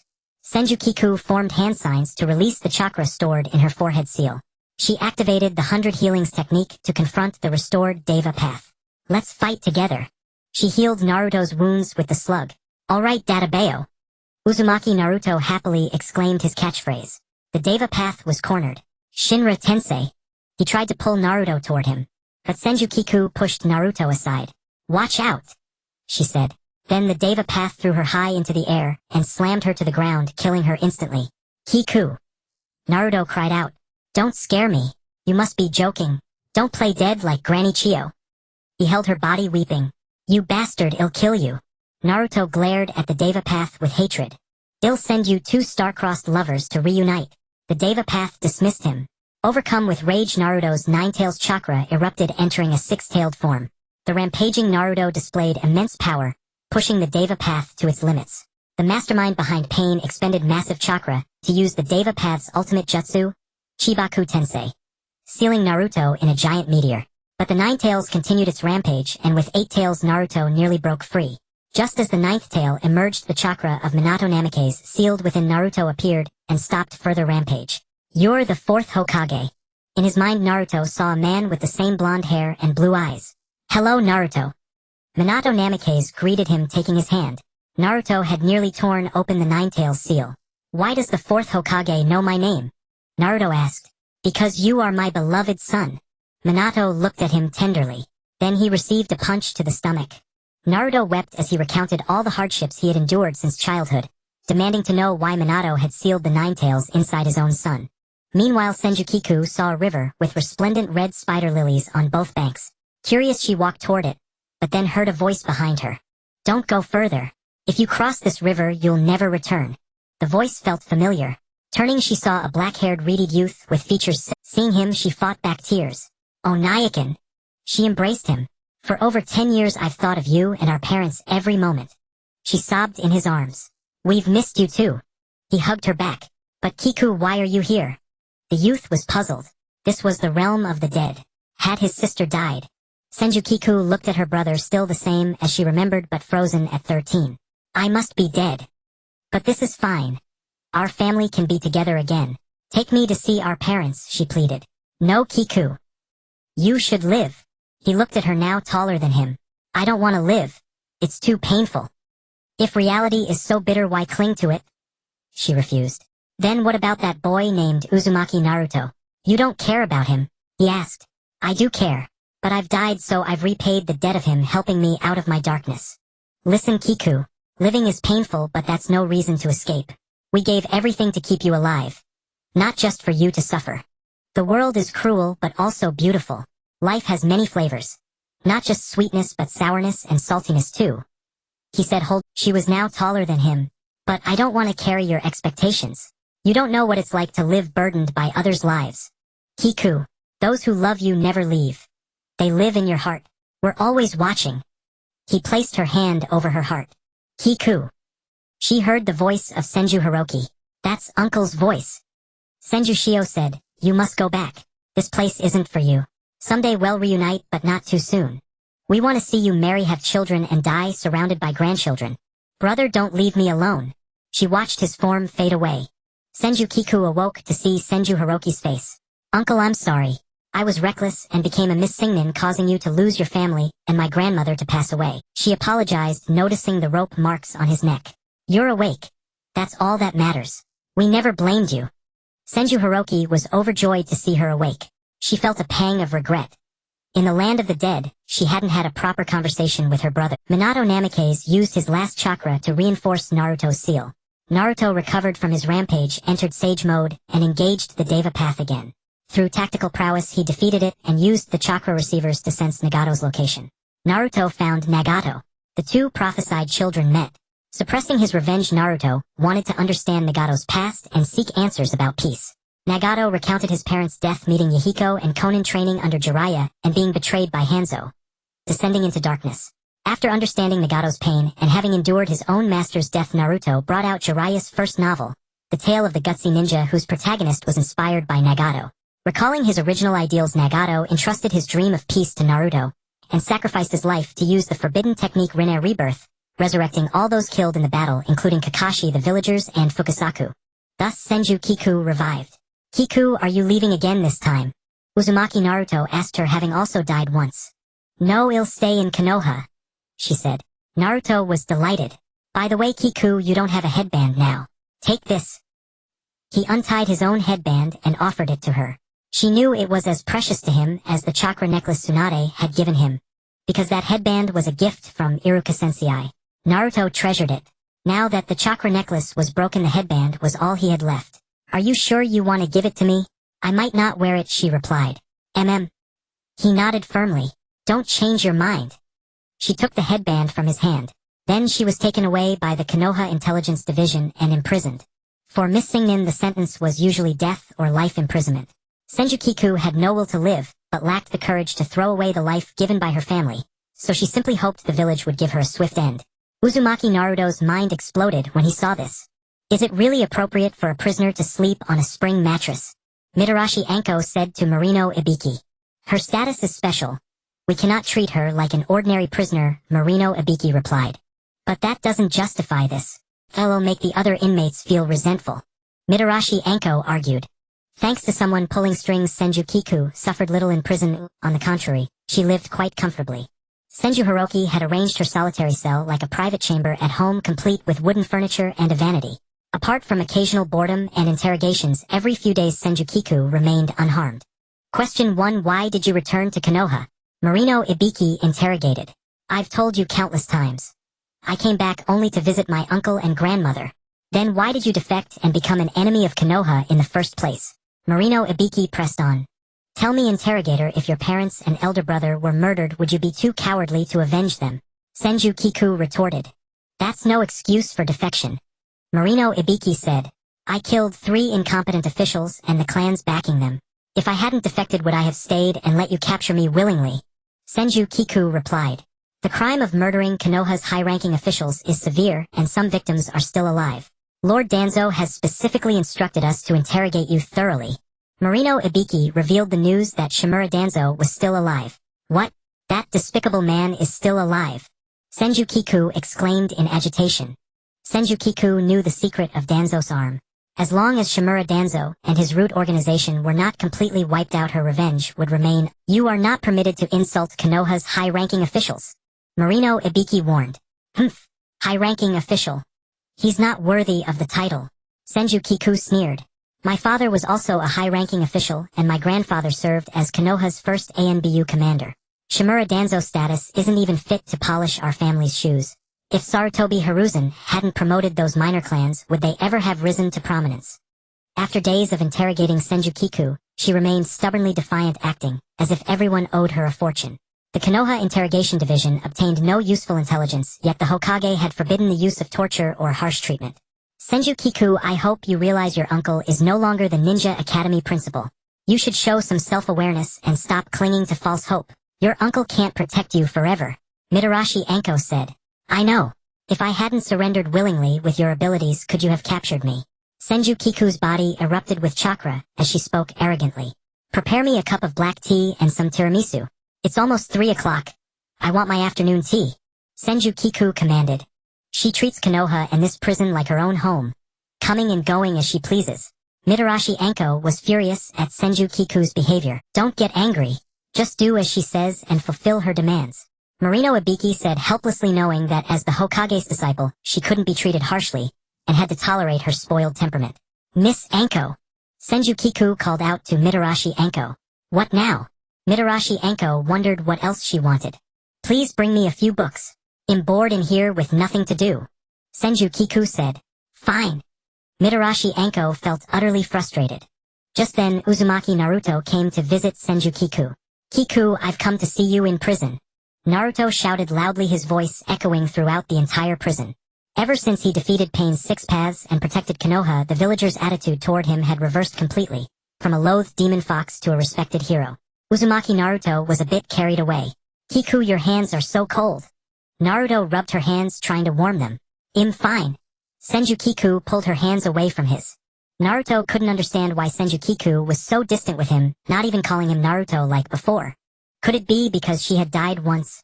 It was all his fault for failing to protect her. Did you deliver the letter I wrote to Master? Senju Kiku asked Naruto. Yes. Naruto replied. I hope this can make up for things a little, Senju Kiku said. Because of her recklessness, grandmother Adako had died, tearing apart Uncle Hiroki's family. Senju Kiku felt guilty toward them as her uncle and grandmother had raised her. Especially grandmother Adako. Although Senju Hiroki often thought she spoiled the children, Senju Adako only doted on Senju Kiku. Kiku was a child who desperately craved love. If her parents and elder brother had lived, she would have had a happy life. But she didn't. From grandmother Adako, Senju Kiku experienced that selfless, unconditional love. It was irreplaceable. Something even her parents and brother could not give. Kiku, you've suffered in prison. Naruto looked at her living conditions with pity. Which eye of yours saw her suffering? Mitarashi Anko brought in the afternoon tea. This tea doesn't taste right. Did you use cheap leaves as a substitute? Senju Kiku criticized after taking a sip. You? Mitarashi Anko fumed. Marino Ibiki held her back to prevent her from doing anything rash. I think it tastes pretty good. Naruto took a sip of the tea that Kiku had drunk from. Senju Kiku, right? Shiranui Gunma came to see her. You're being released. Shiranui Gunma showed her the pardon. See, you can finally leave, your highness. Mitarashi Anko said, eager to send this troublesome girl out of the prison. But what if I've grown so used to it here that I don't want to go home? Senju Kiku's remark made Mitarashi Anko want to tear her hair out. Get out now. Mitarashi Anko chased her away. Kiku, prisons are damp and dark. Why would you want to stay? Naruto asked in confusion. Don't you think it's fun to tease these people? Senju Kiku said with malicious amusement, offending everyone present who had been guarding her. Senju Kiku left with Naruto to meet Tsunade. I've read your letter of repentance. You want to return to Konoha? Tsunade asked her. Yes, Senju Kiku nodded. Why do you want to come back? Tsunade pressed.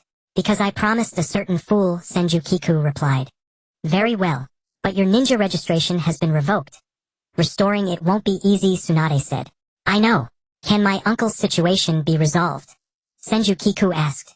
I've already reinstated Senju Hiroki's position, Tsunade said. What can you offer in return? Tsunade and Senju Kiku reached some kind of agreement. Everything, Senju Kiku answered.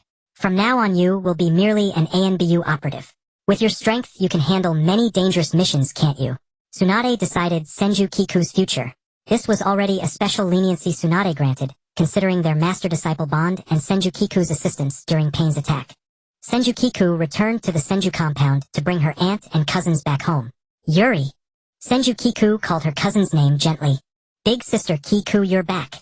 Senju Yuri was playing happily in the yard of her grandparents' house when she spotted Senju Kiku. Where's Daddy? Why did you come alone to pick us up? Senju Yuri asked curiously.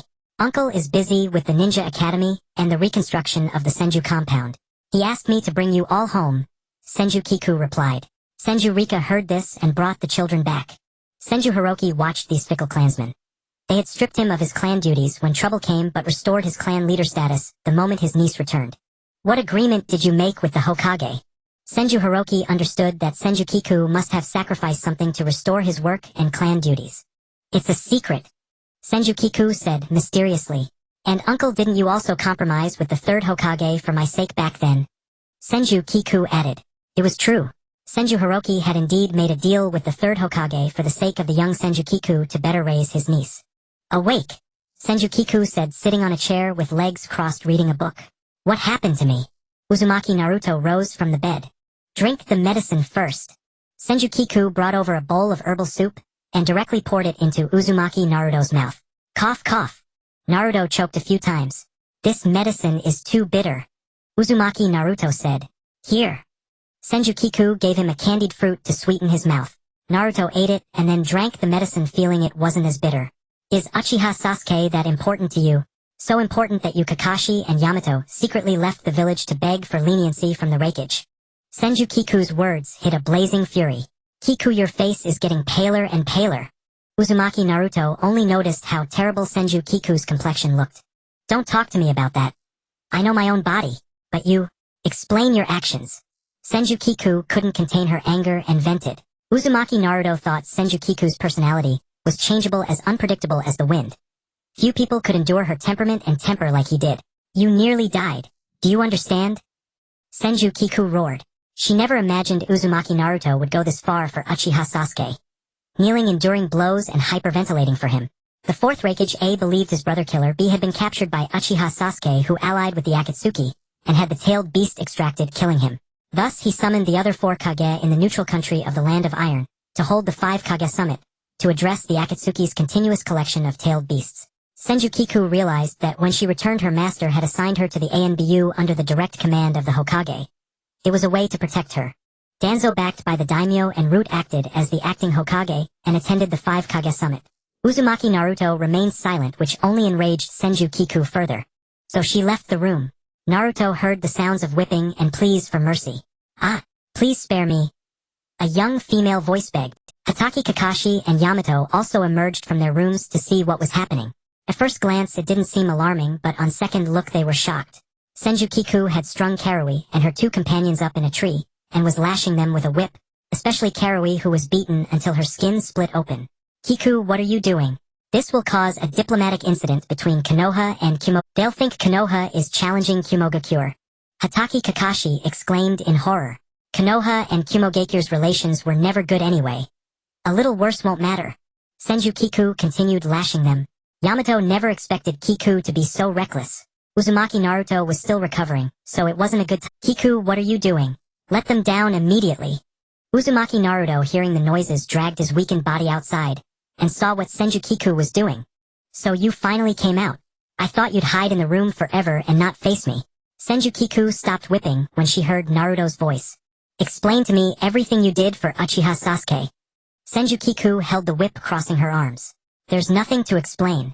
I did it all willingly. Uzumaki Naruto said. So you just let them hit and scold you? Senju Kiku pointed at the 3 tied in the tree. Yes. Uzumaki Naruto answered. What spell did Uchiha Sasuke cast on you? Why are you so fixated on him?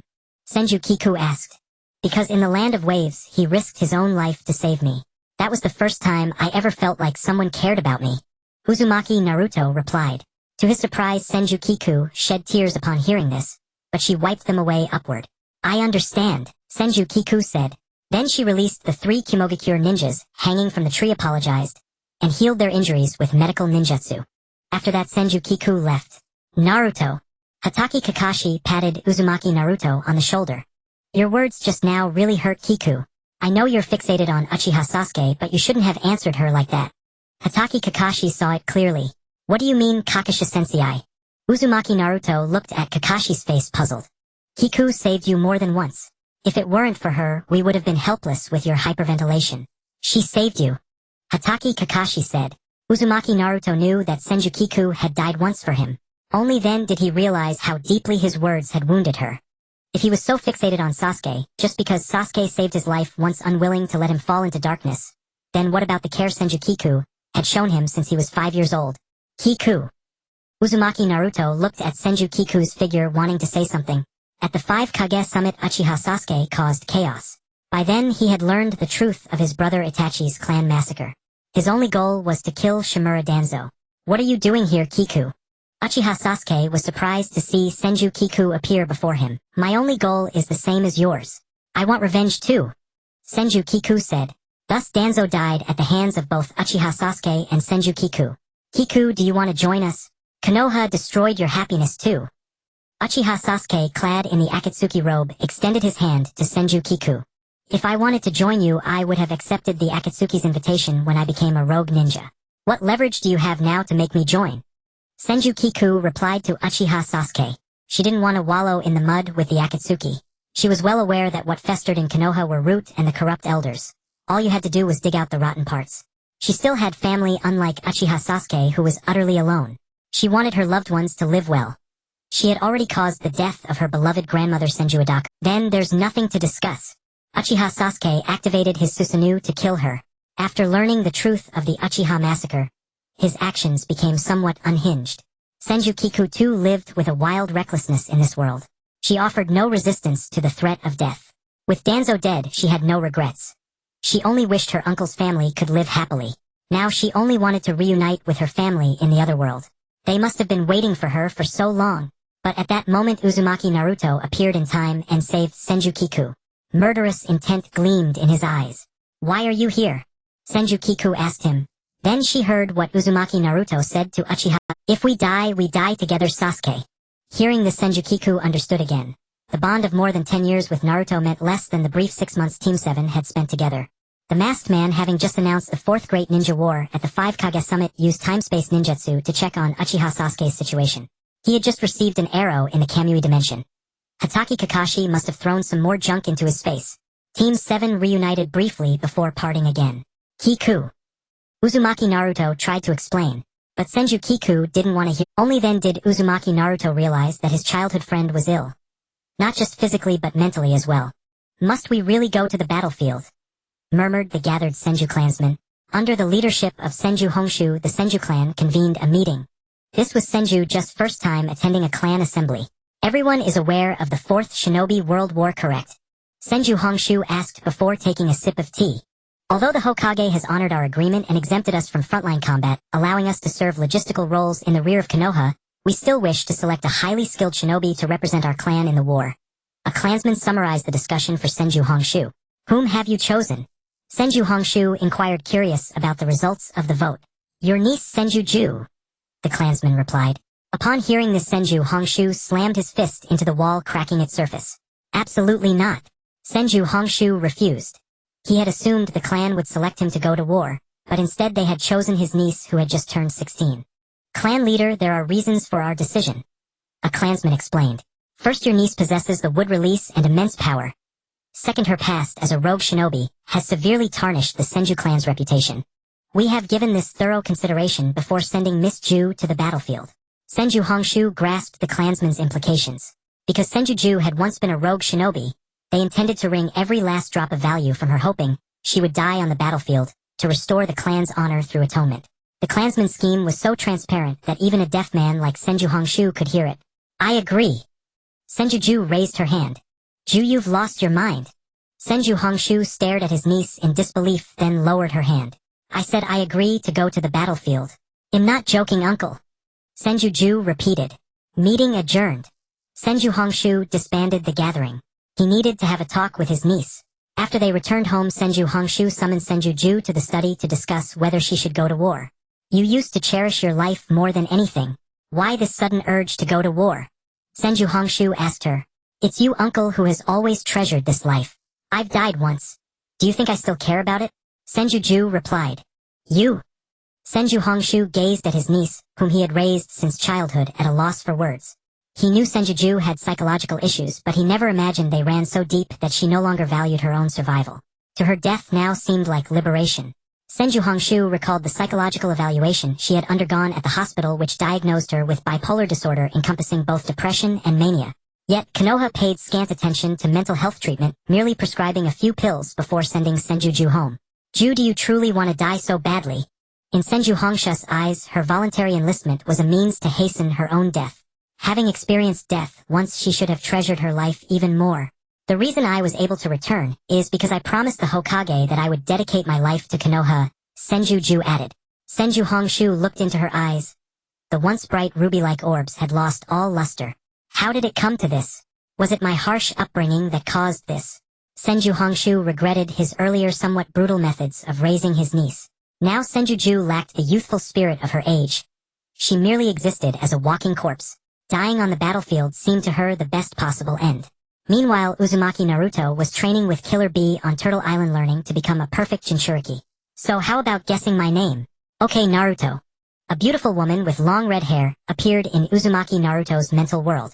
At that moment, Naruto was being eroded by the dark side of the Nine Tails. "I bet you're the Nine Tails manifestation."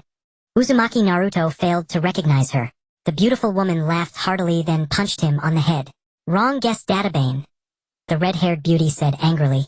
Hearing her speech pattern so similar to his own, Uzumaki Naruto realized who she was.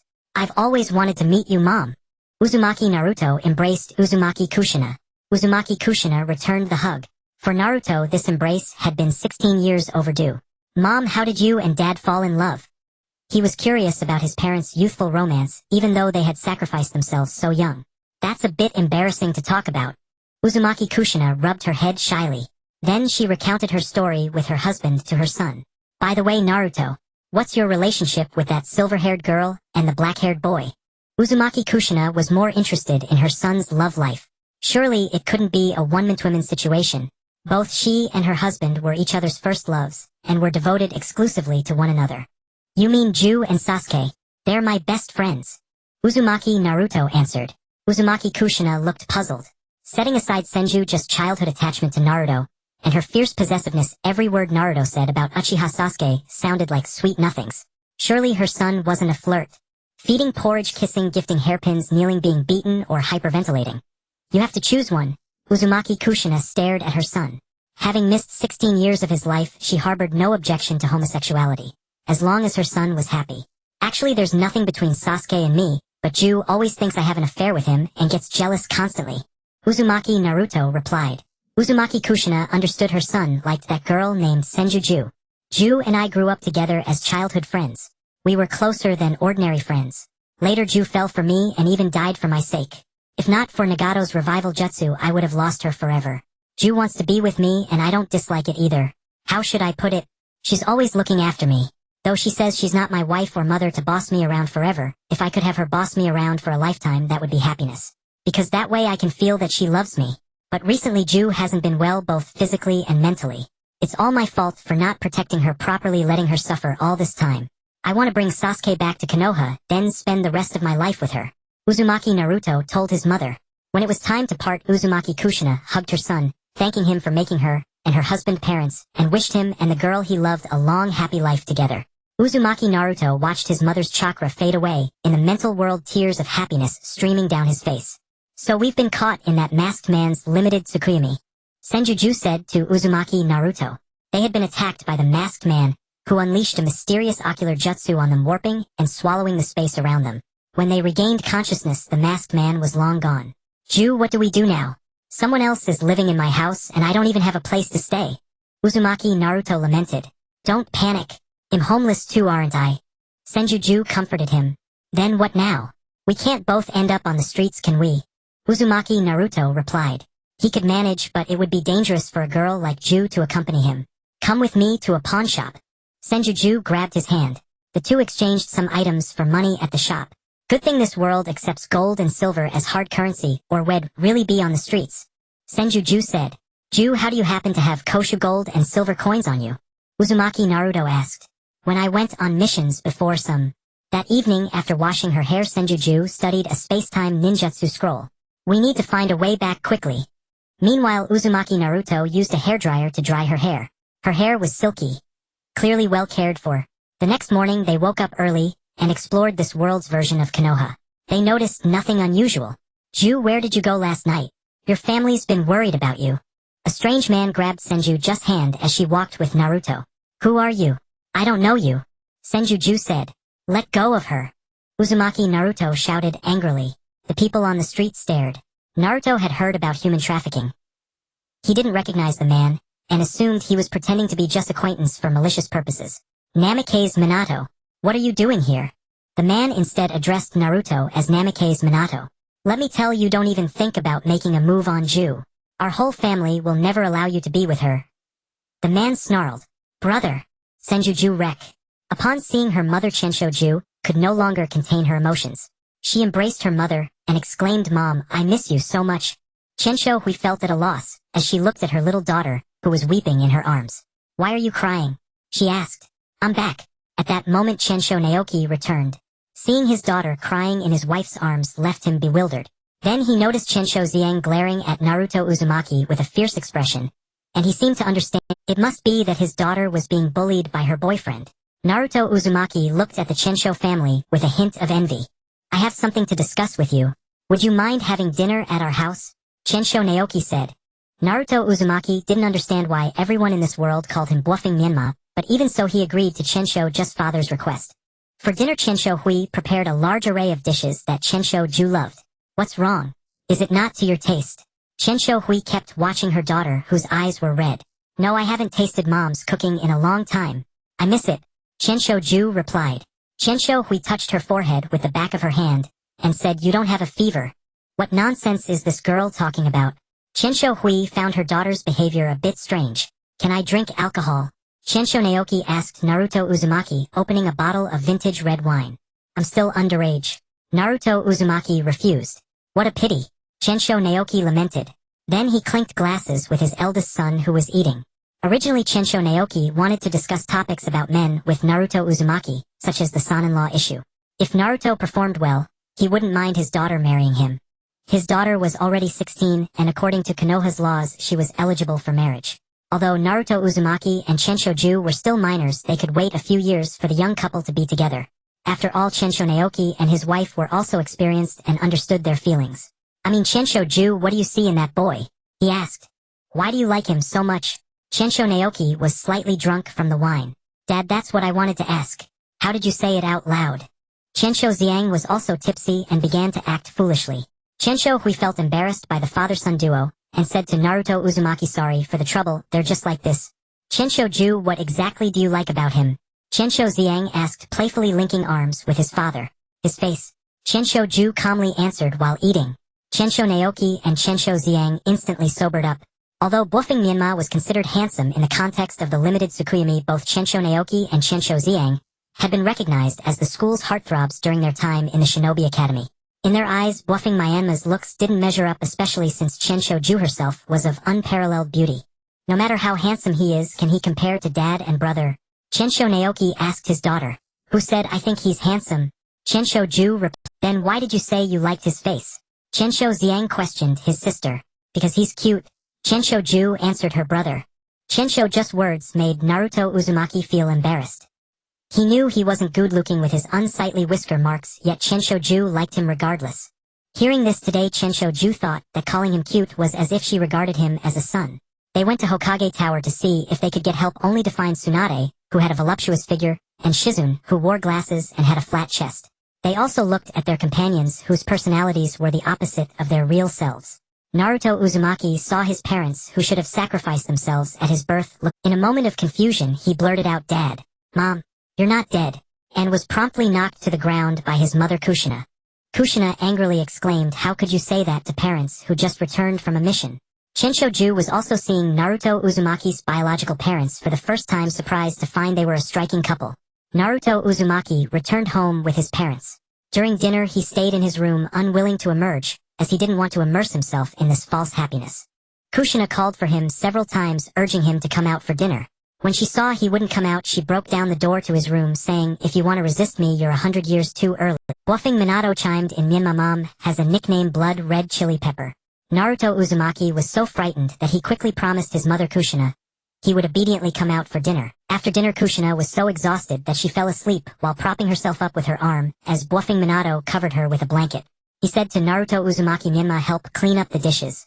You can clean up yourself? Naruto Uzumaki replied. What's wrong? Did you have a fight with Sakura? Bluffing Minato asked his son. Who is Sakura? Naruto Uzumaki tried to recall who she was. Though both cherry blossoms and chrysanthemums are flowers, he preferred chrysanthemums, as it was the origin of Chensho just name. Are you still thinking about that silver-haired girl? It's impossible for you two to be together. Oh, her parents and brother strongly oppose your relationship. Bluffing, Naruto Uzumaki ignored him and flipped through an album. I can't believe you actually look at this. Bluffing Minato, wearing an apron, said while drying. In the album, Naruto Uzumaki saw what he longed for the most of: family, parents who weren't heroes and didn't have to sacrifice themselves. Naruto Uzumaki wanted to indulge in this reality, but constantly reminded himself that it was false, that he was not their son. Meanwhile, Chensho was already immersed in the happiness of having her parents with her along with her grandmother and uncle. They were not burdened by him. Naruto Uzumaki joined his parents on a mission, only to unexpectedly find that giant toads attacked them, injuring his mother Kushina as she tried to protect him. Bluffing Minato slapped Naruto Uzumaki after hearing his nonsense, clearly angry. Kushina secretly overheard their conversation and embraced Naruto Uzumaki. Recently, Chensho noticed a figure watching her from a distance, but she sensed no malice from them, so she compelled them to show themselves. The figure wore a mask, and Chensho felt a sense of familiarity, although she couldn't place their name. She sensed that this person resembled Naruto Uzumaki, yet was different. The figure merely glanced at her before leaving. Chensho felt something was off and followed him. Stop. Who are you? Chensho insisted on getting an answer today. Just an irrelevant person, a passerby in your life. The figure replied. They left without a thought of harming Chensho, making her feel that their strength was formidable. She decided to discuss this with Naruto Uzumaki. However, she discovered him celebrating his mother Kushina's birthday with Bluffing Minato. Kushina blew out the candles and scattered the cake everywhere, and Naruto Uzumaki laughed heartily. Chensho had never seen Naruto Uzumaki this happy before. She chose not to disturb him and continued to pursue the masked figure. Chensho. While chasing the masked man, Hinata Hyuga blocked her path. Don't stand in my way. Chensho snapped. I don't know what Myanmar sees in you to like you so much. Hinata Hyuga retorted fiercely. Chensho used her chakra scalpel to sever the tendons around Hinata Hyuga's Byakugan. Hinata cried out in pain. Damn it, I will kill you. Wait, you're not her. That girl is particularly weak. She's not a ninja. Who are you? Chensho knew that Naruto Uzumaki often attracted inexplicable admirers, but aside from Uchiha Sasuke, he seemed to dismiss everyone. But who was this flirt before her? You're just a little kitty troubled by love. Uchiha Sasuke teased. Chensho then broke Sasuke's wrist and continued her chase. Stop. Who are you? Chensho discovered the existence of the masked man who had brought her and Naruto Uzumaki into this world. The masked man attempted to strike her, but was stopped by the other masked figure. Stop. I don't want to hurt her, the masked man said. You must know that all of this is fake.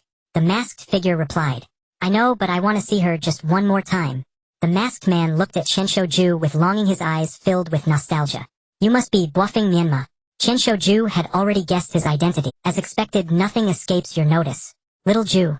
Bluffing Myanmar removed his mask. Chensho looked at his darkened appearance, confused as to why he had become this way despite possessing everything Naruto Uzumaki longed for. Why have you turned out like this? Chensho questioned him. I have my reasons. Bluffing Myanmar replied. It's better to kill her to prevent our plans from being exposed. After saying that, the masked figure struck at Chensho. She couldn't dodge in time. Rasengan. Naruto Uzumaki appeared just in time, and the Rasengan hit the masked figure, injuring him severely. If that's the case, then there's no other choice. Bluffing Myanmar awakened the nine tails within him, and forcefully seized its chakra. He gave Naruto Uzumaki a tailed beast bomb, and declared, I want to create a world with her in it.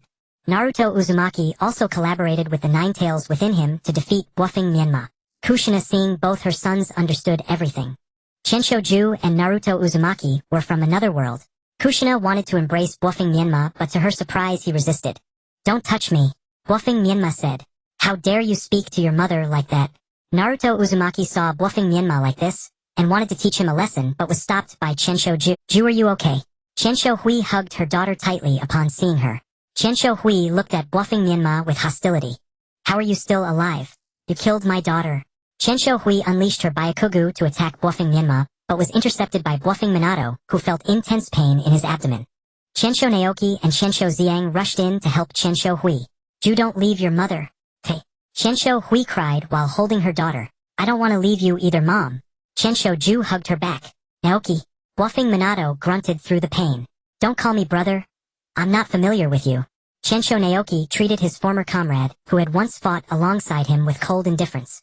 My daughter is dead, but your son is still alive, Chensho Naoki said to bluffing Minato. Chensho-ju and Naruto Uzumaki finally understood everything. It turned out that the Chensho-ju of this world had long since passed away, while protecting bluffing Myanmar. Bluffing Myanmar and Chensho-ju grew up together, due to their parents' relationship, childhood sweethearts. Their families once joked about marrying their children to each other. Though their parents joked, the two children took it seriously. As they reached the age of first love, they fell in love. However, they faced opposition from Chensho-ju's parents due to social standing. Chensho-ju's father was a high-ranking official in Konoha, her mother was the head of the medical team, her brother was the head of the Umbu, and her uncle was the principal of the shinobi. With such a powerful background, it was impossible for Chensho-ju to be with bluffing Myanmar. Bluffing Myanmar's parents were just ordinary jonin in Konoha. Chensho-ju's parents couldn't bear to see their daughter suffer. In reality, bluffing Myanmar's family was well off, but it was not enough in the eyes of Chensho-ju's parents. Chensho-ju had poor health as a child, and did not become a ninja, but that didn't mean she didn't know ninjutsu. She studied the space-time ninjutsu scrolls left behind by her ancestors, and learned a technique called Li Dai Tao Jiang, essentially a death substitution technique. This technique allowed the user to take someone else's place in death, allowing the one who died to continue living. During their passionate romance, Chensho-ju worried that bluffing Myanmar would die if he became a ninja, so she used this ninjutsu on herself and her lover without his knowledge. Later, bluffing Myanmar truly found himself in mortal danger. The technique was activated. Namikaze Myanmar's death was transferred to Senju Kiku. Upon learning this, Namikaze Myanmar was overwhelmed with grief. He had broken up with Senju Kiku because she could not withstand the pressure from her parents. He thought Senju Kiku no longer loved him. He wanted to die with her, but he dared not approach her with the life she had saved. Then a masked man approached him, claiming there was a way to resurrect his lover, so they could live happily together without any obstacles. Namikaze Myanmar agreed without hesitation. He still loved Senju Kiku. Because his parents were ordinary shinobi, he had been chosen as the Nine-Tails Jinchuriki by the Fourth Hokage Chunai Zhao when he was an infant. Due to the immense destruction the Nine-Tails had caused to Konoha 16 years earlier, Namikaze Myanmar suffered from the villagers' gossip and ostracism since childhood. Despite having his parents' love, outstanding talent, a handsome appearance, and admirers among the girls, he possessed everything Uzumaki Naruto most desired, yet he had only one friend throughout his life, Senju Kiku. Senju Kiku was not merely his lover. They were soulmates bound by spirit and thought. Namikaze Myanmar often envisioned Senju Kiku in a wedding dress becoming his wife. When Senju Kiku's parents discovered their relationship, they pressured Namikaze Myanmar's parents to force them to break up. Senju Naoki even used his high-level authority to threaten that if Senju Kiku continued seeing Namikaze Myanmar, the latter would never become Hokage. Senju Kiku did not want her boyfriend's future to be hindered. She knew his ambition. He wished to rise above mediocrity because his parents were ordinary. So with tears in her eyes, she told Myanmar they had to break up. Namikaze Myanmar's parents also urged him to stop seeing Senju Kiku, pointing out that he had excellent suitors. The daughter of the fourth Hokage Chunai Zhao, Chunai Sakura, and the heiress of the Hyuga clan, Hyuga Hinata, both liked him. Senju Kiku had poor health and would struggle to bear children, which could cause conflicts in the future. After hearing this, Namikaze Myanmar tried associating with his other suitors, but none treated him as well as Senju Kiku did. The fourth Hokage Chunai Zhao was his enemy, so he did not like his daughter. Hyuga Hinata's personality was too fiery, and her attire resembled a delinquent's, unable to compare with Senju Kiku's dignified grace. Namikaze Myanmar regretted meeting someone so breathtakingly beautiful in his youth, making everyone else seem unworthy. He constantly missed Senju Kiku, especially after her death. He longed for her even more. They were each other's first love. More lethal than a white moonlight was a dead white moonlight. He felt guilt towards Senju Kiku, knowing he had caused her to pass away at such a young age. Even after breaking up, they still wished each other happiness in the future. It was not about one person bearing the weight of another's life and living on. Hearing this, Senju Kiku felt sad. No matter which world, she was separated from her parents and elder brother by life and death. The favored are fearless, so in this world, her counterpart had died for love. The relationship between the two families soured because of this world's version of her, and both sides suffered. Uzumaki Kushina watched her son Namikaze Myanmar cry, and said, "It's us who have burdened you. We didn't work hard enough to give you a good family background. Dad, Mom, I don't resent you. I know you gave me everything you had. I only resent myself for not being diligent enough, causing her to die young, and making her parents experience the pain of losing a daughter." After speaking, Namikaze Myanmar silently shed tears. "Let's go, Naruto. We're going back," Senju Kiku said to Uzumaki Naruto. "Kiku, have you found a way to return?" Uzumaki Naruto. Senju Kiku nodded. She had awakened. She was not the daughter of these parents or the sister of this brother in this world, and she could not replace her. Kiku, where are you going? Senju Hui asked nervously. We should go back. I hope you can move past the pain of losing your daughter and sister. I think she wouldn't want you to grieve for her, Senju Kiku said. Then she used the Flying Thunder God technique to take Uzumaki Naruto and leave. Back in Konoha. Happy birthday, Naruto. Senju Kiku congratulated. The time in the limited Tsukuyomi and the real world were different. Kiku, you knew it was my birthday today. Uzumaki Naruto exclaimed happily. I've always remembered, Senju Kiku replied. Come on. Let's go pick up your birthday cake from the cake shop. Senju Kiku said. After picking up the cake, they headed to Uzumaki Naruto's house to celebrate, only to find Ichiraku Sensei secretly preparing a surprise for Naruto. Kiku, Naruto, you're here.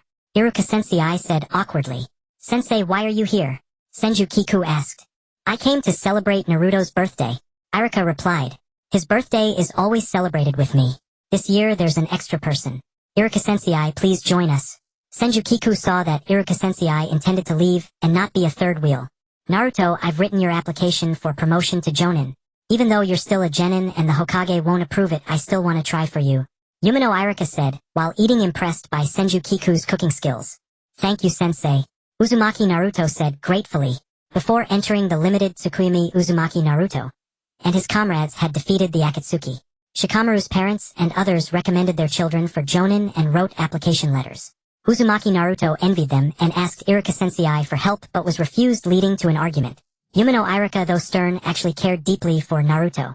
Naruto's request had stayed in his heart. Senju Kiku watched the reconciled teacher and student and felt happy for them. Side story, the past. I said, Nawaki, you called me here just to write this for you. Senju Naoki looked at his distant cousin helplessly. Please, Naoki, your handwriting is beautiful. You can definitely help me win the girl I like. Senju Nawaki begged. Alright, I'll write it for you.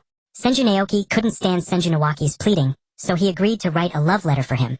After all, the class monitor, collecting homework again. Senju Naoki teased. Shut up, Senju Naoki. Senju Hui particularly disliked Senju Naoki and Senju Nawaki, even though all three were from the same clan. Senju Naoki and Senju Nawaki were notorious troublemakers in the ninja academy, often using their family status to pull pranks. How boring. Senju Naoki often liked to tease their class monitor Senju Hui. He simply found her anger amusing and frequently played tricks on her. Senju Hui dressed plainly with two old-fashioned braids and a pair of thick, heavy glasses. Senju Naoki had never seen her face clearly due to the glasses, so he was curious about what she really looked like. During the lunch break, Senju Naoki went to the classroom one grade higher to find someone. Hizashi, you're here. Senju Naoki was particularly close to Hyuga Hizashi, who was a grade above him. Because Hyuga Hizashi was born 15 minutes later than his brother, he was branded with the caged bird seal. His brother, the heir, didn't have to attend the academy and could become a shinobi, but Naoki, can you and your cousin stop pulling pranks? Your reputation in the academy isn't good. I'm worried you won't graduate, Hyuga Hizashi said with concern. Don't worry about it. I don't care whether I become a shinobi or not, Senju Naoki said indifferently. Hyuga Hizashi envied Senju Naoki's bold and unrestrained personality, which came from the confidence his family gave him. After returning home, Senju Naoki tiptoed past the tea room where his mother Senju Shizi was. Stop right there, Senju Shizi said, having already noticed her son's movements. Mom. Senju Naoki looked at his mother's expression. He feared nothing in the world except his mother Senju Shizi. Senju Shizi was extremely strict in disciplining her son.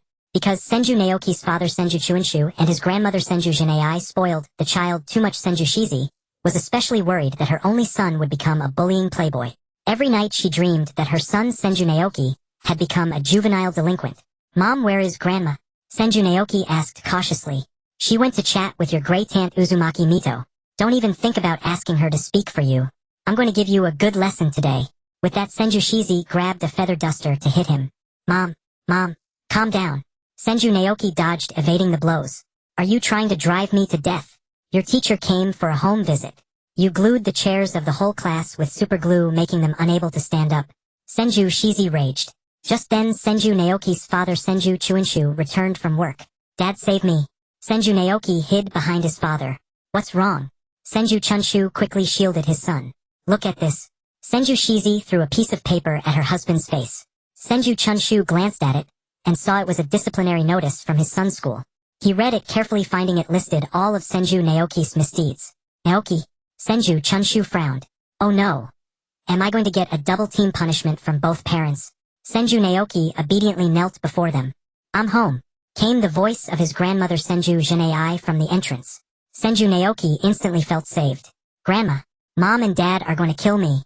Senju Naoki turned on a dramatic act crying to his grandmother. What's wrong? Chunshu. Shizi.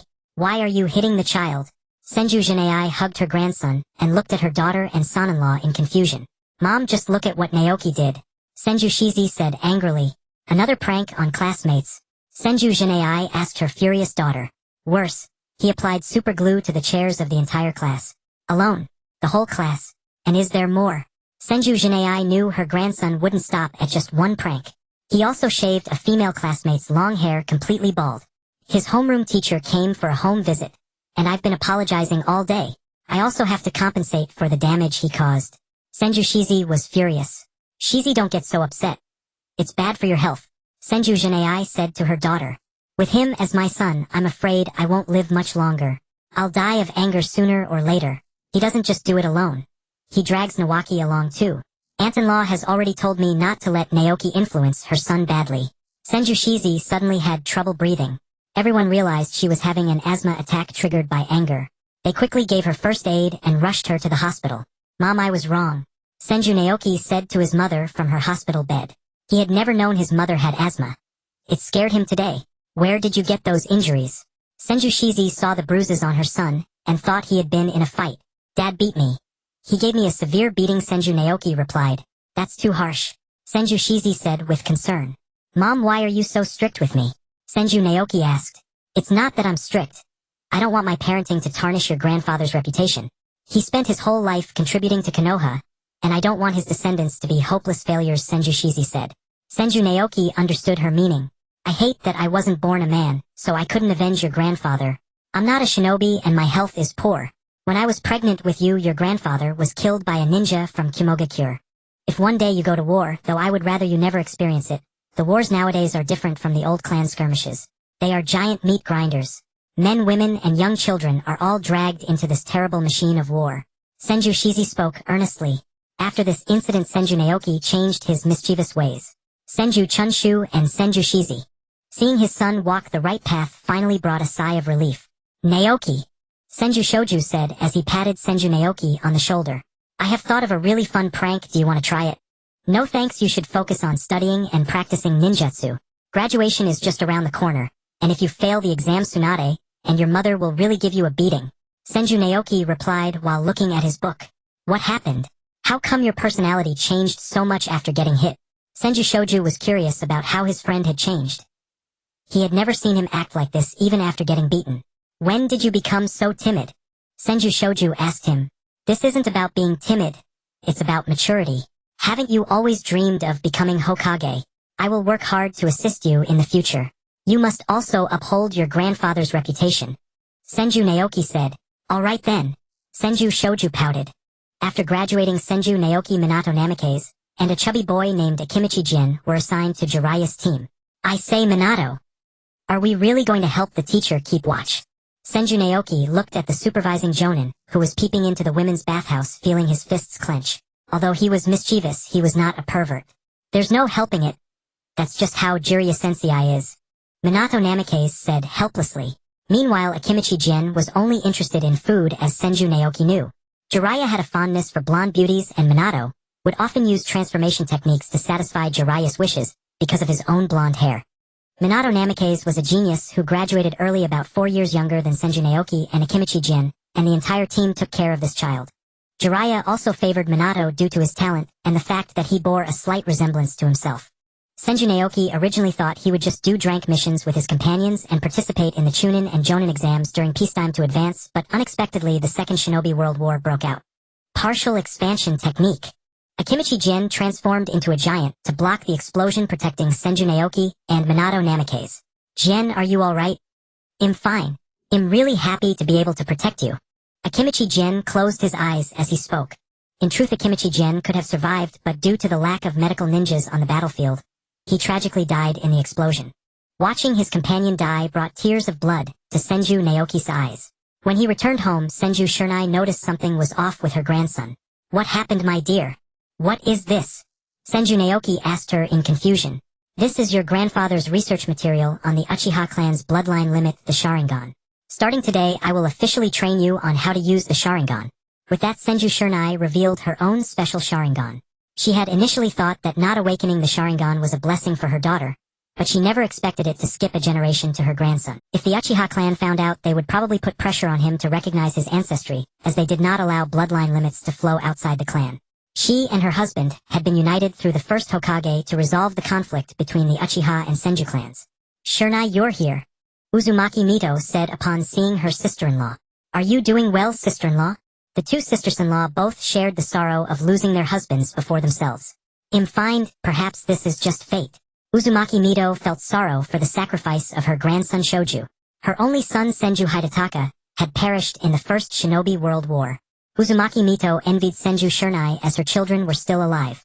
Originally she was expecting a second child, but due to the presence of the nine tails in her body, the child died at birth. It was a beautiful girl. Sister-in-law, I have something to tell you that I've been holding back for a long time, Shurnai said. What is it? Uzumaki Mito asked, wondering what could still influence their emotions at this age. Uchiha Madara is still alive, Senju Shurnai declared. This startled Uzumaki Mito. Isn't he already dead? Uzumaki Mito was aware of Uchiha Madara's prowess back in the day. He was known as the Shura of the shinobi world. Sister-in-law, you should know I'm not a pure-blooded Uchiha. My mother eloped with her lover to escape the Uchiha clan. Shurnai recounted the past. I know. Uzumaki Mito was familiar with Shinei's story. Shinei's mother Uchiha Kimi and Uchiha Madara's mother were sisters. She eloped with Shinei's father due to her love for an outsider. After giving birth to Shurnai, the family experienced a brief period of happiness until Uchiha Kimi's husband died when Shurnai was 5. Unable to survive in the Warring States period alone, she returned to the Uchiha clan, with Shurnai hoping they could save her daughter. However, due to the low status of women in the ninja clans at that time, which only allowed them to bear children, and the prohibition of marrying outside the clan to prevent bloodline limits from leaking, Uzumaki Mito was a rare exception due to her representation of the alliance between the Uzumaki and Senju clans. Rin's incident greatly stimulated Madara. Shurnai added, Hinata Rin was the fiancé of Uchiha Izuna, and to resist the alliance of the Senju and Uzumaki, the Uchiha sought a powerful ninja clan to counter the Senju. Unexpectedly, after Uchiha Izuna's death, the Hyuga clan forced Hinata Rin to marry someone else. Holding the short sword given to her by her fiancé, she committed suicide hoping to be buried with him in her letter to Uchiha Madara. But how do you know Uchiha Madara is still alive? Uzumaki Mito asked her. Sister-in-law, actually my father was from a ninja clan that specialized in space-time ninjutsu. By the time it got to my father's generation it had already declined, but he left many space-time ninjutsu for me. One of them, called Li Dai Tao Jiang, I used on Uchiha Madara. Mentioning Uchiha Madara, Shurnai revealed a sad expression. Back then everyone thought she would become Uchiha Madara's wife, but she ended up marrying Senju Tobarama, the younger brother of Uzumaki Mito. My relationship with Tobarama isn't great, but it's not bad either. All these years as his widow, I have been blessed to watch my daughter grow up, get married, and have 3 generations together. I am very happy, Shurnai said. Sister-in-law, I really want you to call me by my real name. I've been in this world for so long that I almost forgot my name. Is it your father's surname? Uzumaki Mito asked her. No, I am Li Shurnai. Having traveled through time for so long, I have also integrated into this world. Who remembers that I am a distant relative of the Kuroido family? Alright, Li Shurnai, Uzumaki Mito said, repeating Shinei's real name. The next day, Senju Hikari came to inform her aunt of the news of her mother's passing. The teacup in Uzumaki Mito's hand, shattered yesterday, must have been Shinei's final farewell. She was saying goodbye to herself. Before leaving, Shurnai called out to her grandson, and used her Sharingan to give him a large gift of illusions, including teaching him how to use and maintain the Sharingan. She knew that Uchiha Madara was still alive, and would bring a storm of bloodshed to the shinobi world. After 5 years of war, the Second Shinobi World War, at this point Senju Naoki was already in a relationship with Senju Kei. On a certain day, a year before the war ended, Senju Naoki went to the newly opened Ichiraku Ramen shop for a meal. 2 bowls of tonkatsu ramen, please. A girl with stylish short hair and gold-rimmed glasses said gently. She had brought her younger brother to eat. Sister, is this Ichiraku Ramen? I've wanted to eat here for a long time, Senju Hiroki said happily. The oppressive atmosphere of the village during the war made him feel uneasy, even though he was still a student at the ninja academy. Hello, beautiful. Can we be friends? Tell me your name. Senju Naoki approached the girl, kissing her hand with confidence in his looks. Get lost, idiot. The girl replied upon seeing him. What a unique charm. Senju Naoki remarked after hearing that. Senju Hiroki couldn't eat with the way Senju Naoki was acting, and the usually polite sister actually cursed at this man. If it weren't for Senju Naoki's good looks, Senju Hiroki would have genuinely wanted to punch him. Boss, check please. The girl planned to leave with her brother, truly wanting to avoid seeing Senju Naoki again. Wait, let's be friends. Senju Naoki, rarely feeling moved by a girl chased after her. Just make sure you remember who I am. The girl knocked Senju Naoki down with a single punch, breaking 3 of his ribs. You're K. Senju Naoki finally recognized who the girl was. Senju K had always disliked Senju Naoki during their time at the Ninja Academy, feeling he had nothing to show for himself apart from his looks. However, after this punch, Senju Naoki became attached to her. He liked strong women. Let's go, Hiroki. Senju K said, and then Senju Hiroki followed his sister home in a daze. What a disappointing day. Even having a meal was interrupted. Senju K complained. With Senju Ki's job, her mother Senju Izumi's economic pressure lessened. Senju K also had the time to dress up, no longer dressing plainly like before. Thus, when Senju Naoki saw Senju K 4 years after graduating from the Ninja Academy, he was captivated and decided to pursue her. Minato, do you think if I give K flowers she would like it? Senju Naoki asked Minato Namikaze for advice on how to woo girls. There's no one better at flirting than Minato. He was currently in a passionate relationship with a red-haired girl. Naoki, you have no experience in pursuing girls, do you? Minato asked, eating dango while Senju Naoki treated him. Yes.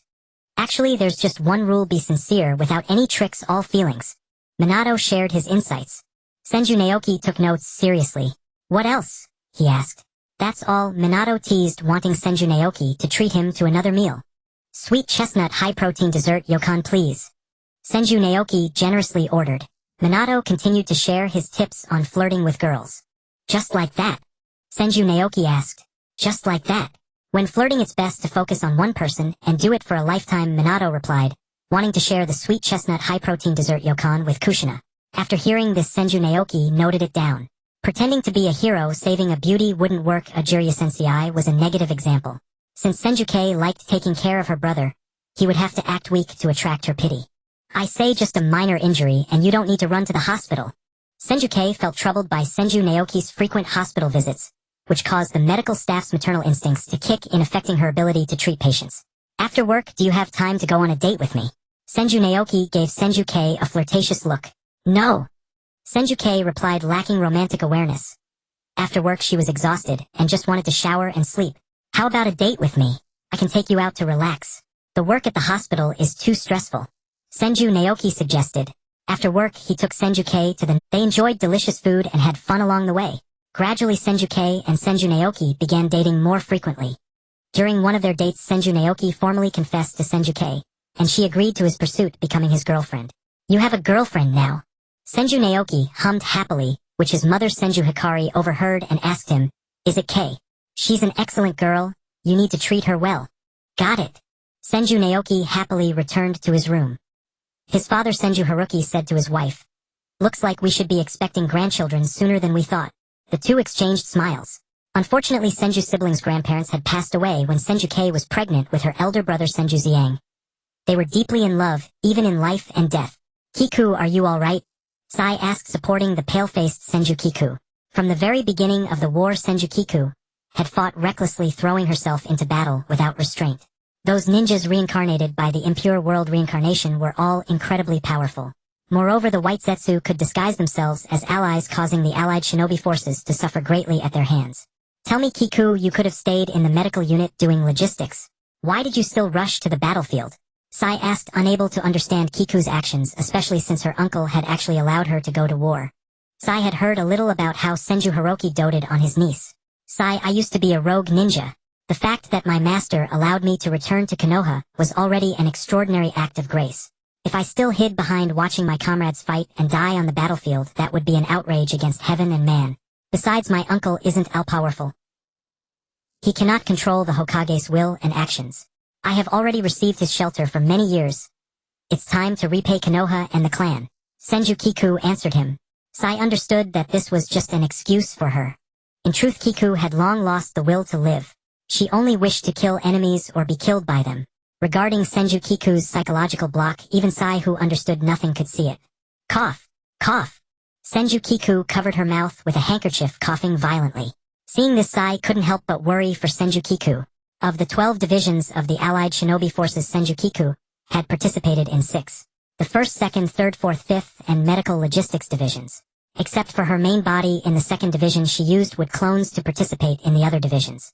From the beginning of the war until now, the fact that the allied shinobi forces had not suffered excessive casualties was entirely due to Senju Kiku's support. "I'm going to tell Lord Ei and Lady Tsunade to stop you from overworking yourself," Sai said after seeing blood on the handkerchief. "No need. With great power comes great responsibility. The longer I fight, the more lives of the allied shinobi forces I can save. The physique of the Senju clan isn't that fragile. Don't underestimate these people. They are parents and children in their families. Yet to defend peace they resolutely joined this war. Although this war is to protect the 8 Tails Jinchuriki and the 9 Tails Jinchuriki, I want to protect every single person in the allied shinobi forces."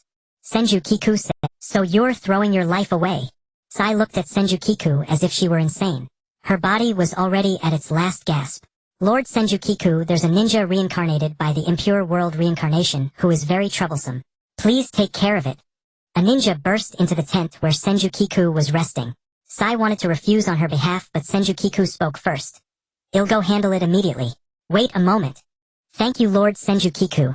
With you here, the war will surely end sooner, and we can return home to reunite with our families," the messenger ninja said with a smile. "It might end sooner, but will Kiku still be alive by then?" Sai looked at Senju Kiku with worry. Senju Kiku lifted the tent flap and went out. Senju Naoki watched these ninjas lost in thought. These ninjas have neither strength nor experience. Is it because peace has lasted too long? Senju Naoki, reincarnated by the impure world reincarnation, was mowing down these ninjas like cutting melons. Suddenly, he saw a silver-white figure wearing the uniform and forehead protector of the allied shinobi forces. "K!" Senju Naoki exclaimed in surprise upon seeing her face, for this young female ninja looked exactly like his wife Senju K in her youth. Only her hair and eyes, silver and red, matched his own. "Father!" Senju Kiku recognized who that troublesome ninja reincarnated by the impure world reincarnation was. "You are Kiku." Hearing this, Senju Naoki also looked at the silver-haired, reedied female ninja and recognized her. "Let father hug you." Senju Naoki broke free from the control of the impure world reincarnation and embraced his daughter. Time went back to 10 minutes ago. Senju Naoki had been sleeping in his own house in the Pure Land world. His wife had gone to play mahjong with some friends like Kushina, and his son had gone out sketching with Nawaki. Although the Pure Land world was peaceful, it also had its intrigues. For instance, the deceased members of the Senju and Uchiha clans often engaged in arms. The leaders of the warring states period, Senju Butsuma and Uchiha Taijima, would fight on sight. For Senju Naoki, who possessed Uchiha bloodline, his status between the two clans was extremely awkward. Therefore, Senju Naoki's family remained neutral, not participating in any conflicts between villages or clans. Senju Butsuma had issues with his sensible second son marrying an Uchiha wife, and he often lectured his already middle-aged eldest son. It was the eldest son's idea that the Senju and Uchiha formed a marriage alliance. After seeing his grandchildren Senju Hideki and Senju Kiko, Senju Butsuma grinned but upon seeing his great-grandson Senju Naoki, his smile vanished. "What's going on? This must not be something his sensible second son had done. He must have been seduced by Uchiha beauty." Although he had never met his second son's wife, seeing how beautiful Senju Kiko was, his second son's wife must have been very... To this, Senju Tobarama had a famous saying he wanted to share: read more books, read more newspapers, and look less at pretty Uchiha. In the end, he himself was enchanted by an Uchiha. And Uchiha Taijima had complicated feelings about Jinai, who like his mother married outside the clan. Because he vented his anger on his sister-in-law, who possessed a bloodline limit. Jinai was trained as a shadow guard from childhood. He forced her to use a substitution technique to prevent Uchiha Madara's death as the death of the eldest son. The natural heir was a grave matter in that era. His two sons Uchiha Madara and Uchiha Izuna grew up with Jinai. Otherwise Jinai wouldn't have awakened the Mangekyo after Izuna's death. She also unsealed the seal left by her mother, and inherited another pair of Mangekyo Sharingan, becoming one of the only 2 eternal Mangekyo Sharingan users in the Uchiha clan at that time. Uchiha Madara had originally held a winning hand, but he played it terribly. Uchiha Izuna was severely wounded by Senju Tobarama. Uchiha Madara abandoned his clan members, and directly took his brother back to the clan's territory for treatment.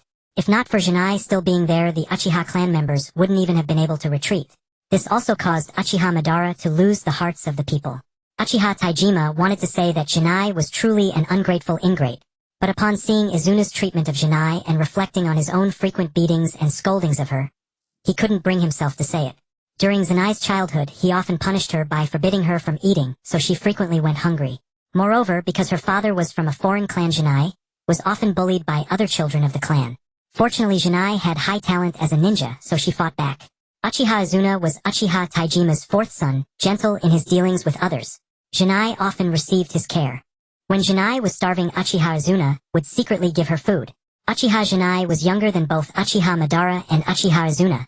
Perhaps to repay Uchiha Izuna's kindness to her after Izuna's death, Uchiha Zanai took his place, becoming the second-in-command of the Uchiha clan. She also came into contact with Uchiha Madara and fell in love with him. But she became disillusioned when Uchiha Madara agreed to use her as a political tool, marrying her off to Senju Tobirama, the one who had killed Izuna. From then on, Zanai ceased to care about Uchiha affairs, and devoted herself solely to her husband and child, focusing on being a good wife and mother. In other words, it was already fortunate that she didn't get the Uchiha clan annihilated due to Uchiha Taijima's abuse of her. Back to the present. After embracing his daughter, Senju Naoki said, "Your brother told your mother and me that you've been doing very poorly." Hearing this, Senju Kiku pulled away from her father and said, "That's not true. Child, don't lie to me. Your father can see it. If you hadn't died once, how could you have met your brother at the Sanzu River?" Senju Naoki said, heart aching for his daughter, "Can't you see that your complexion is even paler than mine, a dead man reincarnated by the impure world? Your lips have no color left." Senju Naoki stroked his daughter's face and said, "That's not true. My uncle is very good to me. For my future, he gave money to one of the Sanin Tsunadeheim, so that she would teach me medical ninjutsu." Senju Kiku continued to explain, "If your mother were alive, you wouldn't need to learn medical ninjutsu from Tsunadeheim. If you wanted to learn, she could teach you anytime, anywhere." Senju Naoki said, "Our family will be reunited soon." Senju Kiku murmured to herself. Senju Naoki didn't hear his daughter clearly and asked, "What?" "Nothing," Senju Kiku replied. "Then since that's the case, father is leaving. You must never do anything foolish. If you do, your mother, your brother, and I will have no peace in the afterlife." Senju Naoki kissed his daughter's forehead and his soul returned to the Pure Land. Senju Kiku silently watched her father's soul depart. When Naruto Uzumaki and Killer joined the battlefield, they encountered Itachi Uchiha and Nagato, who had come to capture them. The two frail and ailing fought so fiercely that their opponents cried out in terror. Were these truly ill men? How could they be even more formidable than the healthy living? Naruto Uzumaki and Killer questioned their own existence. After dealing with Itachi Uchiha and Nagato, the real Naruto Uzumaki and Killer faced off against the masked man. Naruto Uzumaki was startled by Senju Kiku's pallid face. "Kiku, why do you look so pale?" he asked, sensing the overwhelming aura of detachment from the world that radiated from her. It was a feeling of oppression and despair. Regarding Senju Kiku's assignment, Naruto Uzumaki felt that Grandma Tsunade had been far too heartless. Just because her childhood friend had once been a rogue ninja, she was sent into battle regardless of her physical and mental well-being. Naruto watched her, powerless to change what had become of the once vibrant Senju Kiku. At the thought, Naruto Uzumaki grew even more determined to end this war. Kiku's physical and mental health had deteriorated severely. "What's wrong?" Senju Kiku suddenly coughed up blood, and Naruto Uzumaki quickly supported her. "Kiku, what happened?" he asked. "The 4th Division is in trouble," Senju Kiku replied. "What do you mean?" Naruto Uzumaki urged. "There's a ninja, extremely powerful. He killed all 10,000 ninjas of the 4th Division." Senju Kiku received the information gathered by her would clone on the 4th Division's battlefield. The 4th Division was the most combat-effective unit of the entire Allied shinobi forces, as all 5 Kage were stationed there. "He's heading toward our battlefield," Senju Kiku said. Seeing the broken mask of the masked man, Kakashi Hatake felt the shattering of a belief he had held for years. "You're Obito." Kakashi Hatake recognized the masked man. The one who once told him to protect his comrades was now the one destroying world peace. Kakashi Hatake felt devastated. "Having fun, Obito?" Madara Uchiha, reanimated by impure world reincarnation, found Obito Uchiha did not answer. "That silver-haired girl is quite annoying. Twice she used the Flying Thunder God technique to redirect my meteorites, giving that rabble more time to live. She resembles the one who killed my brother. Not only in appearance but even in her ninjutsu." Madara Uchiha looked at Senju Kiku with disgust. Meanwhile, Obito Uchiha's gaze at Senju Kiku was complex. Kakashi Hatake, influenced by Naruto Uzumaki, had just escaped the dilemma of seeing his faith shattered. So Obito Uchiha controlled the Ten-Tails to fire a tailed beast ball toward the headquarters of the Allied shinobi forces, but Senju Kiku used the Flying Thunder God technique to redirect it to the sea, sparing the headquarters. Obito Uchiha finally understood Madara Uchiha's sentiment. This girl was indeed a thorn in their side, repeatedly obstructing their plans. Annoying, isn't she? Madara Uchiha said. Obito Uchiha ignored him and controlled the Ten-Tails to unleash the wood-style cutting technique toward Naruto Uzumaki. Many ninjas on the battlefield fell to this technique.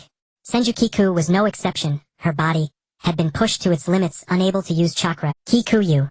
Naruto Uzumaki watched as Senju Kiku's heart was pierced. At last I'm free. Her tied-up hair loosened and she collapsed to the ground. At the same time Senju Naoki, who had just returned to the Pure Land, sensed an anomaly in his soul. And Senju Kei, who was playing mahjong with Kushina, also felt her soul slowly fading. Kushina's husband Minato Namikaze had his soul trapped in the Reaper's belly, unable to reunite with her. Uncle Nawaki, I can't play with you anymore. Senju Shio, who was sketching with Nawaki, stood up and said, both had died at the age of 12 or 13. Are you truly going to use that technique, Kei? Senju Naoki said to his wife. Use it. Why not? Even though Shio invented it based on Izanagi, if it can give Kiku a healthy and happy future, ID do anything. The three gathered to discuss. But then we'll lose the chance to be reincarnated. Senju Naoki said, we've been fortunate enough to be a family in this life. Why seek a next one? Senju Kei said, but there are so many regrets, aren't there? Senju Naoki continued looking at his son, who had died so young. That's life. No one is perfect. Senju Kei replied, Dad, Mom, Kiku is here. Senju Shio reminded them, Dad, Mom, and Big Brother, you're all here. Senju Kiku's soul showed a joyful smile upon seeing her family. Senju Naoki and Senju Kei looked at her gravely. Kiku, Senju Shio wanted to say something to his sister, but couldn't bring himself to speak. Kiku, we can't stay with you anymore. Senju Naoki spoke for his son. Why? Aren't we all reunited now? Senju Kiku asked in confusion. Kiku, we truly can't stay with you. Senju Shio mustered the courage to say to his sister, we asked Dad to use a technique on you. This technique can reverse even death. You thought dying would bring our family together, but that's impossible. In other words, you will be revived. Senju Shio said. Upon hearing this, Senju Kiku understood and wept bitterly. She cried without making a sound, and because of her pride she wiped her tears upward. No one ever asked if I was willing. You all just decided to be kind to me. You must have sacrificed something to bring me back, right? Senju Kiku couldn't understand why her parents and brother insisted she live in the real ninja world. 12 years, nearly 12 years. I've missed you every moment. I didn't dare to throw away the life you gave me, so I chose to die honorably on the battlefield, not dishonoring your names. Senju Kiku laughed as she cried. But you would rather lose your chance at reincarnation to keep me alive. Wouldn't it be better to reunite in the afterlife, be reincarnated, and become a family again? Senju Kiku demanded of her family. Senju Naoki and Senju Shio looked at their daughter and sister at a loss. Senju Kei said, let me handle this. Then she slapped Senju Kiku across the face. Kiku stood frozen, wondering if souls could feel pain. Senju Kei embraced her daughter and wept. 12 years. We didn't realize we had been gone for 12 years. Senju Naoki and his son watched the mother and daughter crying in each other's arms. They joined Senju Kei and hugged Senju Kiku. We've missed you too all these 12 years. Your father and I thought we could give everything to save you and your brother, but in the end only you were left. You were frail and sensitive. We kept sending messages to your uncle in dreams, hoping he would watch over you. He sent letters to us regularly, so we learned about you. To avenge us, you killed those high-ranking officials and became a rogue ninja hunted by others. We know that too. And because of that, your grandmother and uncle were implicated. One died, the other attempted suicide. You felt guilty, we know that too. To atone for them, you joined the Umbu and grew darker. We know that even more. Your uncle burns a photo of you every year on your birthday and sends it to us. We've treasured every one of them. With that, Senju Kei pulled out a photo album she had kept for years containing Senju Kiku's growth from age 6 to 16. Senju Kiku and her mother slowly looked through the photos. Kiku. The world is beautiful. Even if it is filled with sorrow and tears, please open your eyes, do what you want to do, become who you want to be, find your friends, and don't rush. Grow. Senju Kei urged her daughter. Then she, along with her husband and son, faded away before their daughter's eyes. Meanwhile, Naruto Uzumaki, watching Senju Kiku die again to save him, grew weary of Obito Uchiha's rambling words. Naruto, there's nothing worth clinging to in this world. No father, no mother, no lover. Everyone who loves you dies for you. Those you love come join me in the Moon's Eye plan. There will be no sorrow, no pain. Obito Uchiha stood before him, extending his hand to invite Naruto. After all that talk, you just want me to be like you. I'll kill you. Naruto Uzumaki, holding Senju Kiku's body, activated his Kurama mode. Obito Uchiha observed the situation. He had killed Senju Kiku expecting Naruto to fall into darkness like himself since their personalities were but Naruto didn't act as Obito predicted. Instead his rage was ignited. The moment Naruto saw Obito he attacked. This time he had no hesitation about using Talk no Jutsu on Obito as he had with Nagato and the Rinnegan which could revive Kiku. He knew Obito wouldn't revive her. Kiku, you're awake. Kakashi Hatake looked at the revived Senju Kiku with a miraculous expression. Naruto Uzumaki heard Kakashi's voice from behind and thought he was joking. Only when he heard Senju Kiku's own voice did he turn around. He saw her using a summoning technique to call a slug to heal the wounded ninjas. Kiku, you're alive. Naruto asked in surprise. Senju Kiku, annoyed, punched him in the head. You're the one who's dead. Senju Kiku said. Naruto sensed a change in her mindset. No longer did she wish for death. Before her family's souls vanished they had named the technique. They created for her. Bright future amidst dark clouds. Those who love you most are always your family. Have I come too late?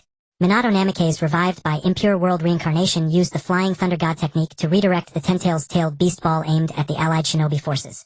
You're just in time. Dad. Naruto Uzumaki replied. Meanwhile Senju Kiku was healing all the allied shinobi forces present. Born with immense chakra reserves, she never lacked chakra, but her frail constitution prevented her from unleashing her full power. Fourth Hokage, you're even faster than I am. Tobirama Senju also arrived on the battlefield. Little Tsuna, do you have children? Your great-uncle already has great-grandchildren. Hashirama Senju enthusiastically asked his granddaughter Tsunade about her marriage and children. Tsunade found it hard to answer, simply saying, I'm not married and have no children, but every child in Konoha is my child. Hashirama Senju felt a bit disappointed upon hearing this. Big brother, don't crouch on the ground and grow mushrooms. That's so embarrassing. Tobirama Senju found his brother's behavior quite exasperating. To Tobirama his elder brother was naive and idealistic. If not for his overwhelming strength and his younger brother's support, it was questionable whether he could have defeated the Uchiha in the Warring States period and established. Although Hashirama was an idealist, Tobirama also agreed with his ideals. Even though Tobirama was a more pragmatic person, whenever Hashirama talked about his dreams, he would simply tell him to shut up. At least during Hashirama's lifetime, he truly protected Tobirama, his only remaining brother for life. Are you Naruto's girlfriend? The fourth Hokage, Minato Namikaze, asked Senju Kiku, who was healing his son. Naruto wanted to say something, but Kiku answered first. No, but I like him. Kiku replied. Minato then understood that Kiku's feelings for Naruto were unrequited. Are you the daughter of Naoki? You look a bit like him. Minato chatted with Kiku. You mean Senju Naoki? He is indeed my biological father. Many people say I resemble my mother, so this is the first time someone tells me I look like my father, Kiku said. The two chatted back and forth. From Kiku, Minato learned about the hardships Naruto endured as a child. He had learned of his son's grievances from the residual chakra within Naruto's consciousness. And at that time Naruto had cried to him asking why he sealed the nine tails inside him and punched him for it. Minato explained that he sealed the nine tails in Naruto because he believed his son could master its power, considering him the savior of the ninja world as prophesied by Jiraiya. Kiku refuted this. There has never been a savior in this world, nor do we rely on gods or emperors. To create human happiness we must rely on ourselves, Kiku said. Where did you learn that line? Tobirama asked her curiously. From my great-grandmother's sayings. She also wrote similar. Although my parents forbade my brother and me from reading them, we still sneaked a peek behind their backs. The world depicted in those books was too beautiful. A utopia, yet still something to yearn for. Kiku replied. What relation is Senju Kiku to you? Tobirama suddenly asked, feeling that this girl resembled his own daughter. She is my paternal grandmother. Why do you ask? Kiku countered. Nothing. Tobirama answered. After Tobirama's sacrifice in the Pure Land, he met his daughter and son-in-law, as well as his granddaughter and her husband and their eldest son Senju Shio. In the Pure Land, his granddaughter-in-law constantly talked about her youngest daughter. Tobirama's ears were worn out from hearing it. Thus Kiku was Tobirama's only descendant left in the living world. However, Kiku's parents never told her that Tobirama was her great-grandfather. Tobirama had only one daughter. Unwilling to let her marry out, he found a son-in-law to take her surname, ensuring that after his death, his wife and daughter would not be bullied. The son-in-law was carefully chosen by Tobirama. Senju Haruki was an orphan with no family background, unrelated to his daughter, except for sharing the same clan. During his time as Hokage, he had suppressed the major ninja clans of Konoha to promote commoners and small family ninja. Besides giving the Uchiha the poisonous plum of the police force, Tobirama also gave a slap and then a carrot to his own Senju clan, appointing his son-in-law as the head of the AN. Tobirama also decreed that the positions of Hokage and clan head could not be held simultaneously. In the Pure Land, Tobirama never saw his wife. He found that her soul was neither in the Pure Land nor in the living world. Hashirama, I've been waiting for you for so long. Madara Uchiha called out excitedly upon seeing Hashirama. He found it exceptionally boring here with no worthy opponent. Aside from that annoying silver-haired reeded girl, who could barely put up a fight in Madara's eyes, she was still weak. Wait a bit before I spar with you. Hashirama refused. Are you okay, dead last loser? Sasuke Uchiha arrived on the battlefield, giving Naruto his back. The 4 Hokage, revived by impure world reincarnation, arrived on the battlefield, greatly boosting the morale of the allied shinobi forces. Kiku, what should... As a disciple and descendant of a Hokage, don't forget the ninja way you told me. Tsunade said to Kiku. Master, you don't blame me anymore. Kiku exclaimed joyfully. You've done well. You've protected most of the shinobi forces. Tsunade praised. But I was once a rogue ninja which caused you a lot of trouble. Kiku said. Kiku, everyone makes mistakes. I heard you died once again. Besides, I sent you to the battlefield for you to atone for your sin. Tsunade said. The master and disciple looked at each other with pain. When Tsunade was cut in half by Madara, Kiku couldn't heal her. And when Kiku's heart was pierced by would release advent of a world of flowering trees, Tsunade couldn't save her. Summoning technique. The master and disciple bit their fingers and made hand signs to summon the slug. Kiku's entire body erupted with... I didn't expect you to have already learned the sage mode of Shikatsu Forest. Tsunade said to Kiku. It's all thanks to my master's excellent Kiku said modestly. The allied shinobi forces discovered that Kiku's summon slug under Shikatsu Forest Sage Mode could not only heal wounds but also restore chakra. The 1st, 2nd, 3rd, and 4th Hokage trapped the Ten Tails from 4 directions using the 4 Red Yang formation. The 1st Hokage opened an opening in the ceiling barrier for the allied shinobi forces to enter and fight, and also used the God of the Bright Door to control the Ten Tails' movements. The tide of battle immediately turned in favor of the shinobi forces, as the hem of the Goddess of Victory was lifted high for them. Meanwhile, Obito Uchiha and Kakashi Hatake fought within the Kamui space. When they emerged, Obito was in a sorry state. Madara intended to control Obito into using Rinne Rebirth on him to revive. Minato used the Flying Thunder God mark he had left on Obito during the Ninetales attack to rush to his side and strike him, but was shocked to discover that the masked man was Obito. Then Obito broke free from Madara's control and absorbed the Ten Tails, becoming its Jinchuriki. During the battle, everyone found that no ninjutsu could harm the Ten Tails' Jinchuriki. Only taijutsu and senjutsu were effective. 1,000 water shots. Kiku condensed water needles in the air to attack Obito. Obito paid little heed to the needles on his body. Kiku manipulated the water needles to enter his body. Obito felt a sharp pain as Kiku caused the needles inside him to curl and deform. This technique was something Kiku learned from Haku in the Land of Waves. It took her years to master his secret technique and improve upon it. The move was particularly insidious, rivaling Tobirama's impure world reincarnation. However, Kiku was not a gentleman, so there was no need to be polite to her enemies. Seeing Obito's weakened expression, Sasuke and Naruto swiftly attacked him using the armored... They pulled the tailed beasts out of the demonic statue of the outer path. Obito released his Jinchuriki form. Kakashi emerged from the Kamui space intending to kill Obito, but was stopped. Minato helped his 2 students open up to each other. Obito was moved and decided to use Rinne Rebirth to revive the ninja who died in the war. Madara, I'm here. A wood clone of Hashirama found Madara ready to fight him. I don't want a clone. You've made me wait so long. Hashirama. With that, Madara killed Hashirama's wood clone and used Black Zetsu to control Obito into forcibly reviving him. Obito's hair turned white and he aged drastically in an instant. Now things were truly dire. How could it have come to this?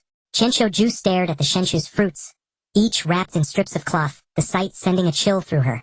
When Yuzibo-ban was resurrected, his eyes were hollow and blind. Baijue produced a Luanhue eye that Yuzibo Daitu had hidden. Yuzibo-ban fitted the eye into his socket, as if it were a simple tool.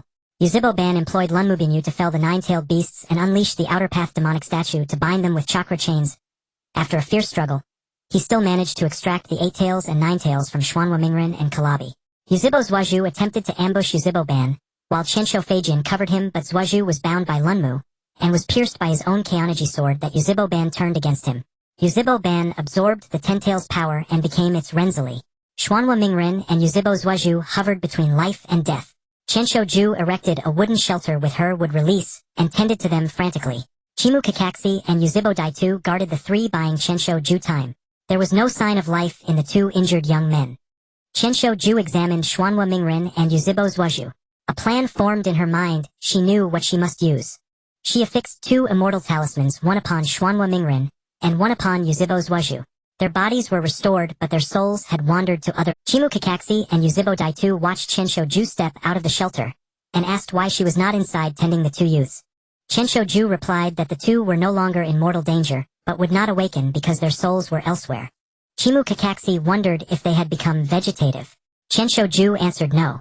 Meanwhile, within their inner worlds, Yuzhibo Zhuozhu and Xuanhua Mingren beheld the Ludao. Xuanhua Mingren tore at his hair in frustration and begged the old man to speak plainly. The Ludao Xianren spoke an archaic tongue formal as ancient script, and Mingren could not understand. Yuzhibo Zhuozhu snapped at the ceremonious sage to speak in human terms. The Ludao Xianren, bemused by these uncultured youths, communicated with them by thought. They learned they were reincarnations of the chakra of Daitongmu Yui's 2 sons.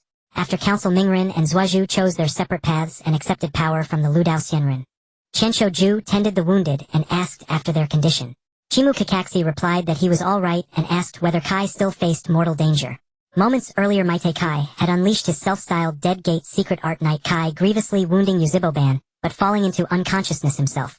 Qianshou said there was no immediate danger for now, but Kai might be crippled for life. Yuzhibo Ban seized Chimu Kakaxi's Sheluan eye and reclaimed the other Luanhui eye from Yuzhibo Daitu, thereby completing his Luanhui eyes. As Yuzhibo Ban moved to finish, Maite Kai, Xuanhua Mingren kicked him away and reclaimed the sought jewel. With the power granted by the Ludao Shinran, Mingren healed Maite Kai, and Xuanhua Mingren and Yuzhibo Zhuozhu received uncommon strength from the Ludao Xianren. They severed the Shinshu, but Yuzhibo Ban felt the tree's response and absorbed its power. Yuzhibo Daitu learned the truth of Ye Wenlin's death and how he had been used. Rage boiled within him, yet he found himself unable to resist. Yuzhibo Ban feigned an attack on Zhuozhu and Mingren, only to ascend toward the moon, where he opened his Luanhui Sheluan and began casting Wuxian Yuedu. Xuanhua Mingren called Qianshou over. Yuzhibo Zhuozhu's Shuzhua Nenghu could shield them from Wuxian Yuedu and prevent their minds from being seized. Qianshou declared that Herwood release could ward off illusions. Xuanhua Mingren, exposing himself to the moon's terrible light, drew her close despite the risk. Mingren warned that this was no ordinary genjutsu and would enslave them. Qianshou had just received an anomalous signal and paused, replying that she understood. The 7th squad, rarely united, gathered to plan. Yuzhibo Ban watched his handiwork with satisfaction until a sudden pain struck his chest. A Heijue had Daitongmu Hui revived through Yuzhibo Ban's body. Before them stood the ancestor of chakra. They were at a loss, struck by the futility of both direct assault and stealth. Daitongmu Hui drew them into an alternate battlefield. One moment scorched by lava, the next buried in ice. But beside Yuzhibo Ban, she was little more than a naive vessel brimming with chakra.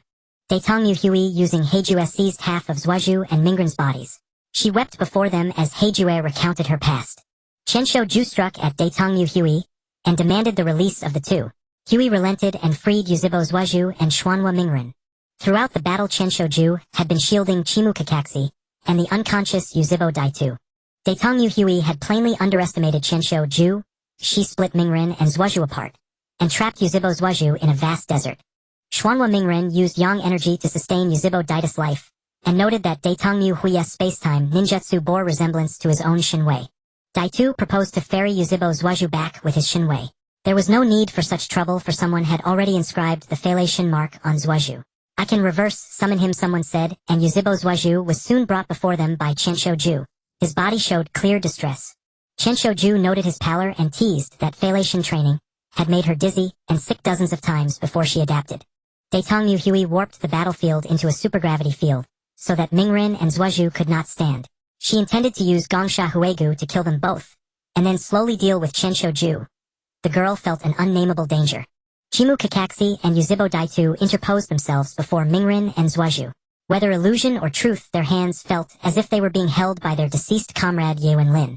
Yuzhibo Daitu used Shinwei to divert the Gongsha Huegu aimed at Chimu Kakaxi, sparing the other but not himself.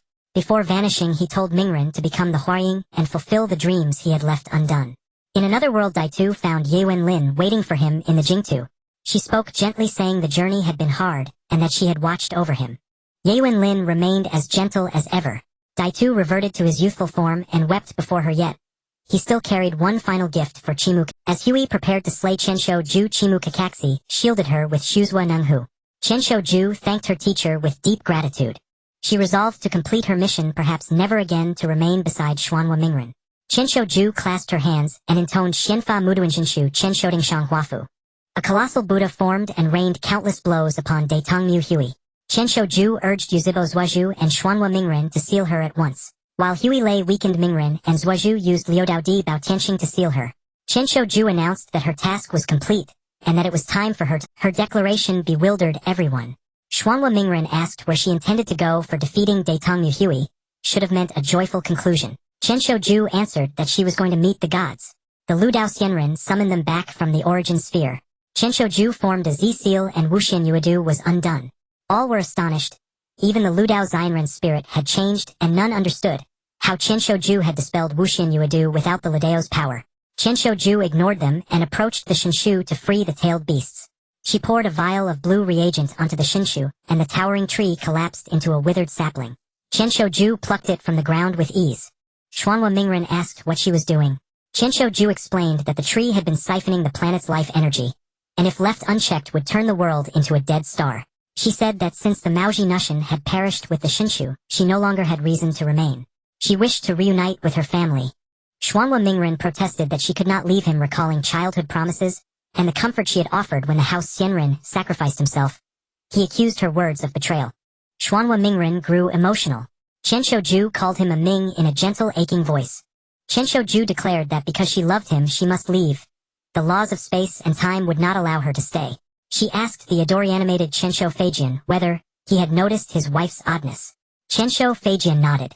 As Qianshou moved to do what she had planned, Xuanhua Mingren struck her with a hand chop and knocked her unconscious. Though he did not understand her motives, Mingren could not accept her leaving, and he raged against it. Moments earlier he had sent his father's spirit back to the Jingtu and had spoken many. Qianshou had promised his father she would watch over him, and Buofeng Shuimen departed at peace upon hearing it. Yet Qianshou then broke her promise. No sooner had Mingren pleaded with his childhood friend than Yuzibo Zuozhu declared his revolution. He would depose the current 5 Kage, take control of the 9-tailed beasts, abolish the old order, and found a new system to unify the ninja world. The two fought again in the Valley of the End. In the end each lost an arm and they reconciled. When Qianshou awoke, she healed both companions. Mingren asked whether she still intended to leave now that he knew Zuozu's decision. Zuozhu claimed he lacked the right to forgive Konoha for the clan, and that his nindo was to pursue reform and strength. Xianglin cried out Yuzibo Zuozu's name. It seemed that the Ing Xiaodui would become Zuozu's true home. "I'm going to see God," Senju Kiku said to Uzumaki Naruto. "Kiku, you are truly a liar," Uzumaki Naruto replied. Recalling the promises Senju Kiku had made to him, she had kept none. Location: Konoha Hospital. "You're awake." Senju Kiku was overjoyed to see Uzumaki Naruto regain consciousness. "I'll go fetch the doctor and nurse. Stay here and don't move." Senju Kiku turned to leave. Uzumaki Naruto wanted to grab her hand but found his right sleeve empty. "What happened to me?" Uzumaki Naruto lay on the hospital bed, staring at the ceiling. He had a dream in which Kiku wanted to leave him. The words she spoke about the laws of time and space not accommodating her. He understood not a single one. "Thank the heavens, the fever has finally the doctor said, gazing at Uzumaki Naruto, considering it a miracle he survived. "Kiku." Uzumaki Naruto called her name, as he watched her place the lilies she bought into a vase. "What's wrong? Is something the matter?" Senju Kiku asked gently. "Nothing. I think I had a dream. You unraveled the infinite Tsukuyami and pulled out the divine tree," Uzumaki Naruto said. "Your brain isn't fried." Senju Kiku pressed the back of her right hand to his forehead, then touched her own forehead with the back of her left hand to compare temperatures. "You've been burning with fever for days because of your severed arm. I must say men's friendship is truly strange. Can't you just sit down and talk things out? Instead you had to fight again at the Valley of the End." Senju Kiku rambled on. "And now both of you ended up crippled," she grumbled. "Especially you, Uzumaki Naruto. Your right arm wound festered, causing a high fever that wouldn't go down for days. I wondered if the fever had addled your to actually dream about a weak girl like me pulling out a tree." Senju Kiku poured water for him to take his medicine. "Kiku, what exactly is wrong with me?"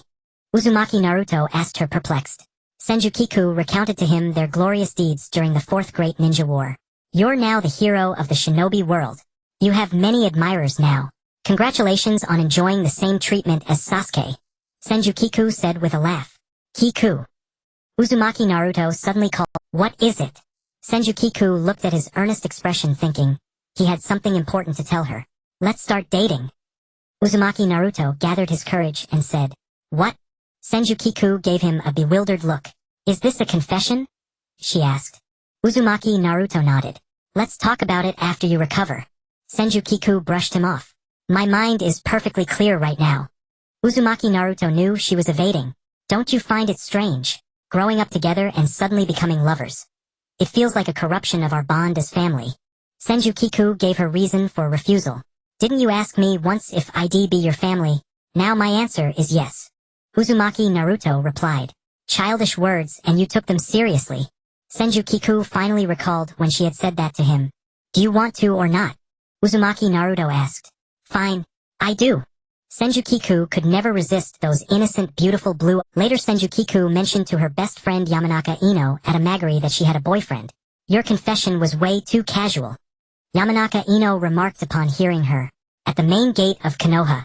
"Hey Sasuke, this is your headband." Uzumaki Naruto handed Uchiha Sasuke the headband that had once marked him as a rogue ninja. He and Senju Kiku saw off Sasuke and Team Hawk after the second battle at the Valley of the End. The cycle of their three-world destiny came to an end. From then on, the chakra reincarnations of Indra Otsutsuki and Ashura Otsutsuki ceased. Thanks dead last. Uchiha Sasuke took his former headband. He and Team Hawk would travel the world righting wrongs and living as wanderers. Because of this, Suigetsu often complained about a certain young master's lack of concept for money. They would occasionally take escort missions to earn their livelihood. What did Iruka Sensei want to see me about? Uzumaki Naruto was called to his old classroom by Umino Iruka, who said he had something important to tell him. Uzumaki Naruto, in recognition of your outstanding performance during the Shinobi War, Konoha hereby promotes you to Jonin. Congratulations, Naruto. You are the first ninja to be promoted from Genin directly to Jonin in Konoha. Umino Iruka read the appointment letter. Uzumaki Naruto was delighted upon hearing this. However, Umino Iruka's tone shifted. Uzumaki Naruto sensed something unpleasant. "You'll have to take a written exam. A Jonin can't have failing grades in general knowledge." Then Uzumaki Naruto saw the thick stack of books behind Umino Iruka and felt a headache coming. "I've won the war and saved the world. Why do I still have to take a written exam?" Uzumaki Naruto wailed. "I know your difficulties. That's why I specifically asked your girlfriend Senju Kiku to tutor." Umino Iruka said. Having watched Naruto grow up since childhood, of course he knew which subjects Naruto struggled with. Therefore he specifically requested Senju Kiku to help Naruto pass the written exam. Senju Kiku had once been a squad Jonin ranked first in theoretical subjects during her academy days, and Umino Iruka also knew that Naruto's every theoretical test had been passed thanks to Senju Kiku's tutoring. "Take it slow.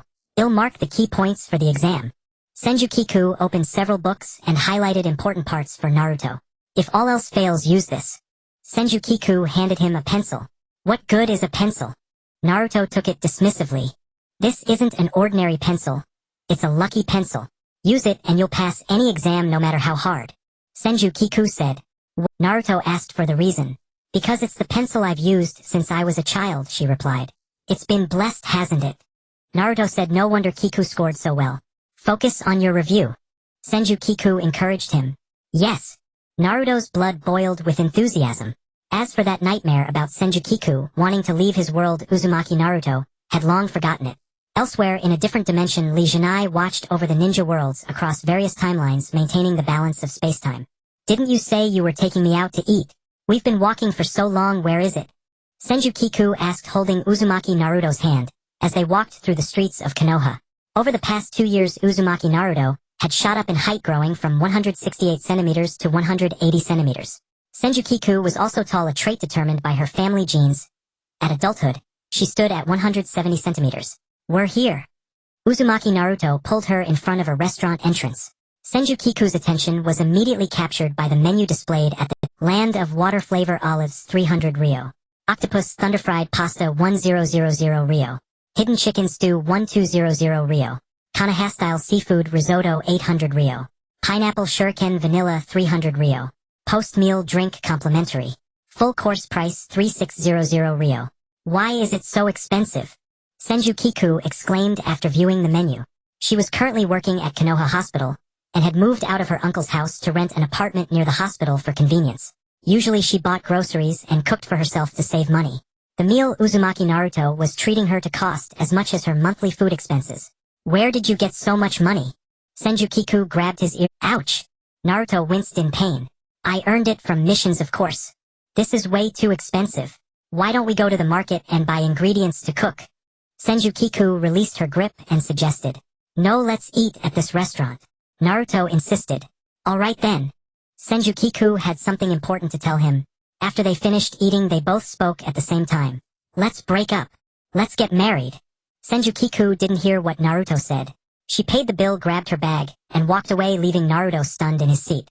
Congratulations! Nara Shikamaru and the others set off party poppers. But then they realized the heroine was no longer present. Did you catch what Kiku said just now? Uzumaki Naruto still hadn't snapped out of Kiku's words. It sounded like break up.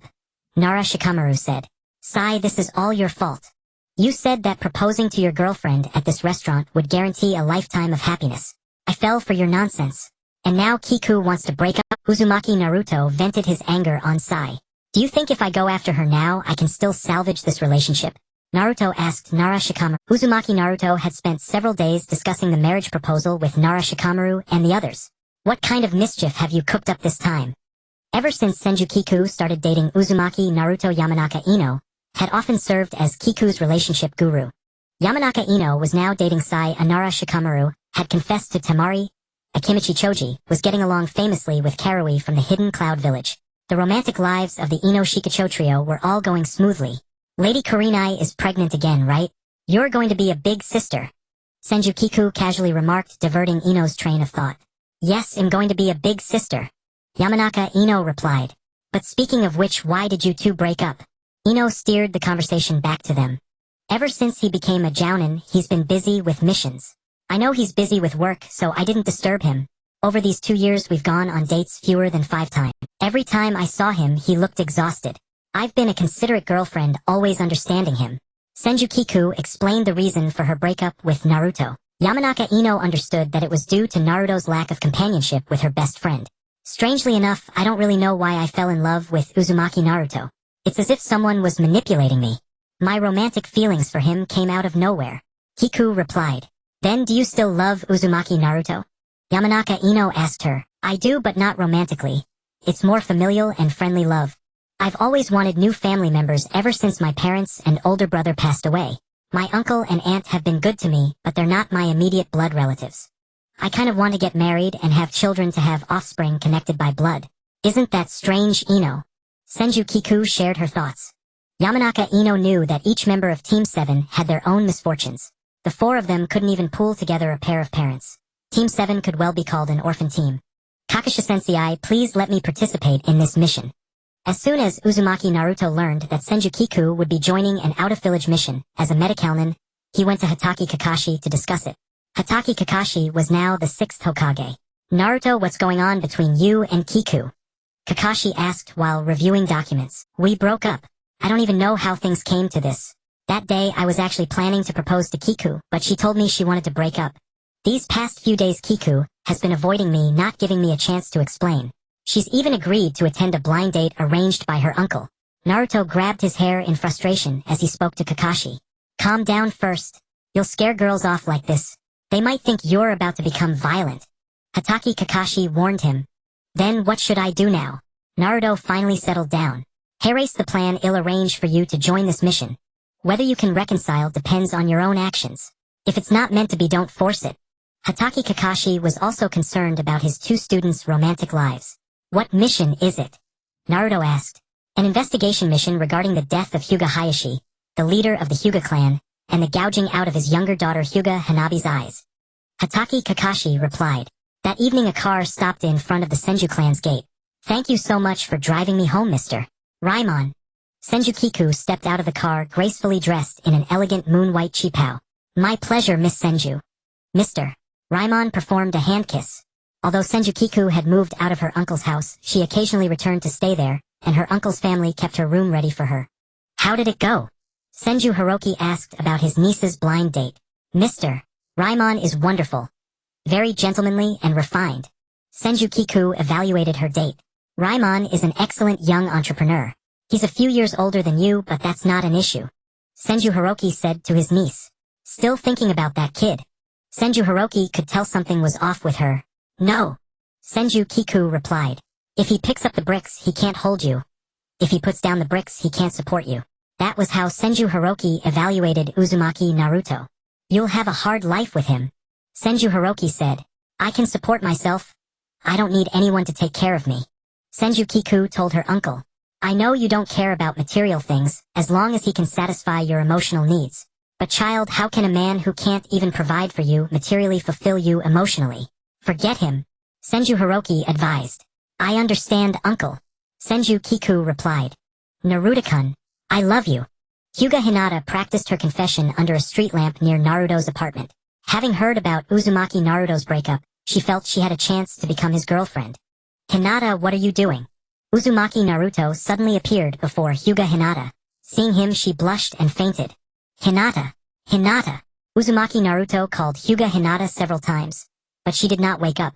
It was only when Hinata woke up at home and heard from the servants that Naruto had brought her back that she was overjoyed. In the Hokage's office at the Hokage building, Senju Kiku looked at the investigation documents in her hand and said, It seems the enemy has ill intentions. So we're sending you on this mission. Hatake Kakashi said. Senju Kiku, understanding, prepared to leave the Hokage's office. Kiku.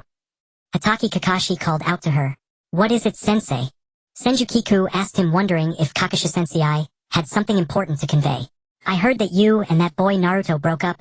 He came to me hoping I could persuade you to give him a chance to reconcile, Hatake Kakashi said. So that's what this is about. Senju Kiku took a chair and sat on it. I've known him for 14 years.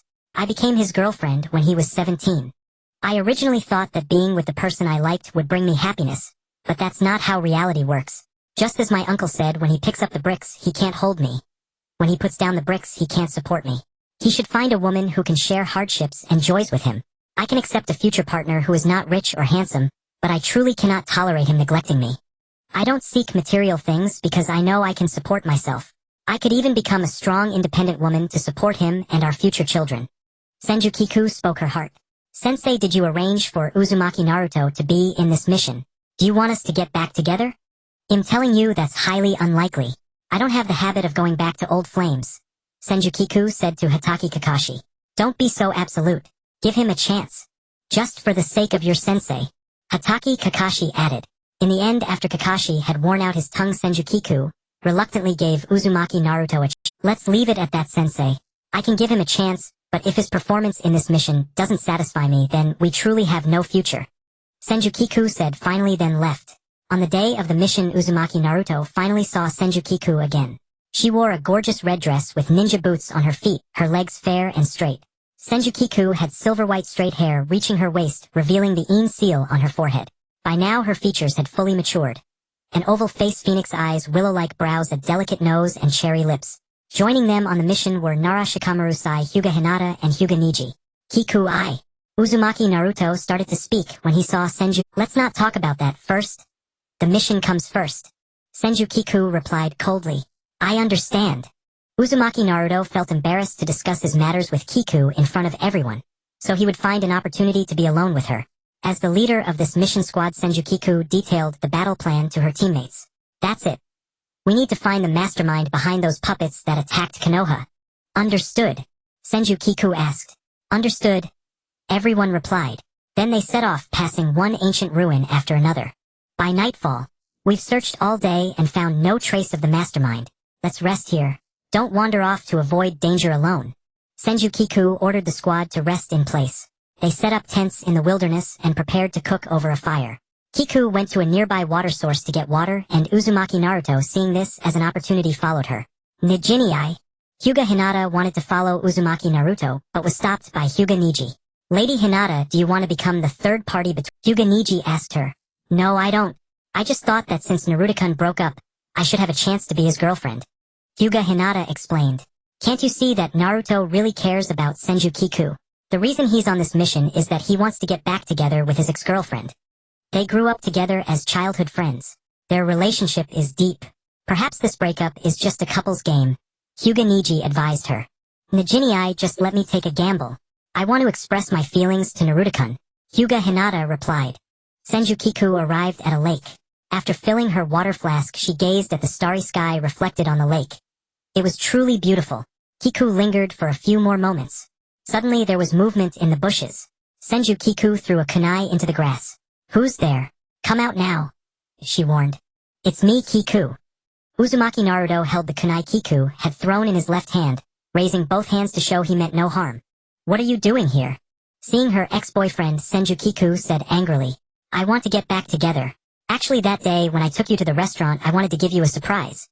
But then you broke up with me without giving me a chance to explain. Why have you been avoiding me all this time? Uzumaki Naruto asked her. I really don't want to see you. Ever since you became a jonin you've been busy with missions. The number of times we went on dates can be counted on one hand. Senju Kiku answered. Kiku, I didn't mean to neglect you. Uzumaki Naruto defended himself. So you did it on purpose. Senju Kiku fumed, hearing that Naruto couldn't say a word. He had never won an argument with Kiku since childhood. When she was angry she was unreasonable. Sometimes I wonder, is a man who caused me to lose my life twice really worth my love? That was the real reason Senju Kiku broke up with Uzumaki Naruto. Kiku you.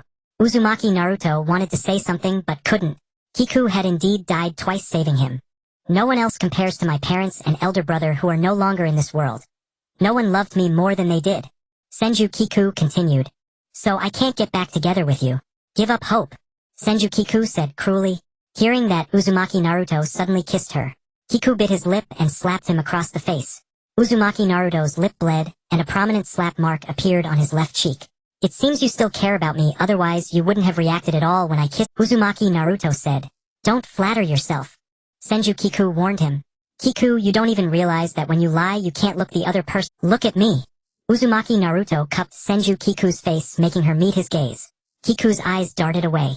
The only beautiful thing about you is your eyes. Senju Kiku turned her face away. Then I really have my father to thank for giving me these azure eyes, Uzumaki Naruto replied. On the battlefield of Konoha year 65, October 10th. When Uzumaki Naruto bid farewell to his father Namikaze Minato, who was reanimated by the impure world reincarnation, he said many things. Tell mom I've been eating well, don't worry. I'm not picky, I eat everything tonkatsu miso soy sauce. And of course not just ramen. I also bathe almost every day and occasionally go to the hot springs in Konoha, though everyone says it's just a quick dip. And what else, I've made many friends. They're all wonderful people. Also, even though I'm last in academic performance, I firmly believe I will never give up. That confidence is stronger than anyone's. Of course I listen to the third Hokage and Kakashi Sensei. I respect them deeply. They're all here, you can ask them directly. And about the 3 ninja prohibitions. I learned a lot from the pervy sage, though I made a complete mess of the 3 prohibitions. But the pervy sage, one of the Sannin, is really cool and I respect him the most. I just turned 17 today and I've never tasted alcohol. But mom told me to find a good woman like her. I think that's a bit difficult. I think Kiku is a good girl, I wonder if she'd be willing to be with me. In short though, I haven't fulfilled all of mom's requests in working on it. I also have a dream. I want to become a Hokage even better than dad, and I will go and tell mom that she doesn't need to worry about me at all. He'll live well. At that time, Uzumaki Naruto started crying as he spoke. Hearing this, Senju Kiku bowed to Namikaze Minato and said, Please rest assured, Dad. I will supervise him, manage him, look after him, and make sure he accomplishes everything he said. Then I entrust my son to you, Kiku. Namikaze Minato said to Senju Kiku as his soul ascended. Minato possessed the fastest speed in the ninja world, yet he only made it to his son's 7th. Back to reality. Uzumaki Naruto said to Senju Kiku, Was it a lie when you promised my father? I didn't lie, I just won't treat you that way as a lover anymore.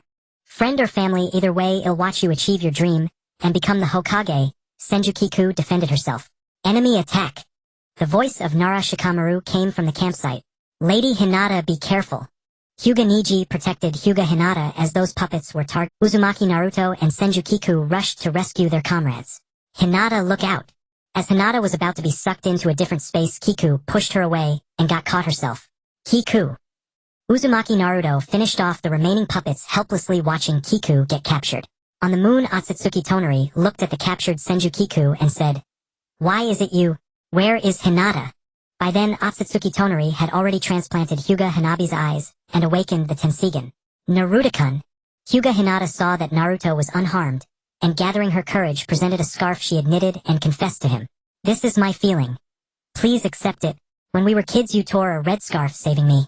This one I knitted myself, because I love you the most, Naruto-kun. Hyuga Hinata said. I'm sorry, Hinata. I already have a red scarf and Kiku also knitted a red sweater for me.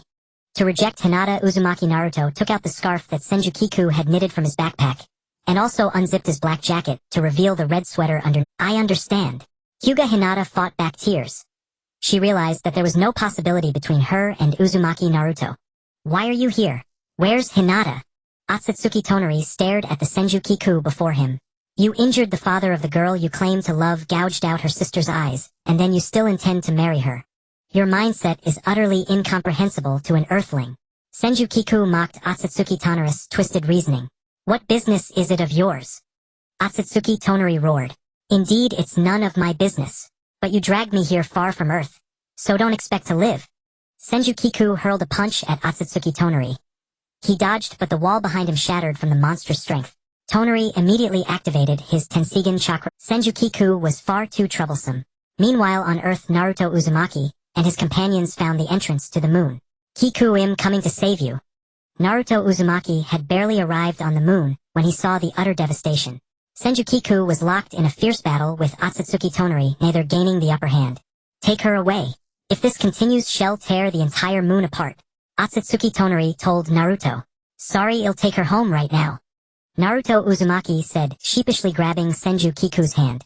He feared that if they lingered, Tonari would demand compensation for the damage Kiku had. The structures on the moon were centuries-old, practically cultural relics. Wait, Hanabi Hyuga's eyes are still with him. Senju Kiku had no intention of leaving the moon. Until they retrieved Hanabi Hyuga's eyes, their mission was incomplete. Then there's no choice. Naruto Uzumaki immediately entered his Nine-Tails chakra mode. Otsutsuki Tonari was thoroughly beaten by the duo. Senju Kiku reached in and tore out Tonari's eyes with her bare hands. Naruto Uzumaki remained silent as he You think him ruthless, don't you? Senju Kiku asked him. I'm a self-loathing, suspicious, and brooding person. Full of flaws. Senju Kiku mocked herself. No, I don't think that. Naruto Uzumaki replied. In my eyes, you've always been the gentlest girl toward me. Naruto said. You two go to hell. The blinded Otsutsuki Tonari staggered toward the Himura shrine, activating the Tensigen device that could destroy Earth. What's happening? Senju Kiku felt the lunar ground splitting beneath her. We have to get out of here now. Naruto grabbed her hand to run. Wait, we can't leave. Senju Kiku recalled what Otsutsuki Tonari had said to her earlier. It turned out there were two types of Tensigen. One was the ultimate ocular technique formed by fusing the Byakugan of the Hyuga clan with the chakra of the Otsutsuki clan. The other was a destructive device created by merging a vast number of Otsutsuki Byakugan. Senju Kiku and Naruto Uzumaki arrived at the shrine, where Otsutsuki Tonari now seemed half-mad. All your fault. Because of you, I couldn't marry Hinata. Both of you die. Otsutsuki Tonari laughed hysterically. Having spent so long alone on the moon, it was no wonder his mind was unstable. Senju Kiku attempted to destroy the yellow Tensigen device but discovered it drained chakra, and was protected by a secret technique. Without the bloodline of Himura Otsutsuki, it was nearly indestructible. If you destroy Earth, the girl you love will die too. Naruto Uzumaki suddenly said to Otsutsuki Tonari. So what? Otsutsuki Tonari retorted. I know someone just like you. He always fell short by a hair in everything. Naruto began his persuasive talk. Otsutsuki Tonari grew curious about the story of the man Naruto mentioned. And then, he asked. First pause that Earth-destroying device. Naruto Uzumaki signaled Tonari to halt the Tensiken destruction. There's no way hell listened to that. Senju Kiku thought to herself, but then she was proven wrong. Otsutsuki Tonari actually paused the destruction program. He had been too lonely on the moon and craved someone to talk to. Could you continue telling me that man's story? Otsutsuki Tonari asked Naruto Uzumaki. That man almost saved his master, almost saved his disciple, almost redeemed his closest friend, and almost won the woman he loved. Naruto narrated softly. Looking back on his life, it was filled with failures. That's how he described himself in his own novel. Naruto took out the tale of the utterly gutsy shinobi, and showed it to Otsutsuki Tonari. As Tonari flipped through a few pages, he was captivated by the happiness. It was never something a man should pursue. That's what he told me, Naruto recalled. He grew up as childhood sweethearts with the woman he loved, yet until the moment of his death, he never confessed to her. He feared that if they were together and he died one day, it would reawaken her grief and pain from losing loved ones. So he simply stayed by her side, silently protecting her. The dream of the woman he loved was to travel the world. His dream was to protect her as she traveled the world. Naruto continued. Though he thought his life was a failure, I think he was a splendid man. I joined this mission to win back the lover who broke up with me. But if reconciliation isn't possible, I'll be like him. Silently protecting the one I love as long as she finds happiness. They say happiness shouldn't be what a man chases. But ID add happiness is what a man chases for the sake of a woman. It belongs to her. Naruto finished. Senju Kiku felt a stir in her heart. Destroy this device. Then go confess properly to the woman you love. Naruto urged Otsutsuki Tonari. But what if Hinata rejects me? Tonari asked. A man grows stronger through rejection. A man who can't laugh about it is worthless. Do you want to be that kind of worthless man? Naruto said with a smile. Otsutsuki Tonari shook his head. He did not want to be the spineless man Naruto described. Moved by Naruto's words, Otsutsuki Tonari destroyed the Tenseigan device. He also formally confessed his feelings to Hinata Hyuga. Hinata Hyuga bowed to Otsutsuki Tonari. Why are you apologizing? Tonari asked in confusion. Because I'm already engaged, Hinata said. Who is the fiancé? Tonari asked. My cousin Niji Hyuga. He has always silently watched over me and I love him. Hinata replied. Then why did you confess to Naruto Uzumaki? Tonari pressed. I just didn't want to leave any regrets. Hinata answered. Lady Hinata, it's time to return. Niji Hyuga reminded her. All right, Nejiniazan.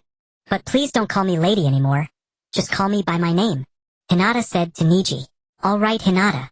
Niji Hyuga gently stroked Hinata's hair. To resolve the conflict between the main and branch families of the Hyuga clan, Niji was about to become the clan head and Hinata would be his wife. After that, the next generation of the Hyuga clan would no longer bear the caged bird curse mark. The caged birds would finally gain true freedom. By the way, Kiku, I have a gift for you. Naruto Uzumaki called out to Senju Kiku after the mission ended. What gift? Kiku wondered what he would give her after their breakup. Naruto pulled out a ring box. This is. Senju Kiku covered her mouth. I was going to propose to you that day at the restaurant. The party poppers and fireworks were all ready, but you left without even giving me a chance to explain. Naruto slipped the diamond ring onto the ring finger of Kiku's left hand. It fit perfectly. Is there really no chance we can get back together? Naruto asked Senju Kiku. No, we're not boyfriend and girlfriend anymore. Senju Kiku replied. I see. Naruto lowered his head in disappointment. But, would you be willing to become my husband, Naruto Uzumaki? Senju Kiku proposed to him. Don't ever neglect me again or I'll divorce you, she added. Naruto's eyes grew wet. Why are you crying? Now you've made me cry too. Senju Kiku said, tears streaming down her face. You said happiness isn't something a man pursues. It belongs to women. But I want to say a woman can also give happiness to a man. Senju Kiku said, blushing as she looked at his face. Do you accept? Just say one word. I do. More than anything. Naruto Uzumaki joyfully lifted Senju Kiku in a princess carry and spun her around several times. Put me down, I'm getting dizzy, she said in his arms. Hearing this, Naruto quickly set her down. So are we husband and wife now? He grinned like an idiot.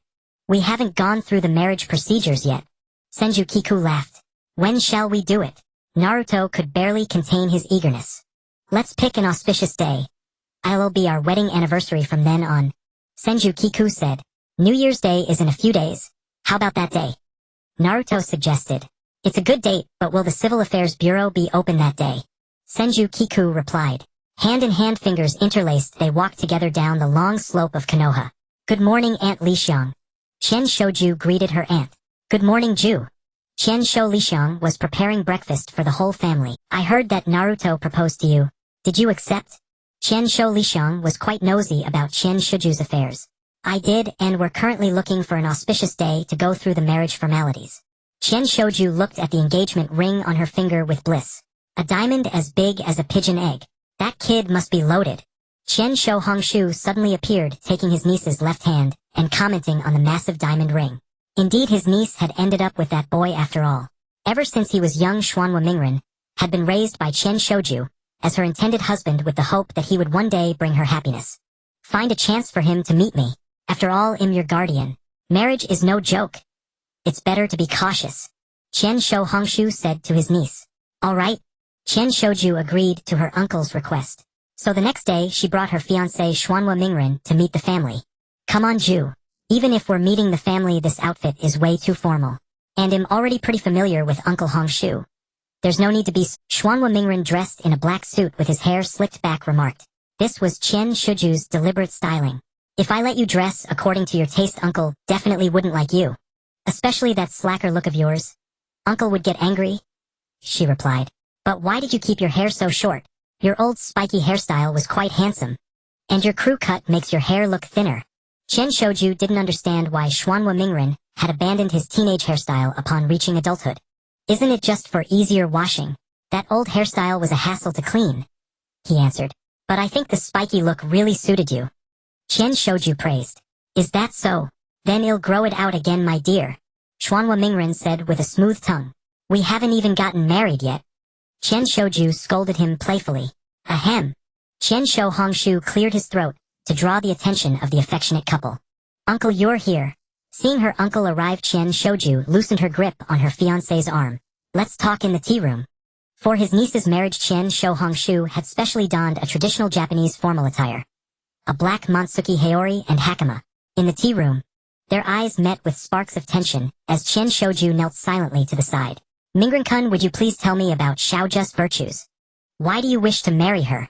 Chen Shou Hongshu deliberately used honorifics with Xuanhua Mingren. To me, Xiaoju is the strongest, gentlest, most beautiful, and most perfect woman in the world. My most precious treasure. Xuanhua Mingren gazed into Chen Shoju's eyes as he spoke these sweet words. Chen Shoju looked back at him with tenderness. Seeing this, Chen Shou Hongshu quickly interrupted them. Ahem. I can accept that reason.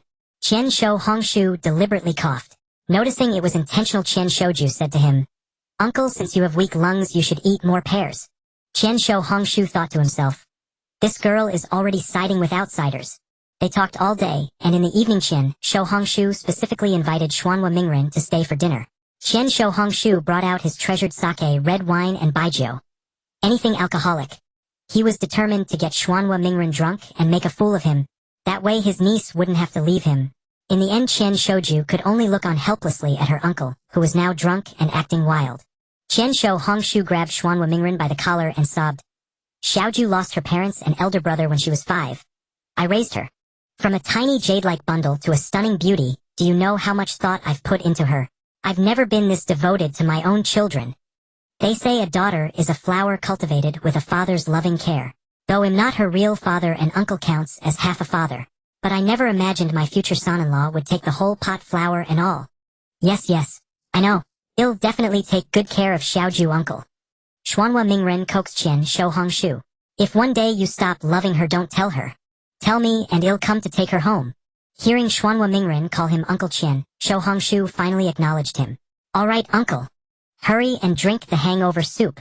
I know you don't want to let me go. Chen Shoju and her aunt Chen Shou Lixiang coaxed him into drinking it. That day will never come. Xuanhua Mingren said. What?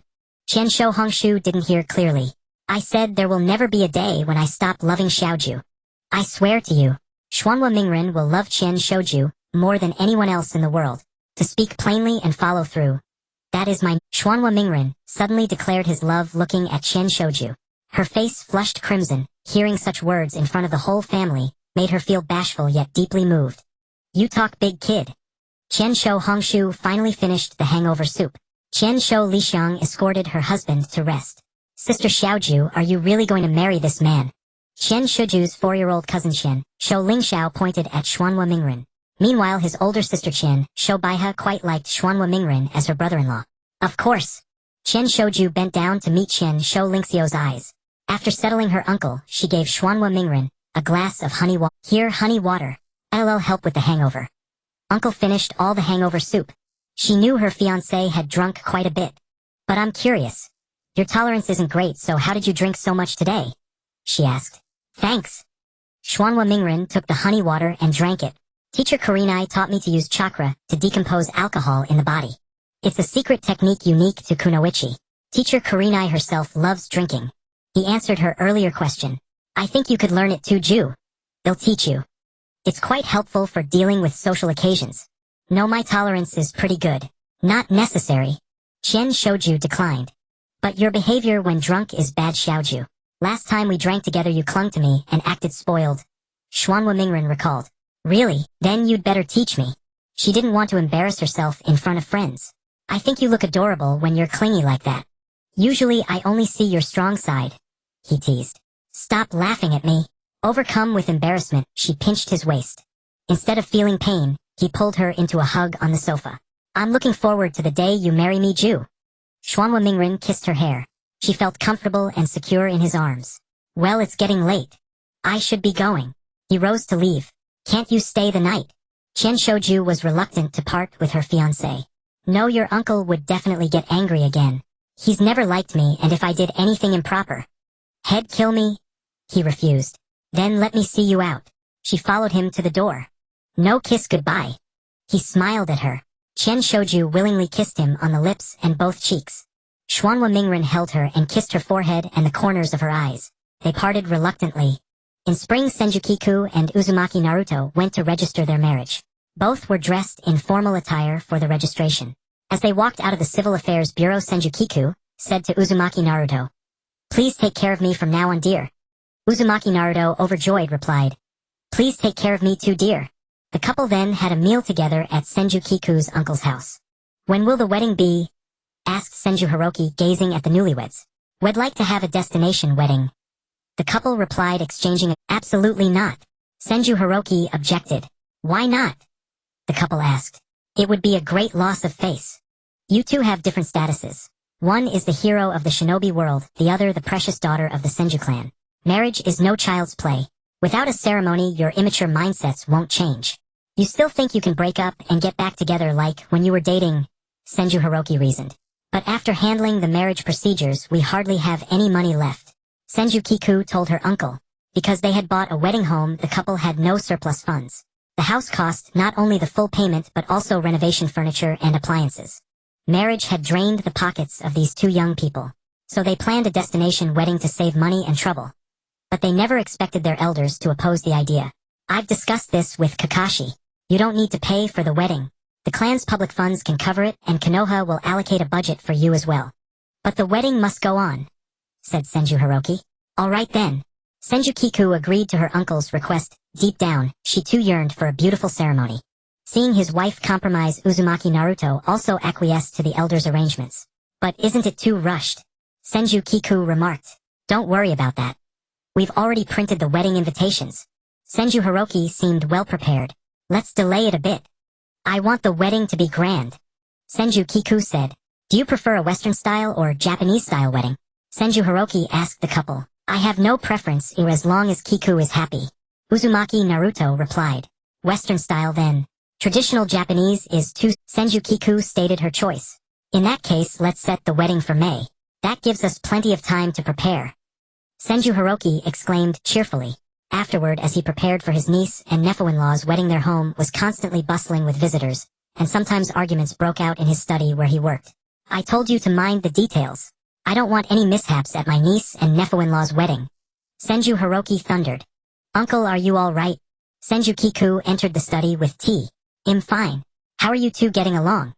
Planning a wedding is truly exhausting. How many loving couples have parted ways over this? Senju Hiroki's expression softened upon seeing his niece. "Since we don't have to worry about it, our relationship is just fine." Senju Kiku answered. "Good to know." Hearing that Senju Hiroki's taut nerves relaxed a little. Location: the Ninja Academy Principal's office. "Principal, did you say?" "Promotion." Yumino Irika had been specially summoned to the office by Senju Hiroki.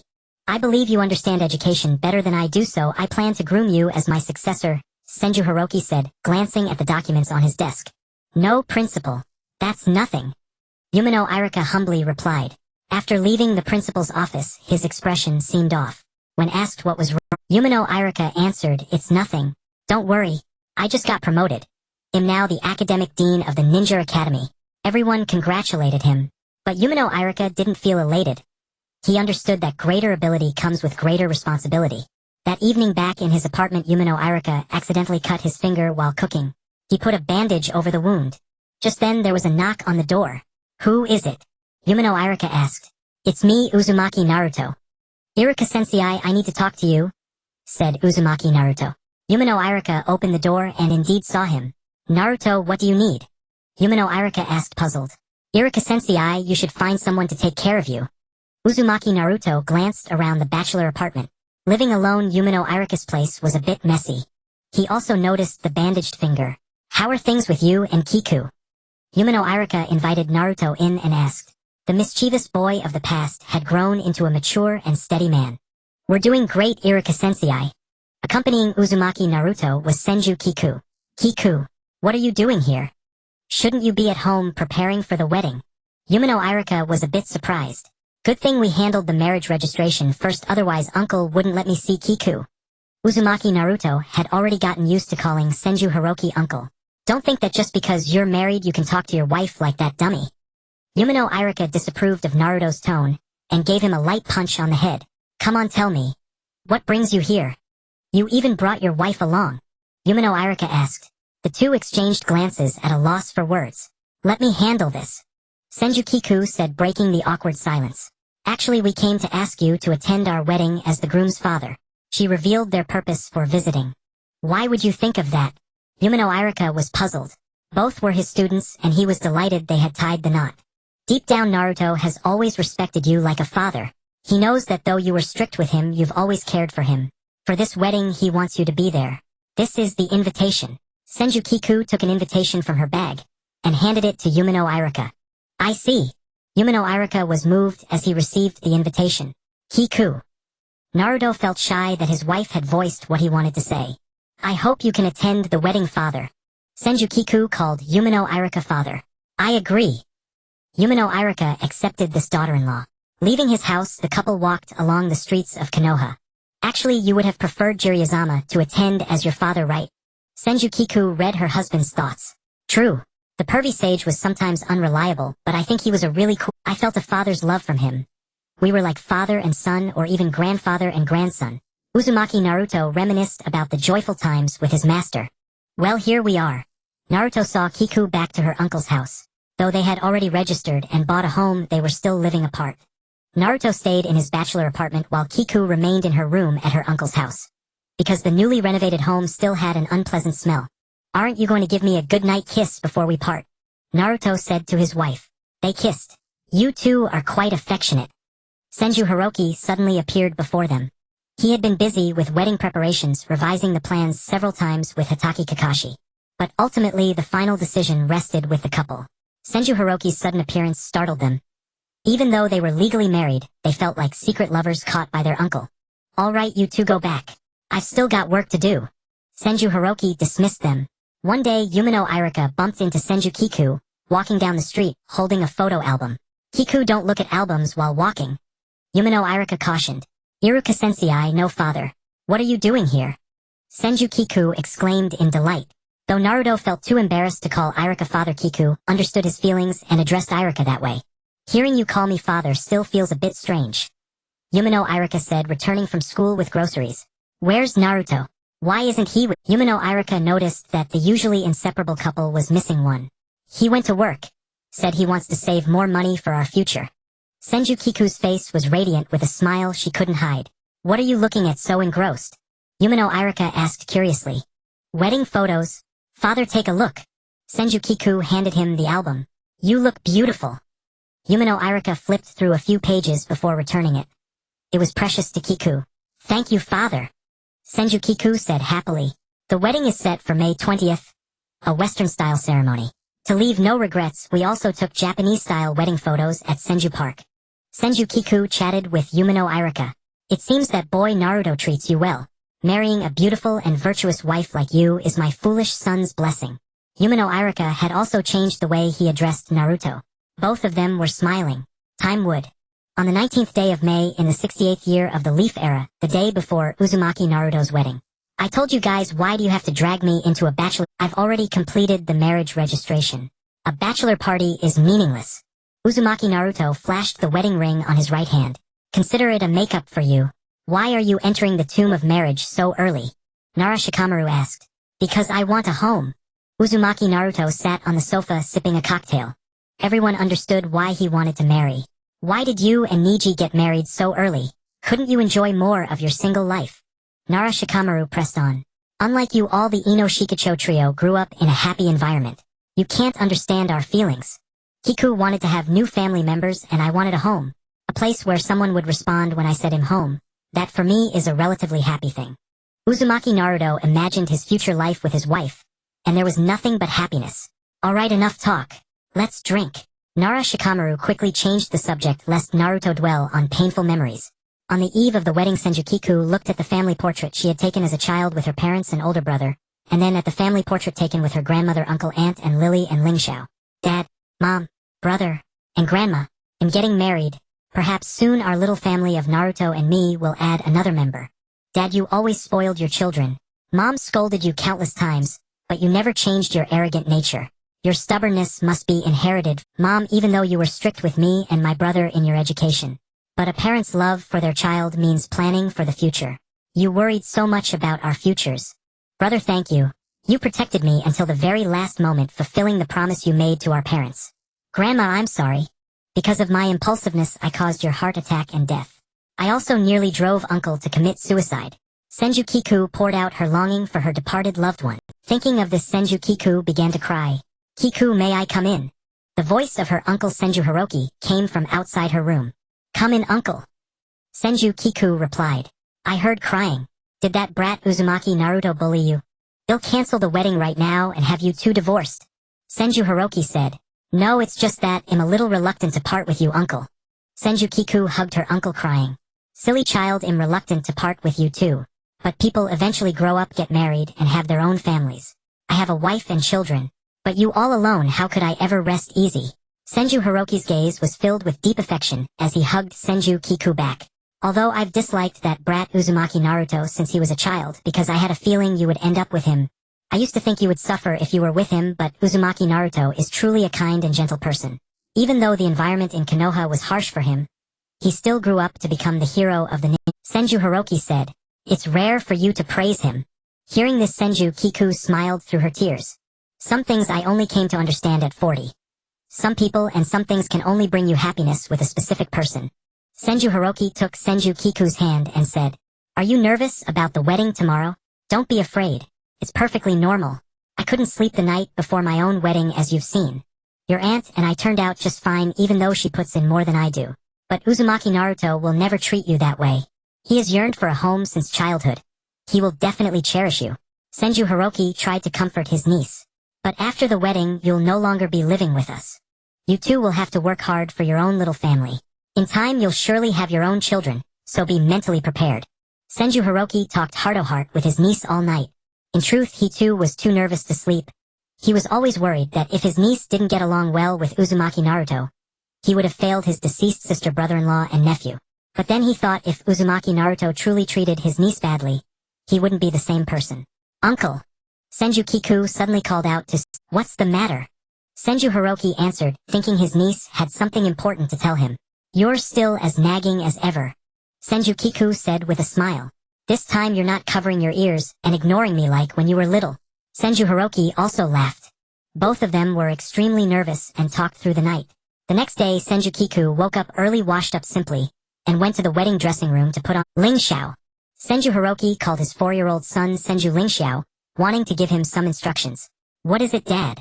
Senju Lingxiao, dressed in a small suit, ran to his father. If you don't perform to my satisfaction as a flower boy at your cousin's wedding, I'll beat you. Senju Hiroki said to his son. Dad, if your performance isn't satisfactory either, I'll beat you too.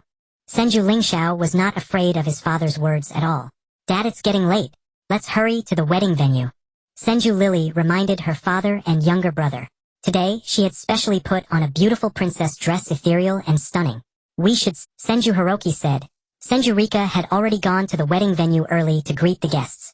Since Uzumaki Naruto was a famous hero in the ninja world, many people traveled thousands of miles to Konoha just to see him at the wedding. Senju Kiku wore a strapless wedding dress revealing her elegant collarbone and the butterfly bones of her back. The pearl ornaments on her head, tiara, necklace, bracelet, earrings, were wedding gifts from her uncle Senju Hiroki. Senju Kiku looked at herself in the mirror. Her usual plain face was now adorned with exquisite makeup done by Ino. When she saw her uncle arrive, she stood up from the Dad, doesn't Sister Kiku look especially beautiful today? Senju Lily said to her father, seeing her cousin in her wedding dress. Let's go. Senju Hiroki, dressed in a tailored black suit, covered his niece's head with a white veil. Today, he was to walk down the aisle in place of Senju Kiku's biological father Senju Naoki, and hand her over to another man, hoping she would spend a happy life with him. The wedding march began. Uzumaki Naruto, in a white suit, watched nervously as his wife, arm in arm with Senju Hiroki, approached him. She is exceptionally beautiful today. That was Uzumaki Naruto's first thought upon seeing her. Irika Yumino looked at his boss expression and was very frightened. Senju Hiroki hadn't slept well the night before and had dark circles. Ino helped him apply makeup to cover his haggard look. Because of this, Senju Hiroki's eyes were fierce enough to scare even children. Uzumaki Naruto and Senju Hiroki performed the handover ceremony, an act both sacred and ritualistic. They had rehearsed it countless times, but this time it was real. If you dare treat her badly, I'll kill you, Senju Hiroki whispered in Uzumaki Naruto's ear. That day will never come. Uzumaki Naruto promised him. Hatake Kakashi as the officiant read the wedding vows. Groom, do you take this beautiful and gentle lady beside you to be your wife? Hatake Kakashi asked Uzumaki Naruto. I do. Naruto replied. And you bride, do you take this sincere and kind gentleman to be your husband? Hatake Kakashi asked Senju Kiku. I do, she answered. For richer or for poorer, in sickness and in health, to love and to cherish till death do us part. Uzumaki Naruto and Senju Kiku recited the vows, looking into each other's eyes. Naruto seemed to recall something and added, even death cannot part us. Senju Kiku was deeply moved. Then they exchanged rings. Naruto lifted the veil and kissed her.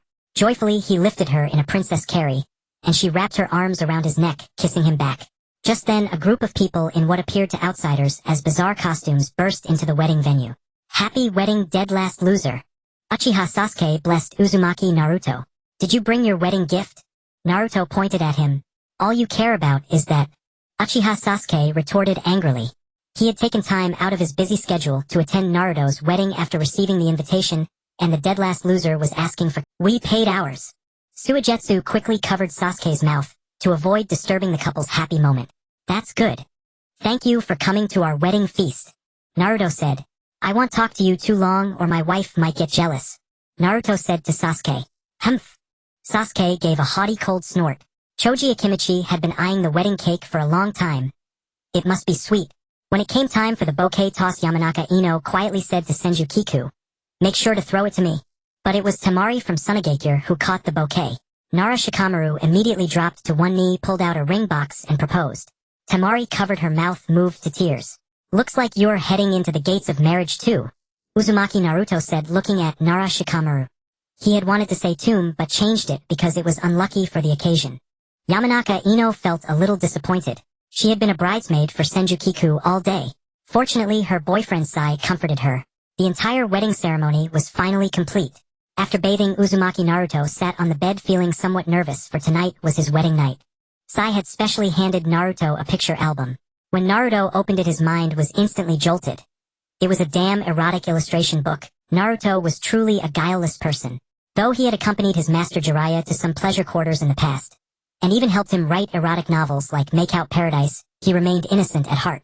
Even though he had invented the sexy technique as a child, he mostly found it amusing to prank the adults around him. Honey, could you pass me the body wash? The body wash in the bathroom is finished, echoed his wife Senju Kiku's voice from the bathroom. After handing her the body wash, Naruto continued perusing the album Sai had given him. What are you looking at?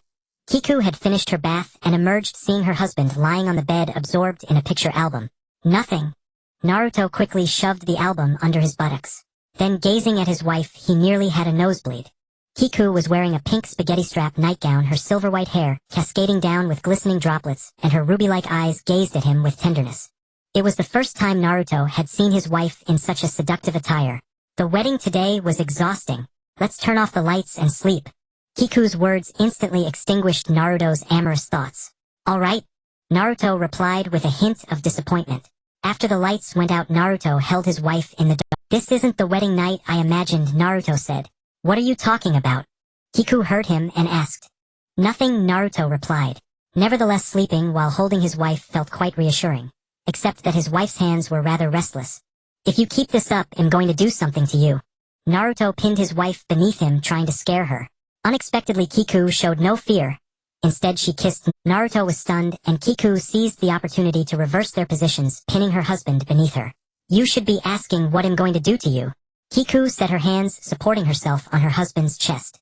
The two spent the entire night arguing over who should be on top. I told you to just stay down there. Naruto locked Kiku's hands and feet, immobilizing her. No way, Kiku said stubbornly despite being restrained. The two looked at each other and blushed. It was their wedding night and neither had any Biting back the pain, Kiku sank her teeth into Naruto's shoulder, making him feel what she was enduring. Naruto's shoulder bore the imprint of her bite. Let go. It hurts me too, Naruto said to his wife beneath him. Be gentler. Kiku continued biting his shoulder, refusing. The two didn't sleep until the wee hours. The next day, they rose only when the sun was high in the sky. They ate a meal that could have been either breakfast or lunch. I said, couldn't you be gentler last night? My body is now covered with your marks. Kiku puffed her cheeks in anger. I'm sorry. Naruto quickly coaxed his wife. Indeed, his actions the night before had been somewhat rough. Are you going out on a mission today? Kiku asked him. No, Kakashi-sensei approved my wedding leave. Naruto said while eating. Then come with me to visit my parents in a few days, Kiku said. Sure. Naruto agreed to his wife's request. On the day of the homecoming visit, Senju Hiroki prepared a lavish feast of fine wine and dishes to welcome his niece and her husband. You're almost 20, right? Have a drink with me. Senju Hiroki poured red wine for Naruto. Naruto downed it in one gulp. Is your married life with your husband going well? Senju Rika pulled Kiku aside, sharing Womantauman whispers. Well, it's a bit uncomfortable, Kiku said to her aunt, blushing. Don't be shy. If it hurts, say it boldly. Senju Rika instructed her niece to courageously express her desires.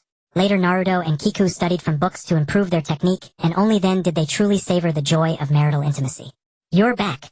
Do you want a bath first, dinner first, or me first? Kiku stood at the entrance, welcoming her husband home from his mission. Who the hell said marriage is the tomb of love? This is clearly fertile soil. My wife is so adorable. I could spin leap and do a backflip. I could carry bricks for another 100 years. Naruto thought joyfully as he saw his wife. During a mission. Naruto, can I try some of... Akimichi Choji drooled at the sight of Naruto's lunchbox. The aroma wafting from Naruto's bento was simply irresistible. The bento Kiku had made for him was still steaming hot. No, this was made by my wife. I can't share it. Naruto refused Choji's request to taste his lunch. This tastes great, much better than what my wife makes. Nara Shikamaru said as he plucked a piece of meat from the bento. He had recently married Temari, who was using him as a guinea pig for her cooking practice.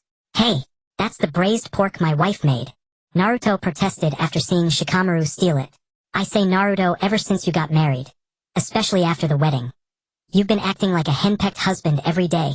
Is your status at home that low? Sai commented, looking at Shikamaru and Naruto. Being henpecked is happiness. Naruto replied to Sai, and Shikamaru nodded in agreement. Sai had no choice but to take out the soldier pills made by his girlfriend Yamanaka Ino and started eating them, though the pills were quite tasty and suited Sei's palate. Seeing those two married men enjoying lovingly prepared meals from their wives, a sense of disparity welled up in his heart. No, when he got back he would propose to his... He too wanted a wife's loving bento. By the way, Kiku gave me a sealing scroll saying it contains food, and I'm supposed to share with you all. Naruto said as he opened the sealing scroll. Inside the scroll were all sorts of snacks made by Kiku, and every member of the team got a share. Delicious! Choji exclaimed after tasting a cookie Kiku had made. Although he hadn't managed to eat Naruto's bento, sampling Kiku's snacks was... Choji was a man easily satisfied. His dream was to marry a chef. Kiku also prepared fruit. Take it slow, everyone. Naruto bragged. The others felt like punching him but held back. After all, Naruto was just showing off his love and feeding them dog food, which wasn't exactly offensive, but a cooking competition. Kiku picked up a flyer for a cooking contest while walking the streets of Konoha. Yes, ma'am. The first prize is a luxury hot spring trip for 2 to the land of hot springs. You look like a newlywed. The promoter tried to lure Kiku with the prize. Not interested, Kiku said, ignoring the promoter and heading home. Then she turned back. The second prize is a microwave, right? I'm in. Kiku exclaimed, grabbing the promoter's hand excitedly. She was confident in her cooking skills. On the day of the competition. Hinata, what are you doing here? Kiku noticed a familiar face. Oh, it's Kiku. Hyuga, Hinata said upon seeing her. My husband has been busy ever since we got married. I wanted to win the hot spring trip, so we could relax together. Hinata explained her reason for joining the contest. Then let's both do our best. Kiku encouraged her. As it turned out, Kiku won first prize, while Hinata won second prize. Hinata, could I exchange prizes with you? Kiku asked. Huh, don't you want to go to the land of hot springs with your husband? Hinata inquired. I'd rather not. The land of hot springs holds bad memories for me. A microwave is more practical, Kiku replied. Hinata, you and Niji haven't had a chance to go out and have fun since your wedding, have you? That's not good for your marital relationship. Kiku persuaded Hinata to swap prizes, and Hinata agreed. When Naruto came home, he saw the prize his wife had won. A microwave. Now I can heat up meals. Naruto exclaimed happily. I swapped it with Hinata. Originally I had won a luxury hot spring trip for 2 to the land of hot springs. Kiku said. A hot spring trip. Wait. Naruto glanced at the first prize on the flyer and felt as if he had missed out on a fortune. Kiku, why did you want a microwave? The luxury hot spring trip includes meals and lodging. It's worth far more than a microwave. Naruto wailed. A microwave can last for years. A luxury trip only lasts a few days. Which do you think is more valuable? Kiku asked him. But I wanted to go out of the village with you to have some fun. Soak in the hot springs to relax, Naruto said, feeling sore from his missions and longing to enjoy a hot spring with his wife. I'd rather not. It would bring back unpleasant memories. Kiku said, sadness evident in her eyes. Is dinner ready? I'm hungry. Naruto, sensing his wife's mood, quickly changed the subject. Not yet. We'll have to wait a bit, Kiku replied. Their newlywed life was simple yet warm. Ugh. Senju Kiku was vomiting in the bathroom early on Christmas morning. What's wrong, Kiku? Is your stomach upset? Uzumaki Naruto gently patted his wife's back to ease her discomfort. But Kiku continued to retch. After emptying her stomach, she had no appetite for breakfast. Wait. She hadn't had her period for a while. So she sent Naruto to the pharmacy to buy a pregnancy test. The couple stared at the two lines on the stick, exchanging glances. It's all your fault. You said the safe period wouldn't get me pregnant. No protection, and now this. Kiku threw her favorite Dango family plush toy at Naruto's face. My fault. My fault. Don't get angry. It's bad for you and the baby. I'm sorry. Naruto quickly tried to soothe his wife. They had actually planned to enjoy a year of being just the two of them before having a child. But 9 months into marriage, Kiku was pregnant. Let's go to the hospital for a checkup. Maybe it's a mistake. The female obstetrician said, holding the examination report. Kiku covered her face and wept. What's wrong with my wife? She's crying. The female obstetrician said, holding the examination report. Kiku covered her face and wept. What's wrong with my wife? She's crying. Naruto asked the doctor. How should I put it? It's normal for pregnant women to have mood swings. As her husband, you need to care for her more, and not let her think you don't love her now that she's pregnant. The doctor replied. All right, Naruto said, but avoid sexual activity during the first 3 months of pregnancy, as it could cause a miscarriage. Especially you, Mr. Uzumaki Naruto. You must control your desires. Your wife is 8 weeks and 6 days along now. Remember to come for prenatal checkups, so you can have a healthy baby. The female obstetrician advised Naruto. Leaving the consultation room, Kiku said to Naruto, Honey, I really don't want this child. I want an abortion. What? Naruto was shocked, so they went back to the same doctor. Sorry to bother you. My wife wants an abortion. What do we need to do? Naruto asked. You don't want to keep this child? The doctor asked the couple. Kiku nodded, but Naruto said, I want it, but my wife doesn't agree and I have to respect her. I see. Let me do an ultrasound and then you can decide. What's your name, doctor? Are you married? Do you have children?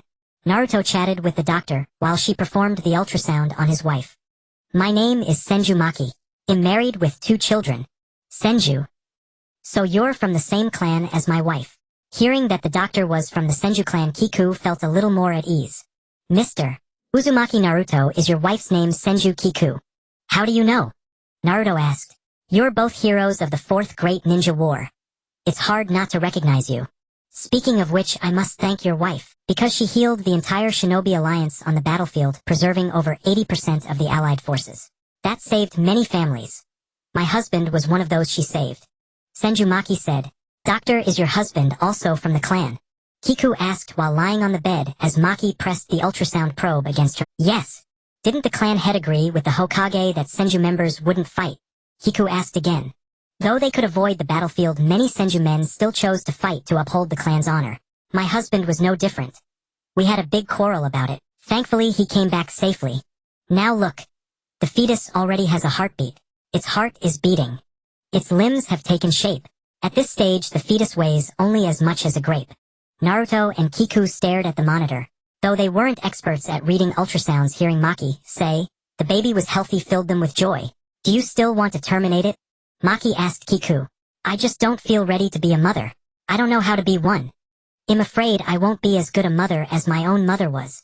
Having that thought proves you're already a good mother. You respect life. You're truly a kind person. Kiku blushed at the compliment. So still want to abort? Maki asked again. Naruto thought his wife might change her mind, but Kiku said firmly, abort. What? Naruto's jaw dropped. He thought the doctor's words would dissuade her. Then he'll arrange the surgery immediately. Maki said, wait, Give me a few more days to think. Kiku felt a twinge of reluctance. This was her first child after all. Go home and think it over carefully. Are you hungry? Let's get some ramen. Walking down the street, Naruto took his wife to Ichiraku Ramen. Uncle, 2 large bowls of miso chashu ramen, Naruto said as he sat down. I'll have a small bowl. That's too much for me. What's wrong, Kiku? Loss of appetite. I noticed Kiku's discomfort. Kiku took a small bite of ramen, felt nauseous, and retched, bringing up only sour bile. I have to abort this child. Kiku thought, realizing she wasn't particularly maternal. Naruto watched her with concern. They walked in the park and sat down on a bench when tired. Kiku, you don't want this child. No, it's making me too miserable. I do want it. I'm an orphan. I have no family in this world. You can't imagine how happy I was when I heard you were pregnant. We can start a new life as a family of 3. Naruto said with a smile. You're a man, you don't understand how hard pregnancy is for a woman. I'll get ugly and fat and it'll ruin my career. I simply don't want it. I understand. I'll go with you for the surgery tomorrow. Naruto said. You don't want it anymore? Kiku asked in disbelief. She wondered if he wanted a divorce to find another woman willing to bear. After all, Naruto was a hero of the shinobi world. Many women would love to have his child. Kiku now felt conflicted. Actually, keeping it isn't Kiku said. Really? Any conditions? You'll handle all the cooking and housework, okay? And while I'm pregnant, you have to obey me completely and treat me even better. Deal. Naruto agreed. He would do anything if his wife would carry his child. Ugh. The next morning, Kiku was vomiting in the bathroom again. Can you manage alone at home? Naruto was worried about leaving her while he went on a mission. Don't you have shadow clones? Are you so scared I'll break my promise and secretly abort the baby while you're away? No. Naruto said, though deep down he was terrified she might then go earn money for the baby's milk. Kiku pushed him out the door. Naruto looked back reluctantly. Because her morning sickness was too severe to work, Kiku took leave from the hospital, having decided to keep the child. When she returned to the hospital, she would only be a regular physician, having turned down promotion and a raise to ensure a smooth pregnancy. Naruto also felt the pressure. His wife took unpaid leave, so her job was secure but not paid. Now he bore all the household expenses. And after the baby came, expenses would increase. Kiku want anything to eat. Hungry. Naruto's shadow clones kept her company. Be quiet, I want to sleep now. Kiku gestured for them to stop talking. The clones immediately tucked her into bed and coaxed her to sleep. After his wife became pregnant, Naruto deliberately chose missions that paid well, were close to home, and didn't take long so he could care for her. For longer trips, he left a shadow clone to accompany and protect. When Kiku reached 4 months, her morning sickness subsided and the fetus seemed to settle down. Senju Hiroki visited their home and noticed his niece had lost weight. Can't you hire a nanny to take care of her? Hiroki scolded Naruto. Naruto couldn't argue and could only apologize profusely. Kiku defended her husband. Uncle, no nanny would be as attentive as he is. Seeing that, Hiroki said nothing more and left. What's wrong? One morning during her pregnancy, Naruto woke up to find his wife with dark circles under her eyes, looking exhausted. This little one kept me up all night. I couldn't sleep. Kiku said, having not wanted to wake him. When it's born, I'll spank its bottom. Naruto said, trying to cheer her up, which made her laugh. At 7 months, one night, Kiku woke Naruto. Honey, my leg is cramping. Naruto immediately woke up and massaged her legs. He also applied essential oil to her belly to prevent stretch marks. Kiku asked him if she had developed spots on her face, having heard from other pregnant women that carrying a boy causes spots, while carrying a girl makes the mother beautiful. Naruto said she didn't, but Kiku felt she wasn't as pretty as before pregnancy. In truth, pregnancy didn't diminish her beauty. It added a maternal careful. Naruto supported his wife as they walked. Kiku's limbs remained slender, but her belly swelled alarmingly, causing her back pain. Let's sit here. I'm tired of walking. Kiku sat on a bench by the lake with Naruto beside her. Soon the baby will be born. Have you thought of a name? Chashu Menma, red pickled ginger. Naruto listed ramen toppings. Be serious. Kiku twisted his ear. Ow, ow, ow. So what name do you like? Naruto asked. If it's a boy, Uzumaki Shudo. I originally wanted to use my own surname. Kiku hadn't changed her surname after marriage for career reasons. If it's a girl, Shuko. Naruto replied. Nice name. Would Shuko sound good for a boy? Kiku asked. No, a boy with a girl's name would be teased. Naruto crossed his arms, speaking for his unborn son. But I really think it's a good name. Shuko means gifted and elegant, heaven's favored child. Kiku explained. What does Shudo mean? Naruto asked curiously. It means a person of outstanding talent. Much better than yours. Kiku replied. Heh. Naruto scratched his head sheepishly. He had made up Shuko on the spot, not realizing it had such a beautiful meaning. It settled then, Shudo for a boy, Shuko for a girl. Naruto held his wife's hand. As the due date approached, Kiku was admitted to the hospital. On the day of delivery, Kiku screamed in the labor room. Uzumaki, Naruto, I'm going to kill you. You had your fun and now I'm suffering like this. Kiku, don't shout so loud. Save your strength for the delivery. Shizune reminded her. Can't I have an epidural, Shizune-senpai? Kiku asked. Not yet, Shizune said. Naruto stayed by his wife's side, holding her hand, giving her courage. Kiku didn't know how long the pain lasted until she heard a loud cry, and she began to weep. The baby opened its eyes before crying. They're beautiful just like the father, a nurse said. Then they brought the newborn to the mother. Is it a boy or a girl? Kiku asked. A healthy boy, Senju Maki said. I've never seen such a beautiful newborn. He must have inherited his mother's good genes. Kiku finally saw her child. He had golden hair and blue eyes like his father and was crying loudly. Kiku couldn't see what was so beautiful. She kissed him and said, Welcome to the world, my little prince. Then she wrinkled her nose. What's that fishy smell? The baby hadn't been bathed yet after the cord was cut. Naruto saw that his wife had given birth safely and finally relaxed. He wanted to say that during the delivery, he was even more nervous than she was and wished he could bear her pain. Kiku fell asleep from exhaustion. You've worked hard, dear. Naruto kissed her cheek. Finally, I've been wanting to dress the baby like this. Shinshoju put a lovely blue baby outfit on her son. Since it was a natural delivery, Shinshoju only needed to stay in the hospital for 3 days before being discharged. Her husband Schwanwa Mingren came to pick them up. Don't catch a cold. Schwanwa Mingren draped a coat over his wife with concern. It's summer. Shinshoju replied, indicating she wasn't cold. After returning home, Shinshoju held the baby and saw the house her husband had meticulously decorated with fresh flowers. Do you like it? Her husband Schwanwa Mingren asked. I love it, Shinshoju said happily. She held a bouquet of carnations, inhaling their delicate fragrance. A gift her husband had specially bought to congratulate her on becoming a mother. Perhaps because the baby Schwanwa Shuren had exhausted his mother during pregnancy. He turned out to be exceptionally easy to care for. He basically slept when fed and ate when awake. Even so, a newborn under a month old is particularly demanding. Let me handle it, Schwanwa Mingren said when he saw his wife getting up to breastfeed in the middle of the night. He needs breast milk. Can you feed him that? Shinshoju understood her husband's desire to help. I really can't do that. I don't have breast milk, Schwanwa Mingren replied. Go to bed early. You have a mission tomorrow, Shinshoju said, after childbirth expenses had also increased. Baby formula, diapers, a stroller, and other infant supplies all cost money. Since Shinshoju couldn't work, the financial burden fell on Schwanwa Mingren. Both husband and wife understood each other's exhaustion. Shinshoju comprehended the pressure of supporting the family, while Schwanwa Mingren appreciated the hardships of child-rearing. They supported each other, managing their small family together. When Schwanwa Shuren turned 1 month old, Schwanwa Mingren returned from a mission and noticed a pair of beautiful gold bracelets on the baby's wrist. A gift from his uncle. Pretty, aren't they? Shinshoju held the baby and kissed his palm. I see. I have a gift for the baby too. Schwanwa Mingren took out a jewelry box from his pocket. Shinshoju opened it to find a delicate longevity lock also made of gold. Where did you buy this? She asked. On my way home, I passed by a newly opened jewelry store. They had a promotion, so I bought this longevity lock for the baby. Schwanwa Mingren answered his wife. Hearing that there was a promotion, Shinshoju didn't scold her husband for spending money. She kissed the baby's cheek and said, Our little Shuren must live up to daddy's expectations. Be healthy and live a long life. Schwanwa Mingren embraced his wife who was holding the baby. At the 100-day banquet, the couple invited relatives and friends to celebrate the child.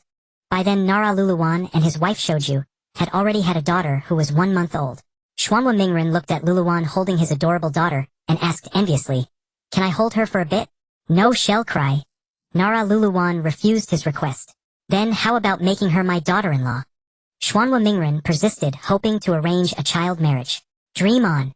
Why don't you go propose to Hinata Ningxi's daughter? Nara Luluwan said. Hinata Ningxi and his wife Hinata had a daughter named Hinata Kue. Great idea. I'll go find Ningxi right now. Schwanwa Mingren said, but Nara Luluwan quickly stopped him. Given how protective Hinata Ningxi was of his daughter, if he heard Schwanwa Mingren's proposal, he would surely kill him. Schwanwa Mingren was truly worrying about his son's future. Since there were more males than females in Konoha, he had to scout for potential wives early, otherwise his son might never marry and Xuanhua Mingren would never have grandchildren. Mommy is going to work now. Shirin, you must listen to daddy at home. Qinshoju said, holding her bag as she had taken over a year off from the hospital and now had to return. Mommy. 6-month-old Shirin didn't want his mother to leave. Be good, sweetie. Qinshoju kissed Siren's forehead. By now Xuanhua Shirin looked much better than when he was born. He resembled his father Xuanhua Mingren, but thanks to his mother's beauty genes, he didn't have his father's whisker marks. He was fair and chubby, exceptionally cute. Seeing his mother leave for work, Xuanhua Shirin cried in his father's arms. Wah? He wailed. Don't cry. Xuanhua Mingren quickly tried to soothe his son. Look, Shirin. It's your favorite teddy bear.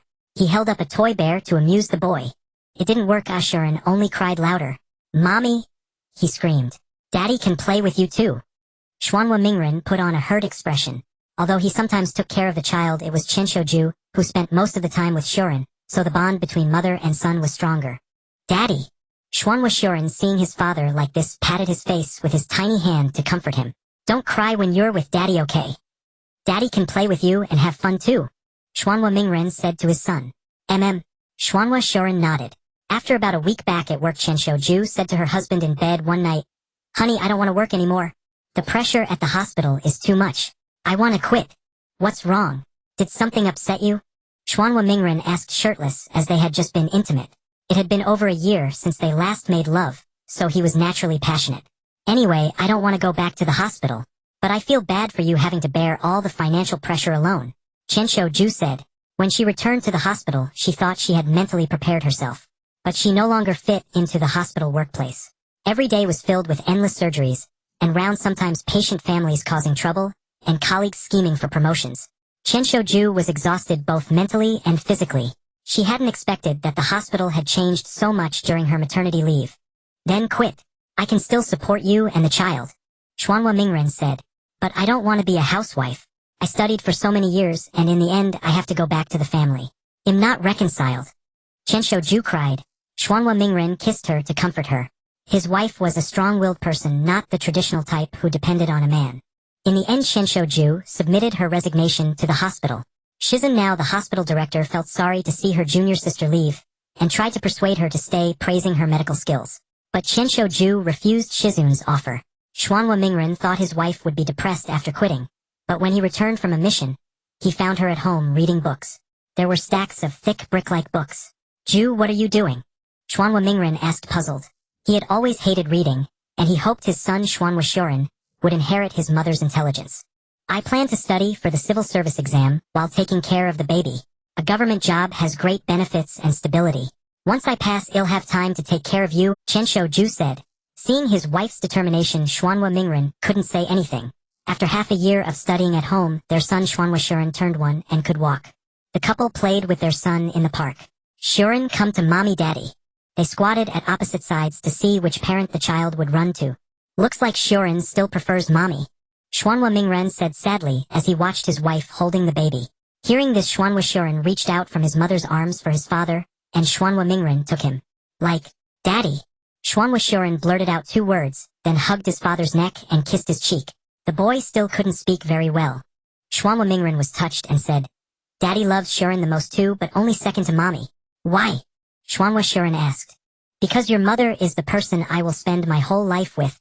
We will grow old together, supporting each other through thick and thin, Xuanhua Mingren said. Shirin, you will also find someone to spend your life with. And even if you don't, it's fine. As long as you are happy, healthy, and joyful, mommy and daddy will be very happy. Xuanhua Mingren kissed his son's tender cheek. Xuanhua Shirin was too young to remember much. He just listened vaguely. Seeing his wife and child so happy, Xuanhua Mingren laughed, feeling that the hardships of his early life were worth it. Ju, what are you doing here? Nara Luluwan asked as he walked into the Hokage building for work as usual. He was now the secretary of the 6th Hokage, Hatake Kakashi. Today he found an unexpected person. I passed the civil service exam, Luluwan. From now on I'll also be working at the Hokage building. Please take care of me. Qinshoju bowed. Alright, but I have to ask. Weren't you a rogue ninja before? How did you pass the background check? Nara Luluwan asked curiously. Because I have no criminal record, plus I contributed during the 4th Shinobi War, and my parents and relatives have no criminal history, so I passed. Qinshoju replied. That's good. From now on we're colleagues. Please take care of me, Nara Luluwan said. But Luyuan, you should pay more attention to your wife Shoju. Chen Shoju said to him. What's wrong? Nara Luluwan asked puzzled. She's a princess of Sunagake. You're strong and beautiful. Before she married into Konoha, she worked as a diplomat. After marrying you, she became a housewife. Chen Shoju hoped he would understand the sacrifices his wife had made. I understand, Nara Luluwan said. After passing the civil service exam, Chen Shoju managed Konoha's finances. Shorin, will you cry when you go to kindergarten? Chen Shoju knelt down to meet her son's eyes. No, mommy. 3-year-old Xuanhua Shorin promised his mother. But when school ended, Xuanhua Mingren went to pick up his son early. Xuanhua Shorin cried in his father's arms, never having been away from his parents for so long. Don't cry. How about daddy takes you to the amusement park? Xuanhua Mingren coaxed his son. Really? Shorin stopped crying. Really? Tomorrow is a holiday. Well, go to the newly opened amusement park with your mom. Xuanhua Mingren said. Okay. Finally, a smile appeared on Xuanhua Xiren's face. On Saturday, the family of 3 went to the amusement park. Since Xuanhua Shorin was still small, they couldn't go on the more thrilling rides. Daddy, make sure you take a good picture of us. Xuanhua Shorin held an ice cream cone while riding the carousel with his mother. Got it. Xuanhua Mingren took photos of mother and son. When Xuanhua Shorin turned 6 and just started ninja school, Xuanhua Mingren was 27. Kakashi planned to retire and let Xuanhua Mingren succeed him as Hokage. Xuanhua Mingren was finally about to realize his dream. Shorin, get up. The sun is already high. Chen Shoju woke the sleeping child. Xuanhua Shorin groggily went to wash up. Today was the day his father became Hokage. Good morning, Daddy. Xuanhua Shorin greeted his father, who was having breakfast. Good morning, Shorin. Xuanhua Mingren replied. Today is a very important day. Don't forget you too. Chen Shoju reminded her husband and son. We know, Mom Ju, they answered in unison. The family of 3 set off for the rooftop of the Hokage building for the inauguration ceremony. Xuanhua Mingren wore a black tank-style jacket with orange trousers, ninja sandals, and a cloak bearing the title Seventh Hokage. He took the Hokage hat from Hitaki Kakashi and faced the crowd below. The people cheered for him. He had finally achieved his dream. After the ceremony, the family took a photo in front of the Hokage building. Chen Shoju wore high heels and a bright yellow cheongsam, while Xuanhua Shorin wore a white tank-style jacket and trousers with child-sized ninja sandals. Now Hokage Xuanhua Mingren put his arm around his wife's shoulder. Their son Xuanhua Shorin stood obediently in front of them. What a happy family. After Xuanhua Mingren became Hokage, Chen Shoju also kept busy with her own career. Is it okay for me and Luluwan to become Konoha advisors? Chen Shoju asked the former Hokage Hitaki Kakashi. No problem. I trust your abilities, both of you. You can definitely assist Naruto well. Hitaki Kakashi said. After retiring, he planned to travel the ninja world with Might Guy. Chen Shoju and Nara Luluwan accepted the appointment. Not long after Xuanhua Mingren became Hokage, Uchiha Sasuke showed up at his doorstep. So this is what I found about Kagaya's creation of the White Zetsu Army and information about the Otsutsuki. Uchiha Sasuke spoke at length, then took a sip of tea to quench his thirst. Xuanhua Mingren and Chen Shoju hosted him. So you're saying that in the future our enemies who threaten peace won't be ninjas from various villages or daimyo but extraterrestrial beings? Chen Shoju said. Xuanhua Mingren was deep in thought. Dad, Mom, I'm home, came the voice of their only son Xuanhua Shorin. He had just returned from ninja school. Since the couple had bought this detached house near the Hokage building, and the ninja school, Xuanhua Shorin usually walked to school or to his father's office to play. Do we have a guest? Xuanhua Shorin noticed a pair of unfamiliar ninja sandals at the entrance. Mom, I'm hungry. Is there any food? He walked into the living room and asked his mother. Wait, the rice is cooked but the dishes aren't ready yet. Have some snacks or fruit to tide you over. But don't eat too much. Chen Shoju reminded him. Okay, Mom. Xuanhua Shorin picked up a rice cracker from the coffee table and started eating. Would you like some, sir? Xuanhua Shorin didn't recognize Uchiha Sasuke but still offered him a snack. No thanks. I don't like snacks. Uchiha Sasuke declined. Shorin, come sit next to Daddy. Xuanhua Mingren motioned for his son to sit on the sofa beside him. The sofa was a bit high for a child his age, but Xuanhua Shorin obediently climbed up and sat next to his father. Is this your son? Uchiha Sasuke asked Xuanhua Mingren. Yes, we look alike, don't we? Xuanhua Mingren stroked his son's cheek. Dad, you're interrupting my snack, Xuanhua Shorin complained. He's much better looking than you. Your son's good looks are thanks to your wife's genes. Uchiha Sasuke commented on Xiren's appearance. He looks a lot like you when you were little. He's been popular with girls since kindergarten. They often cried and wanted to go home with him. Xuanhua Mingren said, Dad, I don't like those girls at all. I want to marry someone gentler and prettier than Mom. Xuanhua Shuren retorted, Yes, but you might not find one because the gentlest and prettiest girl in the world has already been married by your dad. Xuanhua Mingren said affectionately. Uchiha Sasuke looked at Shuren. He inherited his father's blonde hair and blue eyes, but his face shape and features resembled his mother's. His skin was a healthy tan from outdoor activities. Dinner is ready. Sasuke, stay and eat with us. Chenshoju, wearing an apron, said to the three in the living room.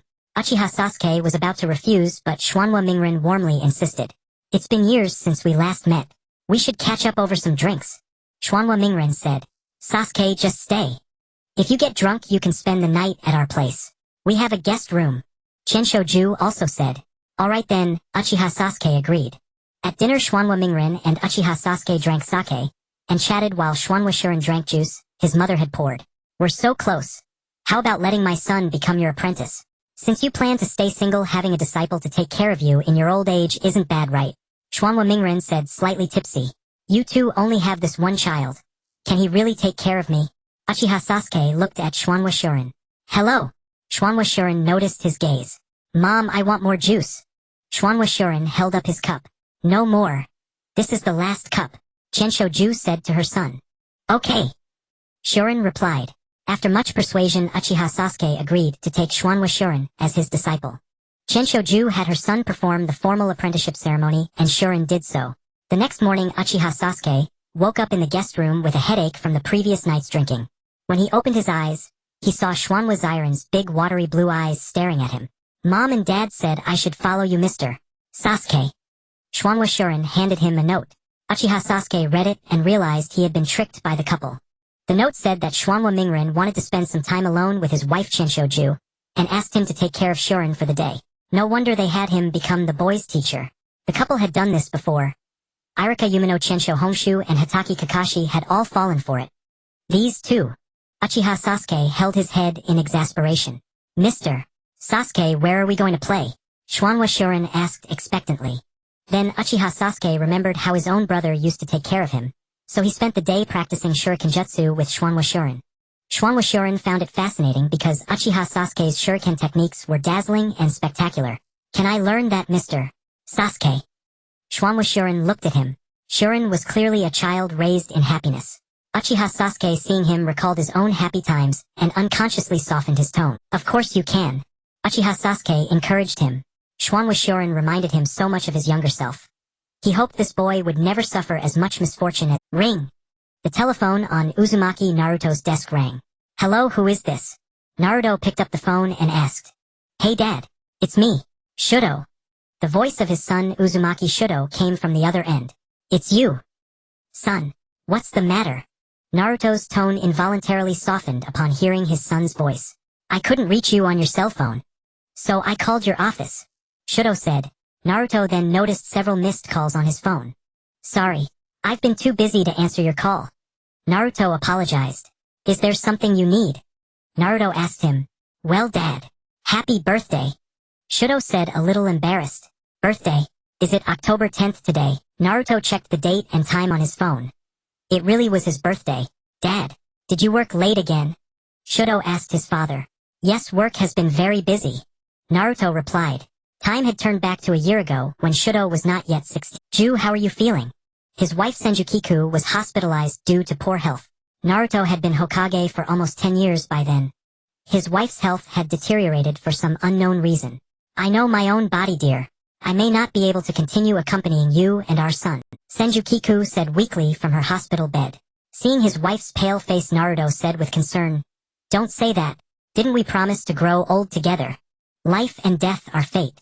I will eventually embrace the arms of death, but I worry about you and our son. Kiku said. Neither our son nor I want to lose you. Naruto held his wife's hand and said. Senju Kiku understood that Naruto was a man who feared loneliness deeply. She had once witnessed him using shadow clones to alleviate his solitude, just to have someone accompany him while eating a limited edition cup of noodles. Later she threw away those noodles, and in the apartment where he used to live cooked for him, teaching him that learning to enjoy solitude was an essential lesson in life. She wondered if he had ever truly learned that lesson over the years. After marrying her and having Shudo, Naruto beamed every time he saw his wife and son. Even when he worked late as Hokage, the light still shone at home, signaling that his wife was waiting for him in the living room. She would cook him a midnight snack and they would fall asleep in each other's arms. Their son, still in school, had already gone to bed early back then. In the hospital room, Naruto spoke with his wife for a while. Kiku wanted to see her son. "Could you call our son in? I have something to tell him," Kiku said to her husband. Shudo, who was waiting outside, heard his mother's words and came in. "Mom, what important matter do you want to discuss with me?" Shudo didn't understand why his mother had sent his father out of the room to talk to him alone. "Is the soundproofing in this room good enough? I'm afraid your father might overhear what I'm about to say," Kiku told her son. "You can say it later, Mom. You need to rest and recover." Shudo realized his mother wanted to deliver her final words. "I'm afraid if I don't say it now, I'll never get the chance," Kiku said weakly. Then Kiku told her son about the hardships Naruto had endured since childhood. "I never knew Dad had such a tough childhood. He never told me any." Shudo was hearing his father's story before the age of 17 for the first time. He only knew that his father was a hero of the shinobi world, who became the respected Hokage through hard work. "I grew up with your father. We've known each other since we were 5. Before that, I can't even imagine the life he led." Kiku told her son about the dark side of Konoha. Her son had always lived in the light, unaware that wherever there is light there is also shadow. "No wonder Dad spoils me so much. My classmates all envy me for having such a great father. He must be trying to compensate for his own childhood through me to heal himself." Shudo said, "Sometimes your father spoils you too much. I always worried he might ruin you, so I've been stricter with your education." Kiku recalled. Naruto truly doted on his child. When young Shudo went to the supermarket with his father to buy groceries for his mother, Naruto would always buy him a huge pile of snacks. Sometimes Shudo would eye a toy and his father would buy it without a second thought. Consequently, both father and son were often scolded by Kiku. "So you must take good care of your father. Don't let him eat instant noodles like he used to," Kiku instructed her son. "Okay, Mom." Shudo agreed to his mother's request. Naruto had overheard the entire conversation between mother and son outside the room. "I made some kanji. Would you too?" Naruto entered with an insulated lunchbox. "What kind of kanji?" Shudo asked. "Red date and chicken kanji. Your mother's favorite," Naruto said. "Let me try some." Shudo was a bit hungry. The couple smiled as they watched their son eat. He was already taller than his father yet still had a boyish look. "Slow down, it's hot," Kiku said to her son with concern. "Mom, you have some too." Shudo looked at his mother's untouched bowl of but Kiku could no longer eat anything. Not long after she passed away, Naruto bought a bouquet of roses and plucked the petals one by one, spreading them inside the coffin. It was the last romantic thing he could do for his wife, because soon it would be March 21st, their wedding anniversary. Naruto gazed at his wife's face for a long time, etching her features deep into his memory. Reluctantly, he closed the coffin lid and sent it to the crematorium. Senju Kiku had lived for 36 years. After his wife passed away, his son had to go to university and couldn't accompany him, so Naruto didn't want to return home. Because home no longer echoed with the laughter of his wife and son. All he saw when he returned was endless darkness. As times evolved, Kiku realized that the technology of ordinary people was advancing rapidly, and shinobi would gradually become obsolete. She and her husband decided to send their only son to university. Although Shudo had attended the ninja academy in elementary school, he didn't become a shinobi after graduation. Instead, he continued his academic studies. Thanks to skipping grades, Shudo entered Edo University, one of the best universities in the Land of Fire, at the age of 15. The university was located in a prosperous coastal city. Back to the present, Shudo continued his conversation with his father. "Dad, did you eat instant noodles again?"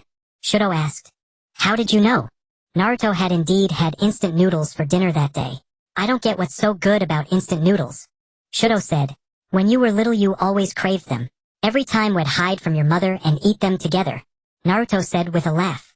"That was when I was young and didn't know better. I was used to Mom's cooking and wanted a change. Now that I'm in college and could eat them every day if I wanted, I still can't understand why you love them so much. Don't you get tired of eating them every day?" "After getting used to your mother's cooking, I do find instant noodles unpleasant. I only eat them occasionally. Not every day, don't exaggerate," Naruto replied. "Did you receive the birthday gift?" Shudo asked. "What?" Naruto didn't catch his son's words. "I said the birthday gift. I sent it by courier. I knew you wouldn't be at home, so I had it delivered to your office," Shudo said loudly, nearly deafening his father. "A gift?" Naruto was surprised. He asked his mail secretary to bring today's courier to his office. After searching, he finally found the birthday present his son had sent. Naruto unwrapped the box and found a men's wristwatch. Do you like it? Shudo heard his father's movements over the phone. This wasn't cheap, was it? Naruto looked at the exquisitely crafted watch. Of course not. I saved up for a long time from my tutoring job. Shudo replied. Are you short on living expenses? Focus on your studies. Don't let money affect your education. That wouldn't be good for you. Naruto asked. No, I've always concentrated on my studies. My part-time job hasn't interfered with my learning. Besides, what college student has a monthly allowance of 50,000 ryo? In this coastal city, some people's salaries aren't even as high as my allowance. Shudo said. Well, your allowance only accounts for a quarter of my salary. Don't worry about tuition. We still have savings. I can support your education without a problem. Don't be too frugal and deprive yourself. Your mother's allowance when she was young was as much as yours. Naruto still worried his son might not have enough, as he had experienced poverty firsthand and knew how unpleasant it was. Shudo knew his father's past and felt a pang of sympathy, but he was still curious. So how did a rich girl like mom end up marrying a poor guy like you? Probably because I'm handsome. Your mother has been supporting me since I was a kid. Naruto looked at himself in the mirror, narcissistic. Shudo's mouth twitched. Dad, don't make living off a woman sound so elegant. Anyway, I really relied on your mother to have enough to eat when I was young. Your mother's family was well off when she was little. Even after your grandparents and uncle passed away, she lived a good life at your great-uncle's place. Otherwise, she wouldn't have had the means to support me. Naruto said with a smile. How is great-uncle doing? And Grandpa Ichiraku and Master Kakashi? Shudo asked about the elders. Your great-uncle is 57 now. Even though I caused your mother to pass away at 36, he still gives me a good beating. Grandpa Ichiraku has been the principal of the Ninja Academy for 5 years. He's only 10 years older than me. As for your Master Kakashi, that rascal has gone on a trip with your Master Might Guy, taking that future sister, to visit the pilgrimage site of the Ica Paradise movie version. Your future sister's parents almost beat those two to death. Naruto told his son about the recent doings of the elders. Ica Paradise is an erotic novel, isn't it? Even though nowadays we young people think it's relatively tame, we've seen much more stimulating stuff. Shudo commented. But in our time it was still quite explicit. By the way, when you're in Edo, never get involved with gambling, drugs, or pornography. Don't hang around bad classmates or friends. You're still a minor. And don't have sex with anyone, male or female, casually. Naruto worried about his son's upbringing. I know. Shudo said impatiently and hung up. Naruto put the receiver back. Shudo is at the rebellious age now. Naruto sighed. Lord Hokage, there's a delivery for you. The secretary brought food delivery to the Hokage's office. I didn't order anything. Naruto said in surprise. Your son ordered it. The secretary replied. Looks like he ordered for you too. Naruto looked at the 2 bowls of century egg and lean pork congee. He and his secretary ate in the office. This kid is as emotionally sensitive as his mother. Naruto thought. When Shudo's winter break came, Naruto went to the market early to buy groceries and cook for his son at home. The Hokage seems very happy today. A female staff member at the Hokage's office said to a colleague. What are you discussing? Naruto overheard and asked. Nothing, my lord. Why are you so cheerful? The female staffer was startled. My son is coming home from college for break. Naruto hummed a tune. I'm going to pick him up. You all can leave work early too. Naruto went to the high-speed rail station to pick up Shudo. At the station, Naruto waited. Dad! A voice called out. Naruto turned around. A tall, handsome young man with blonde hair, blue eyes, delicate features, and fashionable clothes, carrying a backpack and dragging a suitcase, was looking at Naruto. You've grown taller again. Naruto said happily. I'm already 1.9 meters and still growing.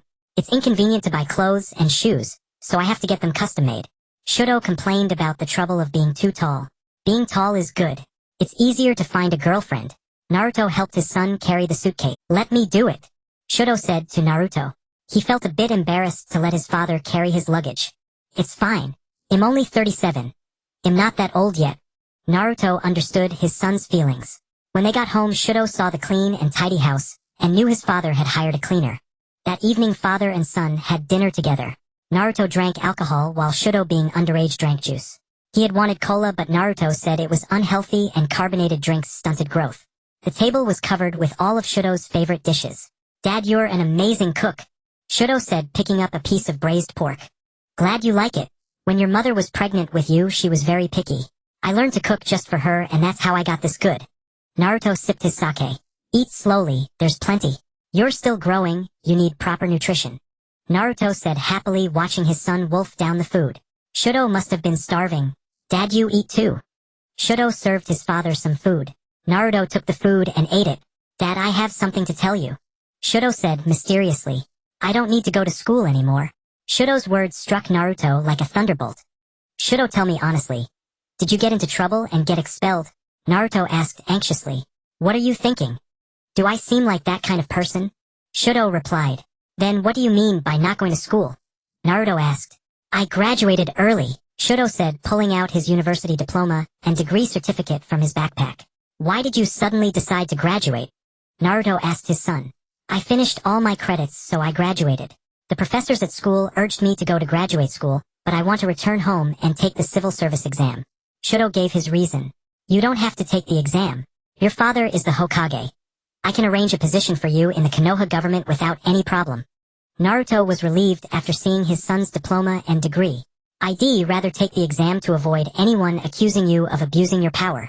If I fail, we can talk. Shudo declined his father's offer. All right then. You focus on preparing for the exam at home. Naruto said helplessly. His child was grown and had his own ideas. When spring came, Shudo took the Konoha civil service exam and was hired with the highest score. Naruto arranged for his son to work by his side.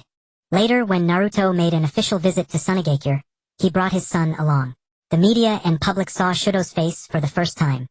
Previously, for protection, Naruto and his wife Kiku had kept their son away from the camera. The media and public knew they had a child, but not the gender or because Shudo accompanied his father on the visit to Sunagakure. He became the dream man of countless young women across the shinobi world overnight. Shudo had inherited his mother's good looks and was extremely handsome. But Naruto taking Shudo to Sunagakure that time also planted the seeds of a deadly danger for his son. Is everything alright? Uchiha Sasuke had traveled for 3 days and nights to reach Konoha as Uzumaki Naruto had urgent matters to discuss with him. Uchiha Sasuke also noticed another person. Kazekage Gaara. What could that dead last idiot possibly want from him? Please talk some sense into him. A wife and child can be replaced. Nara Shikamaru said to Uchiha Sasuke. Uzumaki Naruto hadn't been working for days and Nara Shikamaru had to handle the paperwork. Where is he? Uchiha Sasuke asked about Naruto's the hospital morgue. Please convince him to cremate the body.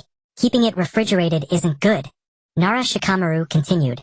Gaara, can I use the Sunagakure's reincarnation technique? You were once saved by Granny Chiyo. Uzumaki Naruto was speaking with Gaara. Sorry Naruto. Besides Granny Chiyo, that technique has been lost in our village, Gaara told him. Uzumaki Naruto believed Gaara wouldn't lie to him.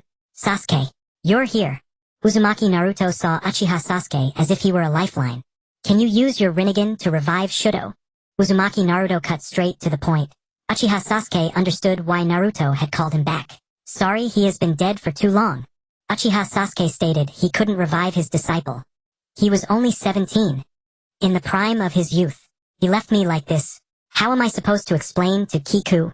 I promised her I'd watch over Shudo as he married and had children. Despair glimmered in Uzumaki Naruto's eyes. Shudo, how could you bear to abandon your father? Naruto embraced his son's corpse through the white cloth, pulling it back to reveal the pale face of his child. He removed the jade pendant that had hung around his son's neck since childhood. A first birthday gift from him and his wife Senju Kiku. Shudo had worn it for 16 years. They had hoped the guanine pendant would protect him through a peaceful life. Now it could only serve as a memento for Naruto. After weeping over his son's body, for an unknown time, Naruto suddenly calmed down when he saw Sai. Have you identified the murderer? Uzumaki Naruto asked. He had sent Sai to investigate his son's death. Yes, it was the Otsutsuki. Sai replied. Otsutsuki. Has Tonari provided any additional information about the clan? Uzumaki Naruto inquired. He has told us everything he knows, Sai answered again. Then Sasuke, I need your help. I will never forgive those who caused my son's death. Uzumaki Naruto stood up. A father's vengeance knows no bounds. After cremating his son's remains, Naruto buried him beside his wife. Naruto approached his wife's grave laying white chrysanthemums. Kiku, I failed to protect our child. I am a worthless husband and a worthless father. You passed away so soon after our marriage, and now our son has been murdered while I am powerless. But I swear to you I will not let those who killed Shudo go unpunished. Even if they are gods, I will slay them for you. Uzumaki Naruto vowed before his wife's tombstone. I hope you and Shudo are well in the other world. Even if it costs my life, I will take revenge. Naruto declared firmly. Uzumaki Shudo had died at the hands of the Otsutsuki, while protecting Konoha in his father's absence. With Naruto and Sasuke away, Shudo, as the highest combatant in Konoha, and the Hokage's son, bore the responsibility of protecting the village. Naruto hated himself for being on a mission to the Mist Village to discuss matters with the five Kages when his son died, all because the Water Country daimyo had intentions of starting a war. Over 5 years, Uzumaki Naruto followed clues and located the planet of the Otsutsuki clan. Using dimensional techniques, he and Sasuke traveled to their world and annihilated the entire clan. After exacting revenge, Naruto felt an immense emptiness. Returning home, he gazed at photos of his wife and child. The house remained as his wife had arranged it. Simple and warm. But the laughter and joy of the past were gone. Naruto felt as though he had been dreaming. A dream where he married Senju Kiku and fathered Uzumaki Shudo. Their happy family life felt as illusory as a Tsukimi world. He could no longer distinguish dream from reality. Were his wife and son truly part of this world? Or was this all a dream? Uzumaki Naruto went to the study intending to find a book, but a scroll of jutsu fell down. Naruto recognized it as part of his wife's dowry. A ninja's most precious possessions are not only money but also various techniques and legacies. When Naruto unrolled it, most of the contents were blank, leaving only a single line of text. The characters seemed to date back to the Sage of Six Paths era. Though he couldn't read them, he unconsciously spoke. Above and below in all directions is called space. From ancient to present is called time. Then Naruto found himself in a strange dimension. You've arrived. I have been waiting for you for a long time, Uzumaki Naruto. A graceful woman with kind eyes looked at him. Who are you? Naruto asked her name. I am your wife's great-grandmother. Your son is my great-great-grandson, the woman said. My name is Li Jinai. She introduced herself. You must be the wife of the second Hokage, Naruto said. Li Jinai did not deny it. Did you once dream of my great-granddaughter pulling out the divine tree? Li Jinai asked him. How do you know? Naruto replied. Because that was not a dream. It was the reality you experienced. Li Jinai said. What do you mean? Naruto found it hard to believe. Would you like to hear my story? Li Jinai asked. Go ahead. Naruto said, ready to listen. Before I crossed into this world, I was a high school girl in China. Though my parents were distant relatives of the Li family from Klao's lineage, our family of 3 were ordinary people living simply until a car accident took my life and my parents, devastated, soon followed. Later I was reborn in this world, as the daughter of a Uchiha Kunoichi, who had eloped with her lover during the warring. Li Jinai continued. After my death, my soul did not go to the Pure Land. Instead, I became a space-time administrator overseeing this ninja world. Your world has 12 timelines, each with a different outcome. Using her Sharingan, Li Jinai led Naruto into an illusionary world. Inside, Naruto saw floating crystal balls recording each timeline. In one timeline, I had descendants. Originally, the second Hokage never married. That means your wife should not have existed in this world. My arrival altered the course of events, making it intolerable to the laws of space-time. Li Jinai continued. What was the original course of events? Naruto asked. Look. Li Jinai handed him a floating crystal ball. Naruto understood. I see, he said. In the original timeline, he would marry Hyuga Hinata and have a son and daughter, passing the torch to the next generation. Did you know you are the protagonist of a manga? Li Jinai said. What manga? Naruto didn't understand. In our language, you are a 2D character, Li Jinai explained. Naruto grasped the term. His son often talked about marrying a 2D character because he couldn't find a real person he liked. Then Naruto finished reading the manga Li Jinai had brought. He understood that he was a comic character, everything originally arranged by someone called AB, who commercialized the ending for profit. AB's original heroine was the pink-haired girl Naruto had a crush on as a child. But the only girl in my Team 7 is my wife. Naruto put down the manga. That is the change. Li Jinai said mysteriously. Because many were dissatisfied with AB's ending, they created their own characters to fill the gaps. Did your wife ever tell you she had to go to God? In truth, she had awakened to the fact that she was a character created by those people, and she wanted to go to their world to demand an explanation. Li Jinai said. Why? Naruto asked, puzzled. Because of them, your wife lost her family at a young age. In this world, she is a living person, not a puppet to be manipulated. Those higher dimensional beings who created us view us as insects. They don't know that insects have never been defeated. Li Jinai replied. Naruto felt like his brain CPU was about to overheat. How do you know all this? He asked. Because I came from that higher dimensional world. I am well aware of their thinking. Li Jinai said. In the world of higher dimensional beings, people casually write a novel or draw a manga page, and that dictates our fate. We are like lab rats being experimented on. Li Jinai continued. Then are we really at their mercy? Naruto asked. No, we have our own thoughts and spirit. Our world is not something they can control. If they came to our world, they'd be lucky not to suffer dimensional reduction. Li Zenai's explanation was too abstract. Naruto's mind couldn't grasp it. Alright, I'll send you to that world for a look. Li Zenai teleported Naruto to the higher dimensional world. Naruto saw a manga artist drawing his own portrait and signing it for fans. Then Naruto understood Li Zenai's meaning. Do you understand? Li Zenai asked. Yes, Naruto nodded. Can my wife and child come back? Naruto asked Li Zenai. Sorry, Uzumaki Naruto. Your wife and child are not in the same timeline as you. I cannot send them to your time. Li Zenai said apologetically. As a space-time administrator, my duty is to protect this world centered on you, even if it means sacrificing my own descent. But I can tell you that they are alive in another timeline.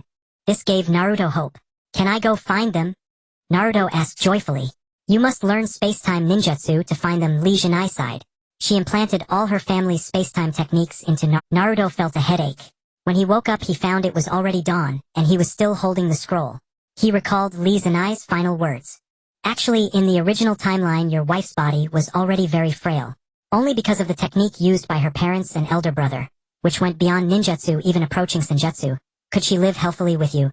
Your original timeline was destroyed because of your desire to keep her here, so she begged me to erase your memories, and send you both to another timeline to accompany each other, giving you a happy life.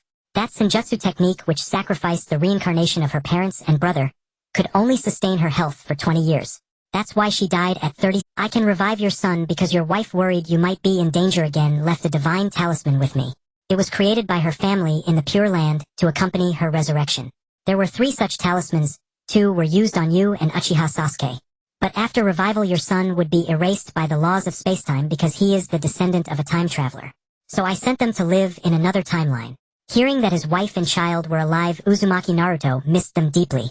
So he passed the Hokage title to Uchiha Sasuke, and said to Nara Shikamaru and the others, I'm going to find Kiku and Shudo. Everyone thought he had gone mad from losing his family. They were all concerned about him. Naruto had been Hokage for 16 years, retiring at age 43. After his retirement, everyone in Konoha discovered that their beloved Seventh Hokage had vanished. Some said he was dead, others that he was alive. In any case, Naruto's whereabouts after retirement became an unsolved mystery of Konoha. Mother, why did we save him? Asked Uzumaki Shuren to his mother Senju. After his death, he did not go to the Pure Land, but met his great-grandmother Li Zenai, his mother's great-grandmother. Li Zenai sent Uzumaki Shuren to be with Senju, and mother and son were finally reunited. Shuren, how did you come to this time and space? Senju was puzzled by her son's arrival. I accidentally died while protecting Konoha from aliens. Uzumaki Shuren told his mother the cause of his death. How old were you when you died? Senju asked her son's age. 17. What? Uzumaki Shuren replied. Nothing. I thought after I left you and your father, having you as his emotional pillar could have lived a bit better. His life had already been hard enough. Losing his parents at birth, losing his master as a teenager, and now losing his wife and child in middle age. I can imagine how painful it was for your father after you left. Senju said to her son. Forget about that for now. Mother, why did you save? Aren't you jealous? After all, in this timeline, father married another woman and had a son and daughter. Uzumaki Shuren truly couldn't understand why his mother saved this guy named Uzumaki Boren. Seeing him look exactly like your father and his life and happiness stolen away, I just took pity on him. Senju explained to her son. Then Uzumaki Boren spoke. Water. Uzumaki Boren opened his eyes, awoken by thirst. He had been hunted for days and nights because everyone believed he had caused his father's death. His comrades, elders, and even his little sister all thought Kawaki was their parents' child. Although Uzumaki Shuren was an only child, seeing this youth, who was considered his brother in this timeline, couldn't help but sympathize with him. Uzumaki Shuren poured a glass of warm water for Uzumaki Boren and fed him by hand. Thank you. Who are you? Feeling much better after drinking, Uzumaki Boren wanted to know who had saved him. Then he saw a stunningly beautiful woman with silver-white long hair and ruby-like eyes say to him, I suppose I am your father's. Senju hesitated, unsure how to explain her relationship with his father to Uzumaki Boren. Uzumaki Boren glanced at the person who had given him water, and found him to be very handsome, resembling the super beauty who had just spoken to him. Wait, Uzumaki Boren noticed a blind spot. The handsome youth who gave him water had the same blonde hair and blue eyes as him. Combined with the super bowtie's words, Uzumaki Boren guessed that the one who gave him water might be his father's illegitimate son. He tried to get up from the sickbed, but found himself bandaged like a mummy. You're severely injured. It's better not to move recklessly. Senju warned. Thank you. Uzumaki Borin thanked the mother and son for saving his life. You really look like Naruto.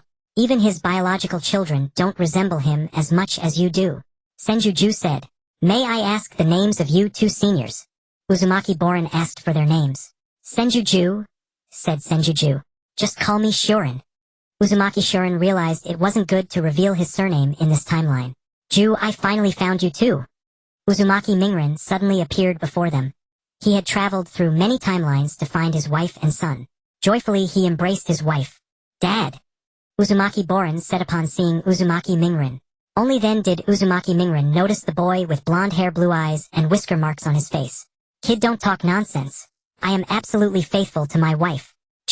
You have to believe I didn't cheat, and I don't have such a big illegitimate child. Uzumaki Mingren quickly explained to his wife Senju upon hearing this. His words were as good as saying nothing.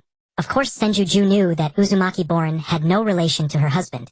Meanwhile Uzumaki Shurin covered his face. After all these years, his father's IQ had never improved. Luckily he inherited his mother's strengths, or else he really wouldn't have gotten into university. Dad, why don't you recognize me? Do you and Shikadai all think Kawaki is your son? Uzumaki Borin cried sorrowfully. Don't cry first. I know you lost everything overnight, but the person in front of you really isn't your biological father. Uzumaki Shurin comforted Uzumaki Borin. Only then did Uzumaki Borin notice the difference between Uzumaki Mingren and his own father. For instance, his dad had a crew cut, but the man resembling his father sported a spiky hairstyle. Moreover, compared to his own father's appearance, Uzumaki Mingren looked about 10 years older than his dad. After an explanation, Uzumaki Borin understood that they were from a parallel world and Senju and her son were the wife and child of his own father from another timeline. But speaking of which, you've endured so much pain and still haven't gone mad. That's a miracle. Uzumaki Shurin commented after hearing the tale of this youth, considered his brother in this timeline. Since that's the case, well, stay with you for a while, until you become strong enough to protect yourself. Uzumaki Mingren discussed with his wife and decided to offer some help to Uzumaki. So Uzumaki Borin trained with Uzumaki Mingren's family for 3 years. Senju taught him the Flying Thunder God technique, while Uzumaki Mingren taught him sage art. During these 3 years, Uzumaki Borin's personal safety was ensured. Brother Shurin, what dishes is Aunt Ju cooking tonight? Uzumaki Borin asked after finishing training with Uzumaki Shurin.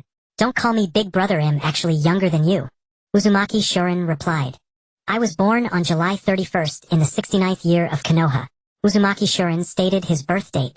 But you look older than me. Uzumaki Borin asked in confusion. It's not easy to explain, but one day we will leave you. I hope you won't be too sad then. Uzumaki Shurin said, giving Uzumaki Borin an advance warning. They returned to the wooden house created by Senju would release, where the 4 of them were staying. Aunt Ju, could you please give me another bowl of rice? Uzumaki Borin was in a growth spurt and had a big appetite. Sure. Borin, you should eat more. Your appetite is much smaller than my husband's and son's. Senju took the bowl Uzumaki Borin handed her, filled it with rice, and handed it back to him. How big is Uncle Myanmar's appetite? Myanmar was the name Uzumaki Mingren had asked Uzumaki Borin to call him. Well, he could eat 30 large bowls of ramen when he was... Senju answered. 30 bowls? That's nothing compared to my mother Uzumaki Hinata. Uzumaki Borin said. Indeed, your mother participated in an eating contest, and no one has broken her record to this day. Senju chatted. Take your time eating. My husband and son are a Nine-Tails Jinchuriki and a wood release user respectively. Their physiques are very special, and being male they need large amounts of food to maintain their strength. I often worry about their appetites. When I go out to buy rice, it's not by the gene but by the ton. Senju added. That's an exaggeration. Uzumaki Mingren said while eating Shurin, and I only eat a bit more than ordinary people. Just a bit more. Uzumaki Borin stared in astonishment at Uzumaki Shurin, who had already devoured dozens of pork knuckles. After the training period ended, Uzumaki Borin parted ways with Senju's family. I hope that child has good luck. Senju blessed as she watched Uzumaki Borin's figure. Let's go. We should return. Uzumaki Mingren put his arm around his wife's shoulder. Senju leaned her head against him. Congratulations on your family reunion. Li Jinai teleported them to a different space to meet. I know you must have many questions, right? Li Jinai said. What do you mean by saying my wife and son will be erased by the laws of time and space? Uzumaki Mingren cut to the chase. This is my fault. Because my death before traveling through time was no accident. Li Jinai replied. Why? Uzumaki Mingren's family asked in confusion. Because I was summoned by this world.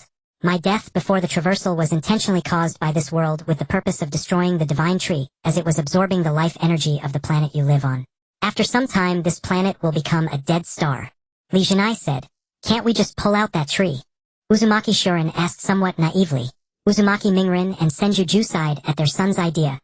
It's not that simple. I have some understanding of the Otsutsuki clan. This race comes from a distant alien planet.